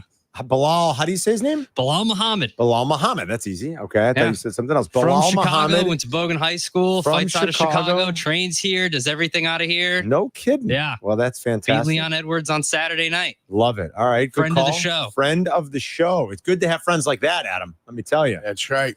Especially if you get into a bar fight. Scrap. Chris, who do you Get a got? Scrap. All right. I'm going to Friday night, Celine Dion. Celine Now, Dion. listen here. I know that people are going to be like, really? Black, you're picking Celine Dion. If you were watching the opening ceremonies, she closed the evening with a performance that was completely remarkable.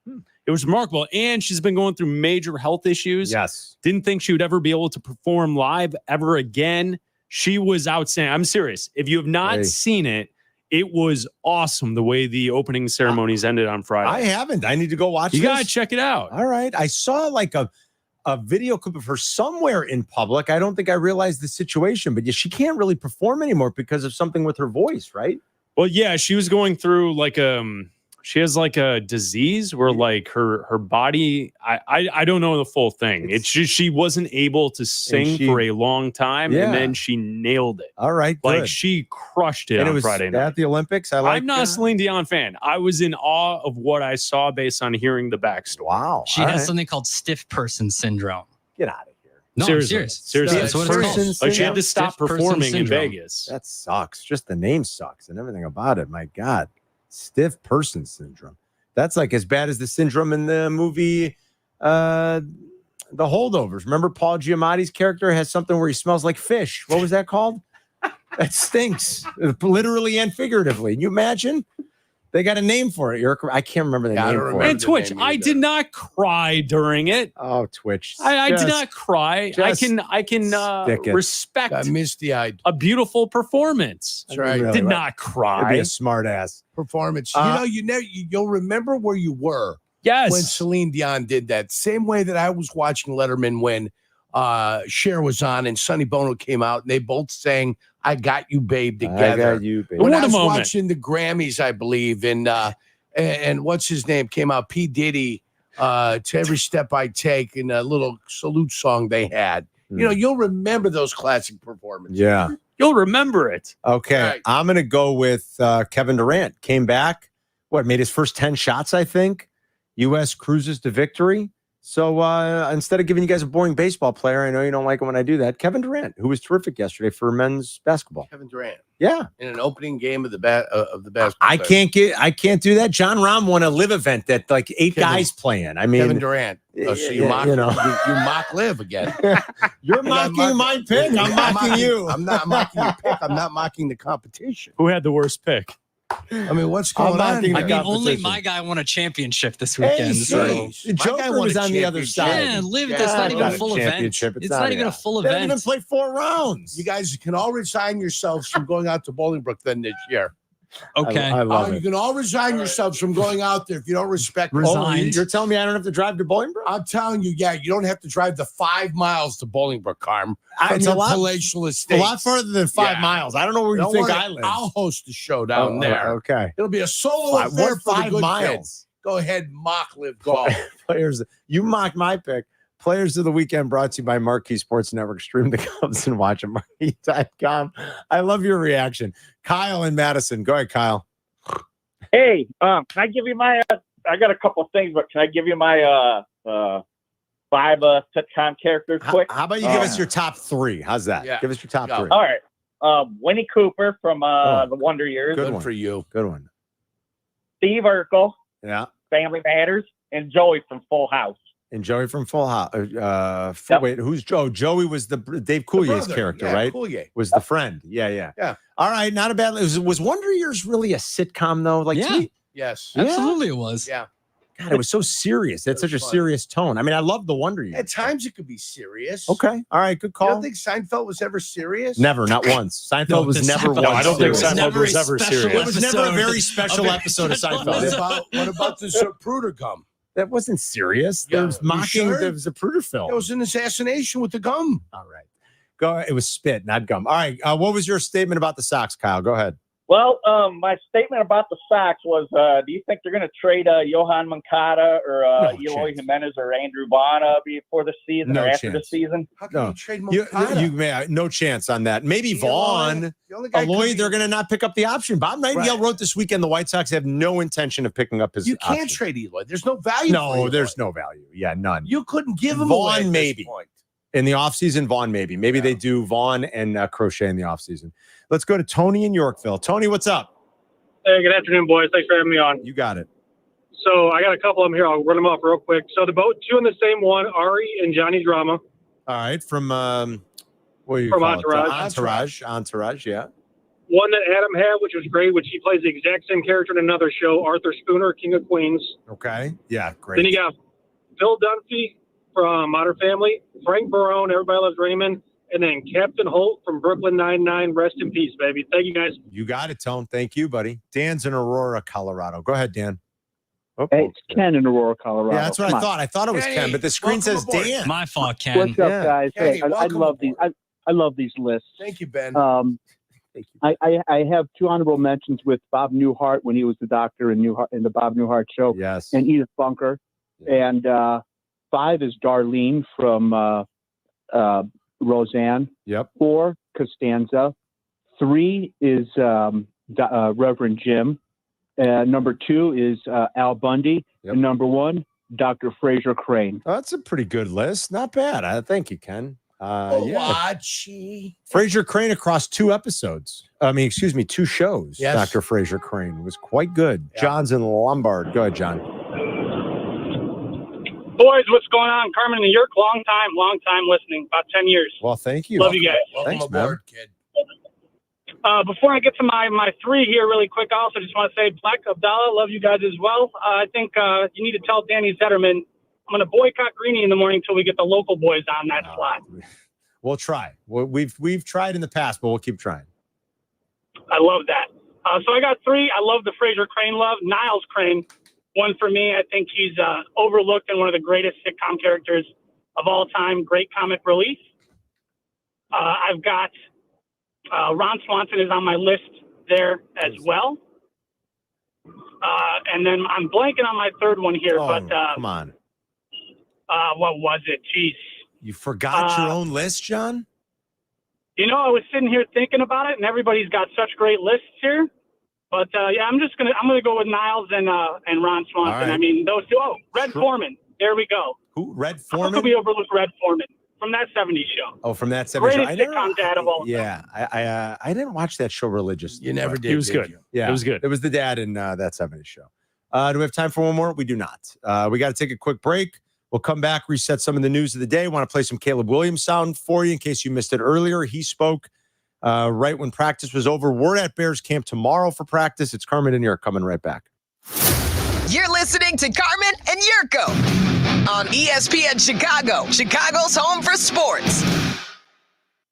Cubs fans, stream Cubs games now. Marquee Sports Network brings you a new way to stream your favorite team and Marquee's award-winning programming. Marquee Sports Network's new app features improved video quality, extensive minor league coverage, exclusive access to Cubs-centric Marquee programming, including award-winning pre- and post-game shows, and more. Visit WatchMarquee.com to subscribe and stream Cubs baseball. Your Cubs, your way. Subscribe now at WatchMarquee.com. Hey, it's your friend Tom Waddle here. The team at Great Clips knows that we all live very full lives. It's the reason they're always coming up with new ways to make getting a great haircut easier. Take, for instance, online check-in. With online check-in, Great Clips works on your schedule. They have features that help you see where you are in line, get a ready next text so you know when to go to the salon, and a haircut reminder feature that reminds you that you haven't been in quite some time. Another feature I love is Clip Notes. They save your haircut details so you can get the same look you love from the skilled stylist each and every time. Now, look, I have no idea what I'm doing with my hair, okay? Who remembers what clipper setting or how long to leave it on the sides? You know who does that? Great Clips does with Clip Notes. It's nice to be on the same page when it comes to your haircut. So even when you're not thinking about your next haircut, Great Clips is. And when you choose Great Clips, it's going to be great. Download their app today. And if you're interested, join a salon team. Visit jobs.greatclips.com. You've heard me rave about the food scene in Elmwood Park. Now it's time to taste it for yourself at the Taste of Elmwood Park. The Taste runs from August 8th to the 11th. It's a showcase of more than 20 of Elmwood Park's finest restaurants, plus live entertainment, an eclectic marketplace, and much more. Find me there Saturday from 4 to 6 as the honorary host of the legendary meatball eating contest. Bring your appetite and discover the flavors of Elmwood Park at the Taste. Live from State Street in the heart of Chicago, you are listening to the new home of the Chicago Bears, ESPN Chicago. And this is Carmen and Jurko, WMVP, WTBC, HD2, Chicago, a good Karma Brands radio station. Hope everyone had a great weekend and hope you're having a good Monday. Crosstalk in 35 minutes. It's Carmen and Jurko live from our State Street studios. Tomorrow we're out and about at Hallis Hall broadcasting live after Bears training camp.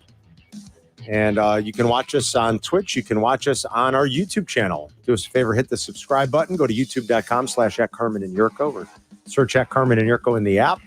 And all this week we're brought to you by the Chicago Ducky Derby on August 7th. Adopt a duck. Do something great. Support our Special Olympics athletes. Boy, when we do the lists, man, people love it. Twitch goes nuts and my phone's blowing up and the phones ring like crazy. People love the list. Well, we got a few more weeks of it. And maybe we'll bring it back next summer. I think we should. This was a lot of fun. We're going to have to find new lists, but how hard could that be, Jurko? There's a list for everything. There's a day for everything. There's a list for everything. So Caleb Williams met the media after practice today, talked about progressing through the offense and where they are in install and things like that. And the offense has had a couple of tough days. Saturday was a tough day. Today sounded like there were some of the same problems, maybe not quite as bad.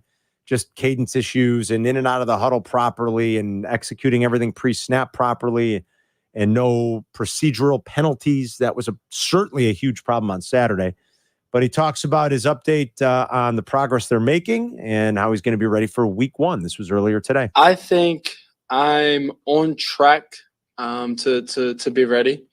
Exactly where I need to be and where they want me to be. I'm excited. Every day I wake up, I'm learning something new, and so, getting ready for, the season, preseason, and these next practices. I'm very excited, still progressing, but we're towards the install right now for this portion, which is very exciting. To think that, not too long ago, I didn't know really anything about this offense. And now I know a lot more than I did then. So progressing, excited, and ready to go. This was a good one.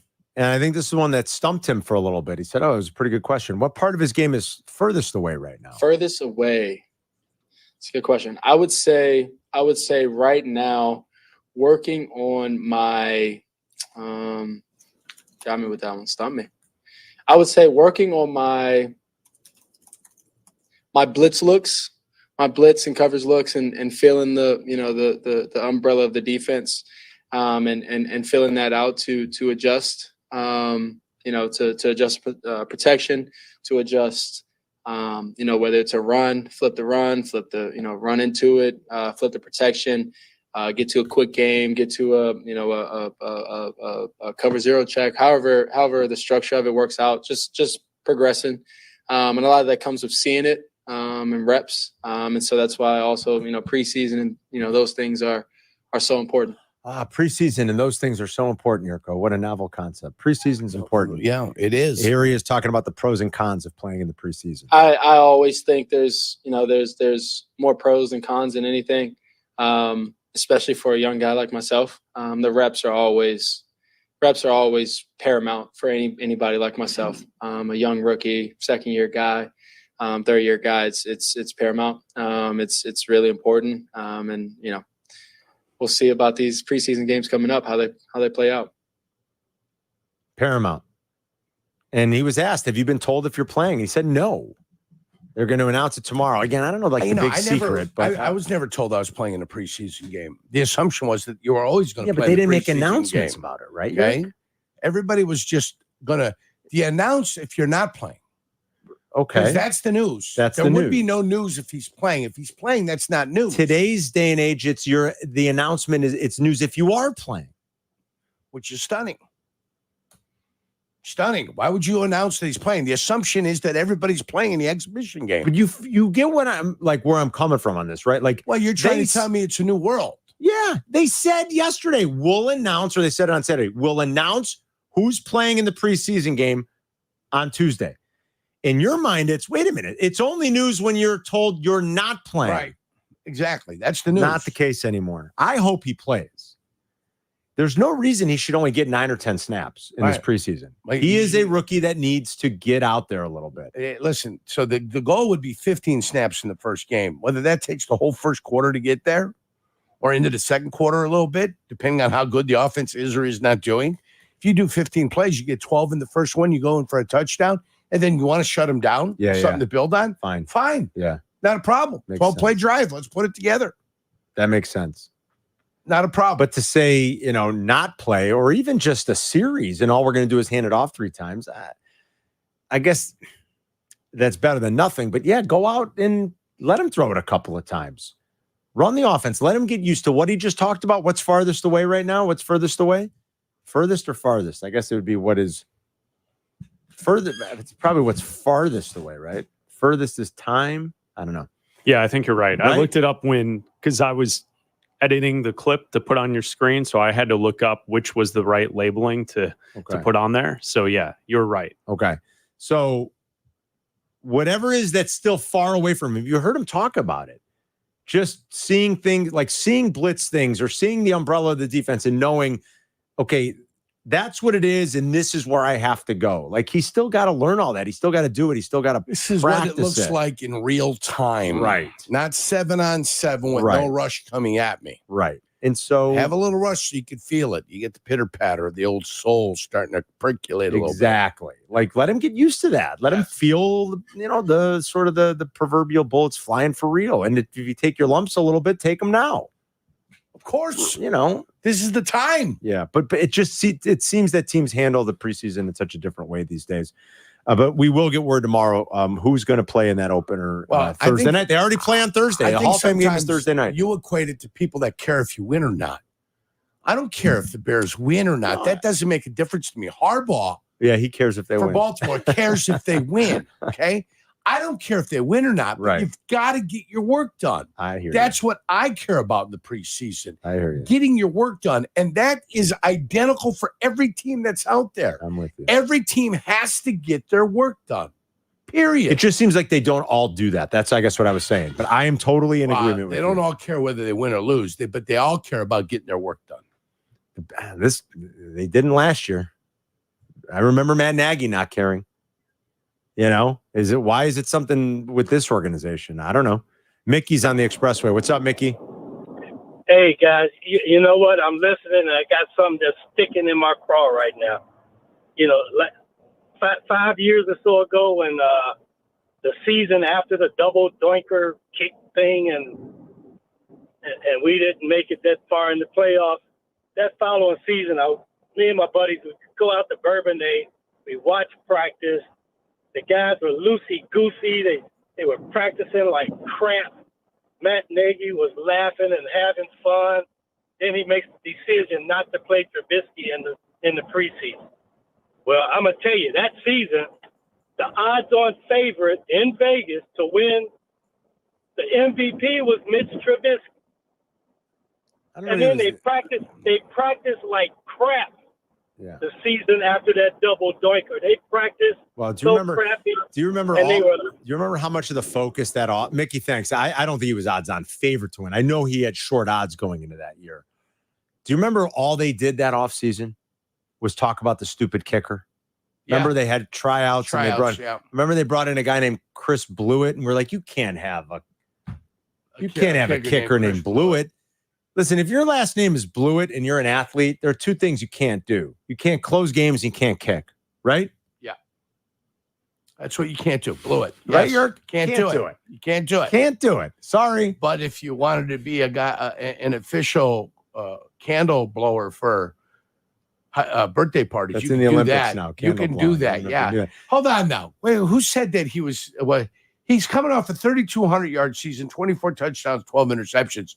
How does that make him chalk the next year? No, I didn't. I said it didn't. He was not the odds-on favorite. No. He was short odds at it, but he was not the odds-on favorite. Because Chicago overbets Chicago all the time. There's a tendency. Yes. Yeah. So, Mickey, we get your point. Yeah. I mean, it's like, listen, Tom Brady used to play in the preseason. Remember? Tom Brady used to play. Mahomes plays in the preseason. Mahomes plays. It's good enough for Mahomes. Like, it better be good enough for your quarterback. Was it last year or 2 years ago the Bears played KC? Remember they went down through the defense like a warm knife through butter? It was they came out and they actually ran some plays and let Mahomes throw it. And, go ahead and do it. Don't be afraid. What are you afraid of? I don't know. Success. Well, I guess the easy thing is to say injury, but hey. What are you allergic? You're scared to go buy a dog. Right. If you're scared, go buy a dog. Eddie's on the north side. What's up, Eddie? Yeah, that's just, if it's good enough for Brady, it's good enough for Caleb. But the thing, I was driving around thinking is it more prone that you could get injured in preseason because you have guys that are fighting so hard, like coming at you like bullets to make a team so they can make money and make an NFL roster. Like in the regular season, a lot of them have their money and they're trying not to get injured so much, and maybe they're not 100% every play and everything. So it's kind of a little bit laid back. But in these preseason games, these people are looking for jobs. They want to get a hard guys stack, that are playing in the first quarter are not guys that are worried about making the team. Yeah. The guys playing in the first quarter are on the team. The Right. guys playing in the third and fourth quarter are the ones scrambling to try to make a team. Yeah, and I don't think guys by and large take it very easy preseason or regular season. I think most guys play hard. And again, if I've got Joe Montana in his 13th season, then I'm concerned about Joe Montana making it through spring, training camp alive. That's what I'm worried about. Okay, we're not talking about somebody in his 13th season, a veteran quarterback that's coming back and has got 1 year left to try to make the magic happen before he's replaced by the younger quarterback. But the veteran quarterback still has all the guile, still has the arm, still enough mobility to make things happen for you. He's the guy you might want to protect. You're not protecting a rookie quarterback with zero experience in the NFL. You're not protecting him by not. He's going to show himself. He's got to go out and prove some things. If anything, you're doing a disservice, right? And it sort of sounds like he thinks that just from listening to the way he talked about it earlier today. Nesby's in Farmington Hills. What's up, Nesby? Hey, what's up, fellas? Hey, I totally agree. We cannot wrap Caleb in bubble wrap and say, okay, figure it out week 1 against that hungry Titans defense. This kid has to figure it out during the preseason. Give him a couple series. Give him a quarter, in my opinion. Give him a quarter. That offensive line, I will make play the whole first half. That starting offensive line, play the whole first half. You guys got to figure it out, get some cohesion. But with Caleb, look, if he's going to get hurt, he's going to get hurt. Whether it be preseason or week 1, it don't matter. Get the kid out there. He wants to be like Brady, then he needs to go and look at what Brady did. Exactly what you gentlemen said. Tom Brady played. He took the preseason serious because that got him ready for the regular season. Caleb needs to do the same thing. And if they're telling him that they're going to sit him down, then he needs to actually voice his opinion and say, guys, I need to play flat out. Yeah, and take advantage of the extra game. You know, you've got not all teams are going to have that. Take advantage of the extra game and let them see it for, just a few extra series. I don't think is a bad thing. So we'll find out tomorrow. Again, I won't be shocked if they say he doesn't, but my hope is that the first team gets out there and can run a little bit, at least a series or two where even if you want to go through the practice of making sure that you're in and out of the huddle properly, that you're getting the snap off properly, that everybody's on the same page with the cadence. There are no false starts and things like that. I think it could be beneficial. A lot of expectations for this season. And it is still a rookie quarterback with a few moving parts around him, with some uncertainty on that offensive line. And if you could get those guys running together, I think the more they can do that in this preseason, I think there's more of a benefit come kickoff in that first weekend. And we saw how ugly it was last year on that first weekend. They weren't ready to play. It was terrible. Took them a couple weeks to ramp up. No excuse for that. You don't want that with a young quarterback this time around. I know somebody in the Twitch chat was saying, like, Aaron Rodgers got stepped on in practice today and Greeny was going crazy. I mean, those situations are a little bit different. It's Aaron Rodgers is in his 13th or 14th, whatever it is, 15th season, I guess now, or whatever it is. And considering the way things ended last year, like, I understand why Jets fans would be hesitant and holding their breath constantly with every weird hit or uncomfortable situation that befell Aaron Rodgers, because there's a lot riding on him staying healthy. But this is a totally different situation. It's Carmen and Jurko. We'll be right back. You're listening to Carmen and Jurko on ESPN Chicago, Chicago's home for sports. Here comes the ball. Touchdown! Touchdown, Bears! The first game of the 2024 football season is on ESPN Chicago. Bears! Join us Thursday for the Pro Football Hall of Fame game. Bears versus Texans. Bears! Pre-game begins at 3. At 7, Jeff Joniak and Tom Thayer bring you the live call from Kent. Bears football is back. This is the new home of the Bears, ESPN Chicago. So I've been telling you how much I love my Land Rover Defender 130. I love its versatility. It drives like a dream. It's big, it's strong, it's dependable. You feel safe in it. Great acceleration, great towing capability, 8,000 pounds of towing capability. It's a true off-road badass truck, too. It's got the air suspension. It's got everything you need for the active lifestyle, camping, hiking, fishing, outdoors, skiing in the winter, whatever it is. It's got the seating for 8, which comes in pretty handy when you're carpooling the kids around. So there's a lot of versatility. There's a lot to love about it. I got it from my friends over at Howard Orloff. Now, that's the place to go. You want to see Bill Grzinski and his team over at Orloff. They're the best. You've got employees that have been there 10, 15, 20 years. That doesn't happen on accident, folks. They want to be there. They want to stay there. There's a reason for that. Go experience the Orloff difference for yourself. They're going to treat you well. I promise you. Duck in the showroom if you're in the city. It's right there on Armitage, just off of the Kennedy, or see the full lineup online at orloff.com. Texting enrolls you into recurring automated text messages. Consent not required to purchase. Message and data rates may apply. Hey, Dan, how you doing? Haven't seen you around the gym for a while. Yeah, I've really fallen off. Since I turned 40, I just don't get the results I used to get. Could be lower testosterone. Lower T? Yeah, I went through it a while back. Once you hit 40, your body has less free testosterone. I got Nugenix Total T, and it's made a huge difference for me. I've seen that ad on TV. Is it for real? Oh, yeah. The key ingredient is something called Tesnor, which helps boost free and total testosterone levels to help you trim up and stay lean. And it's made a difference for you? Man, I feel like I'm in my 20s again. At work, in the gym, and in the bedroom. Are they still giving out complimentary bottles for people to try it for themselves? Yeah, you just need to send them a text. Text BREAK to 321-321 right now for your complimentary bottle of Nugenix Total T, the #1 selling testosterone booster at GNC. Plus, text now and we'll include a bottle of Nugenix Thermo, our most powerful fat incinerator ever, to help you get back into shape fast, absolutely free. Text BREAK to 321-321. That's BREAK to 321-321.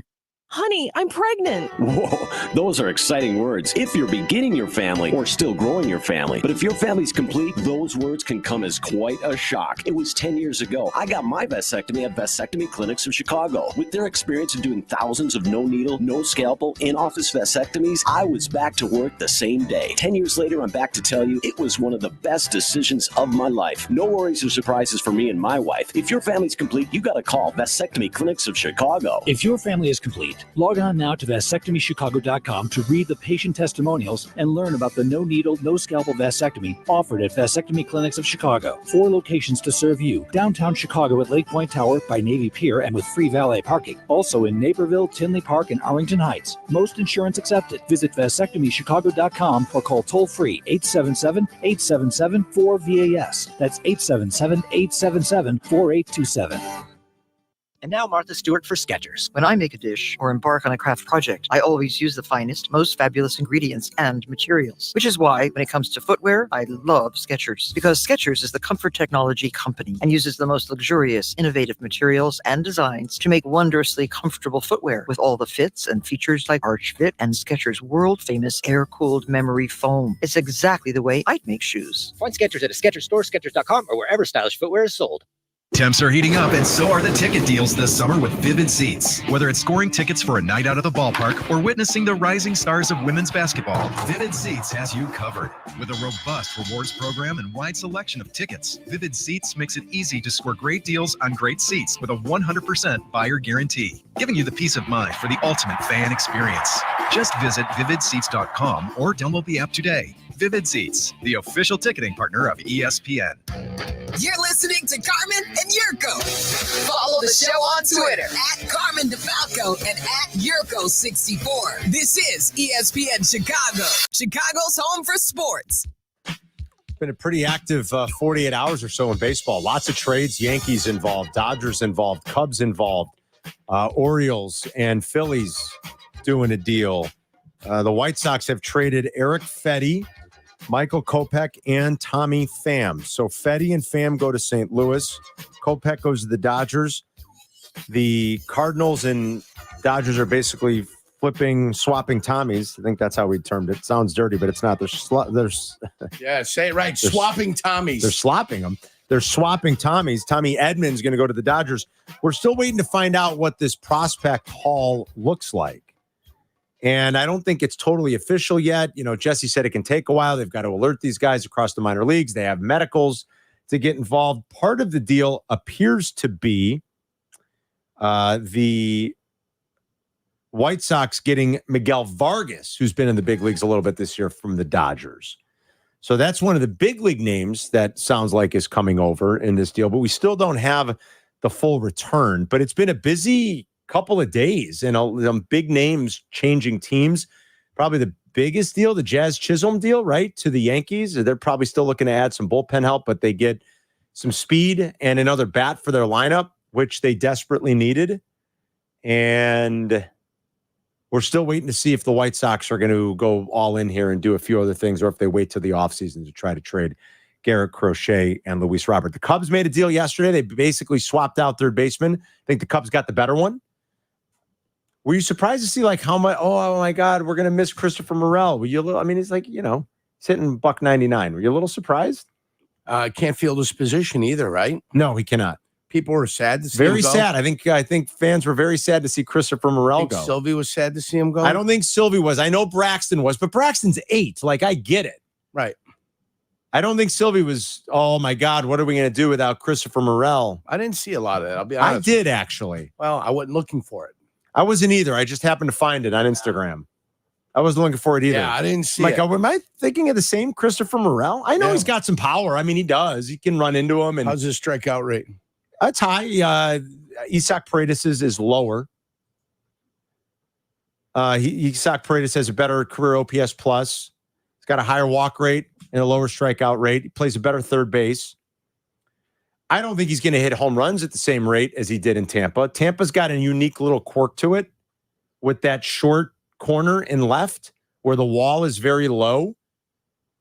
So technically there are two ballparks that are equidistant or shorter in terms of feet from home plate to the left field corner, Yerk. Right. Those two parks are Fenway Park and Minute Maid Park. You know the difference between those two, and don't just tell me where they are located. You know the difference between those two parks and Tropicana Field?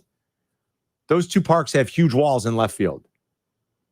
Like 10-foot walls. More than that. What's the monster? Walls. The monster is like 20-something. 28 feet. 28, right? Whatever it is, 30 feet. Yeah. And then the one in Houston is probably in the vicinity you were talking about that. 15 feet, give or take, something like that. 18 feet. We've been so there. There's an interesting quirk that has aided Isaac Paredes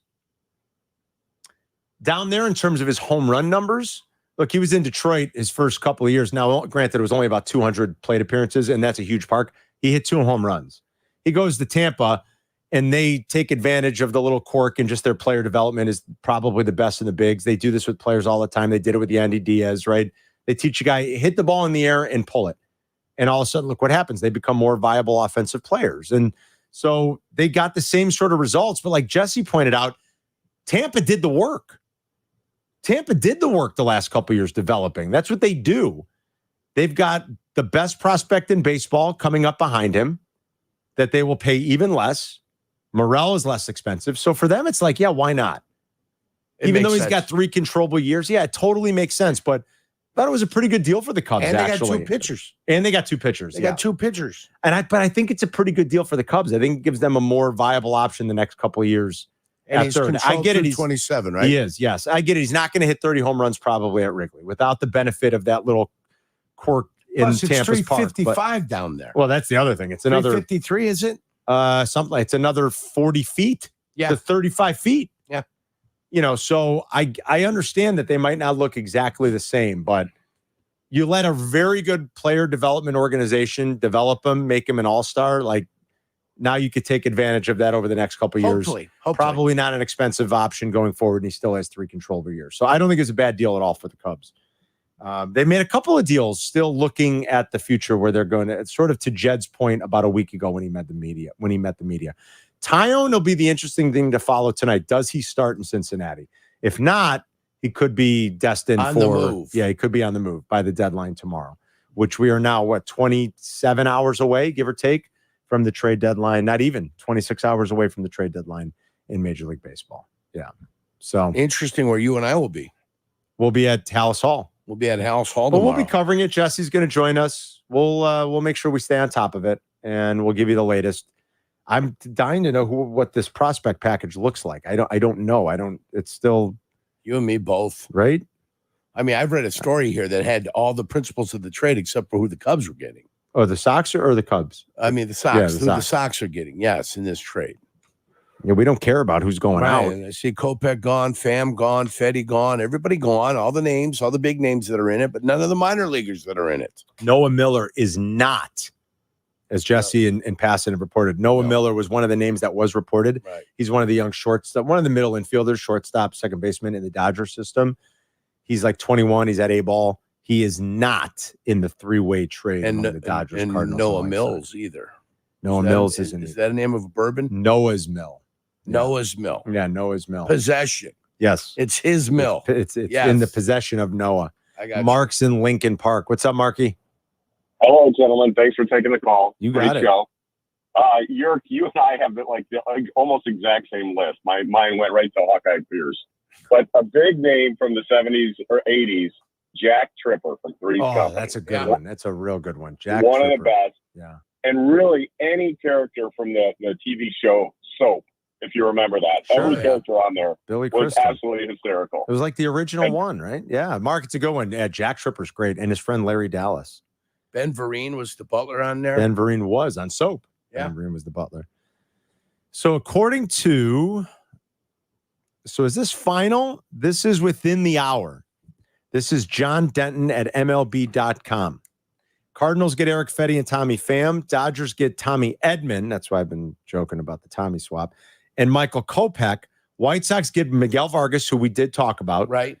And Jerry Harrison Jr., their pre- and post-game host, longtime big leaguer, really likes Vargas. He texted me and said he really likes Vargas. He thinks Vargas has a chance to be an outstanding player. We'll see. He's 24. He's gotten a little run this year out there. Infield prospect Geral Perez, who is number 17 in the Dodger organization.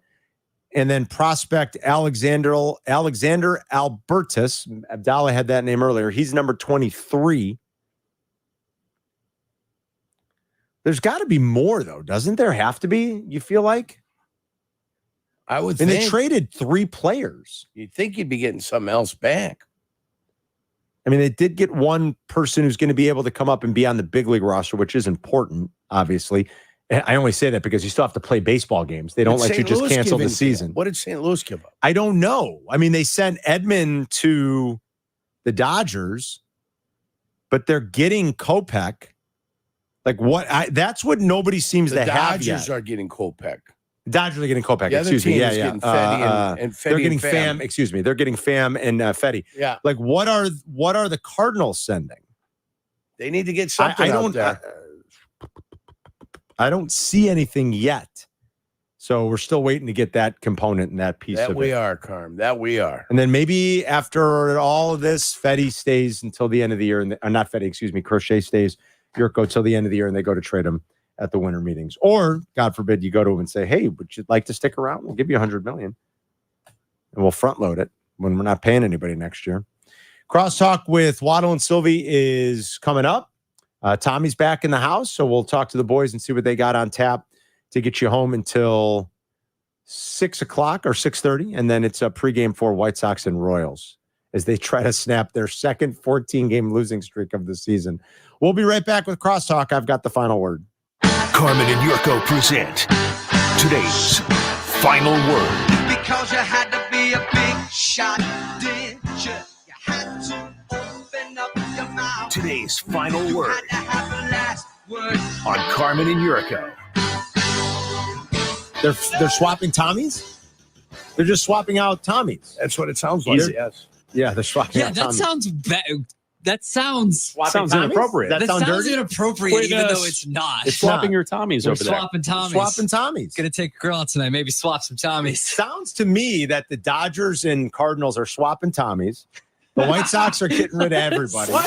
You're listening to Carmen and Jurko on ESPN 1000, Chicago's home for sports. Come on, Jesse. Diabetes, high blood pressure, anxiety meds, everyone's on them. If you're a 50-year-old male, maybe a bit porky, and you may even have type 2 diabetes, $1 million of term insurance may only cost you about $200 a month. Call Term Provider. Speak with Big Lou at 800-777-1225. Big Lou will find a term life policy for you even if you have type 2 diabetes, are overweight, or have high blood pressure. Term Provider has helped thousands of people like you who think they can't afford term life insurance. To buy $1 million of affordable term life for you, all you need to do is call Big Lou at 800-777-1225. Lou will make sure the scales are tipped in your favor. Call 800-777-1225. Big Lou will answer your call and work to fit you into a term life policy that you can afford. Remember, Big Lou's like you. He's on meds too. Call 800-777-1225. 800-777-1225 or biglou.com.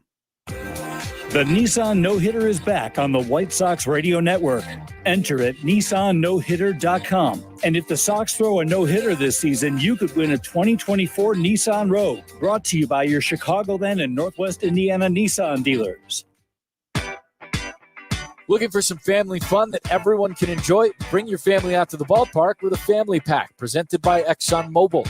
Starting at $19, each family member gets one ticket, hot dog, drink, bag of chips, and cookie with purchase. Plus, every home Sunday game, enjoy family-friendly activities throughout the ballpark, kids run the bases post-game, and more with Family Sundays presented by Coke Zero Sugar. Your tickets starting at just $10 is fun for the whole family. To purchase tickets, visit whitesox.com/offers. It's better over here. If you're 55 and up, T-Mobile has an exclusive rate plan just for you. Right now, get 2 lines of talk, text, and data for just $30 a line. That's a 45% savings versus Verizon and AT&T. Plus, you can get one of the latest 5G phones free when you add a line. That's right, a free 5G phone. Experience all this and more on America's largest 5G network. So why wait? At T-Mobile, customers 55 and up can get 2 lines of talk, text, and data for only $30 a line. Just go to T-Mobile.com/choice55 or visit your local store to make the switch. With AutoPay using debit or bank account plus taxes and fees, 45% off 2 lines versus AT&T Starter and Verizon Welcome. Plan benefits vary. Free phones up to $300 off with 24 monthly bill credits and qualifying new line for well-qualified customers plus tax and $35 device connection charge. Contact us before canceling entire account to continue remaining bill credits, and if you pay off device early. See details at T-Mobile.com. Hey, Chicagoland, the wait is over. Steinhaffel's 5th Illinois Furniture and Mattress Superstore is now open on Gulf Road in Schaumburg. For 90 years, Steinhaffel's has been helping families make the homes of their dreams. We have the largest selection of all the best brands at the best prices. Sofas, dining, bedroom, mattresses, and so much more. Get in and join the celebration of the newest Steinhaffel's in Schaumburg. Relax. It's Steinhaffel's. Prescriptions require an online consultation with a healthcare provider who will determine if appropriate. Restrictions apply. See website for details and important safety information. Subscription required. Price varies based on product and subscription plan. Hey guys, did you know there's a generic form of Viagra that works just the same but is 95% cheaper? And you can get it online at hims.com/joy. Through Hims, you'll get a free medical consultation to determine the ED medication that's best for you. Discreet shipping if prescribed, a 100% online process, and a range of treatment options, including trusted generic alternatives to the name brands, at up to 95% off. ED is personal, and at Hims, so is treating it. Just go to hims.com/joy and get connected to a licensed medical provider online for free with zero copay, no expensive appointments, and no awkward face-to-face conversations. To start your free online visit, you need to go to this exclusive address, hims.com/joy. That's hims.com/joy for your free online visit. HIMS.com/JOY.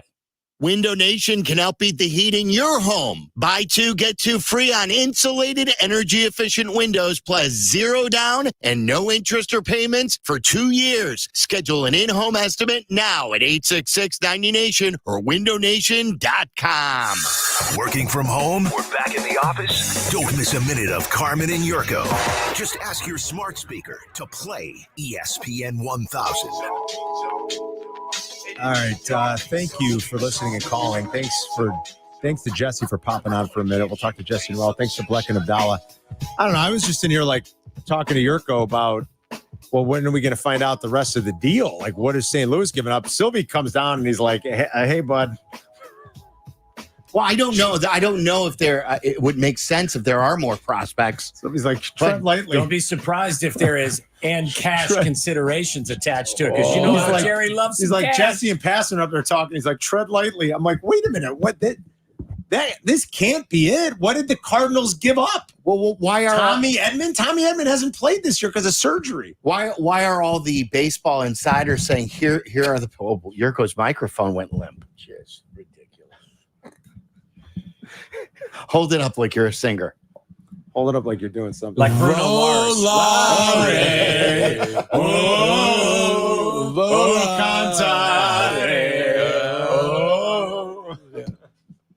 Yeah, it's great to be here tonight in the King Command room here at the Holiday Inn in beautiful Harvey, Illinois.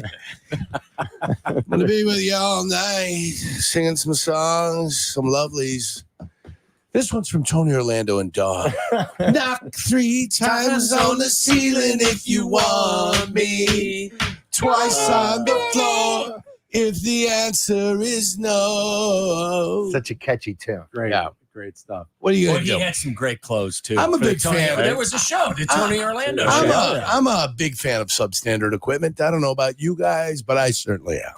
Gotten used to it. It's all right. We'll fix it. Yeah. So are we thinking that this is it? For the last 6 months. This is it. Well, you make no mistake where we are. This is it. It's truly the lounge act right now.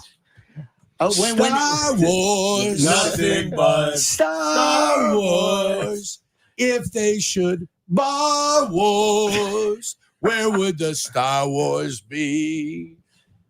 Great times. Yeah, well, you know what, Carm? We could talk about how you got nothing for, now a I'm couple of your Now guys. he's getting to the bottom of it. Call try- Jerry. Give Jerry on the phone. Harrison likes Vargas. Jerry That's all he Hairston. told me. That's all he said to me, man. Which Vargas, though? The one. Miguel Vargas. Yes, the one who's on the major league team. Yeah. Not Jesse Vargas. No, we don't want him. Not anymore.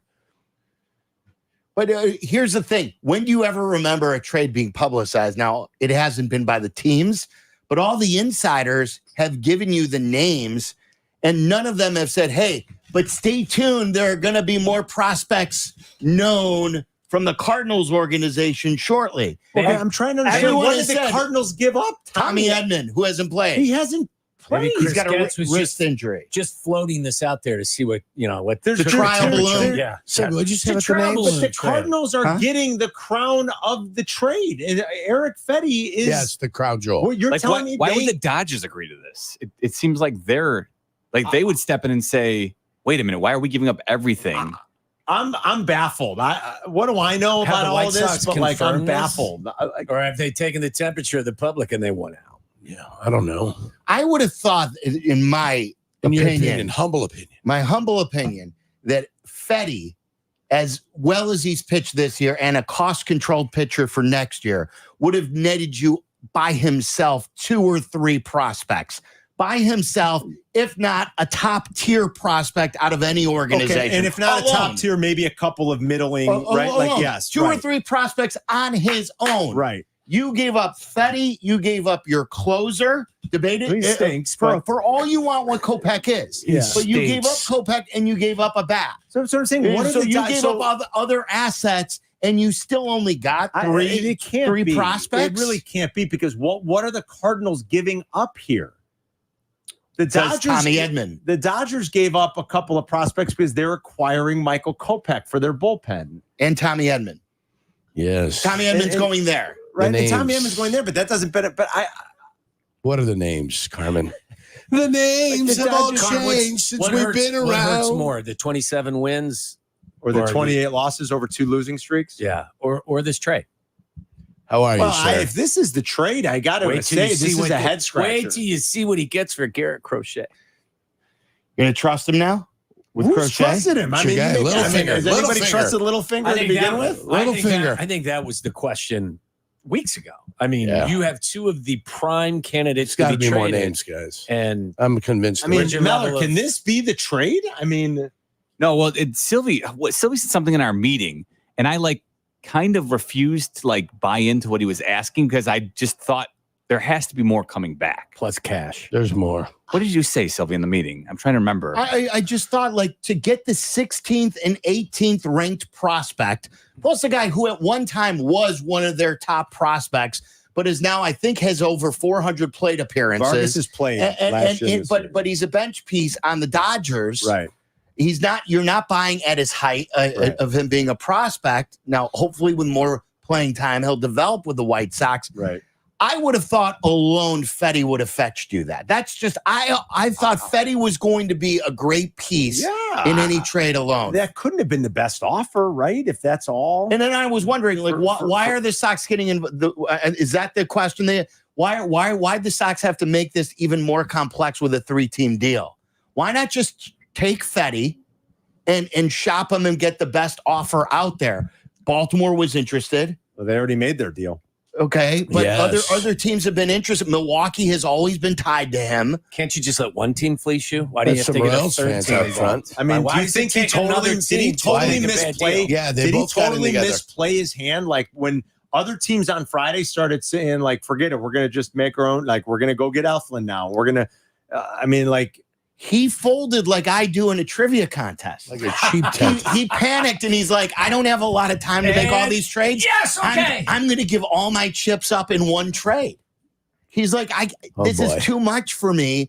Fetty, Kopech, and Pham all go. Did you also hear that they signed Benintendi to an extension? Oh, stop it! Yeah. I'm just joking. 6 year. I'm kidding. We'll have something to compare it to because Jack Flaherty was scratched from his start for the Tigers, and he's probably a good comp because he's a little better pitcher than Fetty, but he doesn't have another year left on his deal. So if Flaherty gets Formerly moved, of the Cardinals? whatever the return is for Jack Flaherty, I think you can absolutely look at if it's better than what Chris Getz got for Fetty. But it's still and like Pham and and Pham and Kopech. Kopech. Like I also said, like, to me, Leiter, who the Cubs have right now as a reliever, he's also controlled for more than just this year. Yeah. I would want multiple prospects back for Leiter. I would think so. You'd want two back, right? I agree. He's how high of a prospect? I mean, you want top 10 prospect? You want somebody in the 15s or the 20s? I want more than 15 and 17 or 16 and 18, whatever it is. 8 and 12. How's that? It's not bad. Yeah. It's a pretty good return there, Carm. You're not going to get a top I don't 5. know. We've guy. spent the last like 2 hours now. Foolish on my part, maybe. Like thinking like, where's the rest of the deal? Well, that tells you it's a bad deal. If you've been waiting for more pieces to be publicized. I mean, we haven't had an official announcement out of 35th and Shields. By the way, Crosstalk's brought to you by Few Whiskey, Chicago-style whiskeys for Chicago whiskey Drink drinkers. That's right. Maybe you're right, though. I Who wasn't knows? going to drink tonight, but Yeah, I got you might news have for to. you. Yeah. Well, the Dodgers don't normally do business like this either, do they? Well, I don't know. I mean, it does seem odd on the Dodgers' part. Why would you need to give up a big league player, whether he's on your bench or not, and 2 prospects for Michael Kopech? That would be the and Tommy Edman. They're getting Tommy Edman. Is Edman coming back? Is he going to play? Tommy Edman hasn't played this year. He had to have wrist surgery. That would be Exhibit A for Did he have a swapping hernia? Tommies. Did he have a hernia? They swapped Tommies. No, wrist. He had a wrist injury. Which portion of the wrist? Distal end of the ulna? The distal end of the ulna. Was it the lunate? The scaphoid? it was What the issue did we have? Distal end of the ulna. Not distal. Pistol. It's not pistol. It's got nothing to do with it. It's not a medical term. Is that PAISTAL or distal? OL? DISTAL. Distal. Come on, guys, stay with me. Okay, He's moving quick I here. look at him with his mic like, look at that. Do you guys I understand love rugby this, at man. all in any way, shape, or form? I saw the girl I'm yesterday. That's a That was try. the best highlight of the weekend. That's a try. I want that girl on my side if we ever get into a bar fight. I'll tell you that right now. Right now, they're in a scrum. I Can mean, you see it? She Sammy? Marshawn Lynch. I know that's Remember a scrum, Marshawn Lynch? but I still don't understand the full. You got to role. go backwards. You can kick it forward if you like. What is it now? She's hauling now. Look at her. She's got to get rid of the ball. She goes down. She's got to put the ball on the ground. Okay. She can't hold on to it. Okay. Otherwise, it's a penalty. This is the way going back to the trade. Alden Gonzalez, who works for ESPN, who Jeff Passan retweeted. Here's the way he phrased it: the full trade is 3 teams and 7 players, according to sources. Yeah. Not part of the trade. Yeah, that's the it. full trade is 3 teams Wow. and 7 players. The Dodgers get Tommy Edman and Michael Kopech. Touch it down. The Cardinals get Eric Fetty and Tommy Pham. The White Sox get infield prospects Miguel Vargas, Alexander Albertus, and is it Jarrell Perez? That's it. That's the deal. He got fleeced. Oh no! It doesn't seem like a good deal. Oh no! What are you doing over there? Did he get? I'm telling you, Oh, if you would have no. just gotten that for Fetty, you would have been like, okay, That's an all right, three absolute prospects disgrace. for Fetty. They're shedding salaries. Carmen, This family makes $4 million, this right? remake. This isn't a rebuild. This is a remake. This isn't going to take long. This is not going to take long. Oh my Well, what are we hand wringing over the White Sox for? They should be in Nashville. We should have moving trucks there tomorrow and say, "Get the hell out of town!" Right? You can catch. Isn't that By the what way, we you should be can doing? catch White Sox baseball tonight. Pregame starts at 6:30 right here on Yeah. ESPN 1000. We are the home. Are the Cardinals are going to go down as like, how in the world did they get Tommy Pham and Eric Fetty for a player who hasn't played this year? Is this the new Brock Fabrilio? Like, think about that. Brock was a prospect. You're basically telling us now that the St. Louis Cardinals, look, there's another smart team involved in this, so I'm very confused by all of it. The Cardinals just traded a player that has not had an at-bat this year for Eric Fetty and Tommy Pham, and that's it. How is that possible? It's not. That's witchcraft. That's baseball witchcraft that just took place. Edman is on a rehab assignment for what it's worth. He is. That's true. He is rehab. And he signed for next year for the Dodgers. on a cheap 2 years, $16 But are million you telling me that's extension. not like a stroke of genius on the St. Louis Cardinals Yes, part? they committed highway robbery.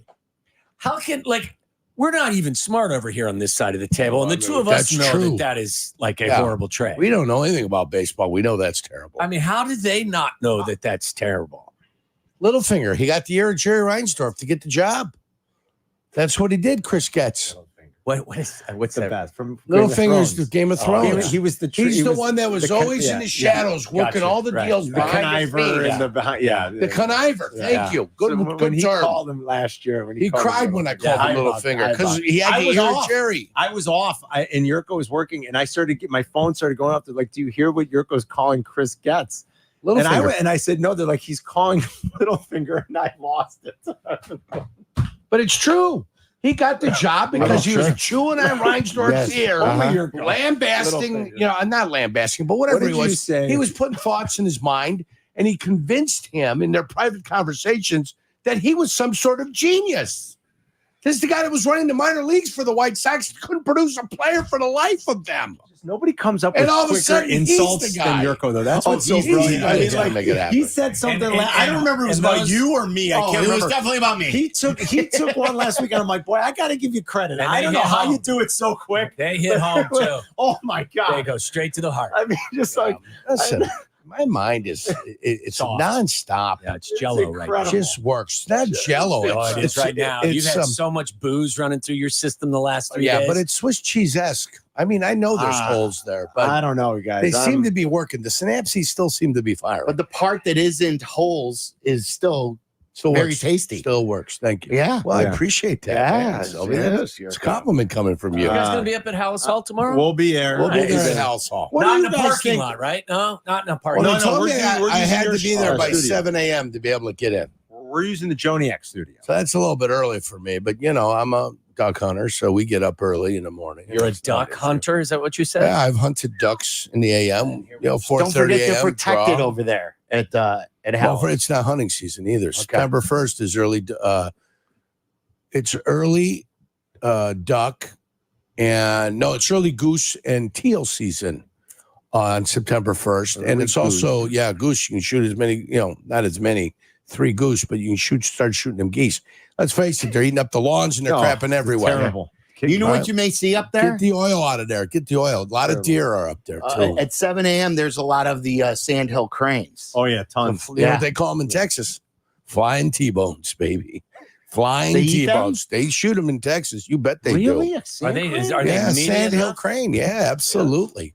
Little crane I meat? saw them. I saw a couple Flying the other day when I T-bones, left. guys. Beautiful. Oh Yeah, yeah, they're I beautiful. followed it. You see them in Wisconsin a They're lot. beautiful. They even taste great. Stalking the Yeah, crane. what I am a big bird watcher. Yeah. I love the I'm big a birds. bird watcher. I'm a bird watcher. Yeah, flying T-bones. Type in flying T-bones No, on it's the okay. machine. Well, See what comes up. Thanks for bringing me down, boys, and saying no, you're wrong. There's nothing else coming. This is it. That's the How trade. many phone calls do you think he's taking right now for Garrett Well, Crochet? after this deal, That's my point. Oh, yeah. They're looking to fleece him right The now. Savannah Bananas are calling. I him. mean, my God, yeah, right. We'll send you. We got a couple of dancing catchers. We'll send Do you one need of our them? umpires Yes. and catcher. Yeah. We hear he doesn't want to pitch in the Dancing catcher. postseason. There is no postseason here. He'll come down here and have a great old time. I would think every team in contention's calling. We're like, we'll Of give you our course. 55th ranked prospect Yes. for Garrett. Okay. Yeah. You got a clubhouse guy that wants to move anyway, like Chicago. You'd love to be there. And I mean, help could out. this have been the best deal, you guys? Like, that's the best deal for Eric Fetty, Michael Kopech, and Tommy Pham? I'm with Sylvie. It just doesn't seem like it. You'd think you'd get that for Fetty on his Fetty own. alone, yes. Fetty was one of the best one of the best trade commodities out there. I didn't know he You- wasn't you know great who- Saturday, you- but that can't have. I mean, right? That can't. Yeah, have. You one know who will outing break doesn't this do it down and for give you the ins. John Schriffen will be able to tell you exactly how. Oh, this I'm thing sure that they were all That's our telling him. guy. All those Seattle broadcasters were telling him what a team that. Well, they're going Oh, to tell him what a great yeah. return it is tonight. Grady. and they're Yeah. going to tell him that too. My favorite stat of the day so far is if you remove the 2 14-game losing It's streaks, incredible. that the White Sox would still have the worst win percentage in all of Major League Baseball. But they play. They're a lot better than their record. A lot better. They're gritty. Gritty. No, that GR. No, take the GR away. Mhm. I know what to put them up there. I'll sell you an S and You an can even H. put a CH up there and it'd be accurate. John Greenberg had that stat. If you throw Yes. out the 2 14-game losing streaks, the Sox are still 27-53. It's a .338 winning percentage. That's amazing. Think about that. That is the that is the essence of ineptitude. So they And how about this? This is also an interesting set. The Sox have only won 12 games since their last 14-game losing streak. Oh my God. So since their last 14-game losing streak, they have only won 12 games. Oh my God. And then now they've added another 14-game losing streak. Obviously, there was a 4-day All-Star break. They haven't won since July 10th. Yeah, but I was texting about that. Yeah, July 10th. They haven't had, it will be 3 weeks Yes. coming up on like Wednesday or something. They haven't won a game since July 10th, you guys. That's unbelievable. July 10th. That's a long time. Johnny, All right. I think that's All right, unfair what do you- to line the fields with fake cranes. Oh, that's how you get them. I know. I think it's. You know what? I think that's dirty pool. Gotta I think lure that's 'em in. dirty They're pool. looking at cranes over here. Sandhill crane hunting. They're great. Told you, Ribeye flying of the T-bones. sky. Ribeye of the sky, they call them. Oh, look at the size of those things. Oh, them Those are things. Look at large. those Because things coming the in. flying T-bone did not Those come ain't up for the doves. Sandhill No? crane when I Googled the flying T-bone. Oh, Well, boy, maybe wow. do ribeye of the sky then, Let me see because here. that's what they got them down here. Of the sky. Look how big those things Look at are. those things. Yes, you are right. Yeah. Sandhill cranes in West Texas. Yeah, there you go. This is Oklahoma. Are they We're on bigger? Oklahoma Everything's Sandhill bigger in crane hunt. Texas. Look at that. That's good. That But makes Carb, do you think that that's dirty pool that he's lining the field with? that fake makes for cranes? fine table Okay. fare right there, fellas. If you've never had Sandhill crane, you don't know what you're missing. Listen, if you had to, What's it taste like? Steak. If you had to trap an Chicken. unwanted animal in your home, would you use bait? Of course you would. Okay. I mean, I'm just asking. It says, with the nickname Ribeye of the Sky, Sandhill cranes are considered one of the best tasting migratory birds hunted during the waterfowl season in some jurisdictions. what do you Thank know? Who knew? We don't hunt them up here, though. No. No, we don't do it. All right. Look at that red meat. Yeah. Beauty. That's really? tasty. What do you guys have coming up on the show? Boy, they drop like turkeys out of the sky right We're going to there. call Chris Don't Getz drop and the see if frozen we ones. can make a trade with him. Okay. We're going to make a trade with the White Sox before the day's out. So we'll give you a lowdown of what the White Sox are getting back. The Chris Morel deal, too, yesterday. That was an interesting deal. And what's next for the Cubs? Are the Cubs going to let Jamison Tyon pitch tonight? Good question. Or are they going to trade him? Are they going to trade Leiter? Who else could they trade? Could they reshape their roster by trading another player that you think is a part of their future? Freitas Like is a good Nico addition, I Horner, could they trade something on their roster that has value for another guy who has value on another team's roster? Yeah. All right. It's and then of course lots of Bear stuff. Caleb Williams spoke today. Courtney Cronin's going to join us at 4:00, and we've got football on game Thursday. week. I know. It's Yeah. game week. It's game week. Guys. All right. I'm with you too, Johnny. I need to see some guys, some starters out there on I know, Thursday night. Tommy. You know what we're talking Of about. We'll find out tomorrow. So hopefully they get the starters out there. We'll see. We'll see from Hallis Hall tomorrow. We're going to broadcast live there. Waddle and Silvy are next. Waddle and Silvy on Chicago's home for sports. ESPN Chicago. Jay Hood here, a born and raised Chicagoan. I love our city's rich history and tradition. That's why I'm proud to be partnering with Neighborhood Housing Services of Chicago to celebrate their 50th anniversary. For a half-century, NHS has been opening up home ownership opportunities for working-class families. This June, NHS will be celebrating their legacy and discussing their vision for the future of Chicago neighborhoods with events and volunteer opportunities. Learn how you can get involved at nhschicago.org. Step up your lunch game at Twin Peaks. Light yet hearty combos put together for you starting at just $7.99. Featuring savory soups like their green chili chicken, crisp salads, and a variety of sandwiches to satisfy your every craving. And don't sleep on their smoked and grilled wings, a fan favorite, the perfect mix of messy and mouthwatering. The perfect companion for some delicious wings? How about a 29-degree ice-cold beer in a man-sized mug? Enjoy your next lunch break with Twin Peaks Eats, Drinks, and Scenic Views. Hey, Chicagoland, the wait is over. Steinhaffel's 5th Illinois Furniture and Mattress Superstore is now open on Gulf Road in Schaumburg. For 90 years, Steinhaffel's has been helping families make the homes of their dreams. We have the largest selection of all the best brands at the best prices. Sofas, dining, bedroom, mattresses, and so much more. Get in and join the celebration of the newest Steinhaffel's in Schaumburg. Relax, it's Steinhaffel's. Nature is calling. No, not that way. Fishing, hunting, hiking, nature. Chauncey's Great Outdoors, Saturday mornings from 6 to 7 and available on demand on the ESPN Chicago app. We at the Verdoliak Law Group recognize the value of advancements in technology. Computers, cell phones, and the internet have all made obvious impacts on society. And now, artificial intelligence, or AI, is poised to make its impact. Many law firms are replacing paralegals, law clerks, and even attorneys with AI. But will AI work longer and harder to ensure you get every penny you deserve? At the Verdoliak Law Group, AI will be used as a tool to make us even more efficient, but it won't replace our human touch. All of our clients and cases are unique, and an algorithm or cookie-cutter approach cannot capture the human element of your injuries. There is no substitution for human experience when dealing with people. That's why, for over 60 years, our clients continue to refer their family, friends, and coworkers to us. Of course, the Verdoliak Law Group will embrace technology, but we will always keep that human touch, which has aided us in successfully helping over 40,000 clients. If you're injured, call the Verdoliak Law Group, Chicago's legal landmark since 1963. Call 844-4VLG-LAW, 844-4VLG-LAW. Need assistance with door and window projects? The Home Depot can help. From inspiration and materials to ordering and installation, our free millwork virtual apron service can get you moving and doing. Plus, we speak Spanish too. Our associates can help you tackle complex jobs without you leaving the job site, saving you time and money. Call us at 1-833-HD-APRON or visit homedepot.com/MVA. The Home Depot, how doers get more done. Drivers who switch and save with Progressive could save hundreds, which could be life-changing. I mean, you could put that money towards concert tickets for your daughter to see that singer who sings about painful breakups. And one song will inspire your little beauty to break up with that beast she's dating, Brian. Instead, she'll date someone who's nice and worthy of her love, not someone who addresses you and your spouse as bro. And it's all because you could save money switching at Progressive.com. Progressive Casualty Insurance Company and affiliates, not available in all states.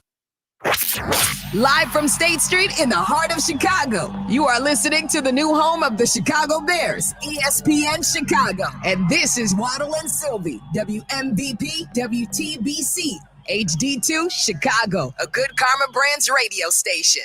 Hello, everybody. How's it going? Sweet. Bring gas. Is locked, cocked, ready to rock. Here's the 3-2. That is hammered. Left field. Oh, my goodness. Why not? Got a touch first. Christopher Morel. Oh, my. You got to be kidding me. Wow. It is first major league at bat. He goes yard. He goes Waveland. Waveland. Yard. In the air. Right field. That one back. And Morel is a hero here tonight as he sprints around the bases. What a moment for Christopher Morel. Belly at second, one down. 3-2. Line drive, base hit center field. Bellinger to third, on his way home. Here's the throw, the tag. Safe! Ball game, Cubs win. Big time for Christopher Morel. The reporting Christopher Morel, part of the trade that's going back to the Rays in the Paredes deal. Well, those hugs are kind of confirming it, aren't they? Yeah. Wish him nothing but the best. Yeah, I mean, you're talking about top-notch personality in person and still a ton of talent, and he's young. That's yesterday as the Cubs made a surprising move to most. He was electric, that's for sure. Most of the highlights there on Marquee Sports Network. Boog with those calls. You heard JD in there too. Sot in yesterday's game with a hug watch. Did Sut get his Cubs World Series tickets also as well? Did he pre-order those? I listened to him yesterday, and he feels like the tide has turned for the Sut was positive all weekend. Yeah. I didn't watch Saturday's game, but Friday after they lost and they got shut out again on Friday. Was it yes, 6-0, something like that. He was like, partner, today didn't go well, but I'm looking forward to tomorrow because I believe they're going to start turning around starting tomorrow. And then Wisdom hits the pinch hit grand slam, and I believe, didn't Sut say he saved the season? You're talking about a team that has been outstanding at home. Only the Phillies have been better than the Royals here. You're talking about a team that has struggled on the road all year. The Chicago Cubs, guess what? There's no more struggle right now. This team is leaving Kansas City, in my opinion, with a lot of momentum. Struggle bus is over. Struggle bus has left the station. It's flying on the W plane. They've won 2 in a row, 2 out of 3. It's their first series they've won since they got back from the break. Momentum. They were scoring like no runs up until Saturday. They got shut out on. I even said to my buddy, I kept telling you about the hammer last week. Oh, yeah. I was texting Joel again because the Cubs were playing the Royals and he's on the Royals broadcast. I was texting Joel when they were down 6-0 on Friday. I said, the Cubs may not score 6 the entire series, but sure enough, they ended up scoring some runs this series on Saturday and Sunday. But to deem that the struggles are over, only a one Rick Sutcliffe could do that. Our friend. Son. Yes. Yeah, he is the eternal optimist. He is. So whether you want to talk about the Morel deal for Paredes, who at one time was a young Cubs prospect, who I believe it was 2017 when they traded him to the Tigers. He started his career with the Tigers. Then I think it was the Austin Meadows deal. He went to Tampa. And the last couple of years, he's been really good. He was a 30 home run guy last year. He was an all-star this year. He's a league average defensive player. He's about a 350, 360 on base percentage guy, way better than Morel. Morel's got the electricity. He's got the personality. He's maybe got the higher ceiling, but the consistency and where the progress hitting wise this year, it was not there. But if there's a team that could certainly develop him and turn it around, it's Tampa. And again, like a lot of people were trying to figure out what this means. The Cubs were just trading a guy and a couple of prospects, and people love Biggie too, the reliever from Harvard, that for good reason or just because his name's Biggie? Well, he's got good electric stuff. He came up for a couple of games this year. He's a nice story as well. And, this is the type of deal that as a Cubs fan, you should understand. This deal wasn't because they think that this helps them solely for this year. This is for the future. He's 25 years old. He's under control until 2027. Right. He's still a young player. I think he's 26. Isn't he? 26? Yeah. Okay. So like he's still very, very young. He's still very, very cost controlled, as you mentioned. He's got 3 years of arbitration, as Meller was telling us too in text. Tampa doesn't even like to go to arbitration with their players. Once their salaries start going up in these arbitration years, they like to get out from that. They just got a big stadium grant, too. They got a lot of cash to build a brand new stadium, too, and they're still doing this stuff. Yeah. At least the Royals gave Bobby Witt Jr. $290 million. It said, hey, we'd like a couple billion here or $1 billion to build a new stadium. But look, we are investing in our team, and this is our show of good faith. Yeah. The Rays don't do that. Yeah, but the Cubs, like in the way I look at it, the Cubs are better today and the Cubs are better in the future at third base. They have a better player there. I've always been a fan of Morel's raw ability. I never thought he'd be this bad this year. I didn't know if he could show you that he could play third base every day. I'd liked the plan for him by getting him out there just to see if he could. But I still believe that he can. It would not surprise me if in a year or two, Christopher Morel is developed and is still a very great player, a wow player with more consistency. But I like the move because it isn't for the short term and it's building on to the team for the future. And now, they're remaking their roster, which isn't good enough. So I totally understand that. I want them to continue to do that. I believe the Cubs can get a lot for Leiter. I believe the Cubs can get a lot for Taillon. It is a seller's market. There aren't a lot of sellers out there. There aren't a lot of players out there. Well, if you're the Cardinals, it's buyer's market. It's incredible. And then the White Sox made their move today. And I have a poll question on what you think of the deal. Just to recap. This happened while we were in our pre-show fist fight. The Sox, as we knew, they made a heck of a move by signing Eric Fedde from Korea. So Fedde was a guy at one time who was a highly thought of prospect with Washington. He never turned out in Washington, but while he was there, he learned some pitching stuff from Scherzer and others. And he finally put it all together in Korea, like some other players have done. It was a good signing by the White Sox because they bought very low on a player who, at the very least, could show that it translates on the major league market. They, again, paid very little for him. And best case scenario, they could flip him. Remember, like the Cubs at one time had Feldman, and they flipped him for Arrieta and flipped him for Strop. So this was a great plan. It could not have gone better with Fedde. Fedde today, I believe, is like 10th or 11th he is 11th in ERA in the American League. And he is cost controlled. He has a 3.11 earned run average.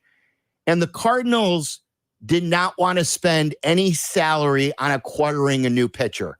They needed pitching. They needed an upgrade, but they did not have any money to spend anything more on a player. So to me, Eric Fedde was gold because Eric Fedde makes them better as a starter.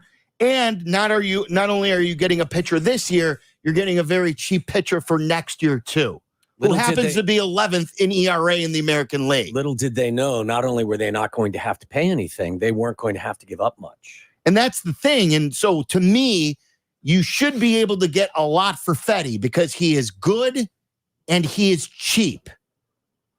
And there aren't a lot of teams willing to trade you starting pitching. So when you find out that the White Sox gave up not only Fedde, and Fedde goes to the Cardinals, but so does Tommy Pham. Tommy Pham goes back to St. Louis where it started for him. Yeah. And then the Sox also gave up Michael Kopech. So the Sox gave up 3 players. He goes to the Dodgers. This is a 3-team deal. Tommy Edman, who did not play for the Cardinals this year, he has a wrist injury. He goes to the Dodgers. So why did they have to? I don't understand why there had to be a 3. Like, this is not some blockbuster trade. Why did a third team need to get involved? I don't know. Sometimes you have to get a third team, like in the NBA, because you got to match salaries.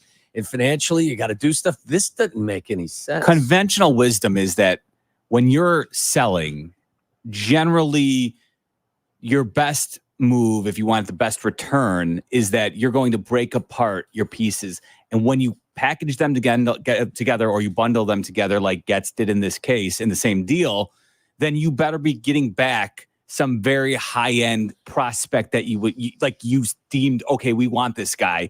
That would make sense. It doesn't seem like we have that here, though. We've got Getz bundling everything except for Crochet, all the best pieces he has, and then coming back is a somewhat lottery tickets because honestly, the White Sox track record of getting players to develop is not very good over the last decade. Right. So you watch the Dodgers will fix Kopech too, and they may.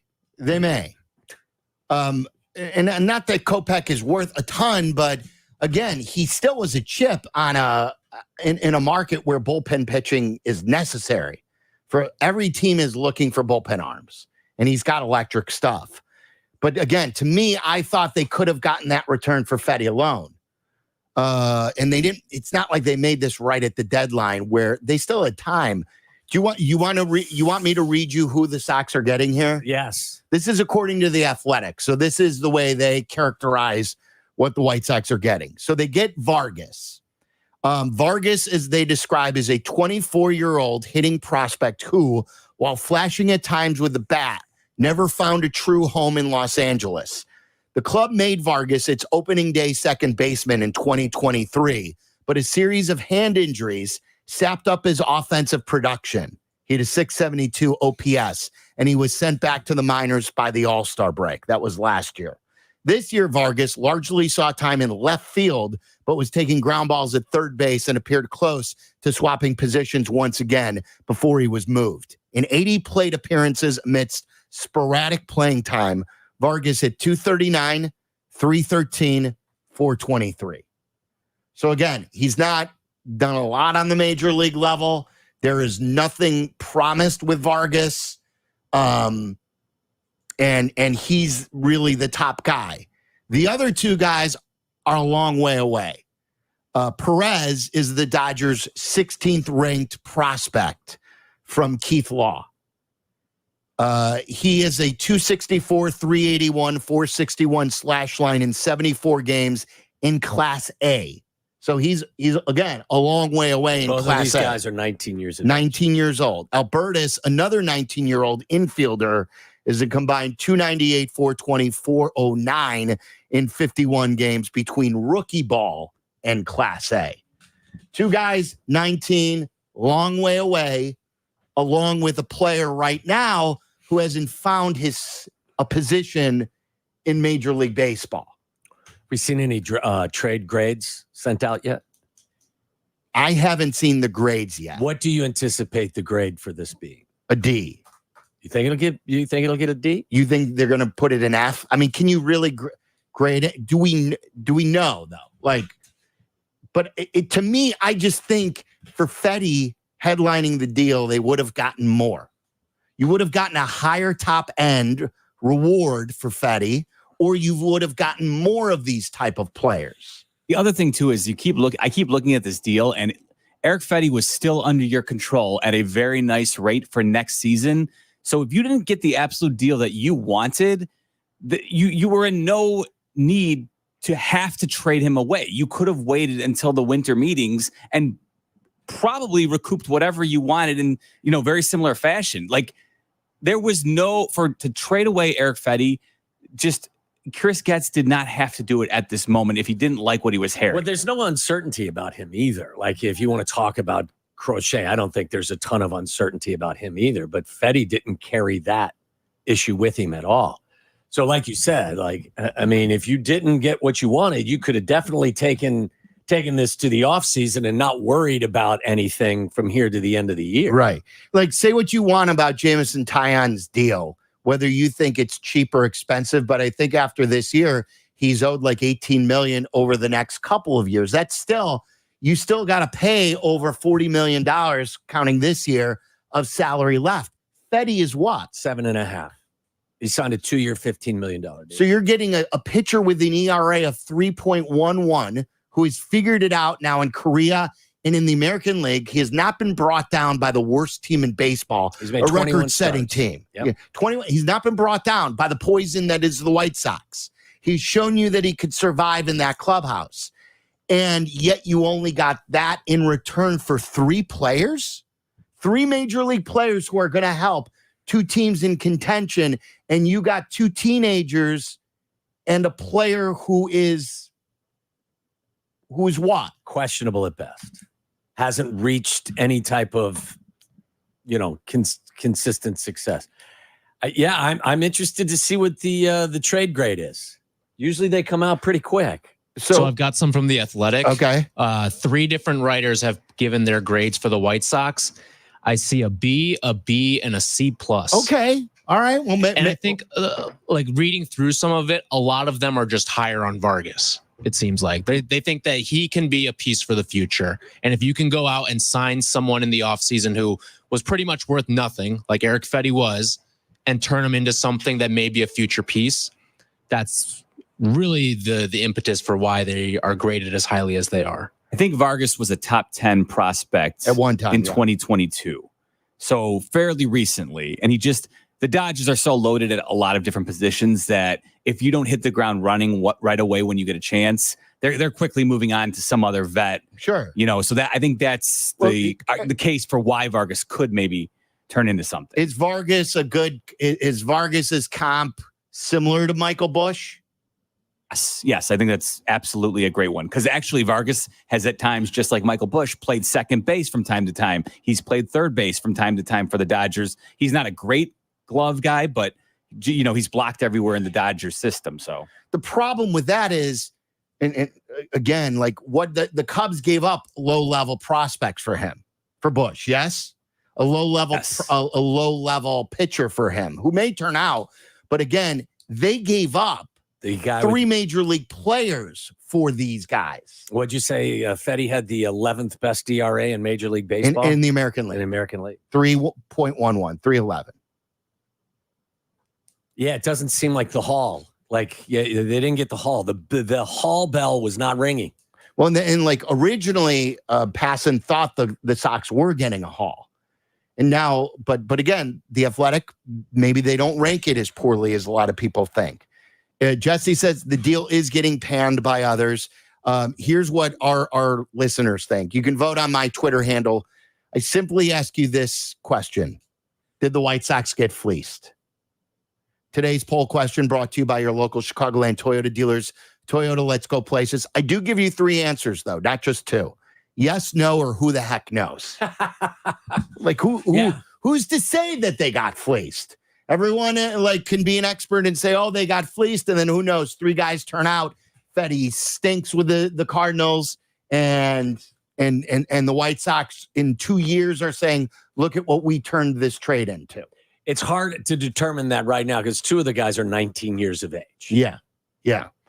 So how do you think this is going? I think there is some negative momentum building for the Sox. So I will say 72% say that they got fleeced. We have about 1,000 votes in about 18 minutes. Again, you can vote on @Waddle Silvy on Twitter. You're close. 65.9% say yes, the White Sox got fleeced. Only 6.6% say no, the White Sox did not get fleeced. Diehards right there. And then 27.5% say who the heck knows. I'm in the who the heck knows category. I mean, it doesn't sound like that. I would have preferred to have everybody hailing them the victors of this trade. But who knows? Like Fetty was is tremendously valuable for all the reasons you mentioned. He's pitched exceptionally well. He's durable and he is very cost controlled, at least for the next year plus. But who knows? So if you want to Cubs fans, what do you think of the Christopher Morel deal? Do you like the deal? And what do you want to see the Cubs do? So the deadline is 5:00 tomorrow. So we've got about 25 and a half hours here. Does this deal the White Sox made, in your mind, make the dealing of Garrett Crochet more likely, less likely, or it has no impact on it? I don't think it impacts it. But I think the joke going around is, like we were joking, I tweeted that Jed should get on the phone with Chris Getz immediately and try to trade for Crochet if these are the prices.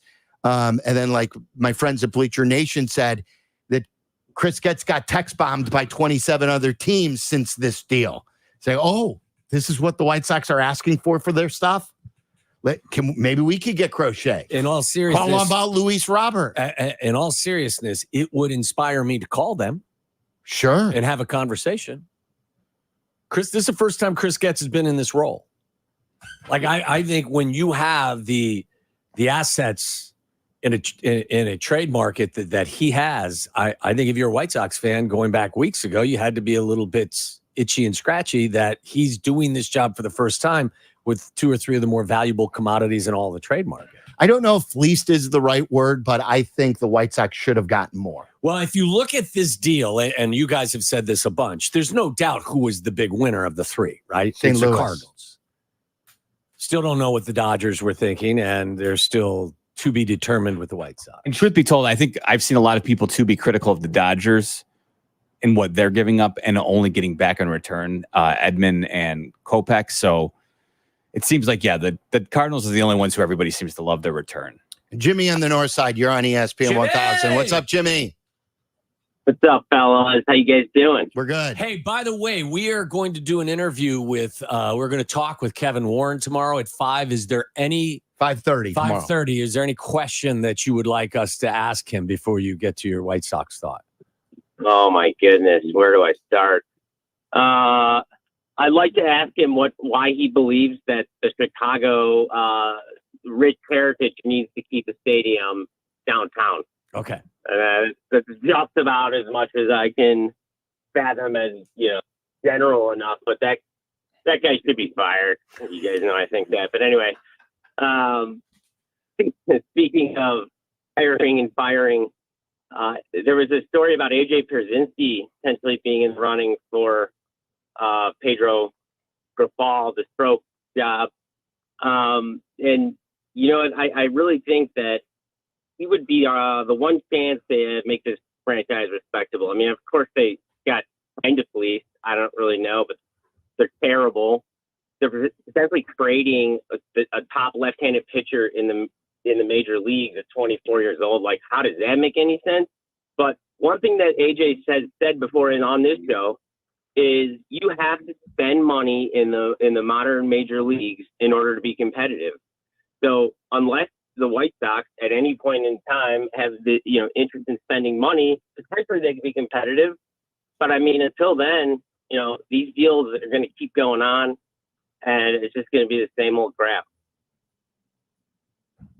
Well, I thought what you said too, Silvy, was hilarious. I think you texted. I thought it was that was me. Only the White Sox could relieve AJ of his ambassador role and hire him as a manager. Right. We don't want you to represent our team in front of our fans as an ambassador. You're too negative. But would you like to accept our managerial job? I guess it would make some sense, if you're not supposed to be critical, or that's unlikely. We would like for you to be critical as an ambassador, but as a manager, we're going to ask you. But he's been so critical too of Getz. Yeah. And then now Getz is going to hire him to manage. And again, like you said, it's not out of the realm of possibility. But AJ did have a response today. I want to play you what he had to say.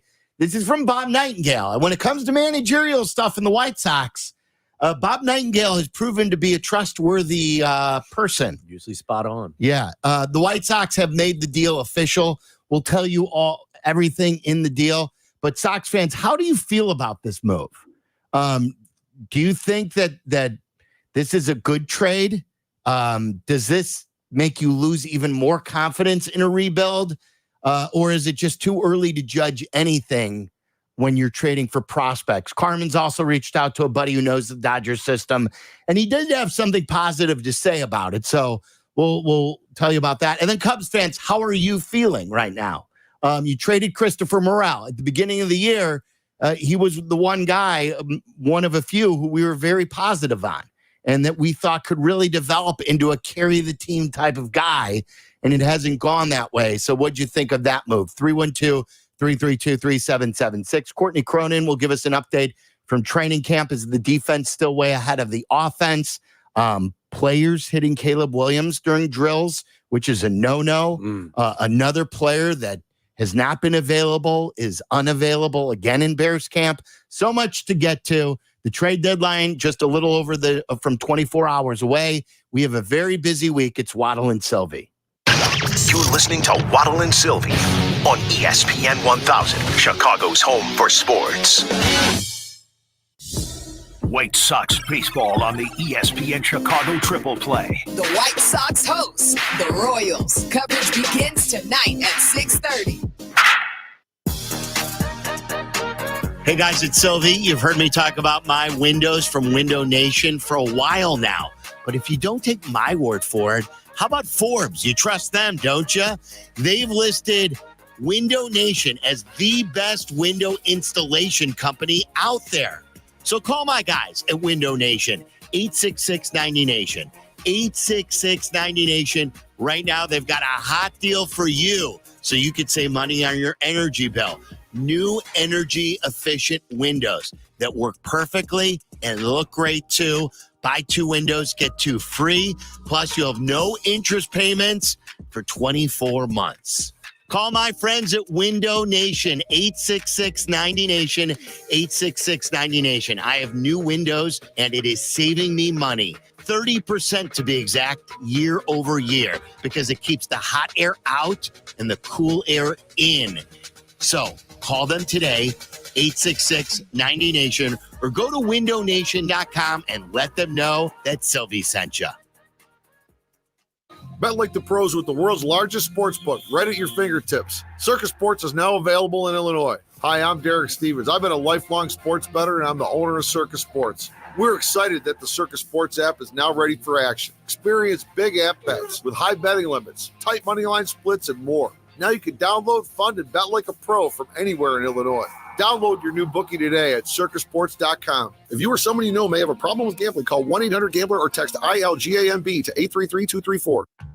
Step up your lunch game at Twin Peaks. Light yet hearty combos put together for you starting at just $7.99. Featuring savory soups like their green chili chicken, crisp salads, and a variety of sandwiches to satisfy your every craving. And don't sleep on their smoked and grilled wings, a fan favorite, the perfect mix of messy and mouthwatering. The perfect companion for some delicious wings? How about a 29-degree ice-cold beer in a man-sized mug? Enjoy your next lunch break with Twin Peaks. Eats, drinks, and scenic views.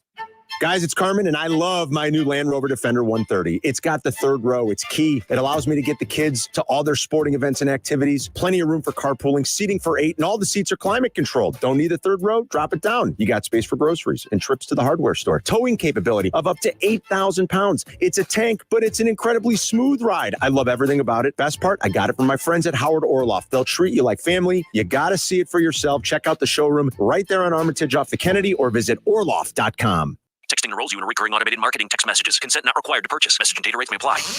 Leaving for the gym so early? I'm ready to go. Since you started taking Nugenix Total T, you've been acting like when we met in our 20s. I feel like myself again. Lower testosterone after turning 40 slowed me down. Nugenix Total T has been a game changer for me. What is it about Nugenix Total T that's different? It's a key ingredient called Tesnor. It boosts free and total testosterone to help you get back the drive and energy from your youth. Total T is backed by 5 clinical studies. I've seen the huge difference it's made for you in the gym, at work, and in the bedroom. I'm so glad I sent them a text for my complimentary bottle. Text LION to 321321 right now for your complimentary bottle of Nugenix Total T. Nugenix is the #1 selling testosterone boosting brand at GNC and Walmart. Do it now, and we'll also send you a bottle of Nugenix Thermo X, our newest, most powerful fat burner ever. Absolutely free. Text LION to 321321. That's LION to 321321. This is an ad by BetterHelp. What are your self-care non-negotiables? Sometimes it's hard to make time for the things that keep you healthy, but being consistent with self-care is like working a muscle. And when life gets crazy, that muscle keeps you strong. Therapy is the ultimate self-care, and BetterHelp makes it easy to get started with affordable online sessions so you can do it from anywhere. Never skip therapy day with BetterHelp. Visit BetterHelp.com/Freddie today to get 10% off your first month. Meet Cheryl. Hey. She's on vacation and lost in the moment. Unfortunately, so is her Chase debit card. It's got to be somewhere. Maybe she lost it at salsa night. These skirts should have pockets. Or maybe she lost it at Pilates. 3 and 2 and... But she's not worried. With the Chase mobile app, she can lock her card till it turns up. Tools that help protect. One bank that puts you in control. Visit chase.com/checking. Chase, make more of what's yours. Chase mobile app is available for select mobile devices. Message and data rates may apply. JP Morgan Chase Bank, N.A. member FDIC. Waddle and Silvy are back. Follow the show on Twitter at Waddle and Silvy and at TWaddle87. This is ESPN Chicago, Chicago's home for sports. Chris Getz is going to be speaking here within like the next 15 to 20 minutes. Jesse's all over that. He'll join us, I believe, at around 5 to give us a summation of what he's hearing. So here's the trade. So here's who the White Sox received. They got Miguel Vargas. And as I told you going into the break, Jerry Hairston Jr. Loves Miguel Vargas. He is, Jerry grew up in Naperville, played at Southern, was a Saluki, very good friends still with Carm, big Bears fan, big Jordan fan, MJ fan. And he told Carmen that he is still very high on Miguel Vargas. He's very high on Justin Fields too, wasn't he? He was. Yeah. Yes. I'm just He didn't do the Bears pre and post game show. He does do the Dodgers pre and post game show for I was just wondering for their network on television. Gotcha. So, but he was a big Justin Fields guy. Okay. Wow. Come on, it's humor. It's just a joke, for crying out loud. Alexander Albertus is a 19-year-old, and Jarrell Perez is also a 19-year-old. Also, the White Sox are going to get a player to be named later or cash money. Cash consideration. Yeah. They should trade him somebody with a last name of Cash. So there cash maybe the guy's name is Cash Considerations. I think there are people who have Sox or Bulls jerseys would say cash on the consideration. back it says Cash Considerations. That's brilliant. I think I've seen that before on Twitter. I love it. Again, I voted for who the hell knows on your poll question. Here's who the Cardinals received. They got Fetty, they got Pham. It turns out they're also getting a player to be named later or cash consideration from the Dodgers, and they're getting cash considerations from the White Sox. That I don't believe. The White Sox are giving up cash considerations. I don't believe you. I don't believe you at all. The White Sox had to pay. That's tied to milkshake sales over the next 4 weeks. That's what that's tied to. If, in fact, we sell X number of milkshakes, we'll send you some cash. How could the White Sox give up Eric Fetty, Tommy Pham, Michael Kopech, and still have to give up cash? It seems wrong, doesn't it? I don't know. You must know a lot about these 19-year-olds that we don't. Yeah, maybe he gets the last laugh. And the Dodgers get Tommy Edman, Michael Kopech, and Oliver Gonzalez. They're both infielders, right? The two young guys, the 19-year-olds, shortstops and third baseman. Yeah. Like, listen, they need bats in their system. So maybe these guys turn out to be Fernando Tatis Jr. Yes, maybe like both of them. One is Fernando Tatis Jr. and the other one's Carlos Correa. Let's do it. How would that work? That would work great, wouldn't it?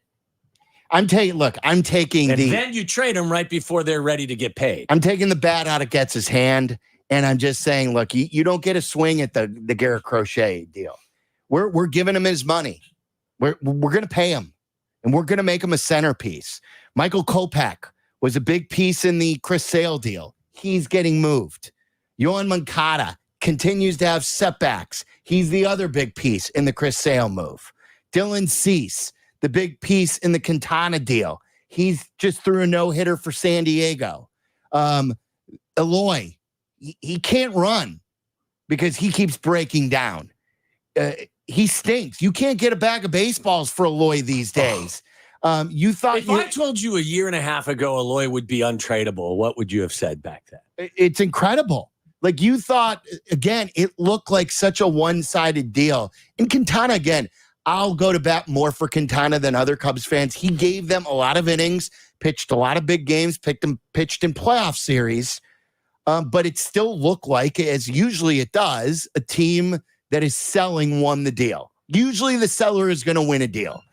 That one ended up, again, not panning out.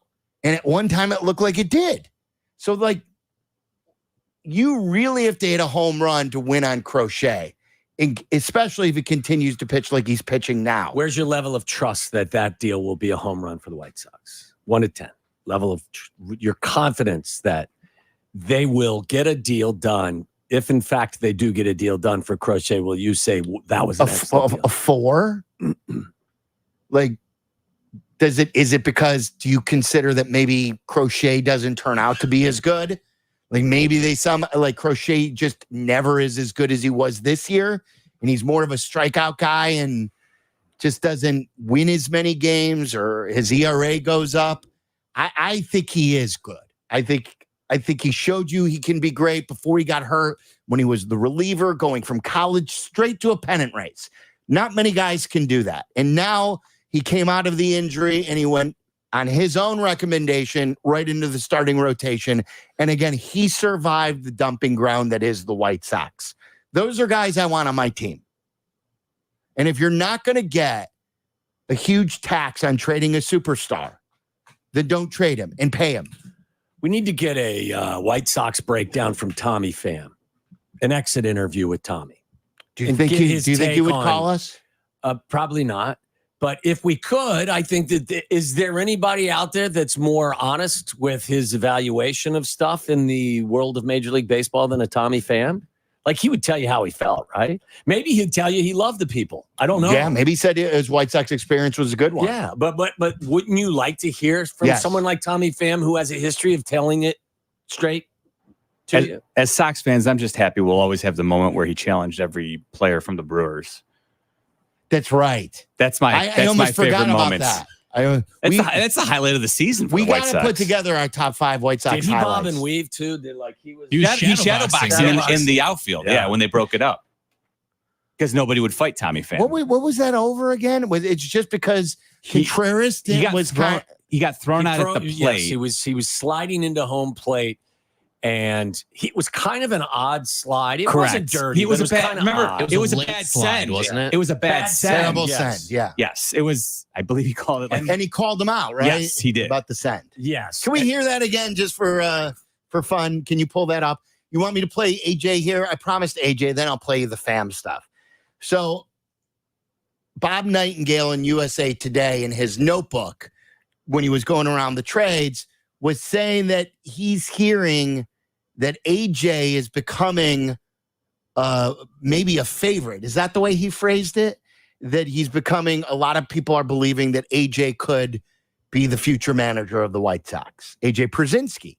AJ wants to manage. I think AJ could make a good manager. I think he would hold them accountable. Just isn't a good ambassador by their evaluation. Right. He was, remember, they parted, and we had that interview where he said it was a mutual parting. They didn't like that he was being honest about the White Sox. They thought as an ambassador that there are some feelings, him as a media guy, that he should keep to himself. So they said, look, it's better that you go your own way. You don't represent us as an ambassador. Now, could he be their manager?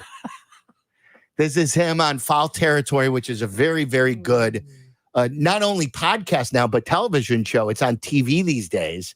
And AJ addressed this from Nightingale. I mean, I was in Chicago all week, had no discussions about being the manager. Would I take the managerial job? I mean, I would love to interview for it or possibly have an opportunity to try to fix this organization because it's not good right now, or at least help fix it somehow. But yeah, this is interesting to me that this kind of came out of nowhere. And yeah, I don't know, where it came from or what, but they have a manager. So I don't know where they're thinking they're just I guess they're going to fire the manager. People know things that no one else knows there, because Pedro Grifol sure acts like he's still the manager. And I mean, I don't know. Did something happen lately? Like, what would lead to? They lost 14 games in a row. They already did that this year once. So that'll lead to that. I can play this role. I think it's fair to say there might be a change at the manager position, but to take the next layer, you haven't been interviewed? No. They have a manager. I know. I haven't that. gone out of my way to talk to anybody about this job. I haven't done anything. I mean, I was in town. For a golf tournament. I did the Cubs game last Saturday. I did the White Sox game on Saturday. And the way that went, I surely wasn't treated like somebody that they wanted to be around for a long time. I think there's a better chance you're coaching in like Alabama or Georgia or one of the states that you've been to lately. Yes, Kratz. I was just going to say, what's the better chance? That you're going to be the vice president or that you're going to be the manager of the Chicago White Sox? I mean, it's probably a better chance of me being the vice president at this point. But, I mean, listen, is there interest to be a manager of a major league team? Of course. I mean, I think Kratz would say the same thing. But, again, I mean, the White Sox have a manager. They're not – I mean, I haven't heard any rumors of him getting let go anytime soon. And, so for people and this is not a knock on Bob, but, listen, people are running for it, or running with this story. But again, I waited to come on here to discuss it, but no one has approached me about this job. No one has talked to me about this job. I heard some other names that were mentioned for possibly getting this job, but it wasn't me. But yeah, I mean, if a team calls you to be their manager, it's hard to not at least accept an interview and at least sit down and talk to them about it, because there's only 30 of those jobs, and they're pretty coveted. Now, no one said in the article that AJ has interviewed or AJ has talked to him. And I know he wants to distance himself from making it look like he's Littlefinger, as Jurko likes to say about Chris Getz, like that he's trying to backstab a manager already there. The reason why this tracks is because Bob Nightingale was laughed at about the Tony La Russa stuff. Bob Nightingale is close with Jerry. Bob Nightingale is close with Tony La Russa. And when everyone laughed, Bob Nightingale was right.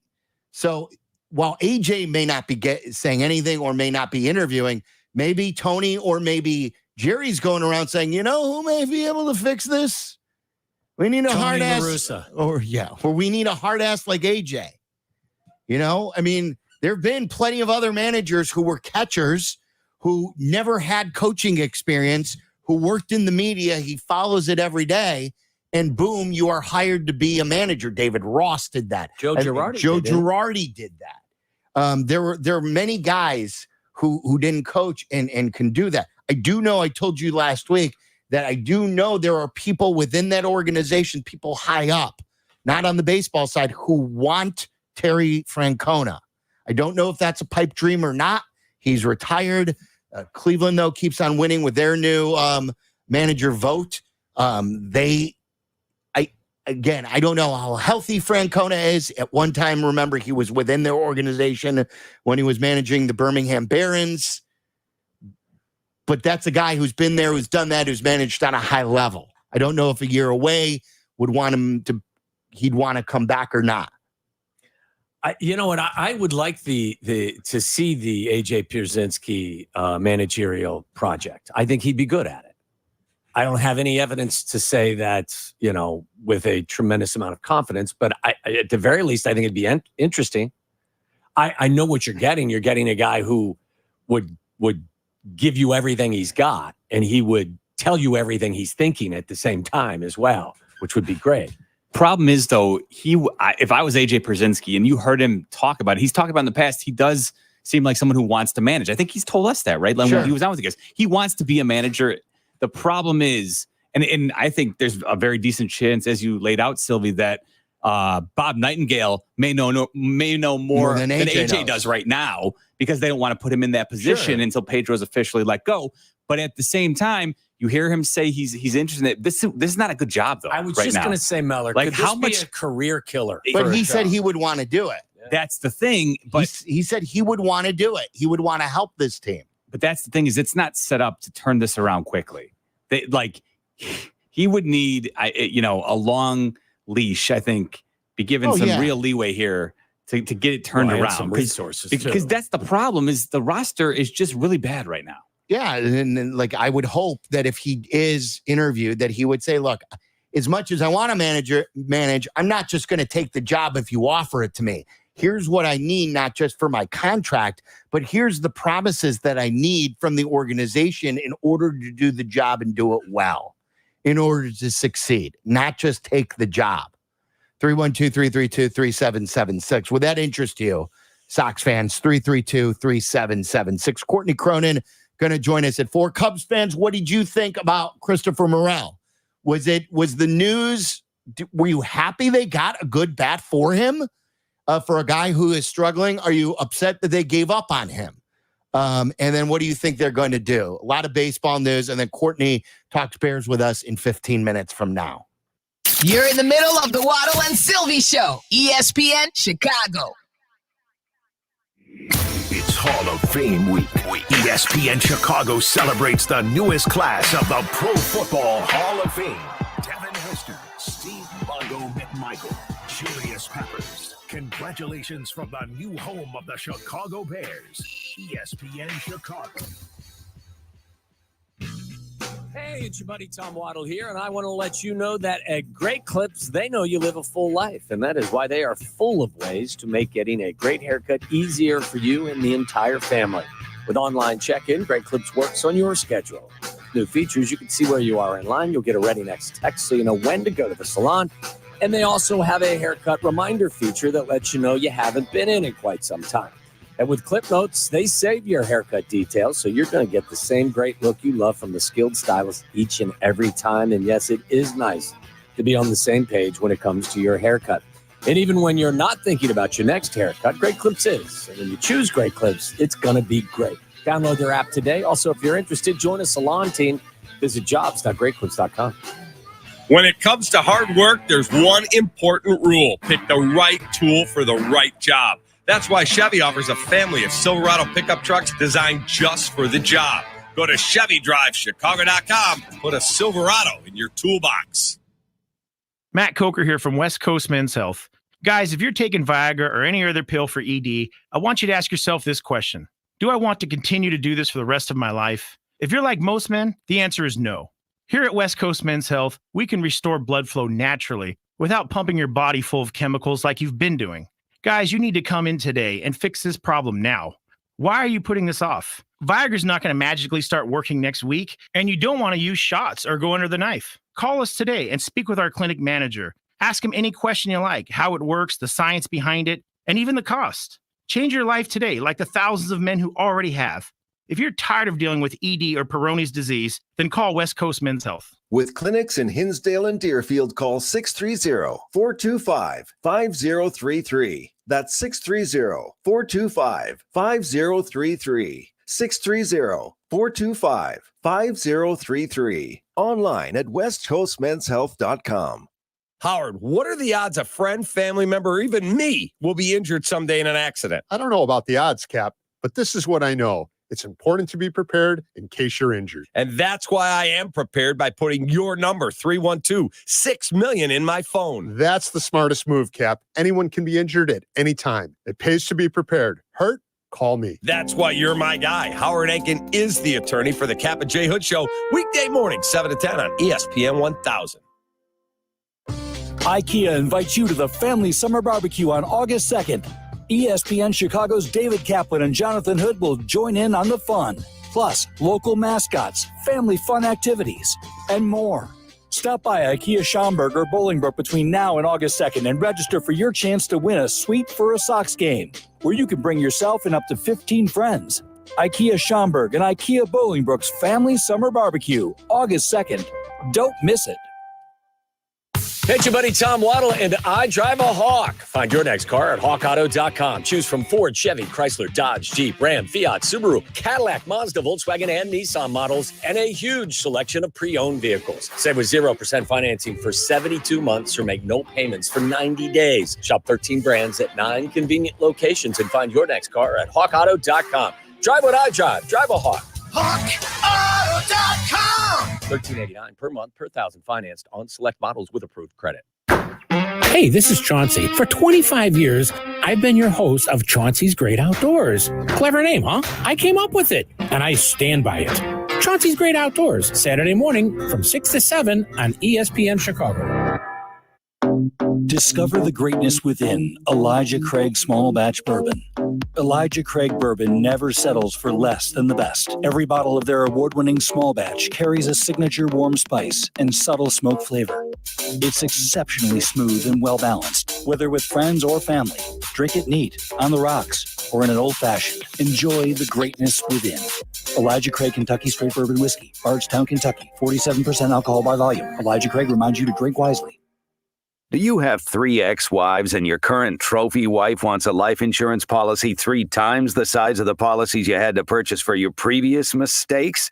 If so, you need to call Big Lou at Term Provider, 800-777-1225. Big Lou is intimately familiar with your problems, and if you're 50 or 60 years old and in reasonably good health, a $1 million policy should only cost about $100 to $200 per month. Big Lou may have a solution for your previous policies as well. You may even save enough money to lighten the load on your new $1 million policy. Remember, call Big Lou. He's like you, except he's only on number 2. Call Term Provider at 800-777-1225. That's 800-777-1225 for $1 million in term life insurance that you can live with. Call Big Lou at 800-777-1225. 800-777-1225. At Smashburger, they elevate burgers with their unique smashing technique. With over 83 million burgers smashed in 7 Chicagoland locations, every bite is a masterpiece of flavor. Every bite, a better burger. Order online at smashburger.com. Follow Chicago's Home for Sports on Twitch at ESPN 1000 Chicago. Waddle and Silvy are back on Chicago's Home for Sports, ESPN Chicago. One-run ball game, close play at the plate. And actually, it wasn't even close. It was a shallow fly ball to left field. You would expect the left fielder to throw the base runner out on that play, but the situation of the game, third base coach sends you got to go. I'm nailed out at home by a mile. I'm going to the dugout, and I hear the tough guy with all the hoorah. So I'll never start anything, but I'll be prepared to finish it. There's a reason why I do all kinds of fighting in the off season, because I'm prepared to somebody up. So you can take it as what it is. The bite of the year. That's fabulous. In Chicago, that's for sure. That's why I do all that fighting in the off season, so I can blank somebody up. We'll remember the Tommy Pham run in Chicago. It wasn't long. How many games did he play here? 60? 70? Because he was on the IL for a little bit. And then they signed him in April. Yeah. And he immediately was that like. was another nice move by them. You add a piece you knew someone was going to be interested in. What's weird is they gave the Cardinals 2 players in Fetty and Pham, and they got nothing from the Cardinals. So, how do you have to look at it? Do you have to look at it like that they got Tommy Edman for Fetty and Pham, and they took Edman and then sent it to the Dodgers for all the prospects with Kopech? Is that how you should put it together in your mind? I try not to think in about the White Sox three-way deal. Yeah. I guess we're all apparently grossly underestimating how good Tommy Edman is valued around baseball, because it doesn't seem to make a whole lot of sense. Let's see how many starts he played. 70 games for the White Sox. Tommy Pham did. Yeah. Chase on the South Side. You're on ESPN 1000. What's up, Chase? Hey, what's happening, fellas? How you guys doing? We're good. Afternoon. Good afternoon. Yeah. So Silvy, I wanted to ask you something. So as you can see, Reinsdorf teams are not very good at making deals, as we can see. And I'm just wondering, as you can see, like with the Bulls, remember when AK made a bad deal for Caruso and selling low and buying high? Which one of these deals would you say was the worst? This one, the White Sox did, or the Bulls deal? Well, look, they still got themselves back, Giddy, a player that Waddle and I both like, who's played in the NBA. They've got one player back who's played Major League Baseball, but he does not have as much experience as Josh Giddey does on the NBA level. Yeah, I think there are a lot of people excited about his potential upside, Josh Giddey. They gave up 3 players here, though, for 3 prospects. The Bulls gave up Alex Caruso, right? Yes. And got back a 21-year-old player who at one time was the 6th overall pick. Correct. And we were hoping they were going to get a draft pick as well, because OKC has we thought they could have got more of a draft pick. Yeah. I think they're on par, but I still think the White Sox should have gotten more. That was the hope for sure. Or, Vargas, maybe he was, the third ranked prospect in the Dodgers system, according to Chuck Garfien in March of 2023. Maybe they unlock all that potential.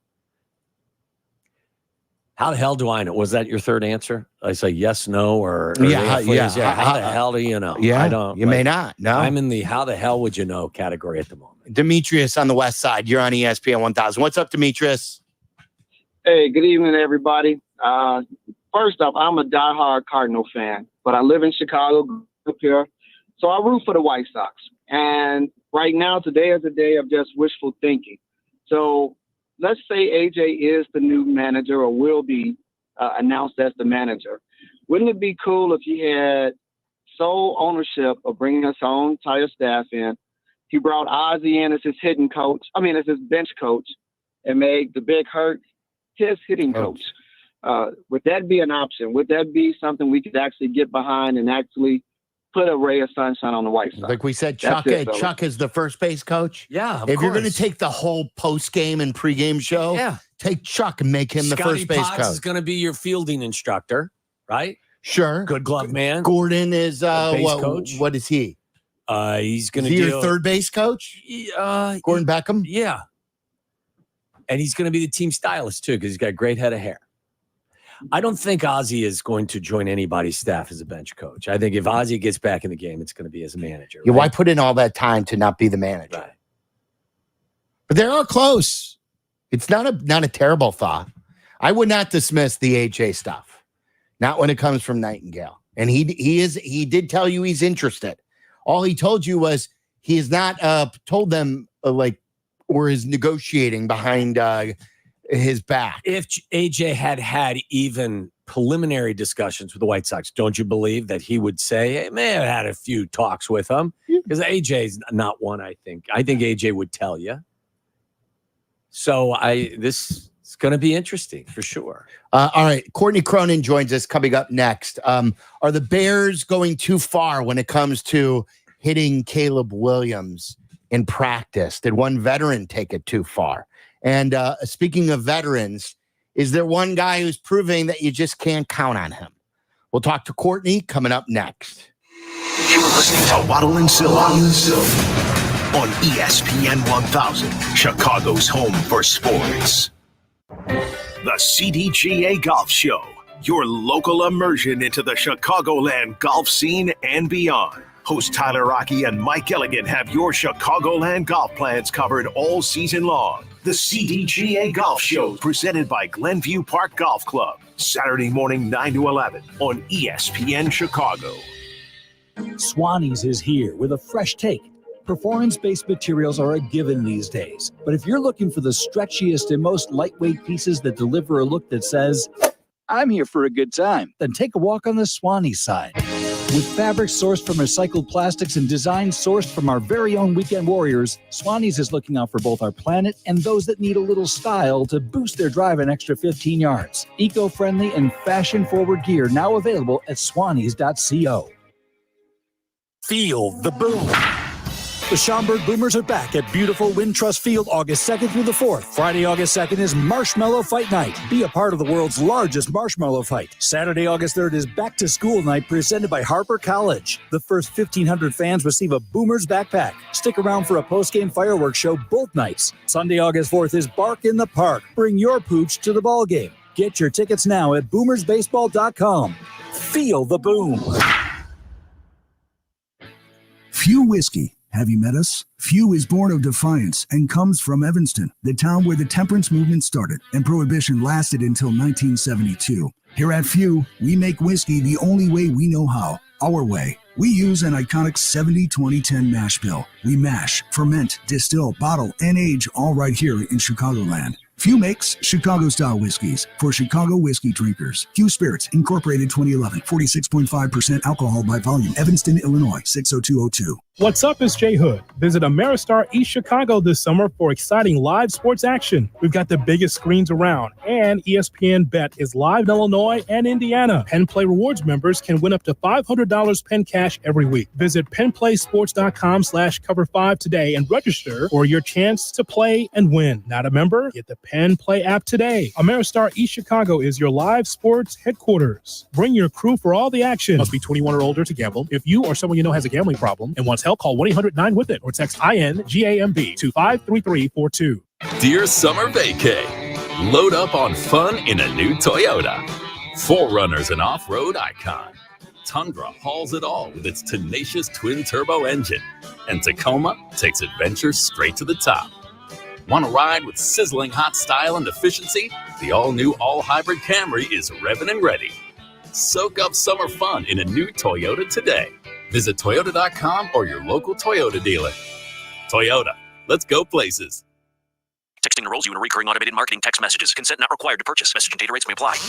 Leaving for the gym so early? I'm ready to go. Since you started taking Nugenix Total T, you've been acting like when we met in our 20s. I feel like myself again. Lower testosterone after turning 40 slowed me down. Nugenix Total T has been a game changer for me. What is it about Nugenix Total T that's different? It's a key ingredient called Tesnor. It boosts free and total testosterone to help you get back the drive and energy from your youth. Total T is backed by 5 clinical studies. I've seen the huge difference it's made for you in the gym, at work, and in the bedroom. I'm so glad I sent them a text for my complimentary bottle. Text ORDER to 321321 right now for your complimentary bottle of Nugenix Total T. Nugenix is the #1 selling testosterone boosting brand at GNC and Walmart. Do it now, and we'll also send you a bottle of Nugenix Thermo X, our newest, most powerful fat burner ever. Absolutely free. Text ORDER to 321321. That's ORDER to 321321. Window Nation can outbeat the heat in your home. Buy 2, get 2 free on insulated, energy-efficient windows plus 0 down and no interest or payments for 2 years. Schedule an in-home estimate now at 866-90Nation or windownation.com.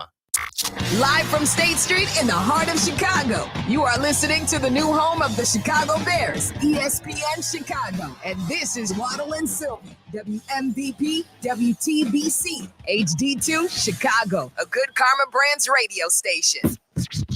All right, we'll keep you updated on all the baseball news. The White Sox making that 3-team deal with the Dodgers and with the Cardinals. Fetty and Pham to the Cardinals, and Kopech to the Dodgers. And they get the 3 prospects back in return. More on that. Jesse will join us in an hour. Don't forget, Football Fest is coming up. We're under a month away. It was 4 weeks from yesterday. It's August 25th.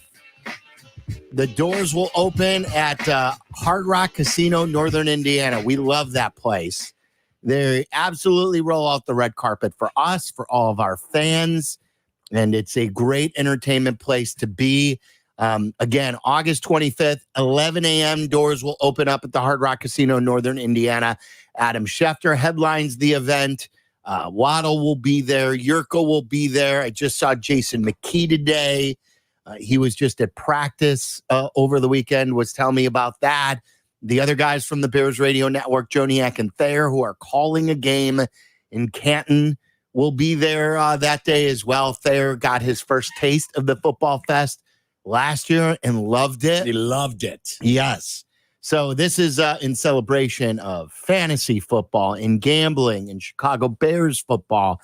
More interactive than it's ever been. All your favorites from the radio station as well. Jurko's going to be there this year after a couple of years hiatus. He's scheduled vacations, but he's in town for Football Fest this year. We're going to record a crosstalk unhinged there. The ban is over. Jurko is back. Yes, he is. He had officially banned. I'm not sure, but he hasn't been in a few years. Get your tickets while you still can. Ticketmaster.com and search Football Fest. Ticketmaster.com or go to the Hard Rock Casino Northern Indiana website. Do some gambling there. Spend the day on Sunday. Great food options there as well. And then the day with us celebrating football. Courtney Cronin continues to celebrate football up at Hallis Hall. And then on to Canton. Have you been inside the Hall of Fame, the Pro Football Hall of Fame?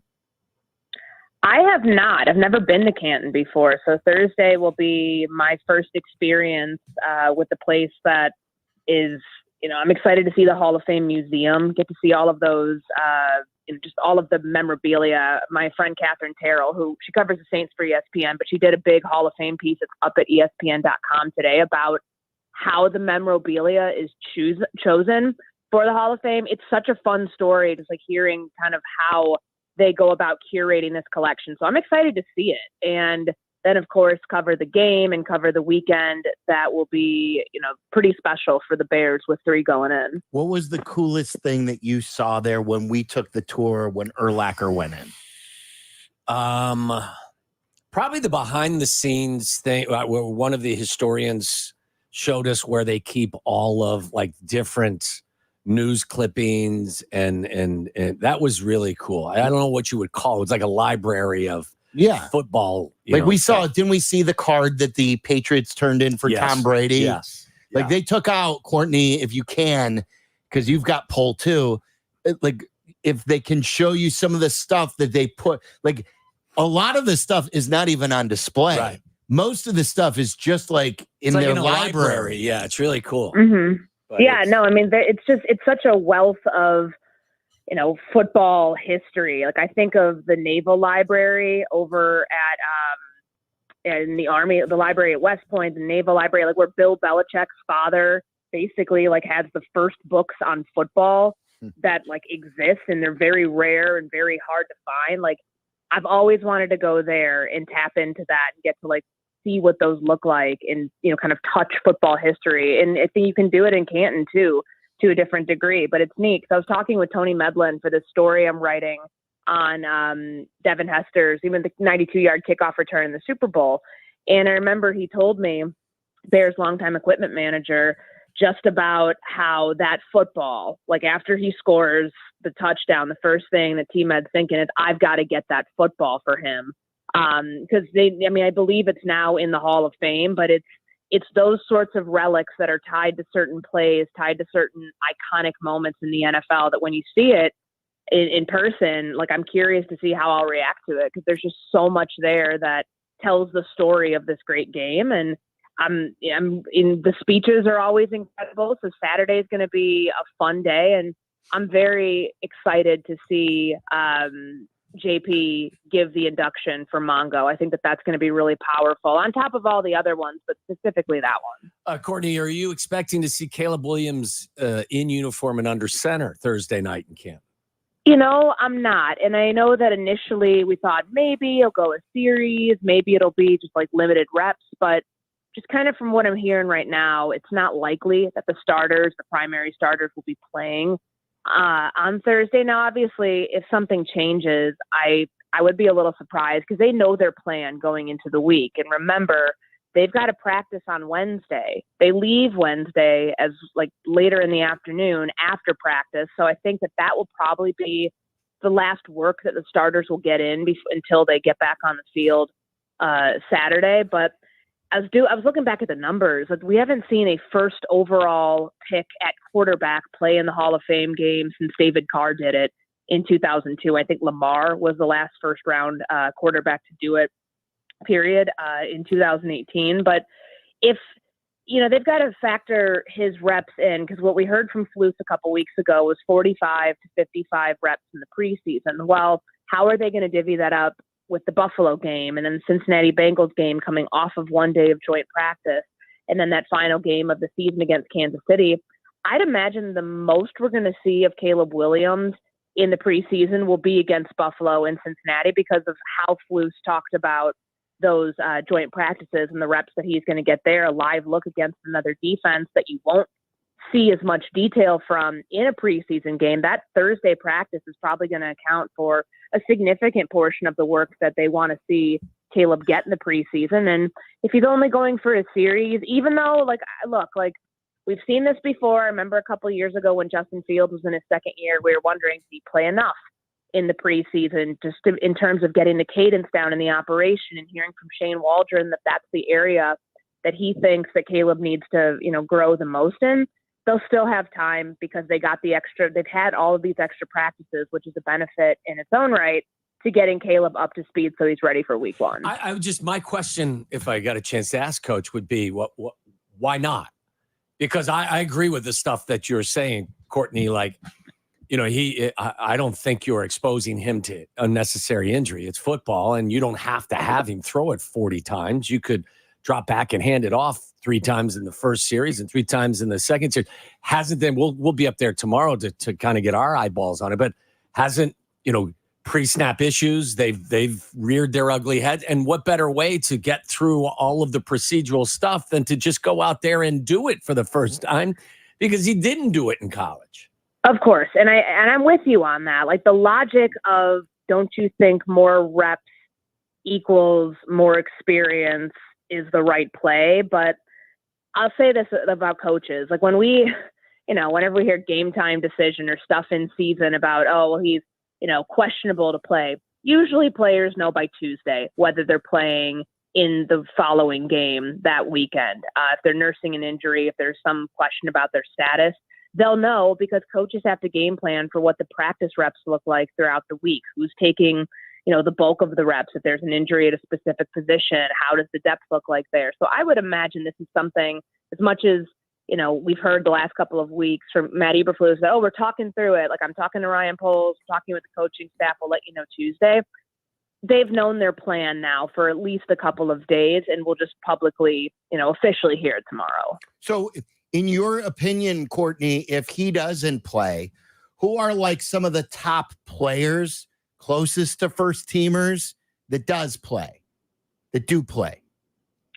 Well, I was wondering about this today myself. Like, does that mean it's going to be a lot of Tyson Bagent? Well, maybe not. I would imagine you'll probably, even if it might not be the greatest viewing experience for people watching, you'll probably end up seeing bulk of Austin Reed, of Brett Rippon, the quarterbacks that are further down the depth chart, because this is like, if you want to go way in the weeds on the 90-man roster, this is the game to do that. I would imagine, though, for some of the other rookies, like someone like an Austin Booker could definitely benefit from playing in the preseason game, because if we're not expecting the majority of primary starters, that's no Montez Sweat, that's no DeMarcus Walker. I mean, the vets are not going to be getting a bulk there. What about Rome Odunze? I'm curious about that one, just based on like a case by case basis. Like, are they going to try to like blend this in as, okay, first team offense is not playing whatsoever, none of them are, or is it okay? Well, Rome's a rookie, maybe get him a couple reps out there with a second or third string quarterback. What benefit does that give Rome? Well, it allows him to figure out, what it's like at game speed, to get in and out of the huddle, the operation, all of the things that we've been talking about. But if they're going to hold out Caleb in the majority of the offense, then I imagine he falls into that too, because he's, solely been with the first team offense. Whereas someone like an Austin Booker, talking to him today, I just kind of get the feeling that they really do want to continue to mix him in with the ones and get him some really, important work in opposite Montez Sweat, opposite potentially a DeMarcus Walker on some of those third downs in other situations, because they're probably going to, if they don't sign somebody else, they're rolling with what they have. He's probably going to play some role for them this year, given how well he's handled himself to earn those first team reps in the first place. What's the Nate Davis update today? And do you get the impression, Courtney, that there's a different feeling about him from Matt Eberflus and the crew up there? You can read in between the lines of what Eberflus said the other day about how availability is, paramount more or less to making the roster and everything. And he said it's a strain. So like that happened during offensive line, defensive line, one-on-ones on Saturday. So is that soft tissue? Is it something that that's gonna take potentially a while to recover from? Like, they've been through this before, and last year was not injury related by and large during training camp and OTAs, but they still had to shuffle. And I did think it was interesting when Shane Waldron said today that Nate Davis is their starting right guard when healthy. Like, he seemed to quell the idea that there's any sort of competition at that spot. But, the fallout of this is, all right, well, if he's going to be out a week, if it's going to be like it's day to day right now, but if that's a week, then you've got to anticipate rolling with Coleman Shelton at center and not like go a week with that and then move back with Ryan Bates at center. I think the longer this goes on, the less of a competition you're going to end up seeing at center, because they can't afford to be moving pieces in and out. And yes, I know they cross-train guys. They have to, especially at those interior spots. But the last thing you want to do is mess up the chemistry between a quarterback and his center and that exchange, knowing that there's nuance to all of it. And it's going to be different from the way that Shelton does it to the way that Bates does it. And the Nate Davis injury throws a wrench into that, because, when healthy, he went 6, or I guess, 6.5, almost a full 7 practices, or I guess it'd be like just under 7 practices where he was out there at right guard, and they weren't having to shuffle any of the other spots other than center. But now they're in a pickle, and it's unfortunate because they've been banking on that spot to be upgraded for the last 2 years, and just the non-availability on a consistent basis has put things in question. But the next week I think is going to be pretty critical to see when Nate Davis, if he can get back out there, for what that does for the rest of the interior. The book on Nate Davis, from a lot of people in Tennessee, if you would talk to them, was that if things weren't perfect for him body-wise, he wouldn't practice and he wouldn't play. Are the Bears, is this a legitimate injury? And does he not know the difference between being sore and being injured? Well, the way that Eberflus stated it the other day, Silvy, was that, like, if it's a strain and it happens in the situation that it did, they're going to hold guys out for more precautionary reasons. But that's also on the player too. And I was talking with Kap and Nick this morning just about the perception of soft tissue injuries around the league. And again, we don't know specifically what this is with Nate Davis. All we know is that it was a strain. But when you've seen this with players before, I mean, Eberflus talking about availability, could also be talking about it to Velus Jones or somebody else who's dealt with hamstring issues, Dante Pettis, whoever it is. The perception around the league when you deal with hamstring injuries or soft tissue injuries, or that's more on the player than anything else. It could be due to conditioning, due to not taking care of your body the way that you need to. But even like it goes for Tevin Jenkins too. Just hearing from him what the plan is for contract negotiations to begin again after the bye week. The Bears want to see if he can stay healthy. I think the same thing applies here for Nate Davis. They want to see their return on investment. So far, they haven't, and they guaranteed him quite a bit of money on that $30 million 3-year contract that they gave him in free agency last year. Like, it's on him to prove that that's not a sunk cost. Right now, it's early still. I mean, we're only a week, 8 practices in, but the longer that goes on, the more there's going to be some question marks just about, is this guy a viable option at right guard on our roster, or do we need to start thinking about bringing in other pieces to shore up the interior of the offensive line, especially let's say Ryan Bates in their mind is winning the competition right now at center. You don't want to move him to right guard. I mean, you could put Matt Pryor in there, I guess, but like they're trying to roll out their best 5 for Caleb Williams in starting offense. Like, you don't want to have your contingency plan blow up everything that you had been working towards trying to get done. And that's the risk they run if there's an injury that like a player can't come back from and it holds up what they're trying to do. Courtney Cronin joining us on the CarX Tire and Auto Hotline. It's Waddle and Silvy. Will be out at Hallis Hall tomorrow. Don't forget, too, we're going to talk to Bears president Kevin Warren at 5:30. He's going to join us in our Hallis Hall studio. So that should be very interesting. Paint us the picture, Courtney, on Montez Sweat and what he has done with Caleb Williams about, making contact with a quarterback. And in a way, and I'm never wanting a defensive player to hit the quarterback. But, as long as he didn't get hurt, in a way, was this a good thing?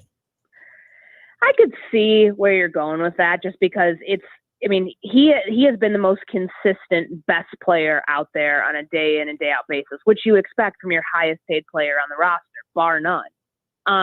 It was funny because during the 2-minute drill today, it was like 3rd and 5 from the 50, and they had, they didn't have a lot of time on the clock, and the offense didn't convert because Sweat just ripped through the protection and was right there in Caleb Williams' face, and he put his hands up because obviously, he got a talking to from Matt Eberflus on Saturday, and he didn't mean to hit him.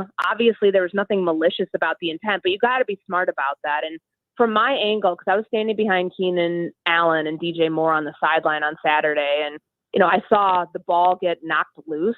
I don't know how hard it hit Caleb's arm, but those are the moments that I think there can be some learning. There can be some teaching moments for everybody in there. Certainly Montez Sweat now, all these years into the NFL, he knows he can't do that. But for Caleb Williams too, live pass rush is no joke. And eventually he's going to have to, face that, whether it comes in a preseason game, but for real against the Tennessee Titans and Jeffrey Simmons, who's going to be trying to rip his head off as he does to quarterbacks. getting the experience from somebody who is one of the top edge rushers in the league right now, one of the top players in the league, having him to go against him every day. This is what Matt Eberflus was talking about when he mentioned how, the importance not only of those preseason games, but of going against this defense. And Sweat is intense. I would imagine as a rookie that going against somebody like that, a Pro Bowl pass rusher who led this team in sacks last year, you've got to like do things a little differently if you're seeing him blow up the play as many times as he has and as quickly as he can get into the backfield. Otherwise, you're going to have a long day. Have you been underwhelmed by the performance of this Bears offensive line against this Bears defensive line, and just in general, the overall performance of the offense so far in camp? I don't think I'm underwhelmed by it. I don't know where the expectations that, of course, like there's a major upgrade at a lot of different positions, but Caleb Williams is 8 practices in. I always try to go about this in a nuanced and logical way. Like this defense has been together for 3 years right now. They've got Pro Bowl talent from, every line of defense that they have. I don't expect Caleb Williams, as he's still learning this thing, to be having days where they're dominating the defense. I think Bears fans would be worried about that if that was the case. However, the improvement you see, so like 5 false starts for the offense on Saturday. There was the 7-on-7 period where Caleb threw back-to-back interceptions, one of which was, picked off by a backup DB, or I think it was either him or Micah Baskerville. But like regardless, today you see 1 delay of game, no false starts, and 2 good throws in the red zone that result in touchdowns. To me, that's the growth that the Bears are tracking on a practice-by-practice basis. You want to make sure that it's more than that, 3 weeks from now when we're in like the height of training camp going into that Bengals preseason game and the joint practice. But I don't know what people were, if anybody's like disappointed by it right now, I don't know what you were expecting for a new quarterback coming in. Yes, he's a Heisman Trophy winner, but he's 22 years old and he's just learning this offense for the first time. I don't know of a rookie, even CJ Stroud last year. You weren't hearing about him lighting it up on his own defense in the preseason or in preseason games. That's not realistic when they have a plan for, getting him along this learning curve where it's going to take actual NFL games for him to truly learn how to do this. He's now just getting the experience and mostly the institutional knowledge of how to do that once he gets there. You want to rip anybody else on the beat today for us? I honestly want to say I walked into that last week. I knew better. I'm just going to blame the fatigue.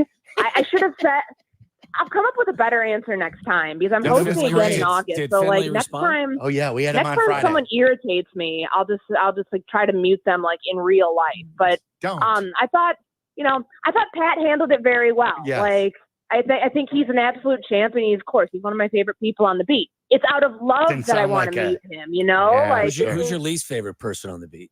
See, I'm not going there this time. I'm awake. Come on. I'm Come smart. on, it's been a long day. You're tired. Let us know. This is what you call a rep learner.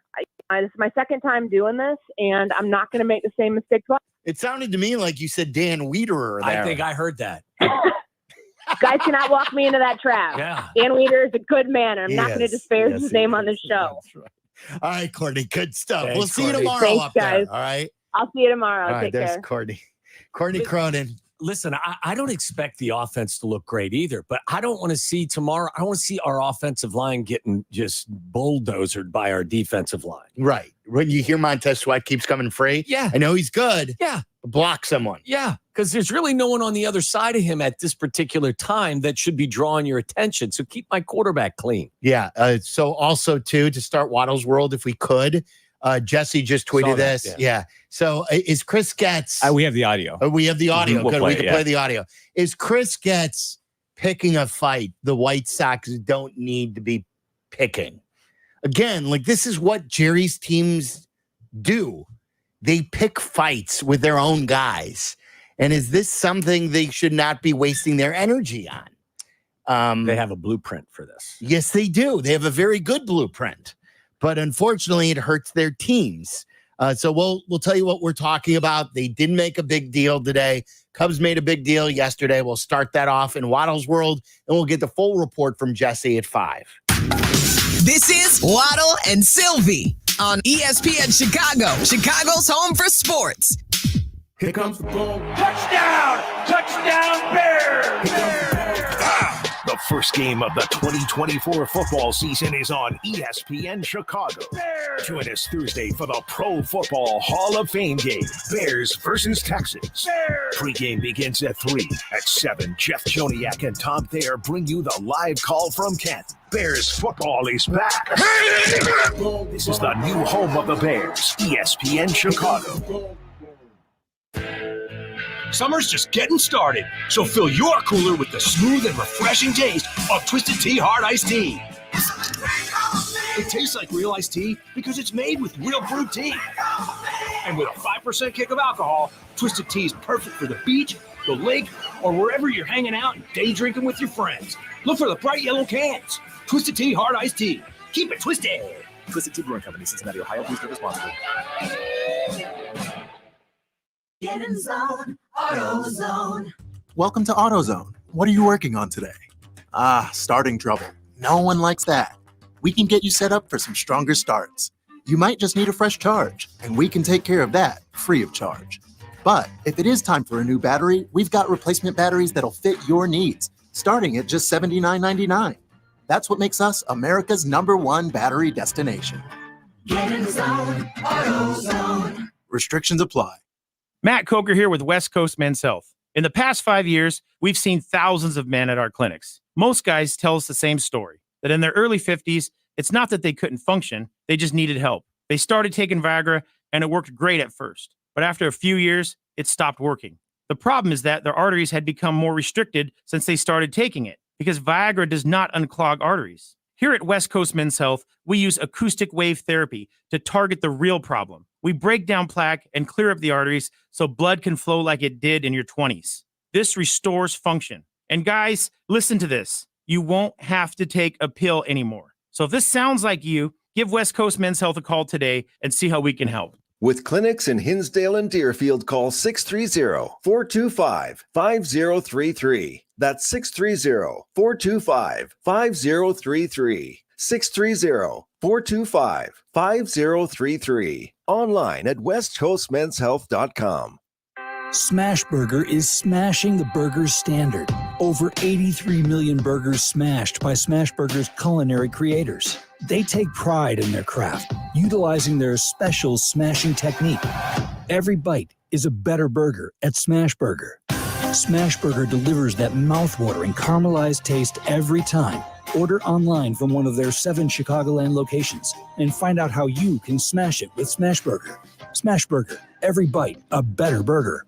What's up? It's Jay Hood. Visit Hollywood Casino Aurora this summer for exciting live sports action. We've got the biggest screens around, and ESPN Bet is live in Illinois. Plus, Penn Play Rewards members can win up to $500 Penn Cash every week. Visit PennPlaySports.com/cover5 today and register for your chance to play and win. Not a member? Get the Penn Play app today. Hollywood Casino Aurora is your live sports headquarters. Bring your crew for all the action. Must be 21 years or older to gamble and enter the casino. Gambling problem? Call 1-800-GAMBLER or text GAMB to 833-234.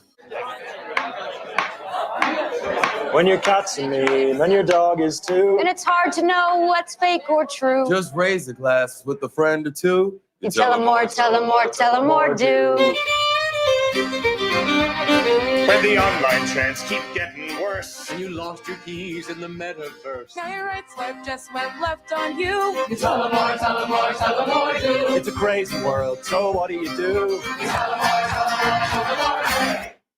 Hey, it's your buddy Tom Waddle, and I drive a Hawk. Find your next car at hawkauto.com. Choose from Ford, Chevy, Chrysler, Dodge, Jeep, Ram, Fiat, Subaru, Cadillac, Mazda, Volkswagen, and Nissan models, and a huge selection of pre-owned vehicles. Save with 0% financing for 72 months or make no payments for 90 days. Shop 13 brands at 9 convenient locations and find your next car at hawkauto.com. Drive what I drive. Drive a Hawk. HawkAuto.com.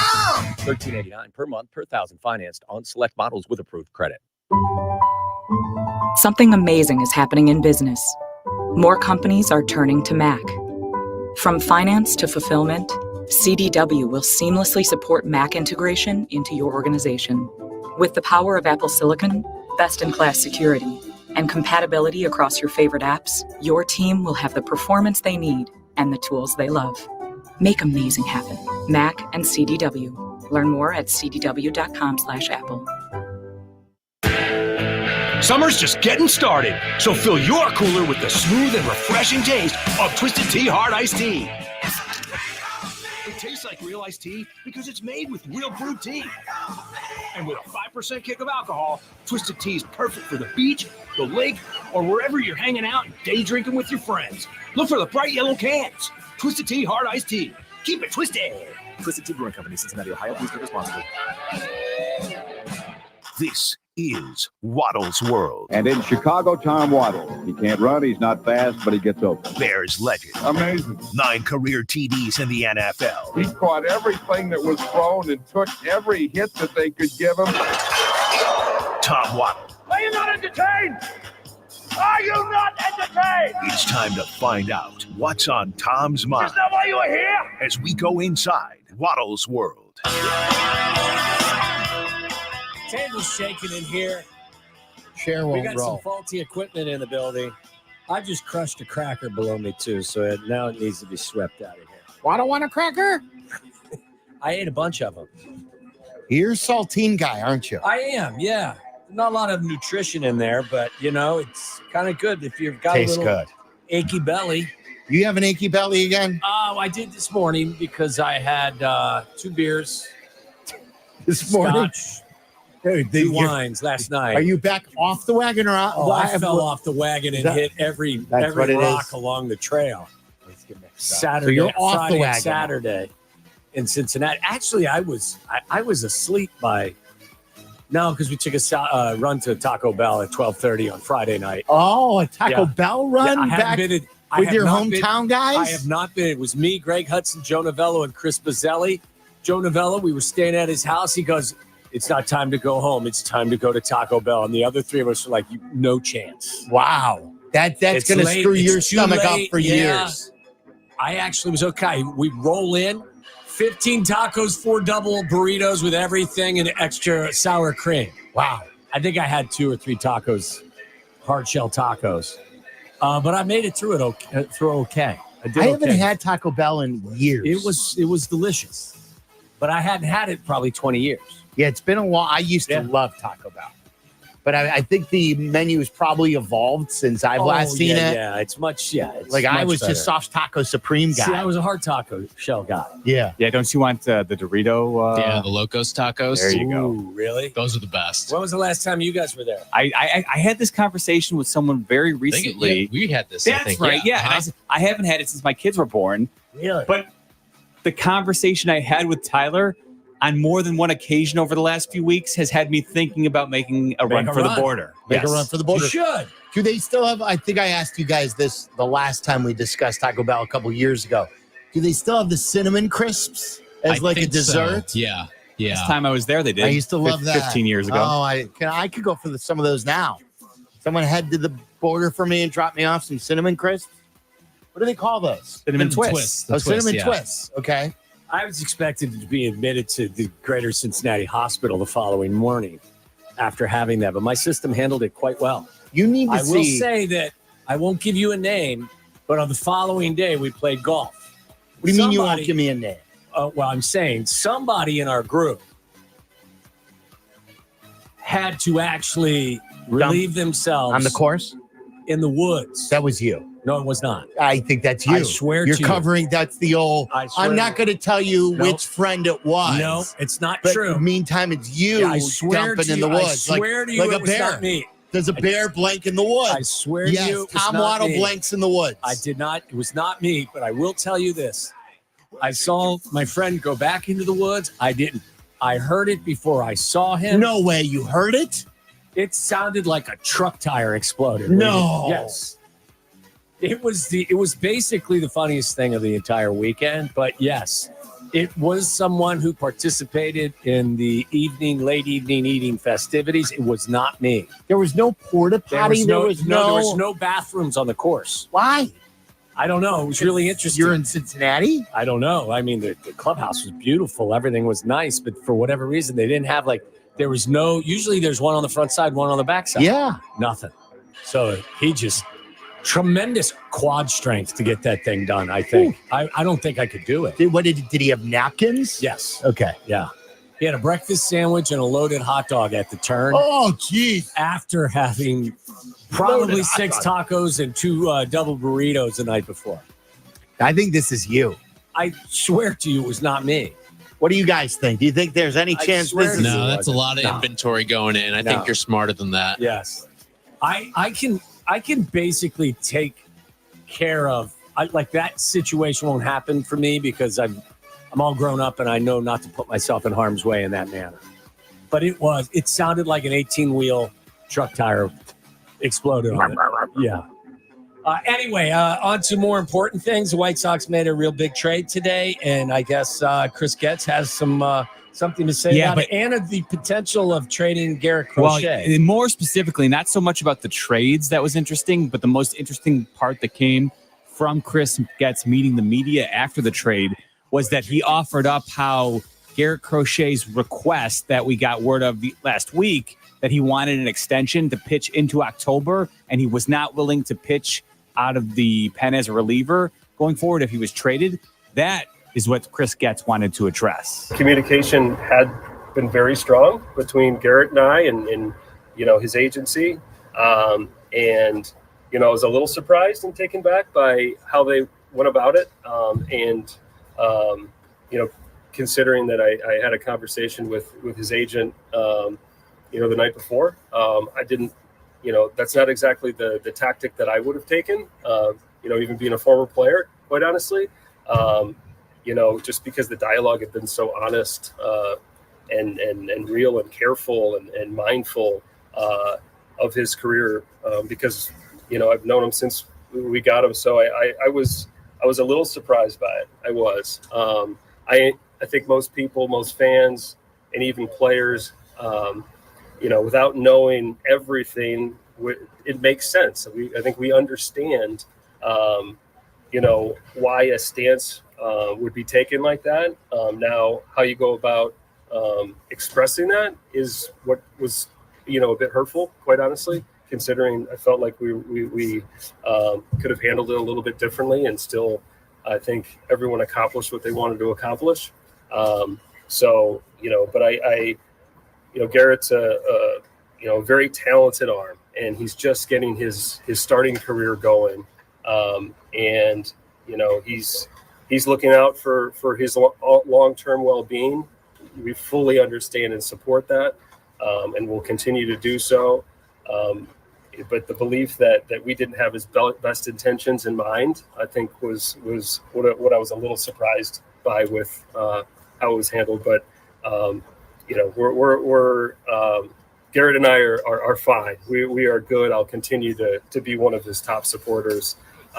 In regards to how it affects his the coming days, tough to tell.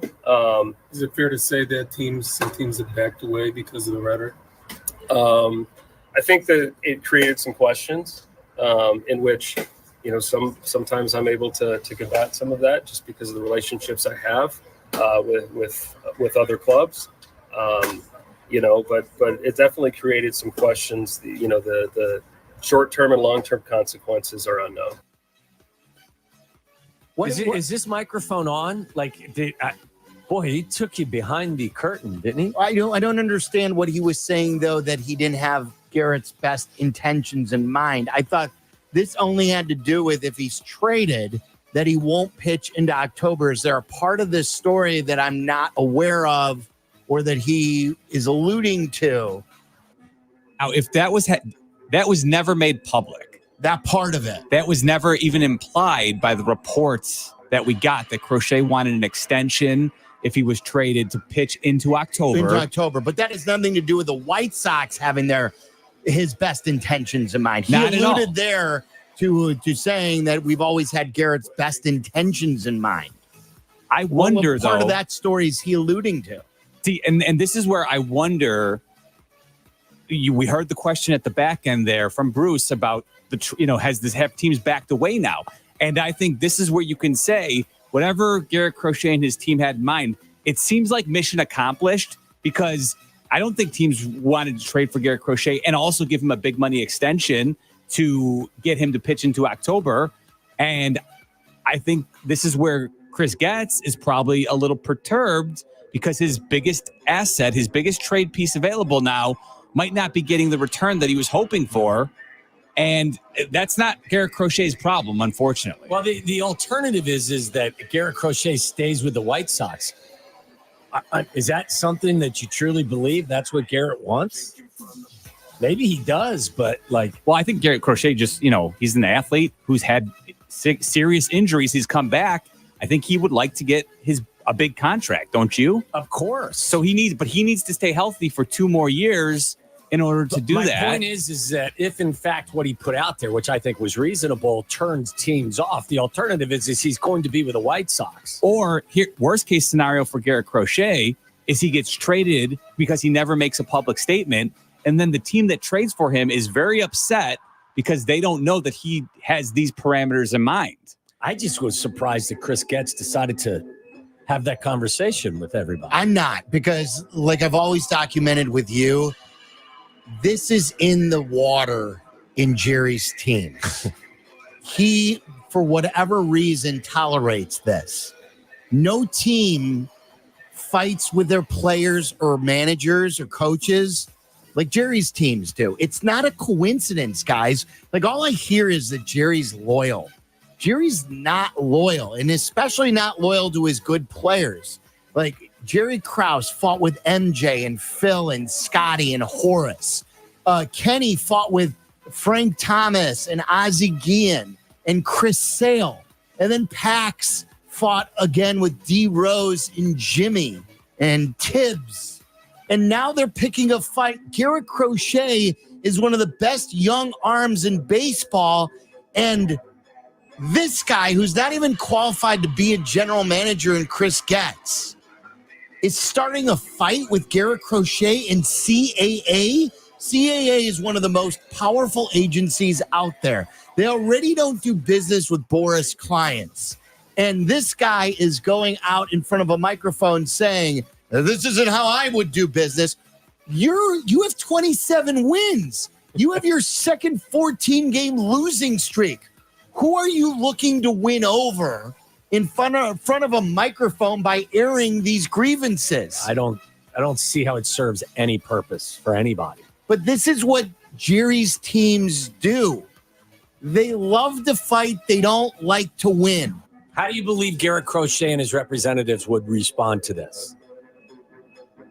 We're not going to address this. Yeah, I don't think they He care. sidestepped everything the other last day. week. Yeah. The one thing I'll say too is, like, if you're Crochet, like this is, he was getting it out there publicly, right? Like, if you trade for me, that's actually a responsible thing to do. Absolutely, because what would happen if he got traded to the Dodgers and then he told the Dodgers, hey, by the way, I don't want to pitch after the regular season's over without an extension, and I don't want to pitch out of the bullpen. The Dodgers would be very pissed. Yeah, well, I mean, obviously the White Sox have their feelings hurt now because Garrett Crochet makes himself less desirable because of some of these issues that he's brought to protect himself. It's mind-blowing the way you have one of your best commodities, you're one of your best players, and your general manager is out there talking about he's taken aback and he's hurt. And again, about what? He's misconflating what's happening here. Garrett Crochet, at least publicly, never said the White Sox are mishandling him or mistreating him. In fact, we've all seen over the last 2 weeks, they've actually kind of protected him, and he never said that they weren't. He's just saying, hey, if you're trading for me, other teams around baseball, be aware. I've reached the most innings I've ever pitched in my life, so let's be careful moving forward. He never has mentioned the White Sox in any of this. He has completely kept that out of the conversation. We gave you some of the things. This is from Lamont Pope yesterday. At 27-81, the Sox are 54 games under 500, matching the franchise record established in 1932 when they were 46-100. The Sox are the fourth team in MLB history to lose 81-plus times in their first 108 games in a season. The first since the 1932 Red Sox. That hurts my feelings. Yes. Like, what about your fan base?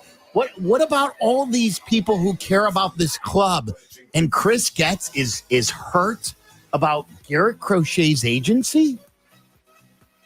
Is that stranger, or is Jason Tatum not playing in the opening game of the Olympics weird? I had no problem. I had no problem with that because they played a great game. Like, why?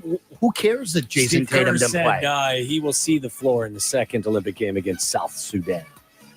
I love all of these conspiracy theories, because he's trying to get the Celtics a little bit shook. Didn't they? Derek White played, right? Played a lot. Drew Holiday. Drew Yeah. Holiday played a bunch, but Jason Tatum, you sit right over there. And remember, he did not choose Jaylen Brown as an injury replacement You're for not even going to Kawhi. be on the team. So he took the Celtics' two best players, wouldn't select one of them, and the other one is relegated to the bench. Yeah. He's tearing them apart from within. It would have been different if they lost by 15 to Serbia and he didn't play. But they played a great game yesterday. It was fun. It was a fun watch. I enjoyed it. Did you? You laughed at me. You watched it all? I watched most of it. I watched at the time when Durant came in. Caught it at a good time. And we had it on in the background. I had the kids watching too. By the way, Derek White had 2 steals and a block. Yeah. He's a role guy. That's why he's there. Team was plus 15 when he was on the floor. So mission accomplished for him. All right, when we come back, Tyler's going to give you some more Olympic updates. And I have a couple of medical stories. I have a couple dog stories for you. We'll get to that when we come back. Waddle and Silvy on Chicago's home for sports, ESPN Chicago. I'm here with my friend and attorney, Howard Enkin. Enkin Law has a long list of practice areas: personal injury, workers' comp, medical malpractice, mass tort. Your Honor, sidebar, may I approach? I'm not a judge, Cap, but I like your style. Right. We love the sidebar at ESPN 1000. Point is, if I'm hurt, all I have to do is call 312-6-million, period. Whether you're hurt at work, in a car accident, or a result of a medical mistake, Enkin Law is here to help, Cap. Howard is our attorney on the Cap and J Hood Show, weekday morning, 7 to 10 on ESPN 1000. Hey golfers, it's Silvy. I've been talking about Chicago's Southland's finest golf course for years, the Sanctuary in New Lenox. The Sanctuary offers 18 holes of great golf on a beautiful course. The track may be a challenge, but it's an easy drive from anywhere in Chicagoland. Sanctuary features a 20-bay heated top tracer range, a 30-station grass range, a putting green, and a short game area. Check out golfsanctuary.com for the best rates and book your tee time. You no longer need to find your golf sanctuary. We at the Verdoliak Law Group recognize the value of advancements in technology. Computers, cell phones, and the internet have all made obvious impacts on society. And now, artificial intelligence, or AI, is poised to make its impact. Many law firms are replacing paralegals, law clerks, and even attorneys with AI. But will AI work longer and harder to ensure you get every penny you deserve? At the Verdoliak Law Group, AI will be used as a tool to make us even more efficient, but it won't replace our human touch. All of our clients and cases are unique, and an algorithm or cookie-cutter approach cannot capture the human element of your injuries. There is no substitution for human experience when dealing with people. That's why, for over 60 years, our clients continue to refer their family, friends, and coworkers to us. Of course, the Verdoliak Law Group will embrace technology, but we will always keep that human touch, which has aided us in successfully helping over 40,000 clients. If you're injured, call the Verdoliak Law Group, Chicago's legal landmark since 1963. Call 844-4VLG-LAW, 844-4VLG-LAW. Texting enrolls you in recurring automated marketing text messages. Consent not required to purchase. Message and data rates may apply. Leaving for the gym so early? I'm ready to go. Since you started taking Nugenix Total T, you've been acting like when we met in our 20s. I feel like myself again. Lower testosterone after turning 40 slowed me down. Nugenix Total T has been a game changer for me. What is it about Nugenix Total T that's different? It's a key ingredient called Tesnor. It boosts free and total testosterone to help you get back the drive and energy from your youth. Total T is backed by 5 clinical studies. I've seen the huge difference it's made for you in the gym, at work, and in the bedroom. I'm so glad I sent them a text for my complimentary bottle. Text ORDER to 321-321 right now for your complimentary bottle of Nugenix Total T. Nugenix is the #1 selling testosterone boosting brand at GNC and Walmart. Do it now, and we'll also send you a bottle of Nugenix Thermo X, our newest, most powerful fat burner ever. Absolutely free. Text ORDER to 321-321. That's ORDER to 321-321. Listen to us now, live on the ESPN Chicago app. Listen to the show in HD at 100.3 HD2 FM. Listen now on ESPN 1000. This is Waddle and Silvy, ESPN Chicago. Chicago's home for sports. I don't like our team. That's good. That's good. By the way, you said you've been watching a lot of the Olympics. I have yet to get my Olympics on. Are you enjoying it so far? I always do. And I watched it on tape delay yesterday at night where Tirico whips you around all the day's activities. Yeah. And he's fantastic at what he does. And they have like Tom Cruise was taking in the gymnastics. He was awed. He was in awe of Simone Biles. He was literally, his mouth was wide open, just in amazement watching Simone Biles do her thing. And they've shown you star after star after star. Obviously, it being in Paris has drawn a ton of stars who have come out to watch. By the way, did you see, I'm sure you did, you saw Tirico's conversation with Dawn Staley, member of the I did see U.S. this. Women's National Team Selection Committee? Yeah, my response to this is duh. Go ahead, read it. Asked about Caitlin Clark. Dawn Staley said if we had to do it all over again, the way that she's playing, she would be in really high consideration of making the team because she's playing head and shoulders above a lot of people. And I told you back then that she's going to be, if maybe she wasn't showing it then, she is one of the best players in the WNBA. She plays on a lousy team. She's learning, but there's no doubt she's one of the top 12 to 15 players. And if she didn't play like Jason Tatum didn't play, so be it. Mm-hmm. But she deserved the spot on the team. Tyler, you're our Olympic correspondent. I am. Do you have any? Do you have any updates? Are you going to give a warning to people who are saving it for tonight? I'll just do a little medal count. How about that for right now? That's all you got is a medal count? I saw that the men's gymnastics team did some good things. Yeah, they won their first gold since 08. It wasn't gold, I don't think, was it? Or their first medal since 08. Yeah. What was it? I believe it was a bronze. Is it Judon? Is that the one from Is he from Deerfield? Matthew Judon, Patriots pass rusher? Yeah. No. Who is the He's one reporting to camp today. Yeah. Who's the player or who's the gymnast from Deerfield? Men's gymnastics team. That someone tweeted about him. There's a Chicago area U.S. Olympian on the gymnastics team. Someone let me know. Paul Judah. So it's not Judon, it's Judah. You had was Judon close. Pass rusher on the brain. I was. Yeah. I had football on the the brain. Bears need another pass rusher on the other side of Montez Sweat. And Matthew Judon has not been happy with the Patriots. He would look good. He would. He's an outside linebacker, though. At 6'3" and 270. Think Edge he rusher. Put his hand in the dirt? Yeah, edge rusher. I think He can Coach get done. Eberflus, the sexy head coach of the Chicago Bears, could transform him into a defensive end. Well, Paul Judah is from, I believe, Deerfield. Yeah, he is. Mm-hmm. How about that? I didn't know that. Where's Matthew Judon from? I don't know. Okay. He went to Stevenson as well, Paul Judah. They got a lot of big-time athletes at Stevenson. Well, yeah, when you've got 1 billion kids, I would hope you produce a couple. Wow, that sounded a little salty from someone who didn't go to Stevenson. Were you a Stevenson rival? No, they Okay. weren't even in our conference, Okay. but there's 1 trillion kids there. He's also a Michigan man. So him and Harbaugh probably crossed paths. I doubt You it. think but Harbaugh ever saw him on the pommel horse? I can't say for sure, but Jim Harbaugh was a supporter of all of Michigan's athletes. I don't know about the pommel horse. So.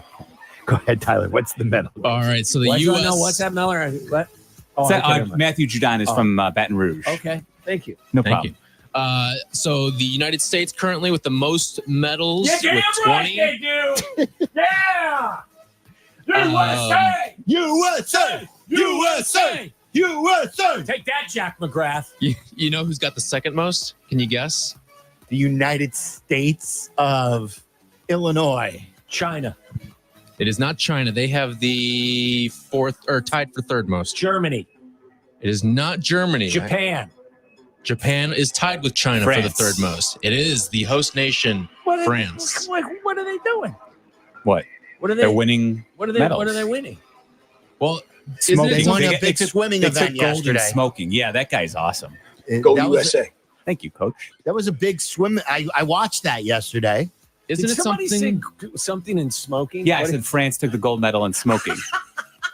they made that because it was, you know how the host nation always gets to introduce a new sport to the Olympics. It was smoking. France said we'd like smoking to be so that they can stack their medal counts. Smoking while eating. That still, to me, blows me away in today's day and age. When I was in Italy, these people who get their dinner and they're like appetizers, they light up the cigarette like it's part of the entree. Listen, it's only changed here in the United States. That's right. Mom and Dad used to do that all the time. Oh back my in the God. day. But the cigarette with the meal. Of course. Like yes. it's a side course. Yeah. Little cancer stick. Yeah.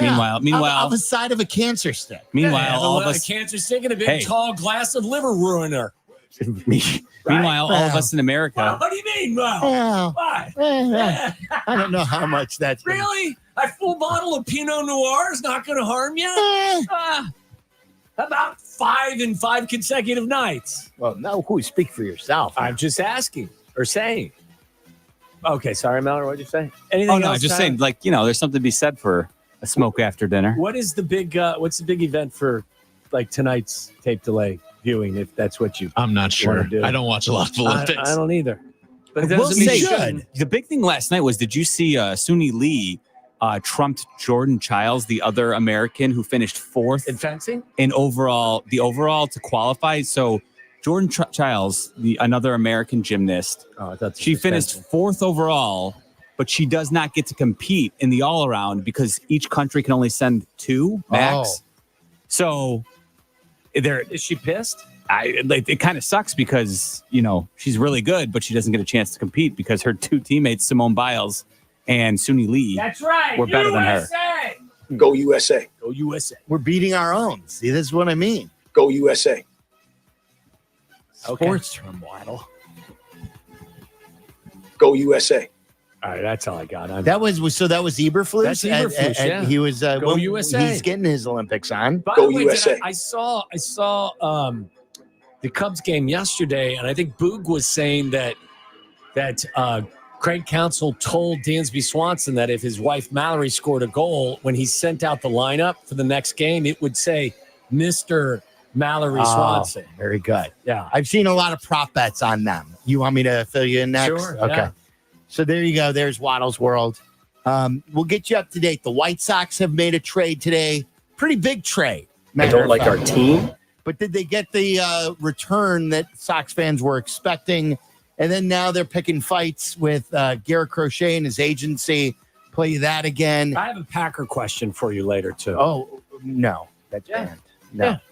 I'm doing an ESPN Wisconsin show later this week. I saw that with today Wildy. in the I'm co-hosting with Wildy. Wow, you guys maybe can sell some coat hangers. You know it.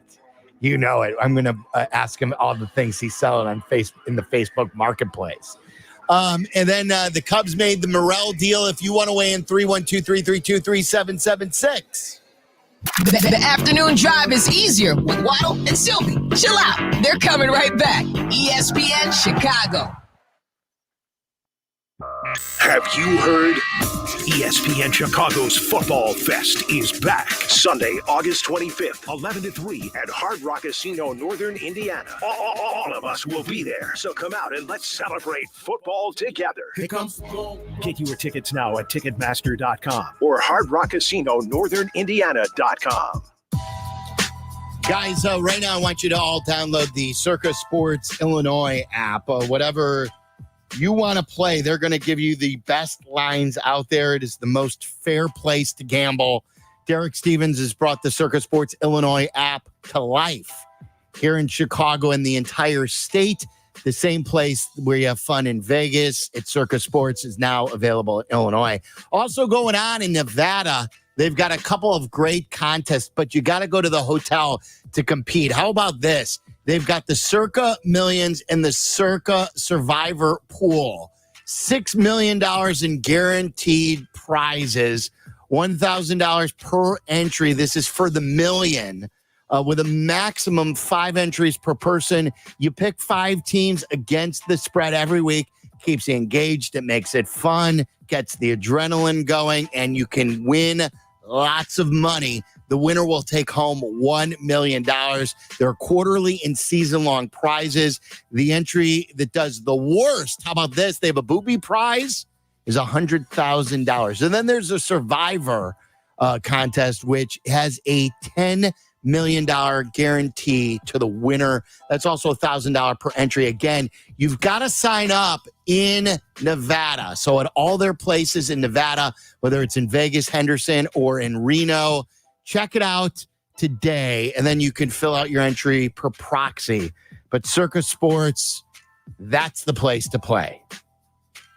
This is Matt Coker from West Coast Men's Health. I'm proud to let you know that nationwide, our clinics have a 4.7 out of 5-star rating on Google. This tells you that our patients are really seeing results. Here's what some of them are saying. The results are close to phenomenal. On top of that, the staff and the scheduling are top-notch, and my technician is a consummate professional. Another patient said, I called numerous clinics, and West Coast was by far the best. The other places wouldn't give me any information over the phone, but West Coast answered all of my questions. My wife and I were skeptical, but we've already noticed the difference. This was a game changer for us. West Coast Men's Health has helped thousands of men reverse their ED using acoustic wave therapy. No pills or shots necessary. Give us a call today so we can help you too. Call 630-425-5033. That's 630-425-5033. 630-425-5033. Online at westcoastmenshealth.com. HSA cards welcome and financing available.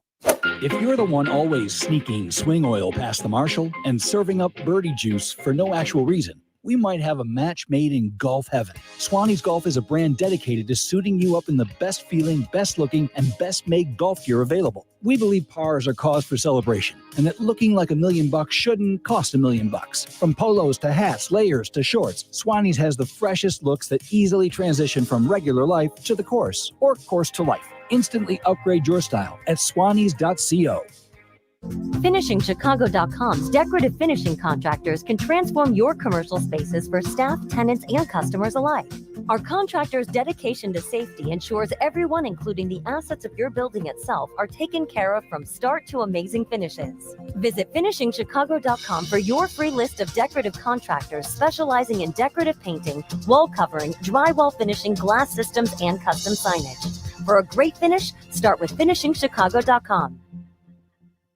We all hear the radio ads about the IRS. They tell you to be afraid, to be scared, and they try to frighten you into calling. I'm not here to do that. Tax Relief Advocates is different. TRA is here to tell you that if you owe money to the IRS, whether it's $5,000, $50,000, or $500,000, we have a solution. It doesn't matter if you're sitting in your car, at work, or with your kids. No matter where you are, call now. 800-575-6759. Don't lose hope. TRA can eliminate or reduce what you owe to the IRS. Generous programs are now available that can give you a fresh start. Our passion is taxes and helping individuals fix their IRS problems. We have over 1,000 5-star reviews on Google and an A+ with the Better Business Bureau. You don't need to be afraid of the IRS any longer. End your tax nightmare today by visiting us online at TRA.com or call 800-575-6759. That's 800-575-6759. Tax Relief Advocates. Real solutions for real people. Cubs fans, stream Cubs games now. Marquee Sports Network brings you a new way to stream your favorite team. Visit WatchMarquee.com to subscribe and stream Chicago Cubs baseball, pre- and post-game shows, exclusive programming, and more. Your Cubs, your way. Subscribe now at WatchMarquee.com. Live from State Street in the heart of Chicago, you are listening to the new home of the Chicago Bears, ESPN Chicago. And this is Waddle and Silvy, WMVP, WTBC, HD2, Chicago, a good Karma Brands radio station.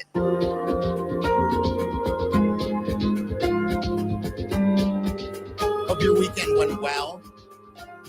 Big dealings going on in baseball. Yesterday, the Cubs traded Christopher Morel to Tampa.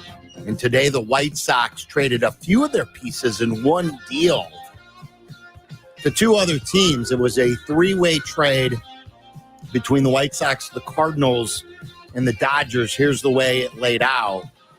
The White Sox sent Michael Kopech to the Dodgers. They also sent Tommy Pham and Eric Fetty, their biggest chip, to the Cardinals. So that's who they sent. The White Sox got Miguel Vargas, who is an infielder, outfielder, still doesn't really have a position, but has played a few. And young infielders who are lower level minor leaguers, Alex Albertus, who is an infielder, and second baseman Joel Perez. There's a couple of good descriptions here in The Athletic. This is what they write. Vargas, who is 24, was a consensus top 40 prospect in baseball before the 2023 season.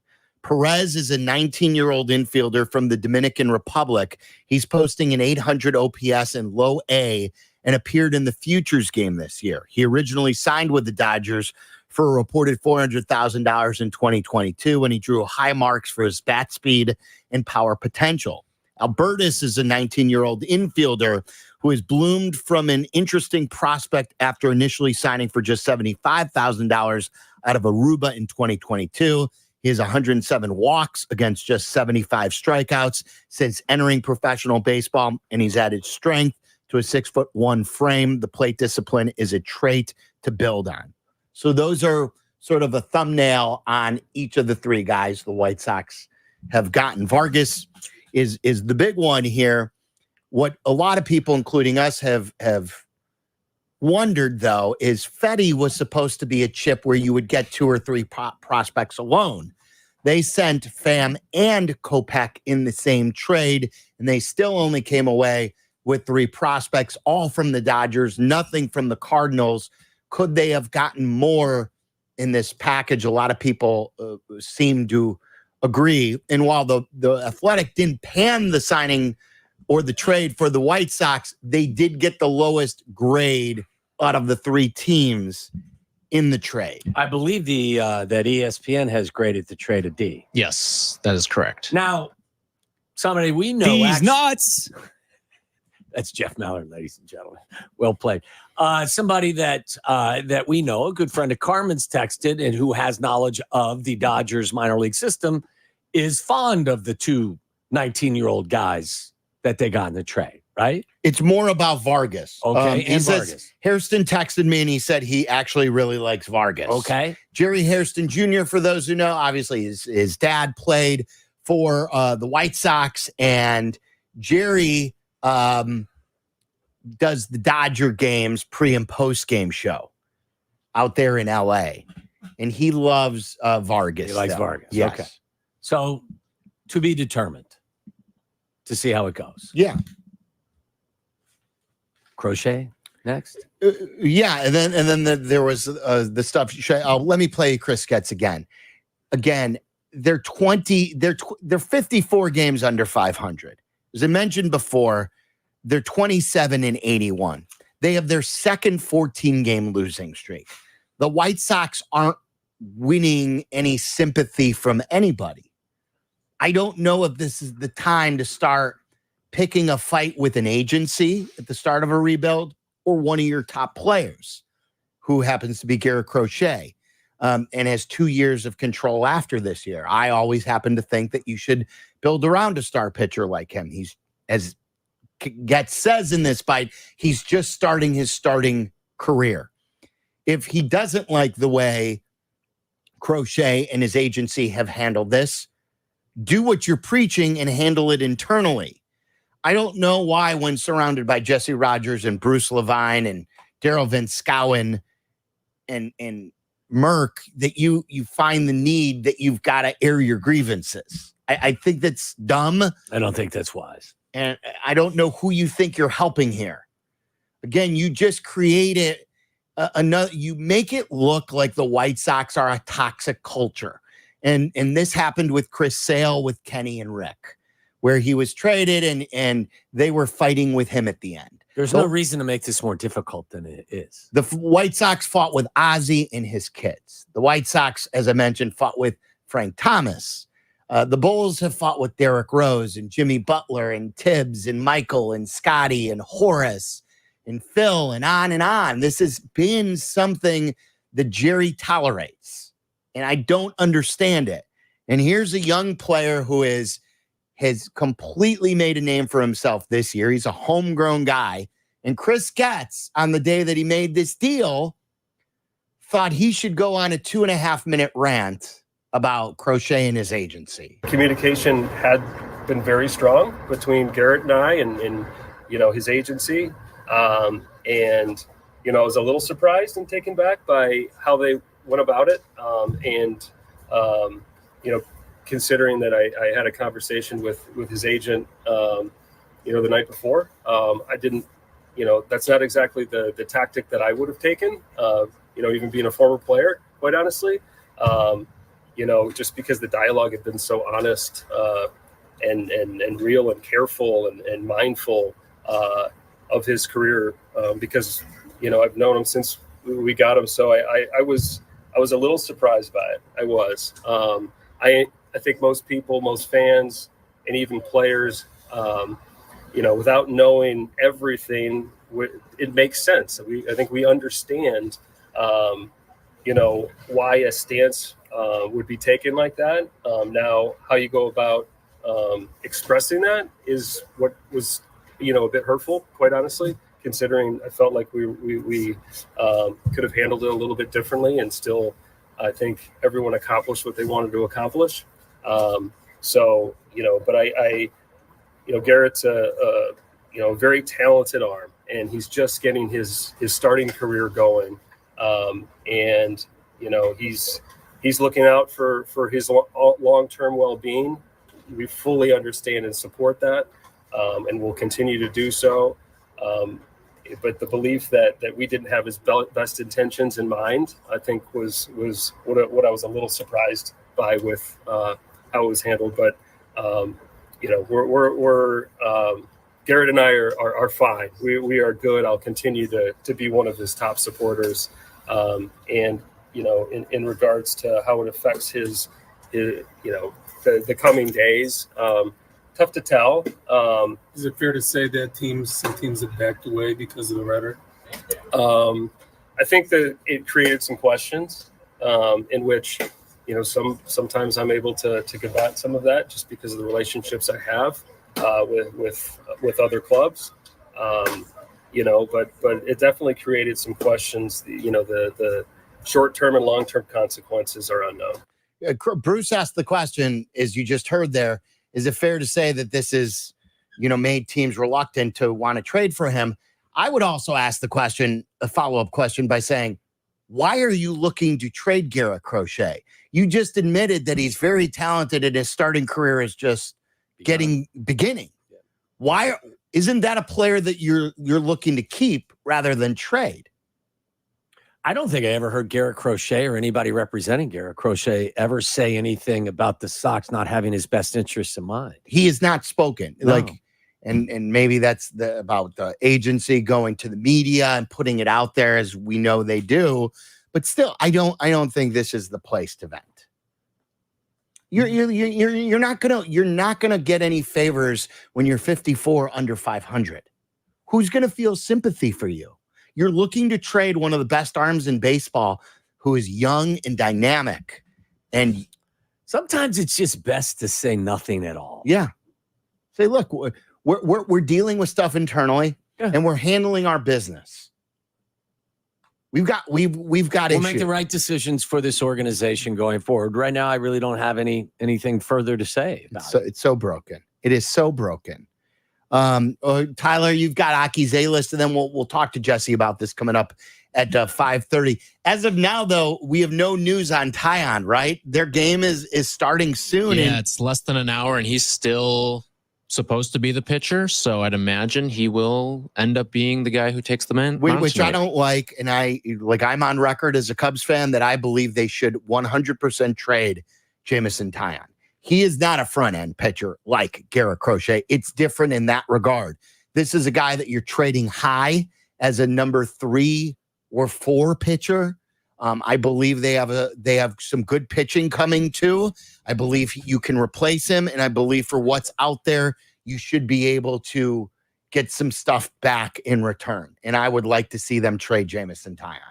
One more piece. I just saw this cross. Apparently, John Mozeliak, the Cardinals GM, said that initially the White Sox had agreed on a trade right away on a Tommy Edman for Eric Fetty swap. However, the Cardinals wanted Tommy Pham, and so the Dodgers wanted Edman. So that's how this three-team trade came about. So I kind of was right when I said this was sort of like the White Sox making a deal for Edman and then sending Edman to the Dodgers for the young players. It gets even stranger because I don't know why. Did they want Edman or did they want Edman to trade? Unclear. So again, read the quote. So this is, I don't have the exact quote, but this is from John Denton, who covers the Cardinals. He said that John Mozeliak said that initially the White Sox agreed right away on a Tommy Edman for Eric Fetty deal. However, the Cardinals wanted Tommy Pham, and so that's why the Dodgers wanted Edman. So that's why they incorporated the Dodgers prospects in the deal. So, I'm wondering, story continues. Were they trying to get Fetty to entice the Dodgers, or did they want Fetty? Who knows? I don't know what's going on there. But even if you're the White Sox, why are you trading a piece to trade another piece? I don't know. Doesn't make any sense. That's not sound general manager logic. And how does Eric Fetty for Tommy Edman make you better? He signed for, I think, one more year, and he's hurt right now. He's 29 years old. He's got a wrist injury. 29 years old as well. He's on a rehab assignment. Unless they just knew that the Dodgers wanted him and they wanted Dodger prospects. It's odd. It's odd. Do you wonder why that team's only have 27 wins at this point? They didn't have a general manager search either. Remember, they just handed him the job. They didn't want to talk to anybody who's had experience, who has done this for a living. All right, Aki's A-list time. It's time for Aki's A-list. From the mind of the man who understands the 4 Ps of Waddle's world. Aki's A-list. The top questions and topics floating around in Tyler Aki's mind. Are these really the questions that I was called here to answer? Aki's A-list on ESPN Chicago. Brought to you by Circa Sports Illinois. Download it today for the best odds out there. Take a look at some of the Bears futures. I've got a bet that I want to make too. We could get to that a little bit later, but Tyler, we got limited time for Aki's A-list, so let's get to it. All right, this actually just in. Elise Menaker from Marquee Sports Network reporting that Cody Bellinger is going to be activated today. No word on if he'll be in the lineup or not.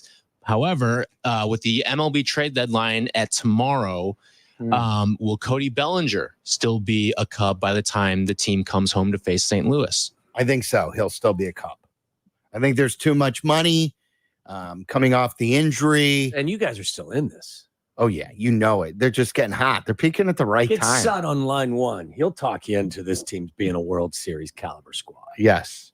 The other thing is Alzolay had a setback in his rehab, and he has returned to Chicago and will undergo further testing. That's not good. Feel bad for him. Yeah. All right, so the Cubs made the big trade yesterday, sending Christopher Morel to Tampa Bay, and in exchange, they got Isaac Paredes. The Cubs also shipped a couple of minor league pitching prospects and one guy, Hunter Biggie, who has had some time up with the Chicago Cubs as well. This is what I didn't understand totally. I saw this a lot on Twitter, and maybe it's just being misrepresented in a vocal minority here. Why were so many Cubs fans upset about this? About sending Morel to shipping him out? It's a really good question. I don't think many people understand. I don't think a lot of people watch Rays baseball either. Again, my mom didn't know. My mom said, so what are we going through a rebuild again? And I'm like, no, you're getting a 30 home run hitter back who plays better third base defense, who is still really, really young. It has a better on base percentage, right? Yes. He's a 350, 360 on base percentage. He's a better player. He's an 800 OPS guy, something that you hope Morel can be. I still think Morel's got a higher ceiling. He's a better athlete, but he hasn't been able to do it yet. And the Rays are banking that they'll be able to develop him, and getting the 2 prospects back. That's how they do business. Yeah, it could be one of those trades where it ends up looking like the Cubs may lose in the end because of what the Rays may turn some of these pitching prospects into. But at the end of the day, I think largely a good move by the Cubs. But what does this say to you about Jed Hoyer's future with the Cubs, giving him the ability to make a trade like this for a guy who still has 3 years of club control after this year? Do you think it says anything? I mean, like, you've still got, you can't, even if he was having second guesses about Jed Hoyer, sit this out, because you're in an important time still.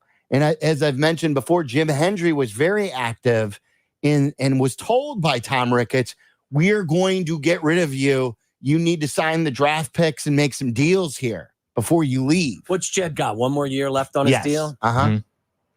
I think he's a little safer than other people believe. I think he's going to get... Because of the prospects that he's got in the system? Yeah. I think that... And you just hired a new manager. I think they're going to let this thing breathe for another year. Well, so is next year make or break for him? I would think so. Many would believe that this year should have been make or break. But like what you said, I mean, what is this, year 2.5 of the rebuild? I think you give him 1 more year, which will be the final year of his contract, to see what happens.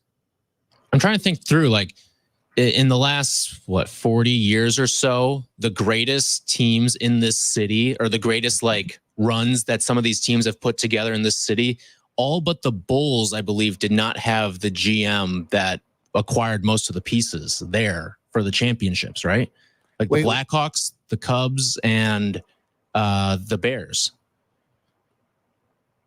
Wait, what are you saying? Like, so the general manager who acquired, like Dale like a lot of stepchildren. Yeah. Yeah, Dale Talon drafted Kane, Kaner, Taves.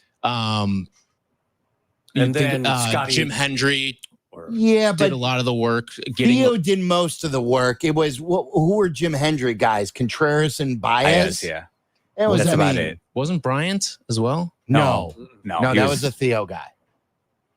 That was 2013. I think he was drafted in 2013. Yeah, that was definitely a Theo pick. So like they did most of the heavy lifting there. Jerry Krause did not get Michael Jordan. That's But he made the trade for Pippen, right? He did. He did Olden Polynice on draft day for Scottie Pippen, which is one of the best deals out there. And he surrounded him with a lot of great role players. One of the best trades in Chicago sports history is Will Perdue for Dennis Rodman. And they got him for the last 3 championships. Chris Bryant is hitting a robust 196 this year for the Colorado Rockies. I want to see that documentary. The Javi KB, what the hell happened to them after they left Chicago documentary. I'm telling you, the Chris Bryant fall from the height that he was is it's as big as any. Yes, it's the most dramatic fall for a top level sports person I've seen in decades. Mm-hmm. He had everything. Because he has he's smart and he grounded. Yeah, but just whatever accomplished and from again, the height of where he was. Right, college player of the year, rookie of the year, MVP, win a World Series in 2016. Right, and the most pressure was the climb. What you would think was living up to the expectations as a rookie, or winning the MVP in the World Series in a town that hadn't won it in 108 years.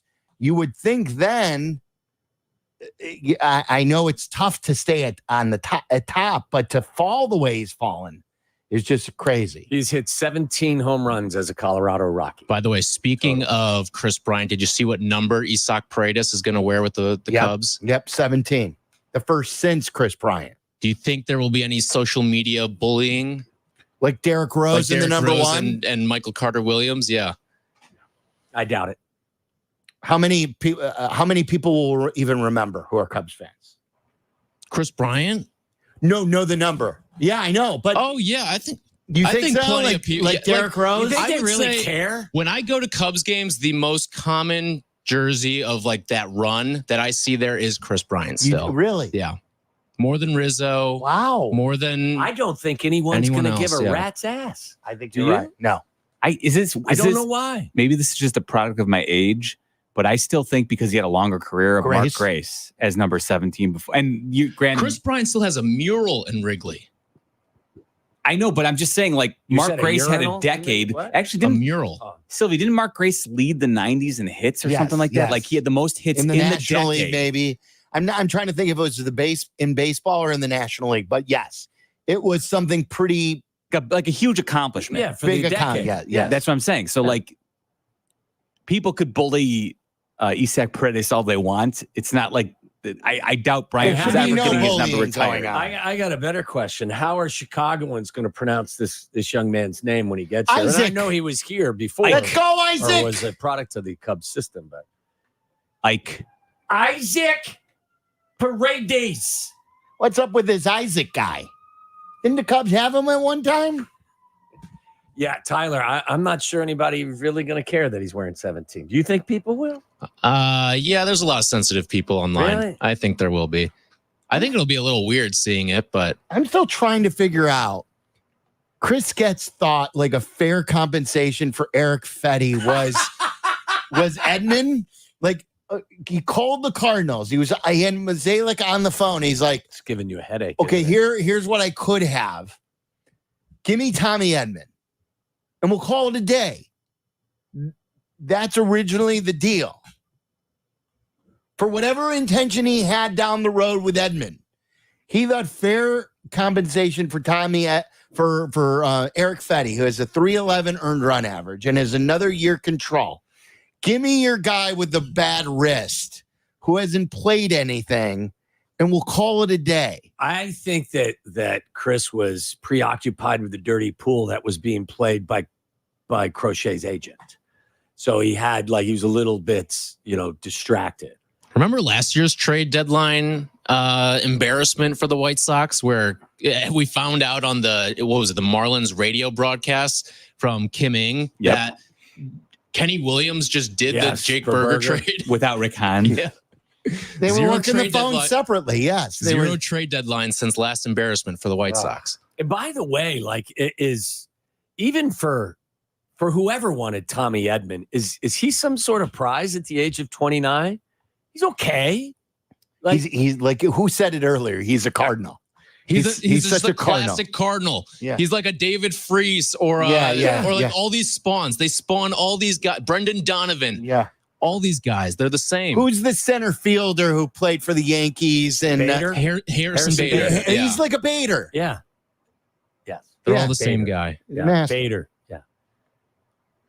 But again, no, it is. Listen, he's got a lot of defensive ability, so I think that's where. But He he's won a a Gold career. Glove, yeah. He's a career 265 hitter so with a did Dansby 319 on Swanson. base. Swanson's got a whole closet full of Gold Gloves. And the most alarming thing is, he had a wrist injury. He has minimal power. We gotta have and then some of that. he had to have surgery, and he's still coming back from the wrist injury. If the Cubs called and said, "Here's Nico Horner," I think they could land Garrett Crochet. Try to sell him Masterboni first. see if he takes the bait. And if he says no, maybe throw Nicky Well, 2 strikes back in. It's something. I don't understand why. How about ask who's Jesse. the guy Mervis? Throw Mervis in the And equation. Matt Mervis at one time was like a top 5 Cubs prospect. That seems to be a big thing. All right, well, we'll talk to Jesse about this. Neither team, should be let off the hook, though. Both teams stink. We're equal opportunity. Sud on line here. 1. Sud on line 1. Jesse, what went on there? Jesse will try to explain why Chris Getz decided to go after Crochet and his agents. Does this trade make any sense after Jesse has a chance to really dissect it and do some research on it? We'll get that intel next from Jesse and the good, the bad, the dirty at 6. This is Waddle and Silvy on ESPN Chicago, Chicago's home for sports. It's Hall of Fame week. ESPN Chicago celebrates the newest class of the Pro Football Hall of Fame. Kevin Hester. Midfield, 40, 30 on the goal, 20, 15, Hester 5. Oh, Bears! Congratulations from the new home of the Chicago Bears, ESPN Chicago. Prescriptions require an online consultation with a healthcare provider who will determine if appropriate. Restrictions apply. See website for details and important safety information. Subscription required. Price varies based on product and subscription plan. Hey guys, did you know there's a generic form of Viagra that works just the same but is 95% cheaper? And you can get it online at hims.com/joy. Through Hims, you'll get a free medical consultation to determine the ED medication that's best for you. Discreet shipping if prescribed, a 100% online process, and a range of treatment options, including trusted generic alternatives to the name brands, at up to 95% off. ED is personal, and at Hims, so is treating it. Just go to hims.com/joy and get connected to a licensed medical provider online for free with zero copay, no expensive appointments, and no awkward face-to-face conversations. To start your free online visit, you need to go to this exclusive address, hims.com/joy. That's hims.com/joy for your free online visit. HIMS.com/JOY. Time now for ESPN Chicago's Sports Business Minute. Brought to you by your Chicagoland BMW centers. From Crane Chicago Business, here's Danny Ecker. Chicago Sky fans wondering why their season ticket prices are jumping next year have part of their answer. The Sky last week announced they'll partner with the Village of Bedford Park to build a new $38 million practice facility just south of Midway Airport. The team expects to open the new 40,000 square foot building by 2026 when they'll move from their longtime practice space in a publicly owned gym in Deerfield. It's a project the team has been eyeing for several years after losing some top talent to other WNBA franchises with newer facilities. Some of the funding will come from new minority ownership partners that joined the franchise last year, including Cubs co-owner Laura Ricketts. The Sky are also cashing in on growing popularity of the team and league overall by raising ticket prices next year. Some fans have reported they're on the hook for double or triple what they're paying for packages this year. For the Crane Sports Business Minute, I'm Danny Ecker. This summer, excitement starts behind the wheel of an all-electric BMW. Experience the BMW i4. That's confident, quick, and unmistakably BMW. Or feel the thrill of the electric BMW iX with its elevated design and unrelenting performance. This season's excitement starts at the electric BMW Summer Sales Event. BMW, the ultimate electric driving machine. Hurry in for exceptional offers now through July 31st. White Sox fans, celebrate National Hot Dog Month by entering our Ultimate Fan Sweepstakes for your chance to create and name your own hot dog, presented by Vienna Beef. July's winner will work with the Chicago White Sox head chef to create and name their own hot dog that will be sold in stadium. The winner will also receive 25 tickets to the CIBC Fan Box to host their family and friends with a custom game day menu. To enter, visit whitesox.com/sweepstakes. Pain from arthritis is just awful. Bone-on-bone constant pain, robbing you of what you love to do. But there are effective ways to deal with that pain without drugs or surgery. Hey, it's your friend Tom Waddle here. Listen, there are exciting new cellular therapies that can get you lasting relief. And the place to go? QC Kinetics. QC Kinetics uses cutting-edge treatments that accelerate your own body's healing properties, revitalizing your joints so you can move again. And if you're living with chronic pain, you need to know steroids and surgery and pain pills are no longer your only option. Learn how QC Kinetics can use advanced regenerative medicine to treat pain, enhance joints, restore your mobility, and give you long-term relief with no downtime. The local medical professionals at QC Kinetics are ready to help you get your life back with regenerative, restorative, cellular treatments for your achy joints. This is the future of medicine. Call for a free consultation now. They have new locations in Crystal Lake and Greeny. Call them 312-809-5955, 312-809-5955. That's 312-809-5955. The Great Clips online check-in app saves you time on haircuts. With just a few taps, you can get in and out with a fresh haircut. Great Clips, it's gonna be great. All salons independently owned and operated. If you're interested, join a salon team. Visit jobs.greatclips.com. Follow Chicago's Home for Sports on Instagram at ESPN_Chicago. This is Waddle and Silvy. Listen now in HD on our app and on ESPN 1000.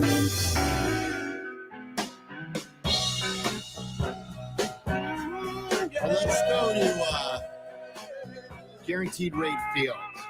We just had a press conference there about an hour ago. There's a lot going on. Jesse asking inappropriate questions down on that side of town, too? No. Any questions about the lake? Is Jesse Rogers joins us on the CarX Tire and Auto Hotline. Jesse, did you ask anything about the lake? Nothing about the lake. There was so much to go over with Jesse. I probably did ask something inappropriate, but it'll come back to haunt me later. I don't know. But it was interesting. I mean, it started with the trade, obviously, and a lot of experts have panned that already. I talked to our own prospect guru, and he said it's just not enough. It's good that they picked up bats. It's 3 bats in this trade today, Vargas being the main one. And real quick on that, Miguel Vargas, he's made his debut the last couple of years, or made his debut a couple of years ago, and he just hasn't made it with the Dodgers yet. But I even asked Getz, using Michael Busch as kind of that example. You're blocked. You're trying to win a World Series in L.A. Comes Busch over here, and even here they're trying to win. And he has this breakout year. The Sox are not trying to win. So Miguel Vargas could blossom here. I will give you that. But, most experts have panned the trade. So it started there, and then it finished with Garrett Crochet. And I will give Chris Getz credit because I knew that he found out via tweets in the media about Crochet's stance. And he did not try to hide it. Like, he did not try to spin it. Oh, I talked to Garrett. No. He was honest about it. He was upset about it. He expressed it. We all like that. But obviously it's not good to be in a little feud with your star pitcher, whether you're going to trade him or not. So I don't know where you guys want to start, but it was quite the afternoon. What's he upset about, Jesse? Like, I don't understand that. Just that, again, if this is a demand that they're making and they put it out there, it would still be a demand that the other team would have to deal with. What is Chris Getz upset about? I think not coming to him with it. He said he spoke to the agent even the night before it leaked. I think that's it. Come to me. We can discuss this. We he claims have his best interests in heart. If you tell me this, sort of my guess, and he didn't explain it all, but you tell me this behind the scenes, I can deal with this. But agents are cutthroat about this stuff. I don't think they wanted to take a chance that he'd be traded with the opposing team not knowing what Crochet wanted. I'm talking about the agents. So they leaked this. They get it out there, and now Getz is saddled with this as he talks trades, and he admitted it has complicated things. Maybe they'll work around it. He said, "I'm not sure what the short and long term consequences are, but I think he would have liked to known it privately to use it kind of to his advantage." Does that make sense? But I think the agents were like, "No, we're going to use it to our advantage." Instead of you doing that. And I think that's why they did it. Do you think the agency played a little dirty pool here, or they did what they were supposed to do, and that's represent their client to their best? Yeah, I think that's a good question. I think it's a little dirty to talk to the GM the night before, if in fact that's how it went down, and then leak it the next day. I will say I called his agency at CAA out in California, and they had no comment. So they have not commented publicly on Crochet's stance, nor would they comment on what Getz had to say today. So they're playing it a little shady, Tommy. To be honest, they're playing it a little shady. They could have gone to him privately and said it, but it probably would not have maxed out their position. I will admit that. Well, and again, but if Getz wants to practice what he preaches, isn't a phone call to CAA his best tactic instead of, like you said, starting another feud with another star pitcher, much like the White Sox were feuding with Chris Sale before he left? My guess is he's made that call. I mean, between last week and today, I guess we didn't ask him today, hey, did you talk to them? But he says him and Crochet are in a good spot now. I'm sure they had a little conversation about this. Hey, I didn't like how this came out. But the end result is the end result. And it has complicated his trade market. And I think that's why you saw those other guys, including Fetty, go today. Okay, so Jess, does this make a trade of Garrett Crochet less likely, more likely, or it has no impact on? No, it definitely has an impact. It's less likely. You may have seen a report about the Braves today. I had to follow up on that, and there is some smoke there. There is some smoke. The Braves are interesting because they might be able to use him only in the regular season and then sort of ramp him down if they make the playoffs and maybe not use him in the postseason because they have Ronaldo Lopez and Max Fried coming back. Hopefully Lopez, he just went down. So the Braves, there is a little smoke there. But other than that, Tommy, I do think it's reduced his chances. But I will tell you this, between the little feud here and everything else, I absolutely think he'll be traded in the offseason if he isn't by tomorrow. Here's a question about the actual deal that was made today, Jesse. And you were talking about it getting panned or the White Sox didn't get enough. I am sure you've seen this. This has been crossing in like the last hour. John Denton tweeted it, and he covers the Cardinals for MLB.com. John Mozeliak, the general manager for the Cardinals, spoke, and he said that the Cardinals and the White Sox agreed right away for a Tommy Edman for Eric Fetty deal.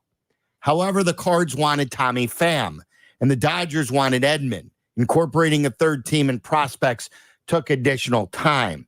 What were the Sox trying to accomplish Fetty for Edman, and why did they think that Edman for Fetty was enough when you have a pitcher who's 11th in the AL in ERA and controlled for next year when Edman is on the shelf with a wrist injury? Yeah, Edman's working his way back. The way Getz described it is the Dodgers really wanted Edman more than the White Sox. So that I think I understand what Mozeliak's saying, but on Chris's end, I think he's like, I don't want Edman. Actually, he's got a price tag to him as well for next year, if I believe. And you don't want a 1-for-1 anyway. I sort of understand that. Like, what does Fetty for Edman really get you? It's a 1-for-1. They're trying to rebuild something, and you need quantity as much as quality. I think Getz wanted prospects. I think he wanted hitting prospects and not just one guy back. I don't disagree with you. Hearing from people around the league in general, though, Fetty was worth more. Okay, Kopech and Pham, Warts, maybe, one's going to be a free agent. Kopech is up and down. But Eric Fetty seems to have established himself at a cheap rate for next year, let alone this year. Here's what I got back from people. If Fetty was up after this year, maybe the deal makes sense. But the fact that he has that extra year, it does seem like the White Sox came up short. So that's the way I can, describe all that to you. How did Chris Getz respond to questions about this deal and how equitable it was and whether or not he should have gotten more in return for Fetty? You know how GMs are they're going to spin it. Look, and until we really get a handle on these three guys, it's hard to really push back that much other than to say, well, look, our ESPN guru expert or prospect guru doesn't think it's good enough or something like that. It's a tough pushback. But in general, he feels like Vargas is going to really blossom, and these other two guys who, by the way, are not highly rated outside the organization here, right? I think our guy rates one of them at 150th or 200 in terms of prospects, and the other guy's lower than that. So those two are not highly touted right now. Vargas does have some talent and was highly touted coming in, though he hasn't had success. So I guess, Tommy, you ask the questions and you sort of have to accept the answers right now until further notice. But yeah, as the responses have come in, a lot of the league is wondering why the White Sox didn't get more. Jesse Rogers brought to you by your Chicagoland Toyota Dealer Association. Do what I do and head to your local Chicagoland Toyota Let's Go places. I don't know what the Cubs are doing here. I'm not talking about the Morel deal. We can get to that in a minute. But so Jameson Taillon has just made his way from the bullpen or to the bullpen and looks like he's going to pitch here tonight. The trade deadline is tomorrow, just at 5:00, so less than 24 hours. Why not wait a day?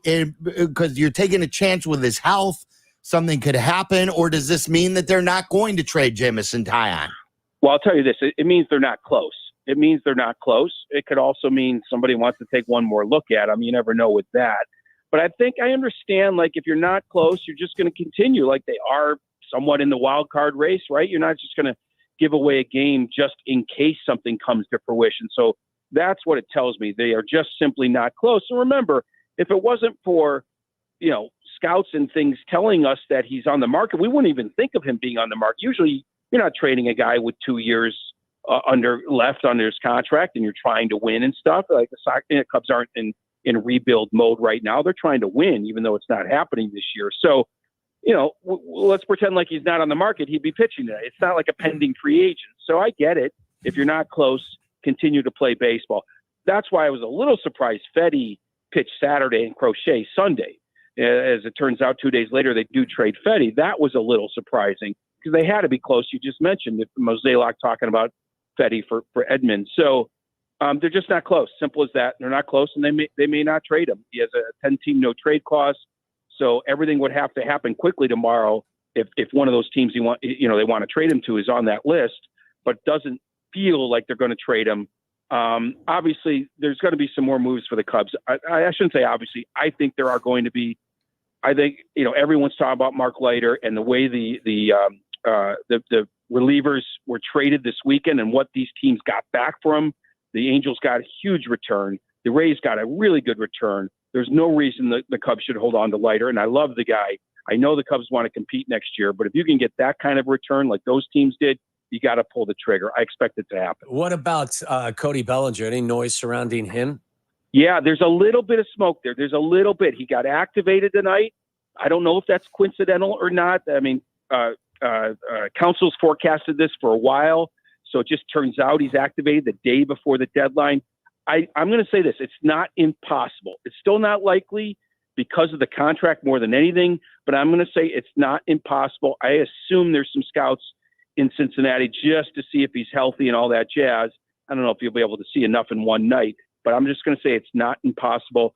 And of course, other guys are out there in terms of Nico Horner and, other relievers, Tyson Miller, Hector Neris. I wouldn't rule any of it out. We didn't see the Morel for Paredes coming, and it happened. So I think Jed is trying to remake his roster on the fly here. But you believe that if Jed could move him, they would move Bellinger? Absolutely, 100%, no doubt. What did you think of the Paredes for Morel deal?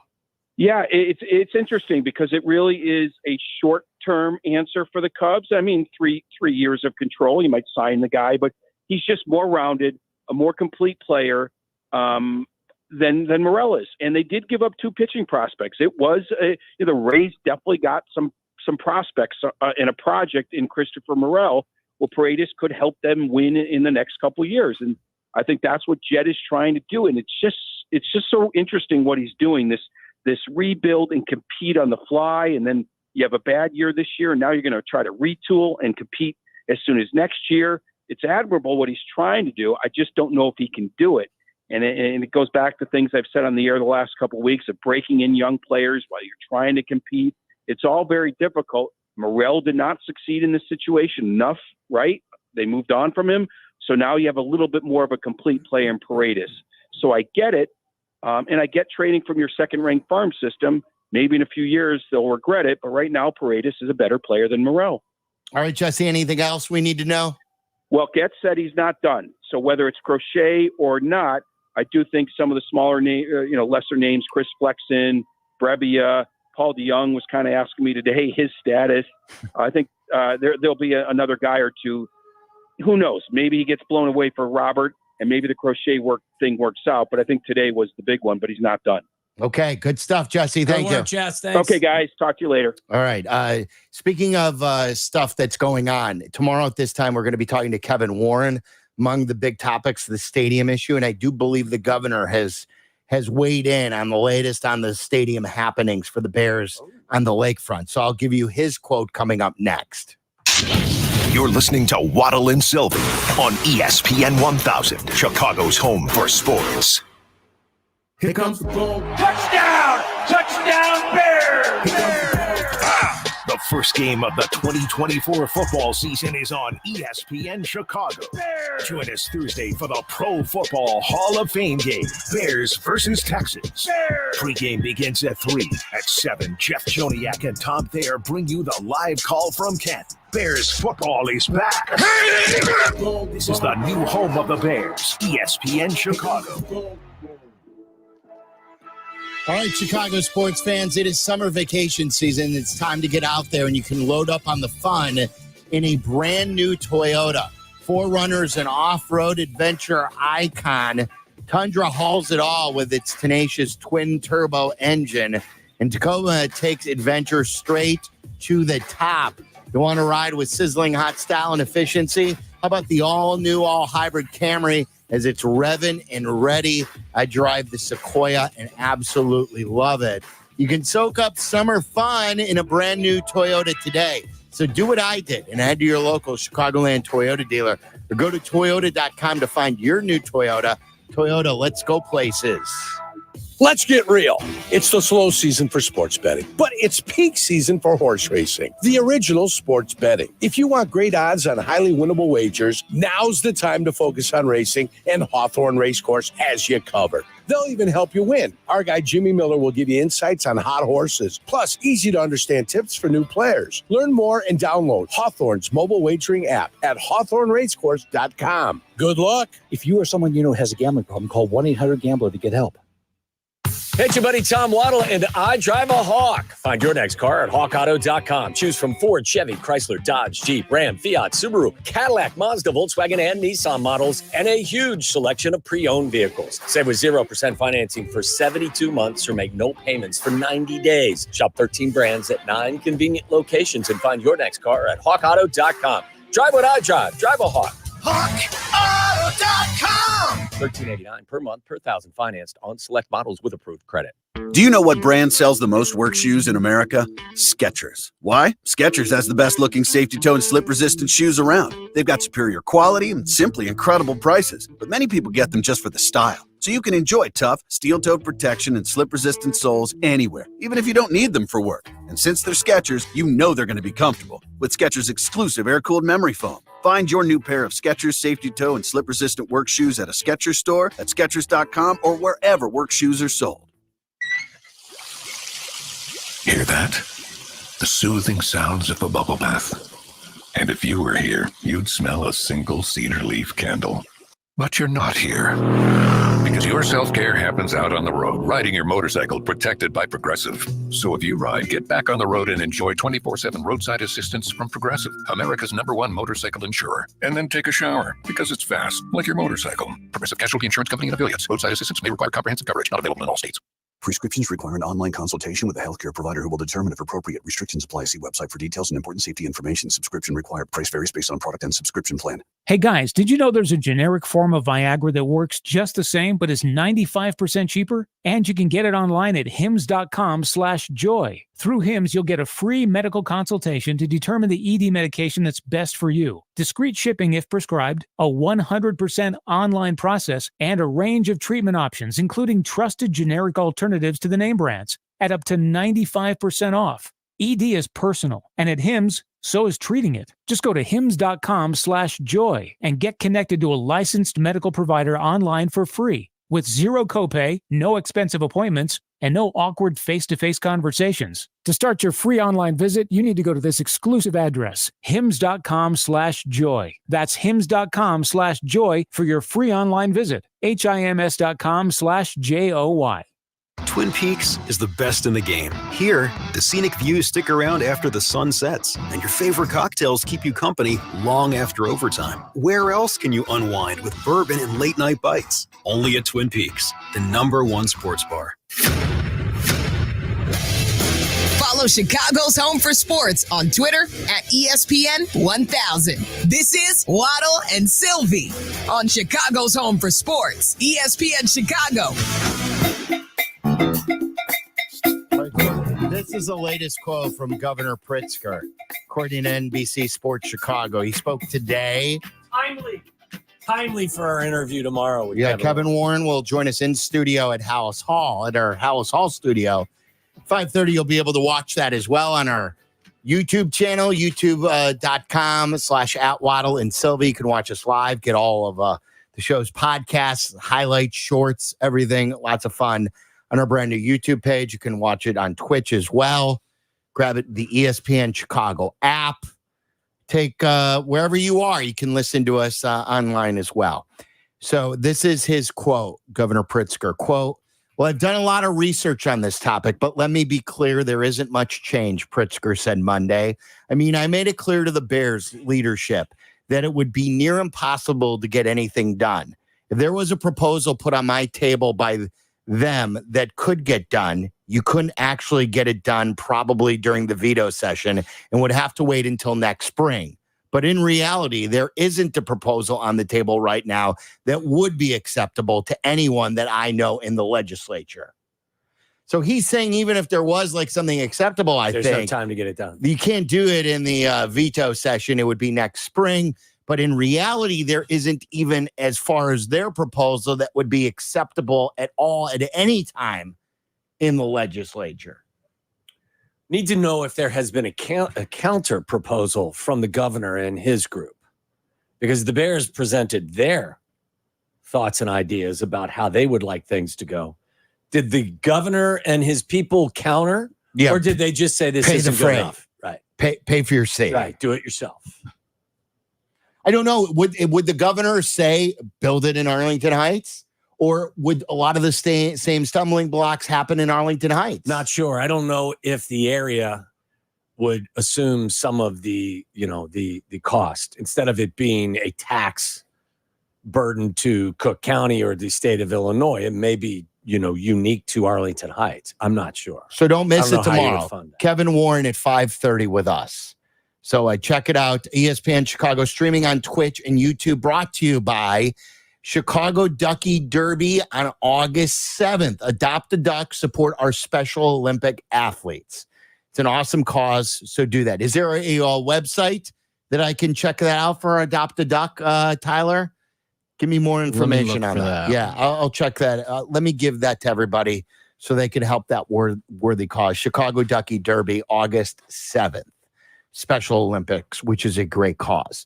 All right, the good, the bad, the dirty coming up next. I've got some interesting information on an event that happened yesterday that I was watching. Were you? It's coming up next on the This Good, the Bad, the is Dirty. Waddle and Silvy. Waddle and Silvy on Chicago's Home for Sports, ESPN Chicago. White Sox baseball on the ESPN Chicago Triple Play. The White Sox host the Royals. Coverage begins tonight at 6:30. Hey, Manhattan, it's Tom Thayer. Did you know Xfinity services have expanded across our area? Thousands of homes are already eligible to sign up for Xfinity services, and more homes are becoming serviceable all the time, providing Manhattan with the reliable and powerful connection it deserves.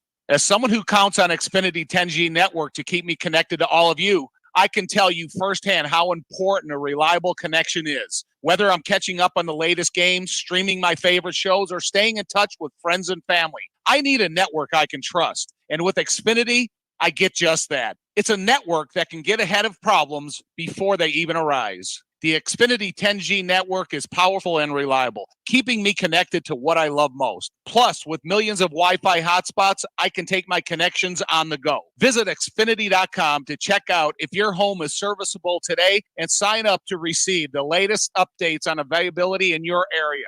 Xfinity, the network that now keeps Manhattan connected.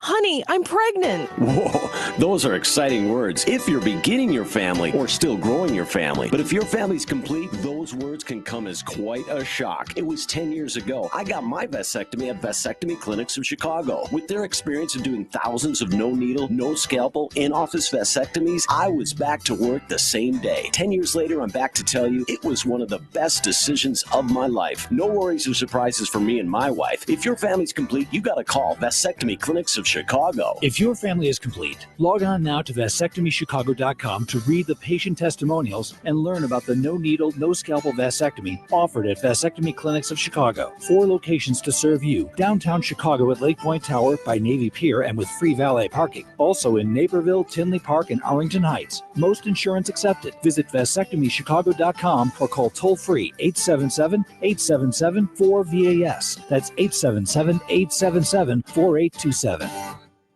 Getting quality employees to fill positions in your company is essential, but finding those people can be a major hassle, unless you use ZipRecruiter. ZipRecruiter makes finding quality people a breeze. And right now you can try it for free at ZipRecruiter.com/free. With ZipRecruiter, one click sends your job to hundreds of top job sites. But more than that, ZipRecruiter's advanced technology identifies the candidates with the skills you need, sends you a list of great matches to review, then actively invites them to apply for your job. And the results speak for themselves. 4 out of 5 employers who post on ZipRecruiter get a quality candidate within the first day. That's right, the first day.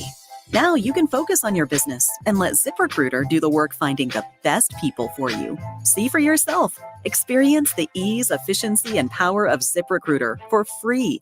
Just go to ZipRecruiter.com/free. That's ZipRecruiter.com/free. ZipRecruiter.com/free. Hard work beats talent when talent doesn't work hard. That's why when it comes to hard work, nothing works harder than a Chevy Silverado. It's built to handle the big jobs day in and day out. Chevy has a Silverado pickup that's just right for you. 1/2 ton, 3/4 ton, and 1 ton. Call it the Goldilocks effect. No wonder Chevy Silverado is the official truck partner of the Chicago Bears. Check out the full line of Chevy Silverados at ChevyDriveChicago.com. Work hard, play harder in a new Silverado. Hey golfers, it's Silvy. I've been talking about Chicago's Southland's finest golf course for years, the Sanctuary in New Lenox. The Sanctuary offers 18 holes of great golf on a beautiful course. The track may be a challenge, but it's an easy drive from anywhere in Chicagoland. Sanctuary features a 20-bay heated top tracer range, a 30-station grass range, a putting green, and a short game area. Check out golfsanctuary.com for the best rates and book your tee time. You no longer need to find your golf sanctuary. Listen for Danny Acker and the Crane Chicago Sports Business Minute, airing Mondays, Wednesdays, and Fridays on ESPN Chicago. Presented by Chicagoland BMW Centers.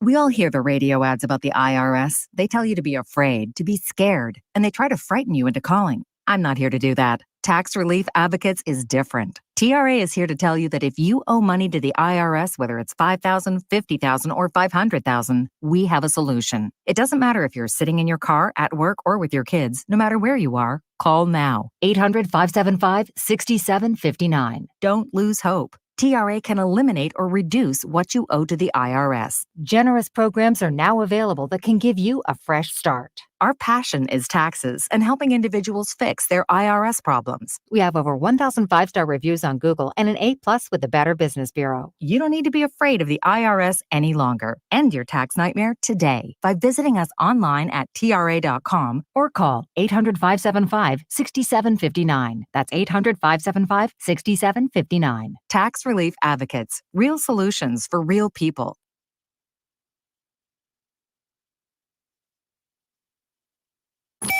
Live from State Street in the heart of Chicago, you are listening to the new home of the Chicago Bears, ESPN Chicago. And this is Waddle and Silvy, WMVP, WTBC, HD2, Chicago, a good Karma Brands radio station.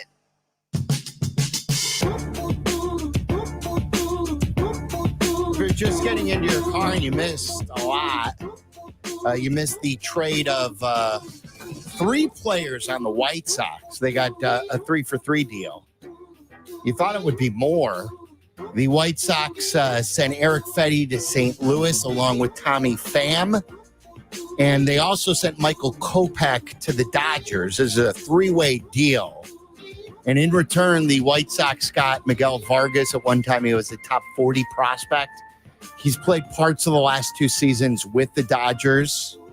He's an infield outfielder who, again, a lot of people still like his bat. We'll see what position he plays. And they got 2 19-year-old infielders, infielder Alexander Albertus, and then second baseman Joel Perez. So those are the 3 prospects they got. I thought they would have gotten multiple prospects for Fetty alone, but that wasn't the case. There was a report that they originally had a deal in place, Fetty for Tommy Edman. And then they spun that off knowing that the Dodgers wanted Edman. And then like the Cardinals wanted Pham. So that's how they increased it to the 3 teams. So it ends up this way. The Dodgers got Tommy Edman, Michael Kopech, and a young prospect from the Cardinals. The Cardinals got Fetty and Pham, and the White Sox got the 3 players that I mentioned, Vargas, Albertus, and Perez. Not quite the haul that everyone was hoping for. No, and it could turn out okay. Yeah. But still, like on paper, I always thought they would get 2 or 3 players for Fetty, or at least like one of the top prospects in someone's system who is viewed as a can't miss guy. This guy so far has not broken through like a lot of people thought with the Dodgers. Now, with more playing time, maybe he will. Maybe Chris Getz looks good. The other 2 guys are 19 years of age. Yes, and they're in A-ball at this particular time. So that's the White Sox deal. The Chris Morel deal was yesterday. It does look like the Cubs game is about to start soon. I like the Morel deal. Yeah. Like, I know that Morel was one of your favorites, but like, I think he was given ample opportunity to prove that, you know, he was part of your future. I don't mind it because they're getting back a good hitter and a better fielder. So to me, you're not trading a player at his low point. You're still trading him when he's got some value and Tampa looks at him having some upside. Paredes is still a young, controllable player who is an 800 OPS and was an all-star this year. So it's not like you're just dumping a guy and you're getting nothing for him. You've improved in the short and maybe long-term at third base. You've given up a reliever in Biggie and another young player in the deal as well. And I wouldn't put it past Morel that he develops in Tampa's system, but I like the deal. Yeah, he's a better baseball player right now than Morel. So and you have him under your control until 2027. He's arbitration eligible to what, the next 3 years? Yes, they're better today and they'll be better next year. Yeah. So I think it helps in multiple ways. We'll see though. Tyon is pitching tonight. They have not pulled him. They have not. Now, there have been Cubs deals, I remember, where a guy has been on the mound and they get a deal done and like the general manager will phone down to the dugout and say, pull him, we have a deal in place. So you never know. But I would think that there's nothing close, as Jesse said. If he's taking the bump in the Queen City right now, I would think that there's nothing close. Yeah, that would be silly if something was close and you would still elect to pitch him. I still, for my money, would not have pitched him to begin with. I think you're risking too much. Things could happen. What happens if he does take a ball off the shoulder tonight? What happens if he does feel something in the elbow? Well, then he becomes untradeable. Why couldn't you wait till tomorrow at this time to pitch him? Because you're in the hunt. But tomorrow you'd still be in the hunt then too. Yeah, but you're more in the hunt if he's on the bump for you tonight. Come on. Don't get Kap coming at you. Kap said, why would you want to sell? He's under your control for the next 2 years. Yeah, and he's pitching better than he's pitched his entire career. So trade high. So that's the latest. Bellinger also activated. Let's get to the good, the bad, the dirty. The good. He scored! Oh, my God! The bad. That is so bad. That is absolutely brutal. And the dirty. I'm talking about nasty. Wow. So many stories are running through my head right now. Waddle and Silvy on ESPN Chicago. Good, the bad, the dirty is brought to you by Sanctuary Golf Course. Sanctuary Golf Course is your golf sanctuary. Book your tee times at golfsanctuary.com. Golfer Bob will be there. He's a great pro and now features year-round heated and covered 20-bay top tracer range. What do you got? What's your good? My good was the weekend that Athletes First had. Trace Armstrong's company. They negotiated deals for Jordan Love and Tua, contracts that both exceeded $200 million. I saw also that you you fulfilled your obligation to Tyler because of the Jordan Love contract signing. Yeah. And I thought that was good as well. So good for everybody. A lot of people made a lot of money this weekend. You got to be a quick pay guy. If you lose a bet, and I didn't think I would lose that bet. What was the actual, the specific bet? That it would... We discovered it on Friday. It was $53 million at annual average salary that I did not think he would make more than Goff's salary because of the going rate. I didn't think that after 10 games, the Packers would just cave and just say, here you go, you're next in line. We're just going to throw at you $55 million in guaranteed money every year for the rest of your contract, however long we're signing you. And they did do that. And Tyler won. So congratulations to Tyler. And we bet a bottle, like a bottle of wine for me or a bottle of, what was it? Whiskey. Yeah. So I just gave you $100 at Benny's. Well, that's very generous because you can get a nice bottle of whiskey, probably half of that. You gave him 2 bottles. Yeah, I thought that was fair. Yeah, more than fair. More than fair. Good win there, Tyler. Thank you. This is from Austin Karp. Austin Karp covers sports business for the Sports Business Journal, including ratings. How about this? Yesterday's Team USA basketball game against Serbia, almost 11 million viewers, 10.9 million viewers. Remember, middle of the day on a Sunday in the summer. Do you know what that's better than? It's better than Game 4 of the Celtics against the Mavericks in the NBA Finals. It's better than the final round of the Masters. It's better than the ratings at the Golden Globes. And it's better than the rating of Game 7 of the Stanley Cup final between the Panthers and the Oilers. So a touch surprising. People care about Team USA basketball. Again, almost 11 million, and that was all the things. That's a good rating, and all those things better than those things that I laid out. What's the old saying? Great minds think alike. I was simpatico with you there, Wads. I was thinking quarterback as well for my good, particularly Jordan Love, as Silvy said, getting paid after just 10 good games in the NFL. It is good to be capable of competent quarterback play, because I'm looking right now at a list of the highest paid quarterbacks per AAV, and the top 10, not a Super Bowl win amongst them. Now, granted, I know Tom Brady had a lot of them and Patrick Mahomes has a lot as well, but it is certainly interesting to me that the top 10 quarterbacks in football right now are not Super Bowl winners. It is quite interesting to me. So interesting times. I was looking this up earlier. Do you know how many starting quarterbacks in the NFL have won a Super Bowl? Mahomes, Aaron Rodgers, Matthew Stafford, 3. That might be it. Russell Wilson. Wilson. There you go. That's all of them. Like Joe Flacco's still in the league, but he's not a starter. And I think there's one other guy like that too. Is Nick Foles still in the league? Who's that? Is Nick Foles still in the league? Not sure. I don't think so. Know. And not one of them, like in Patrick Mahomes is the only one that's under like 36 years old, right? Right, yeah. So like think about the other 3 guys.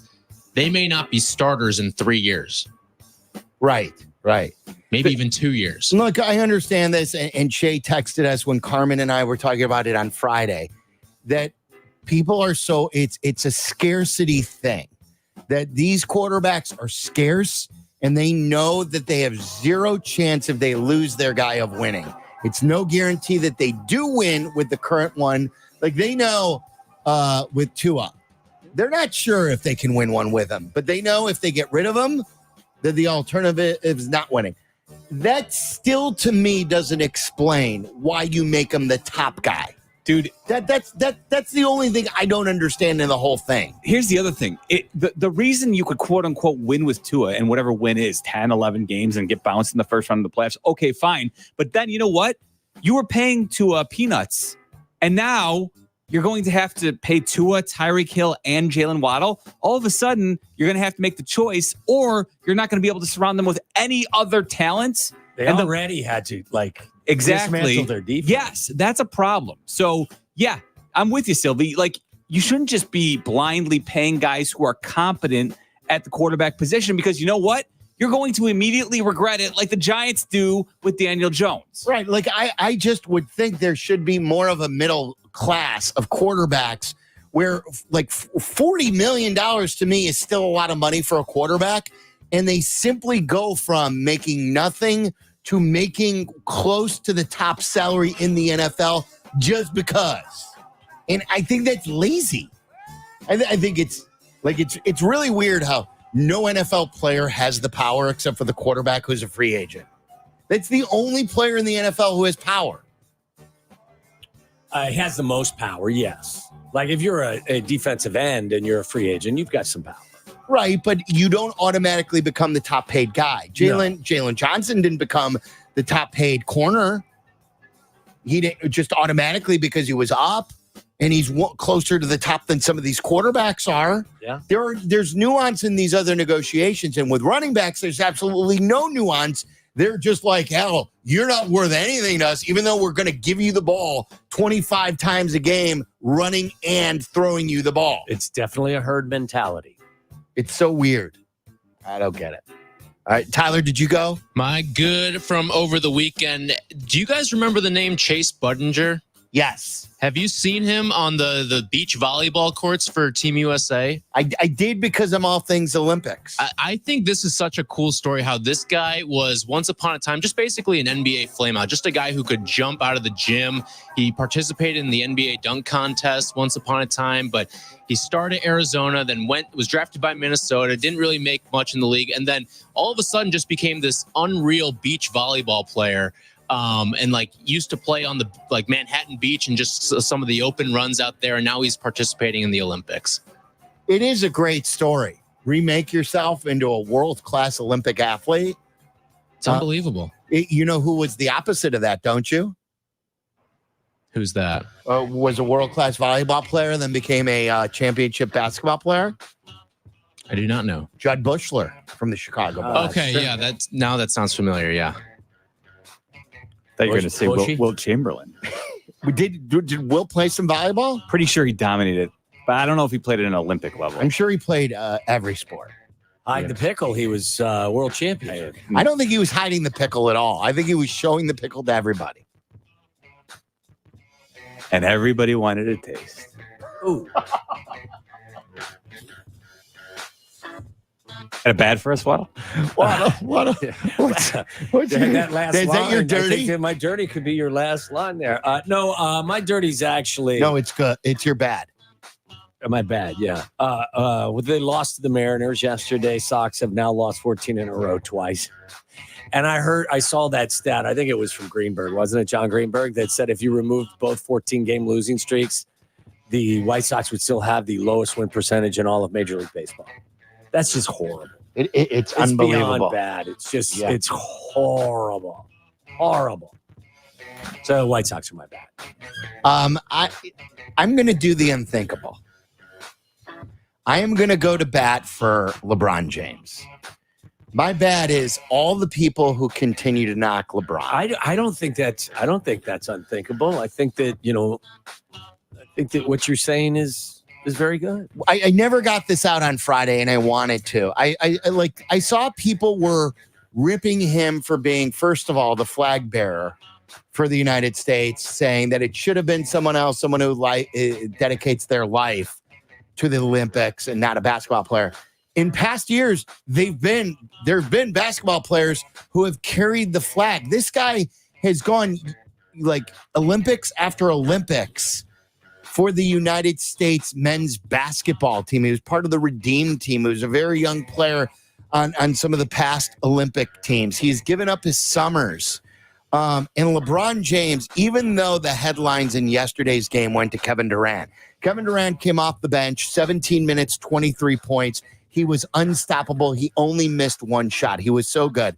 But in the third quarter, when again the United States distanced themselves from Serbia, it was LeBron. LeBron is really, he's terrific at 39 years old. You just can't believe how good he is at such an old age. And there's a lot of people who do go out there and want to rip him at every turn. Danny Zetterman. Yeah, and look, I've ripped him in the past for stuff that I feel like was fair stuff. This stuff ain't fair. I think what LeBron's doing for the country right now, as far as in a basketball player context, I'm not saying like a teacher or a fireman or anything like that, but as an Olympian and he shouldn't be ripped at all. LeBron James was outstanding yesterday and has been great for the Olympics. So I don't understand the Olympic hate being thrown at LeBron James. That's bad in my estimation. My bad. The weekend for Reese McGuire. He had a rough one, and he's had some rough ones in the past. That, of course, is what Cal Quantrill was referring to when he was shouting at him from the mound as he walked off the other day on Friday, I believe it was, which then resulted in some spillovers the next day's game in which the Red Sox took offense and the Rockies were all going at it over defending Reese McGuire's honor. And then sure enough, yesterday, Reese McGuire was designated for assignment after the Red Sox acquired Danny Jansen in a trade. And so they no longer need Reese McGuire's services. So he hung out at a Target? Well, I mean, he may be now. He's got some extra time on his hands. He may just be hanging out in the parking lot doing what he does. Was that outside of Target or outside the mall? I thought it was a Walmart. Walmart. I don't think it matters where it happened. Yeah, it's kind of. I think it's bad in all three of the venues we've no matter listed. where, yes. My bad from the weekend. During the fourth inning of the Cubs-Royals game yesterday, Freddie Fermin hit a home run to left field that was headed for the foul pole, but a Cubs fan reached over and grabbed the ball before it could hit the pole. Well, a couple weeks ago, the Royals instituted a promotion where if a home run hits the foul pole, Everyone in the stadium gets a free Chick-fil-A sandwich. Wow. No Chick-fil-A for anybody because of this Cubs fan. That is a bad move by you, sir. You should not be reaching over to grab a ball. And like they that. kicked him out. They But kicked him out. It was still a home run, though? They reviewed it, and said it was would've still a hit the home pole. run, yeah. But he didn't reach over. So how He reached in front of the pole. Right, but what he shouldn't have been grounds? kicked Yeah, out. what grounds do you have for kicking him out? Don't know. They kicked him out. He's with his son, too, wasn't he? I believe so, yeah. Yeah, kicked him out. Would he have been kicked out if he was a Royals fan? I don't know. But it was not. I thought it was dirty pool. Anyone he messing didn't with reach down in front of it. Anyone messing with some chicken should be kicked out. So you think he was kicked out because he messed with the Chick-fil-A promotion? No, he helped out Chick-fil-A. He Right. helped him out big time. It didn't hit the foul Didn't hit pole. the pole. Yeah, but there's probably insurance on that, isn't there? Sure. I don't know why they would kick him out. I need a statement from the Royals. You want to know what my dirty is? Yeah. It is the Wilderness Homeowners Association in Colorado because they tried to shut down a children's lemonade stand by calling the sheriff's office. Oh, that stinks. They were complaining about the children running an illegal lemonade stand. Callers said the kids were blocking the road. However, when deputies arrived, they found that the children were not blocking the road.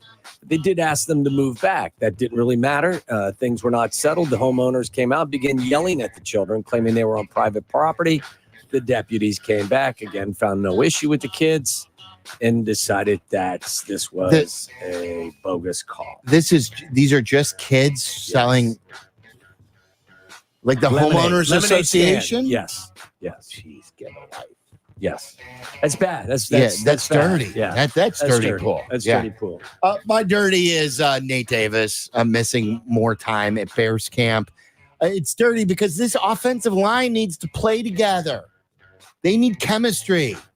Kevin Jenkins, whoever the hell the center's going to be, Nate Davis. They need to play together. They need chemistry. They need to protect the quarterback. Whatever the reasons are, he's not available enough. And to have the offensive line in flux, to not know if the guy that you gave $10 million a year is going to be available, it stinks, and it's dirty for the second week of training camp going into a real game. He's got to get healthy. He's got to get more dependable. It's my dirty. My Meller? dirty, gentleman, backup quarterback Tyson Bagent. When he's getting ready for the regular season, he is doing some hardcore workouts. 1 mile burpee broad jump. Hour and 7 minutes. Let's go. 1 mile of burpee I like broad his jumps. personality. Oh, yeah. That's a little table slapping right Yes, he's not worried about any backup quarterbacks because I was too busy grinding my absolute face off. You know it. Love that. Could anyone do that here at the station? 1 mile burpee broad jump? No chance.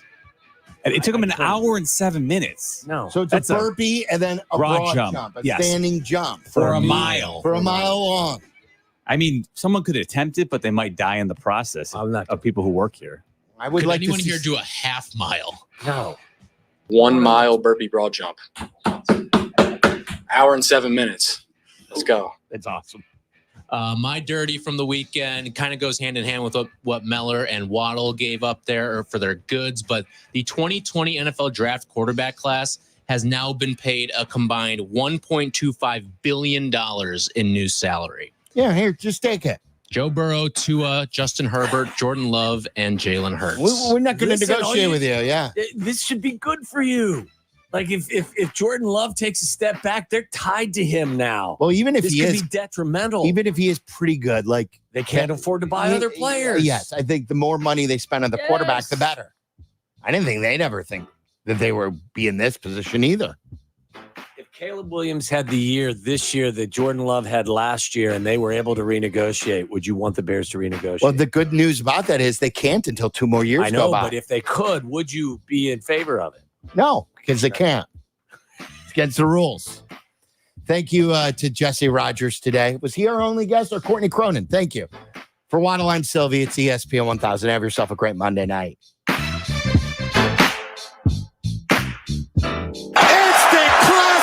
I am really excited. That was a big thrill.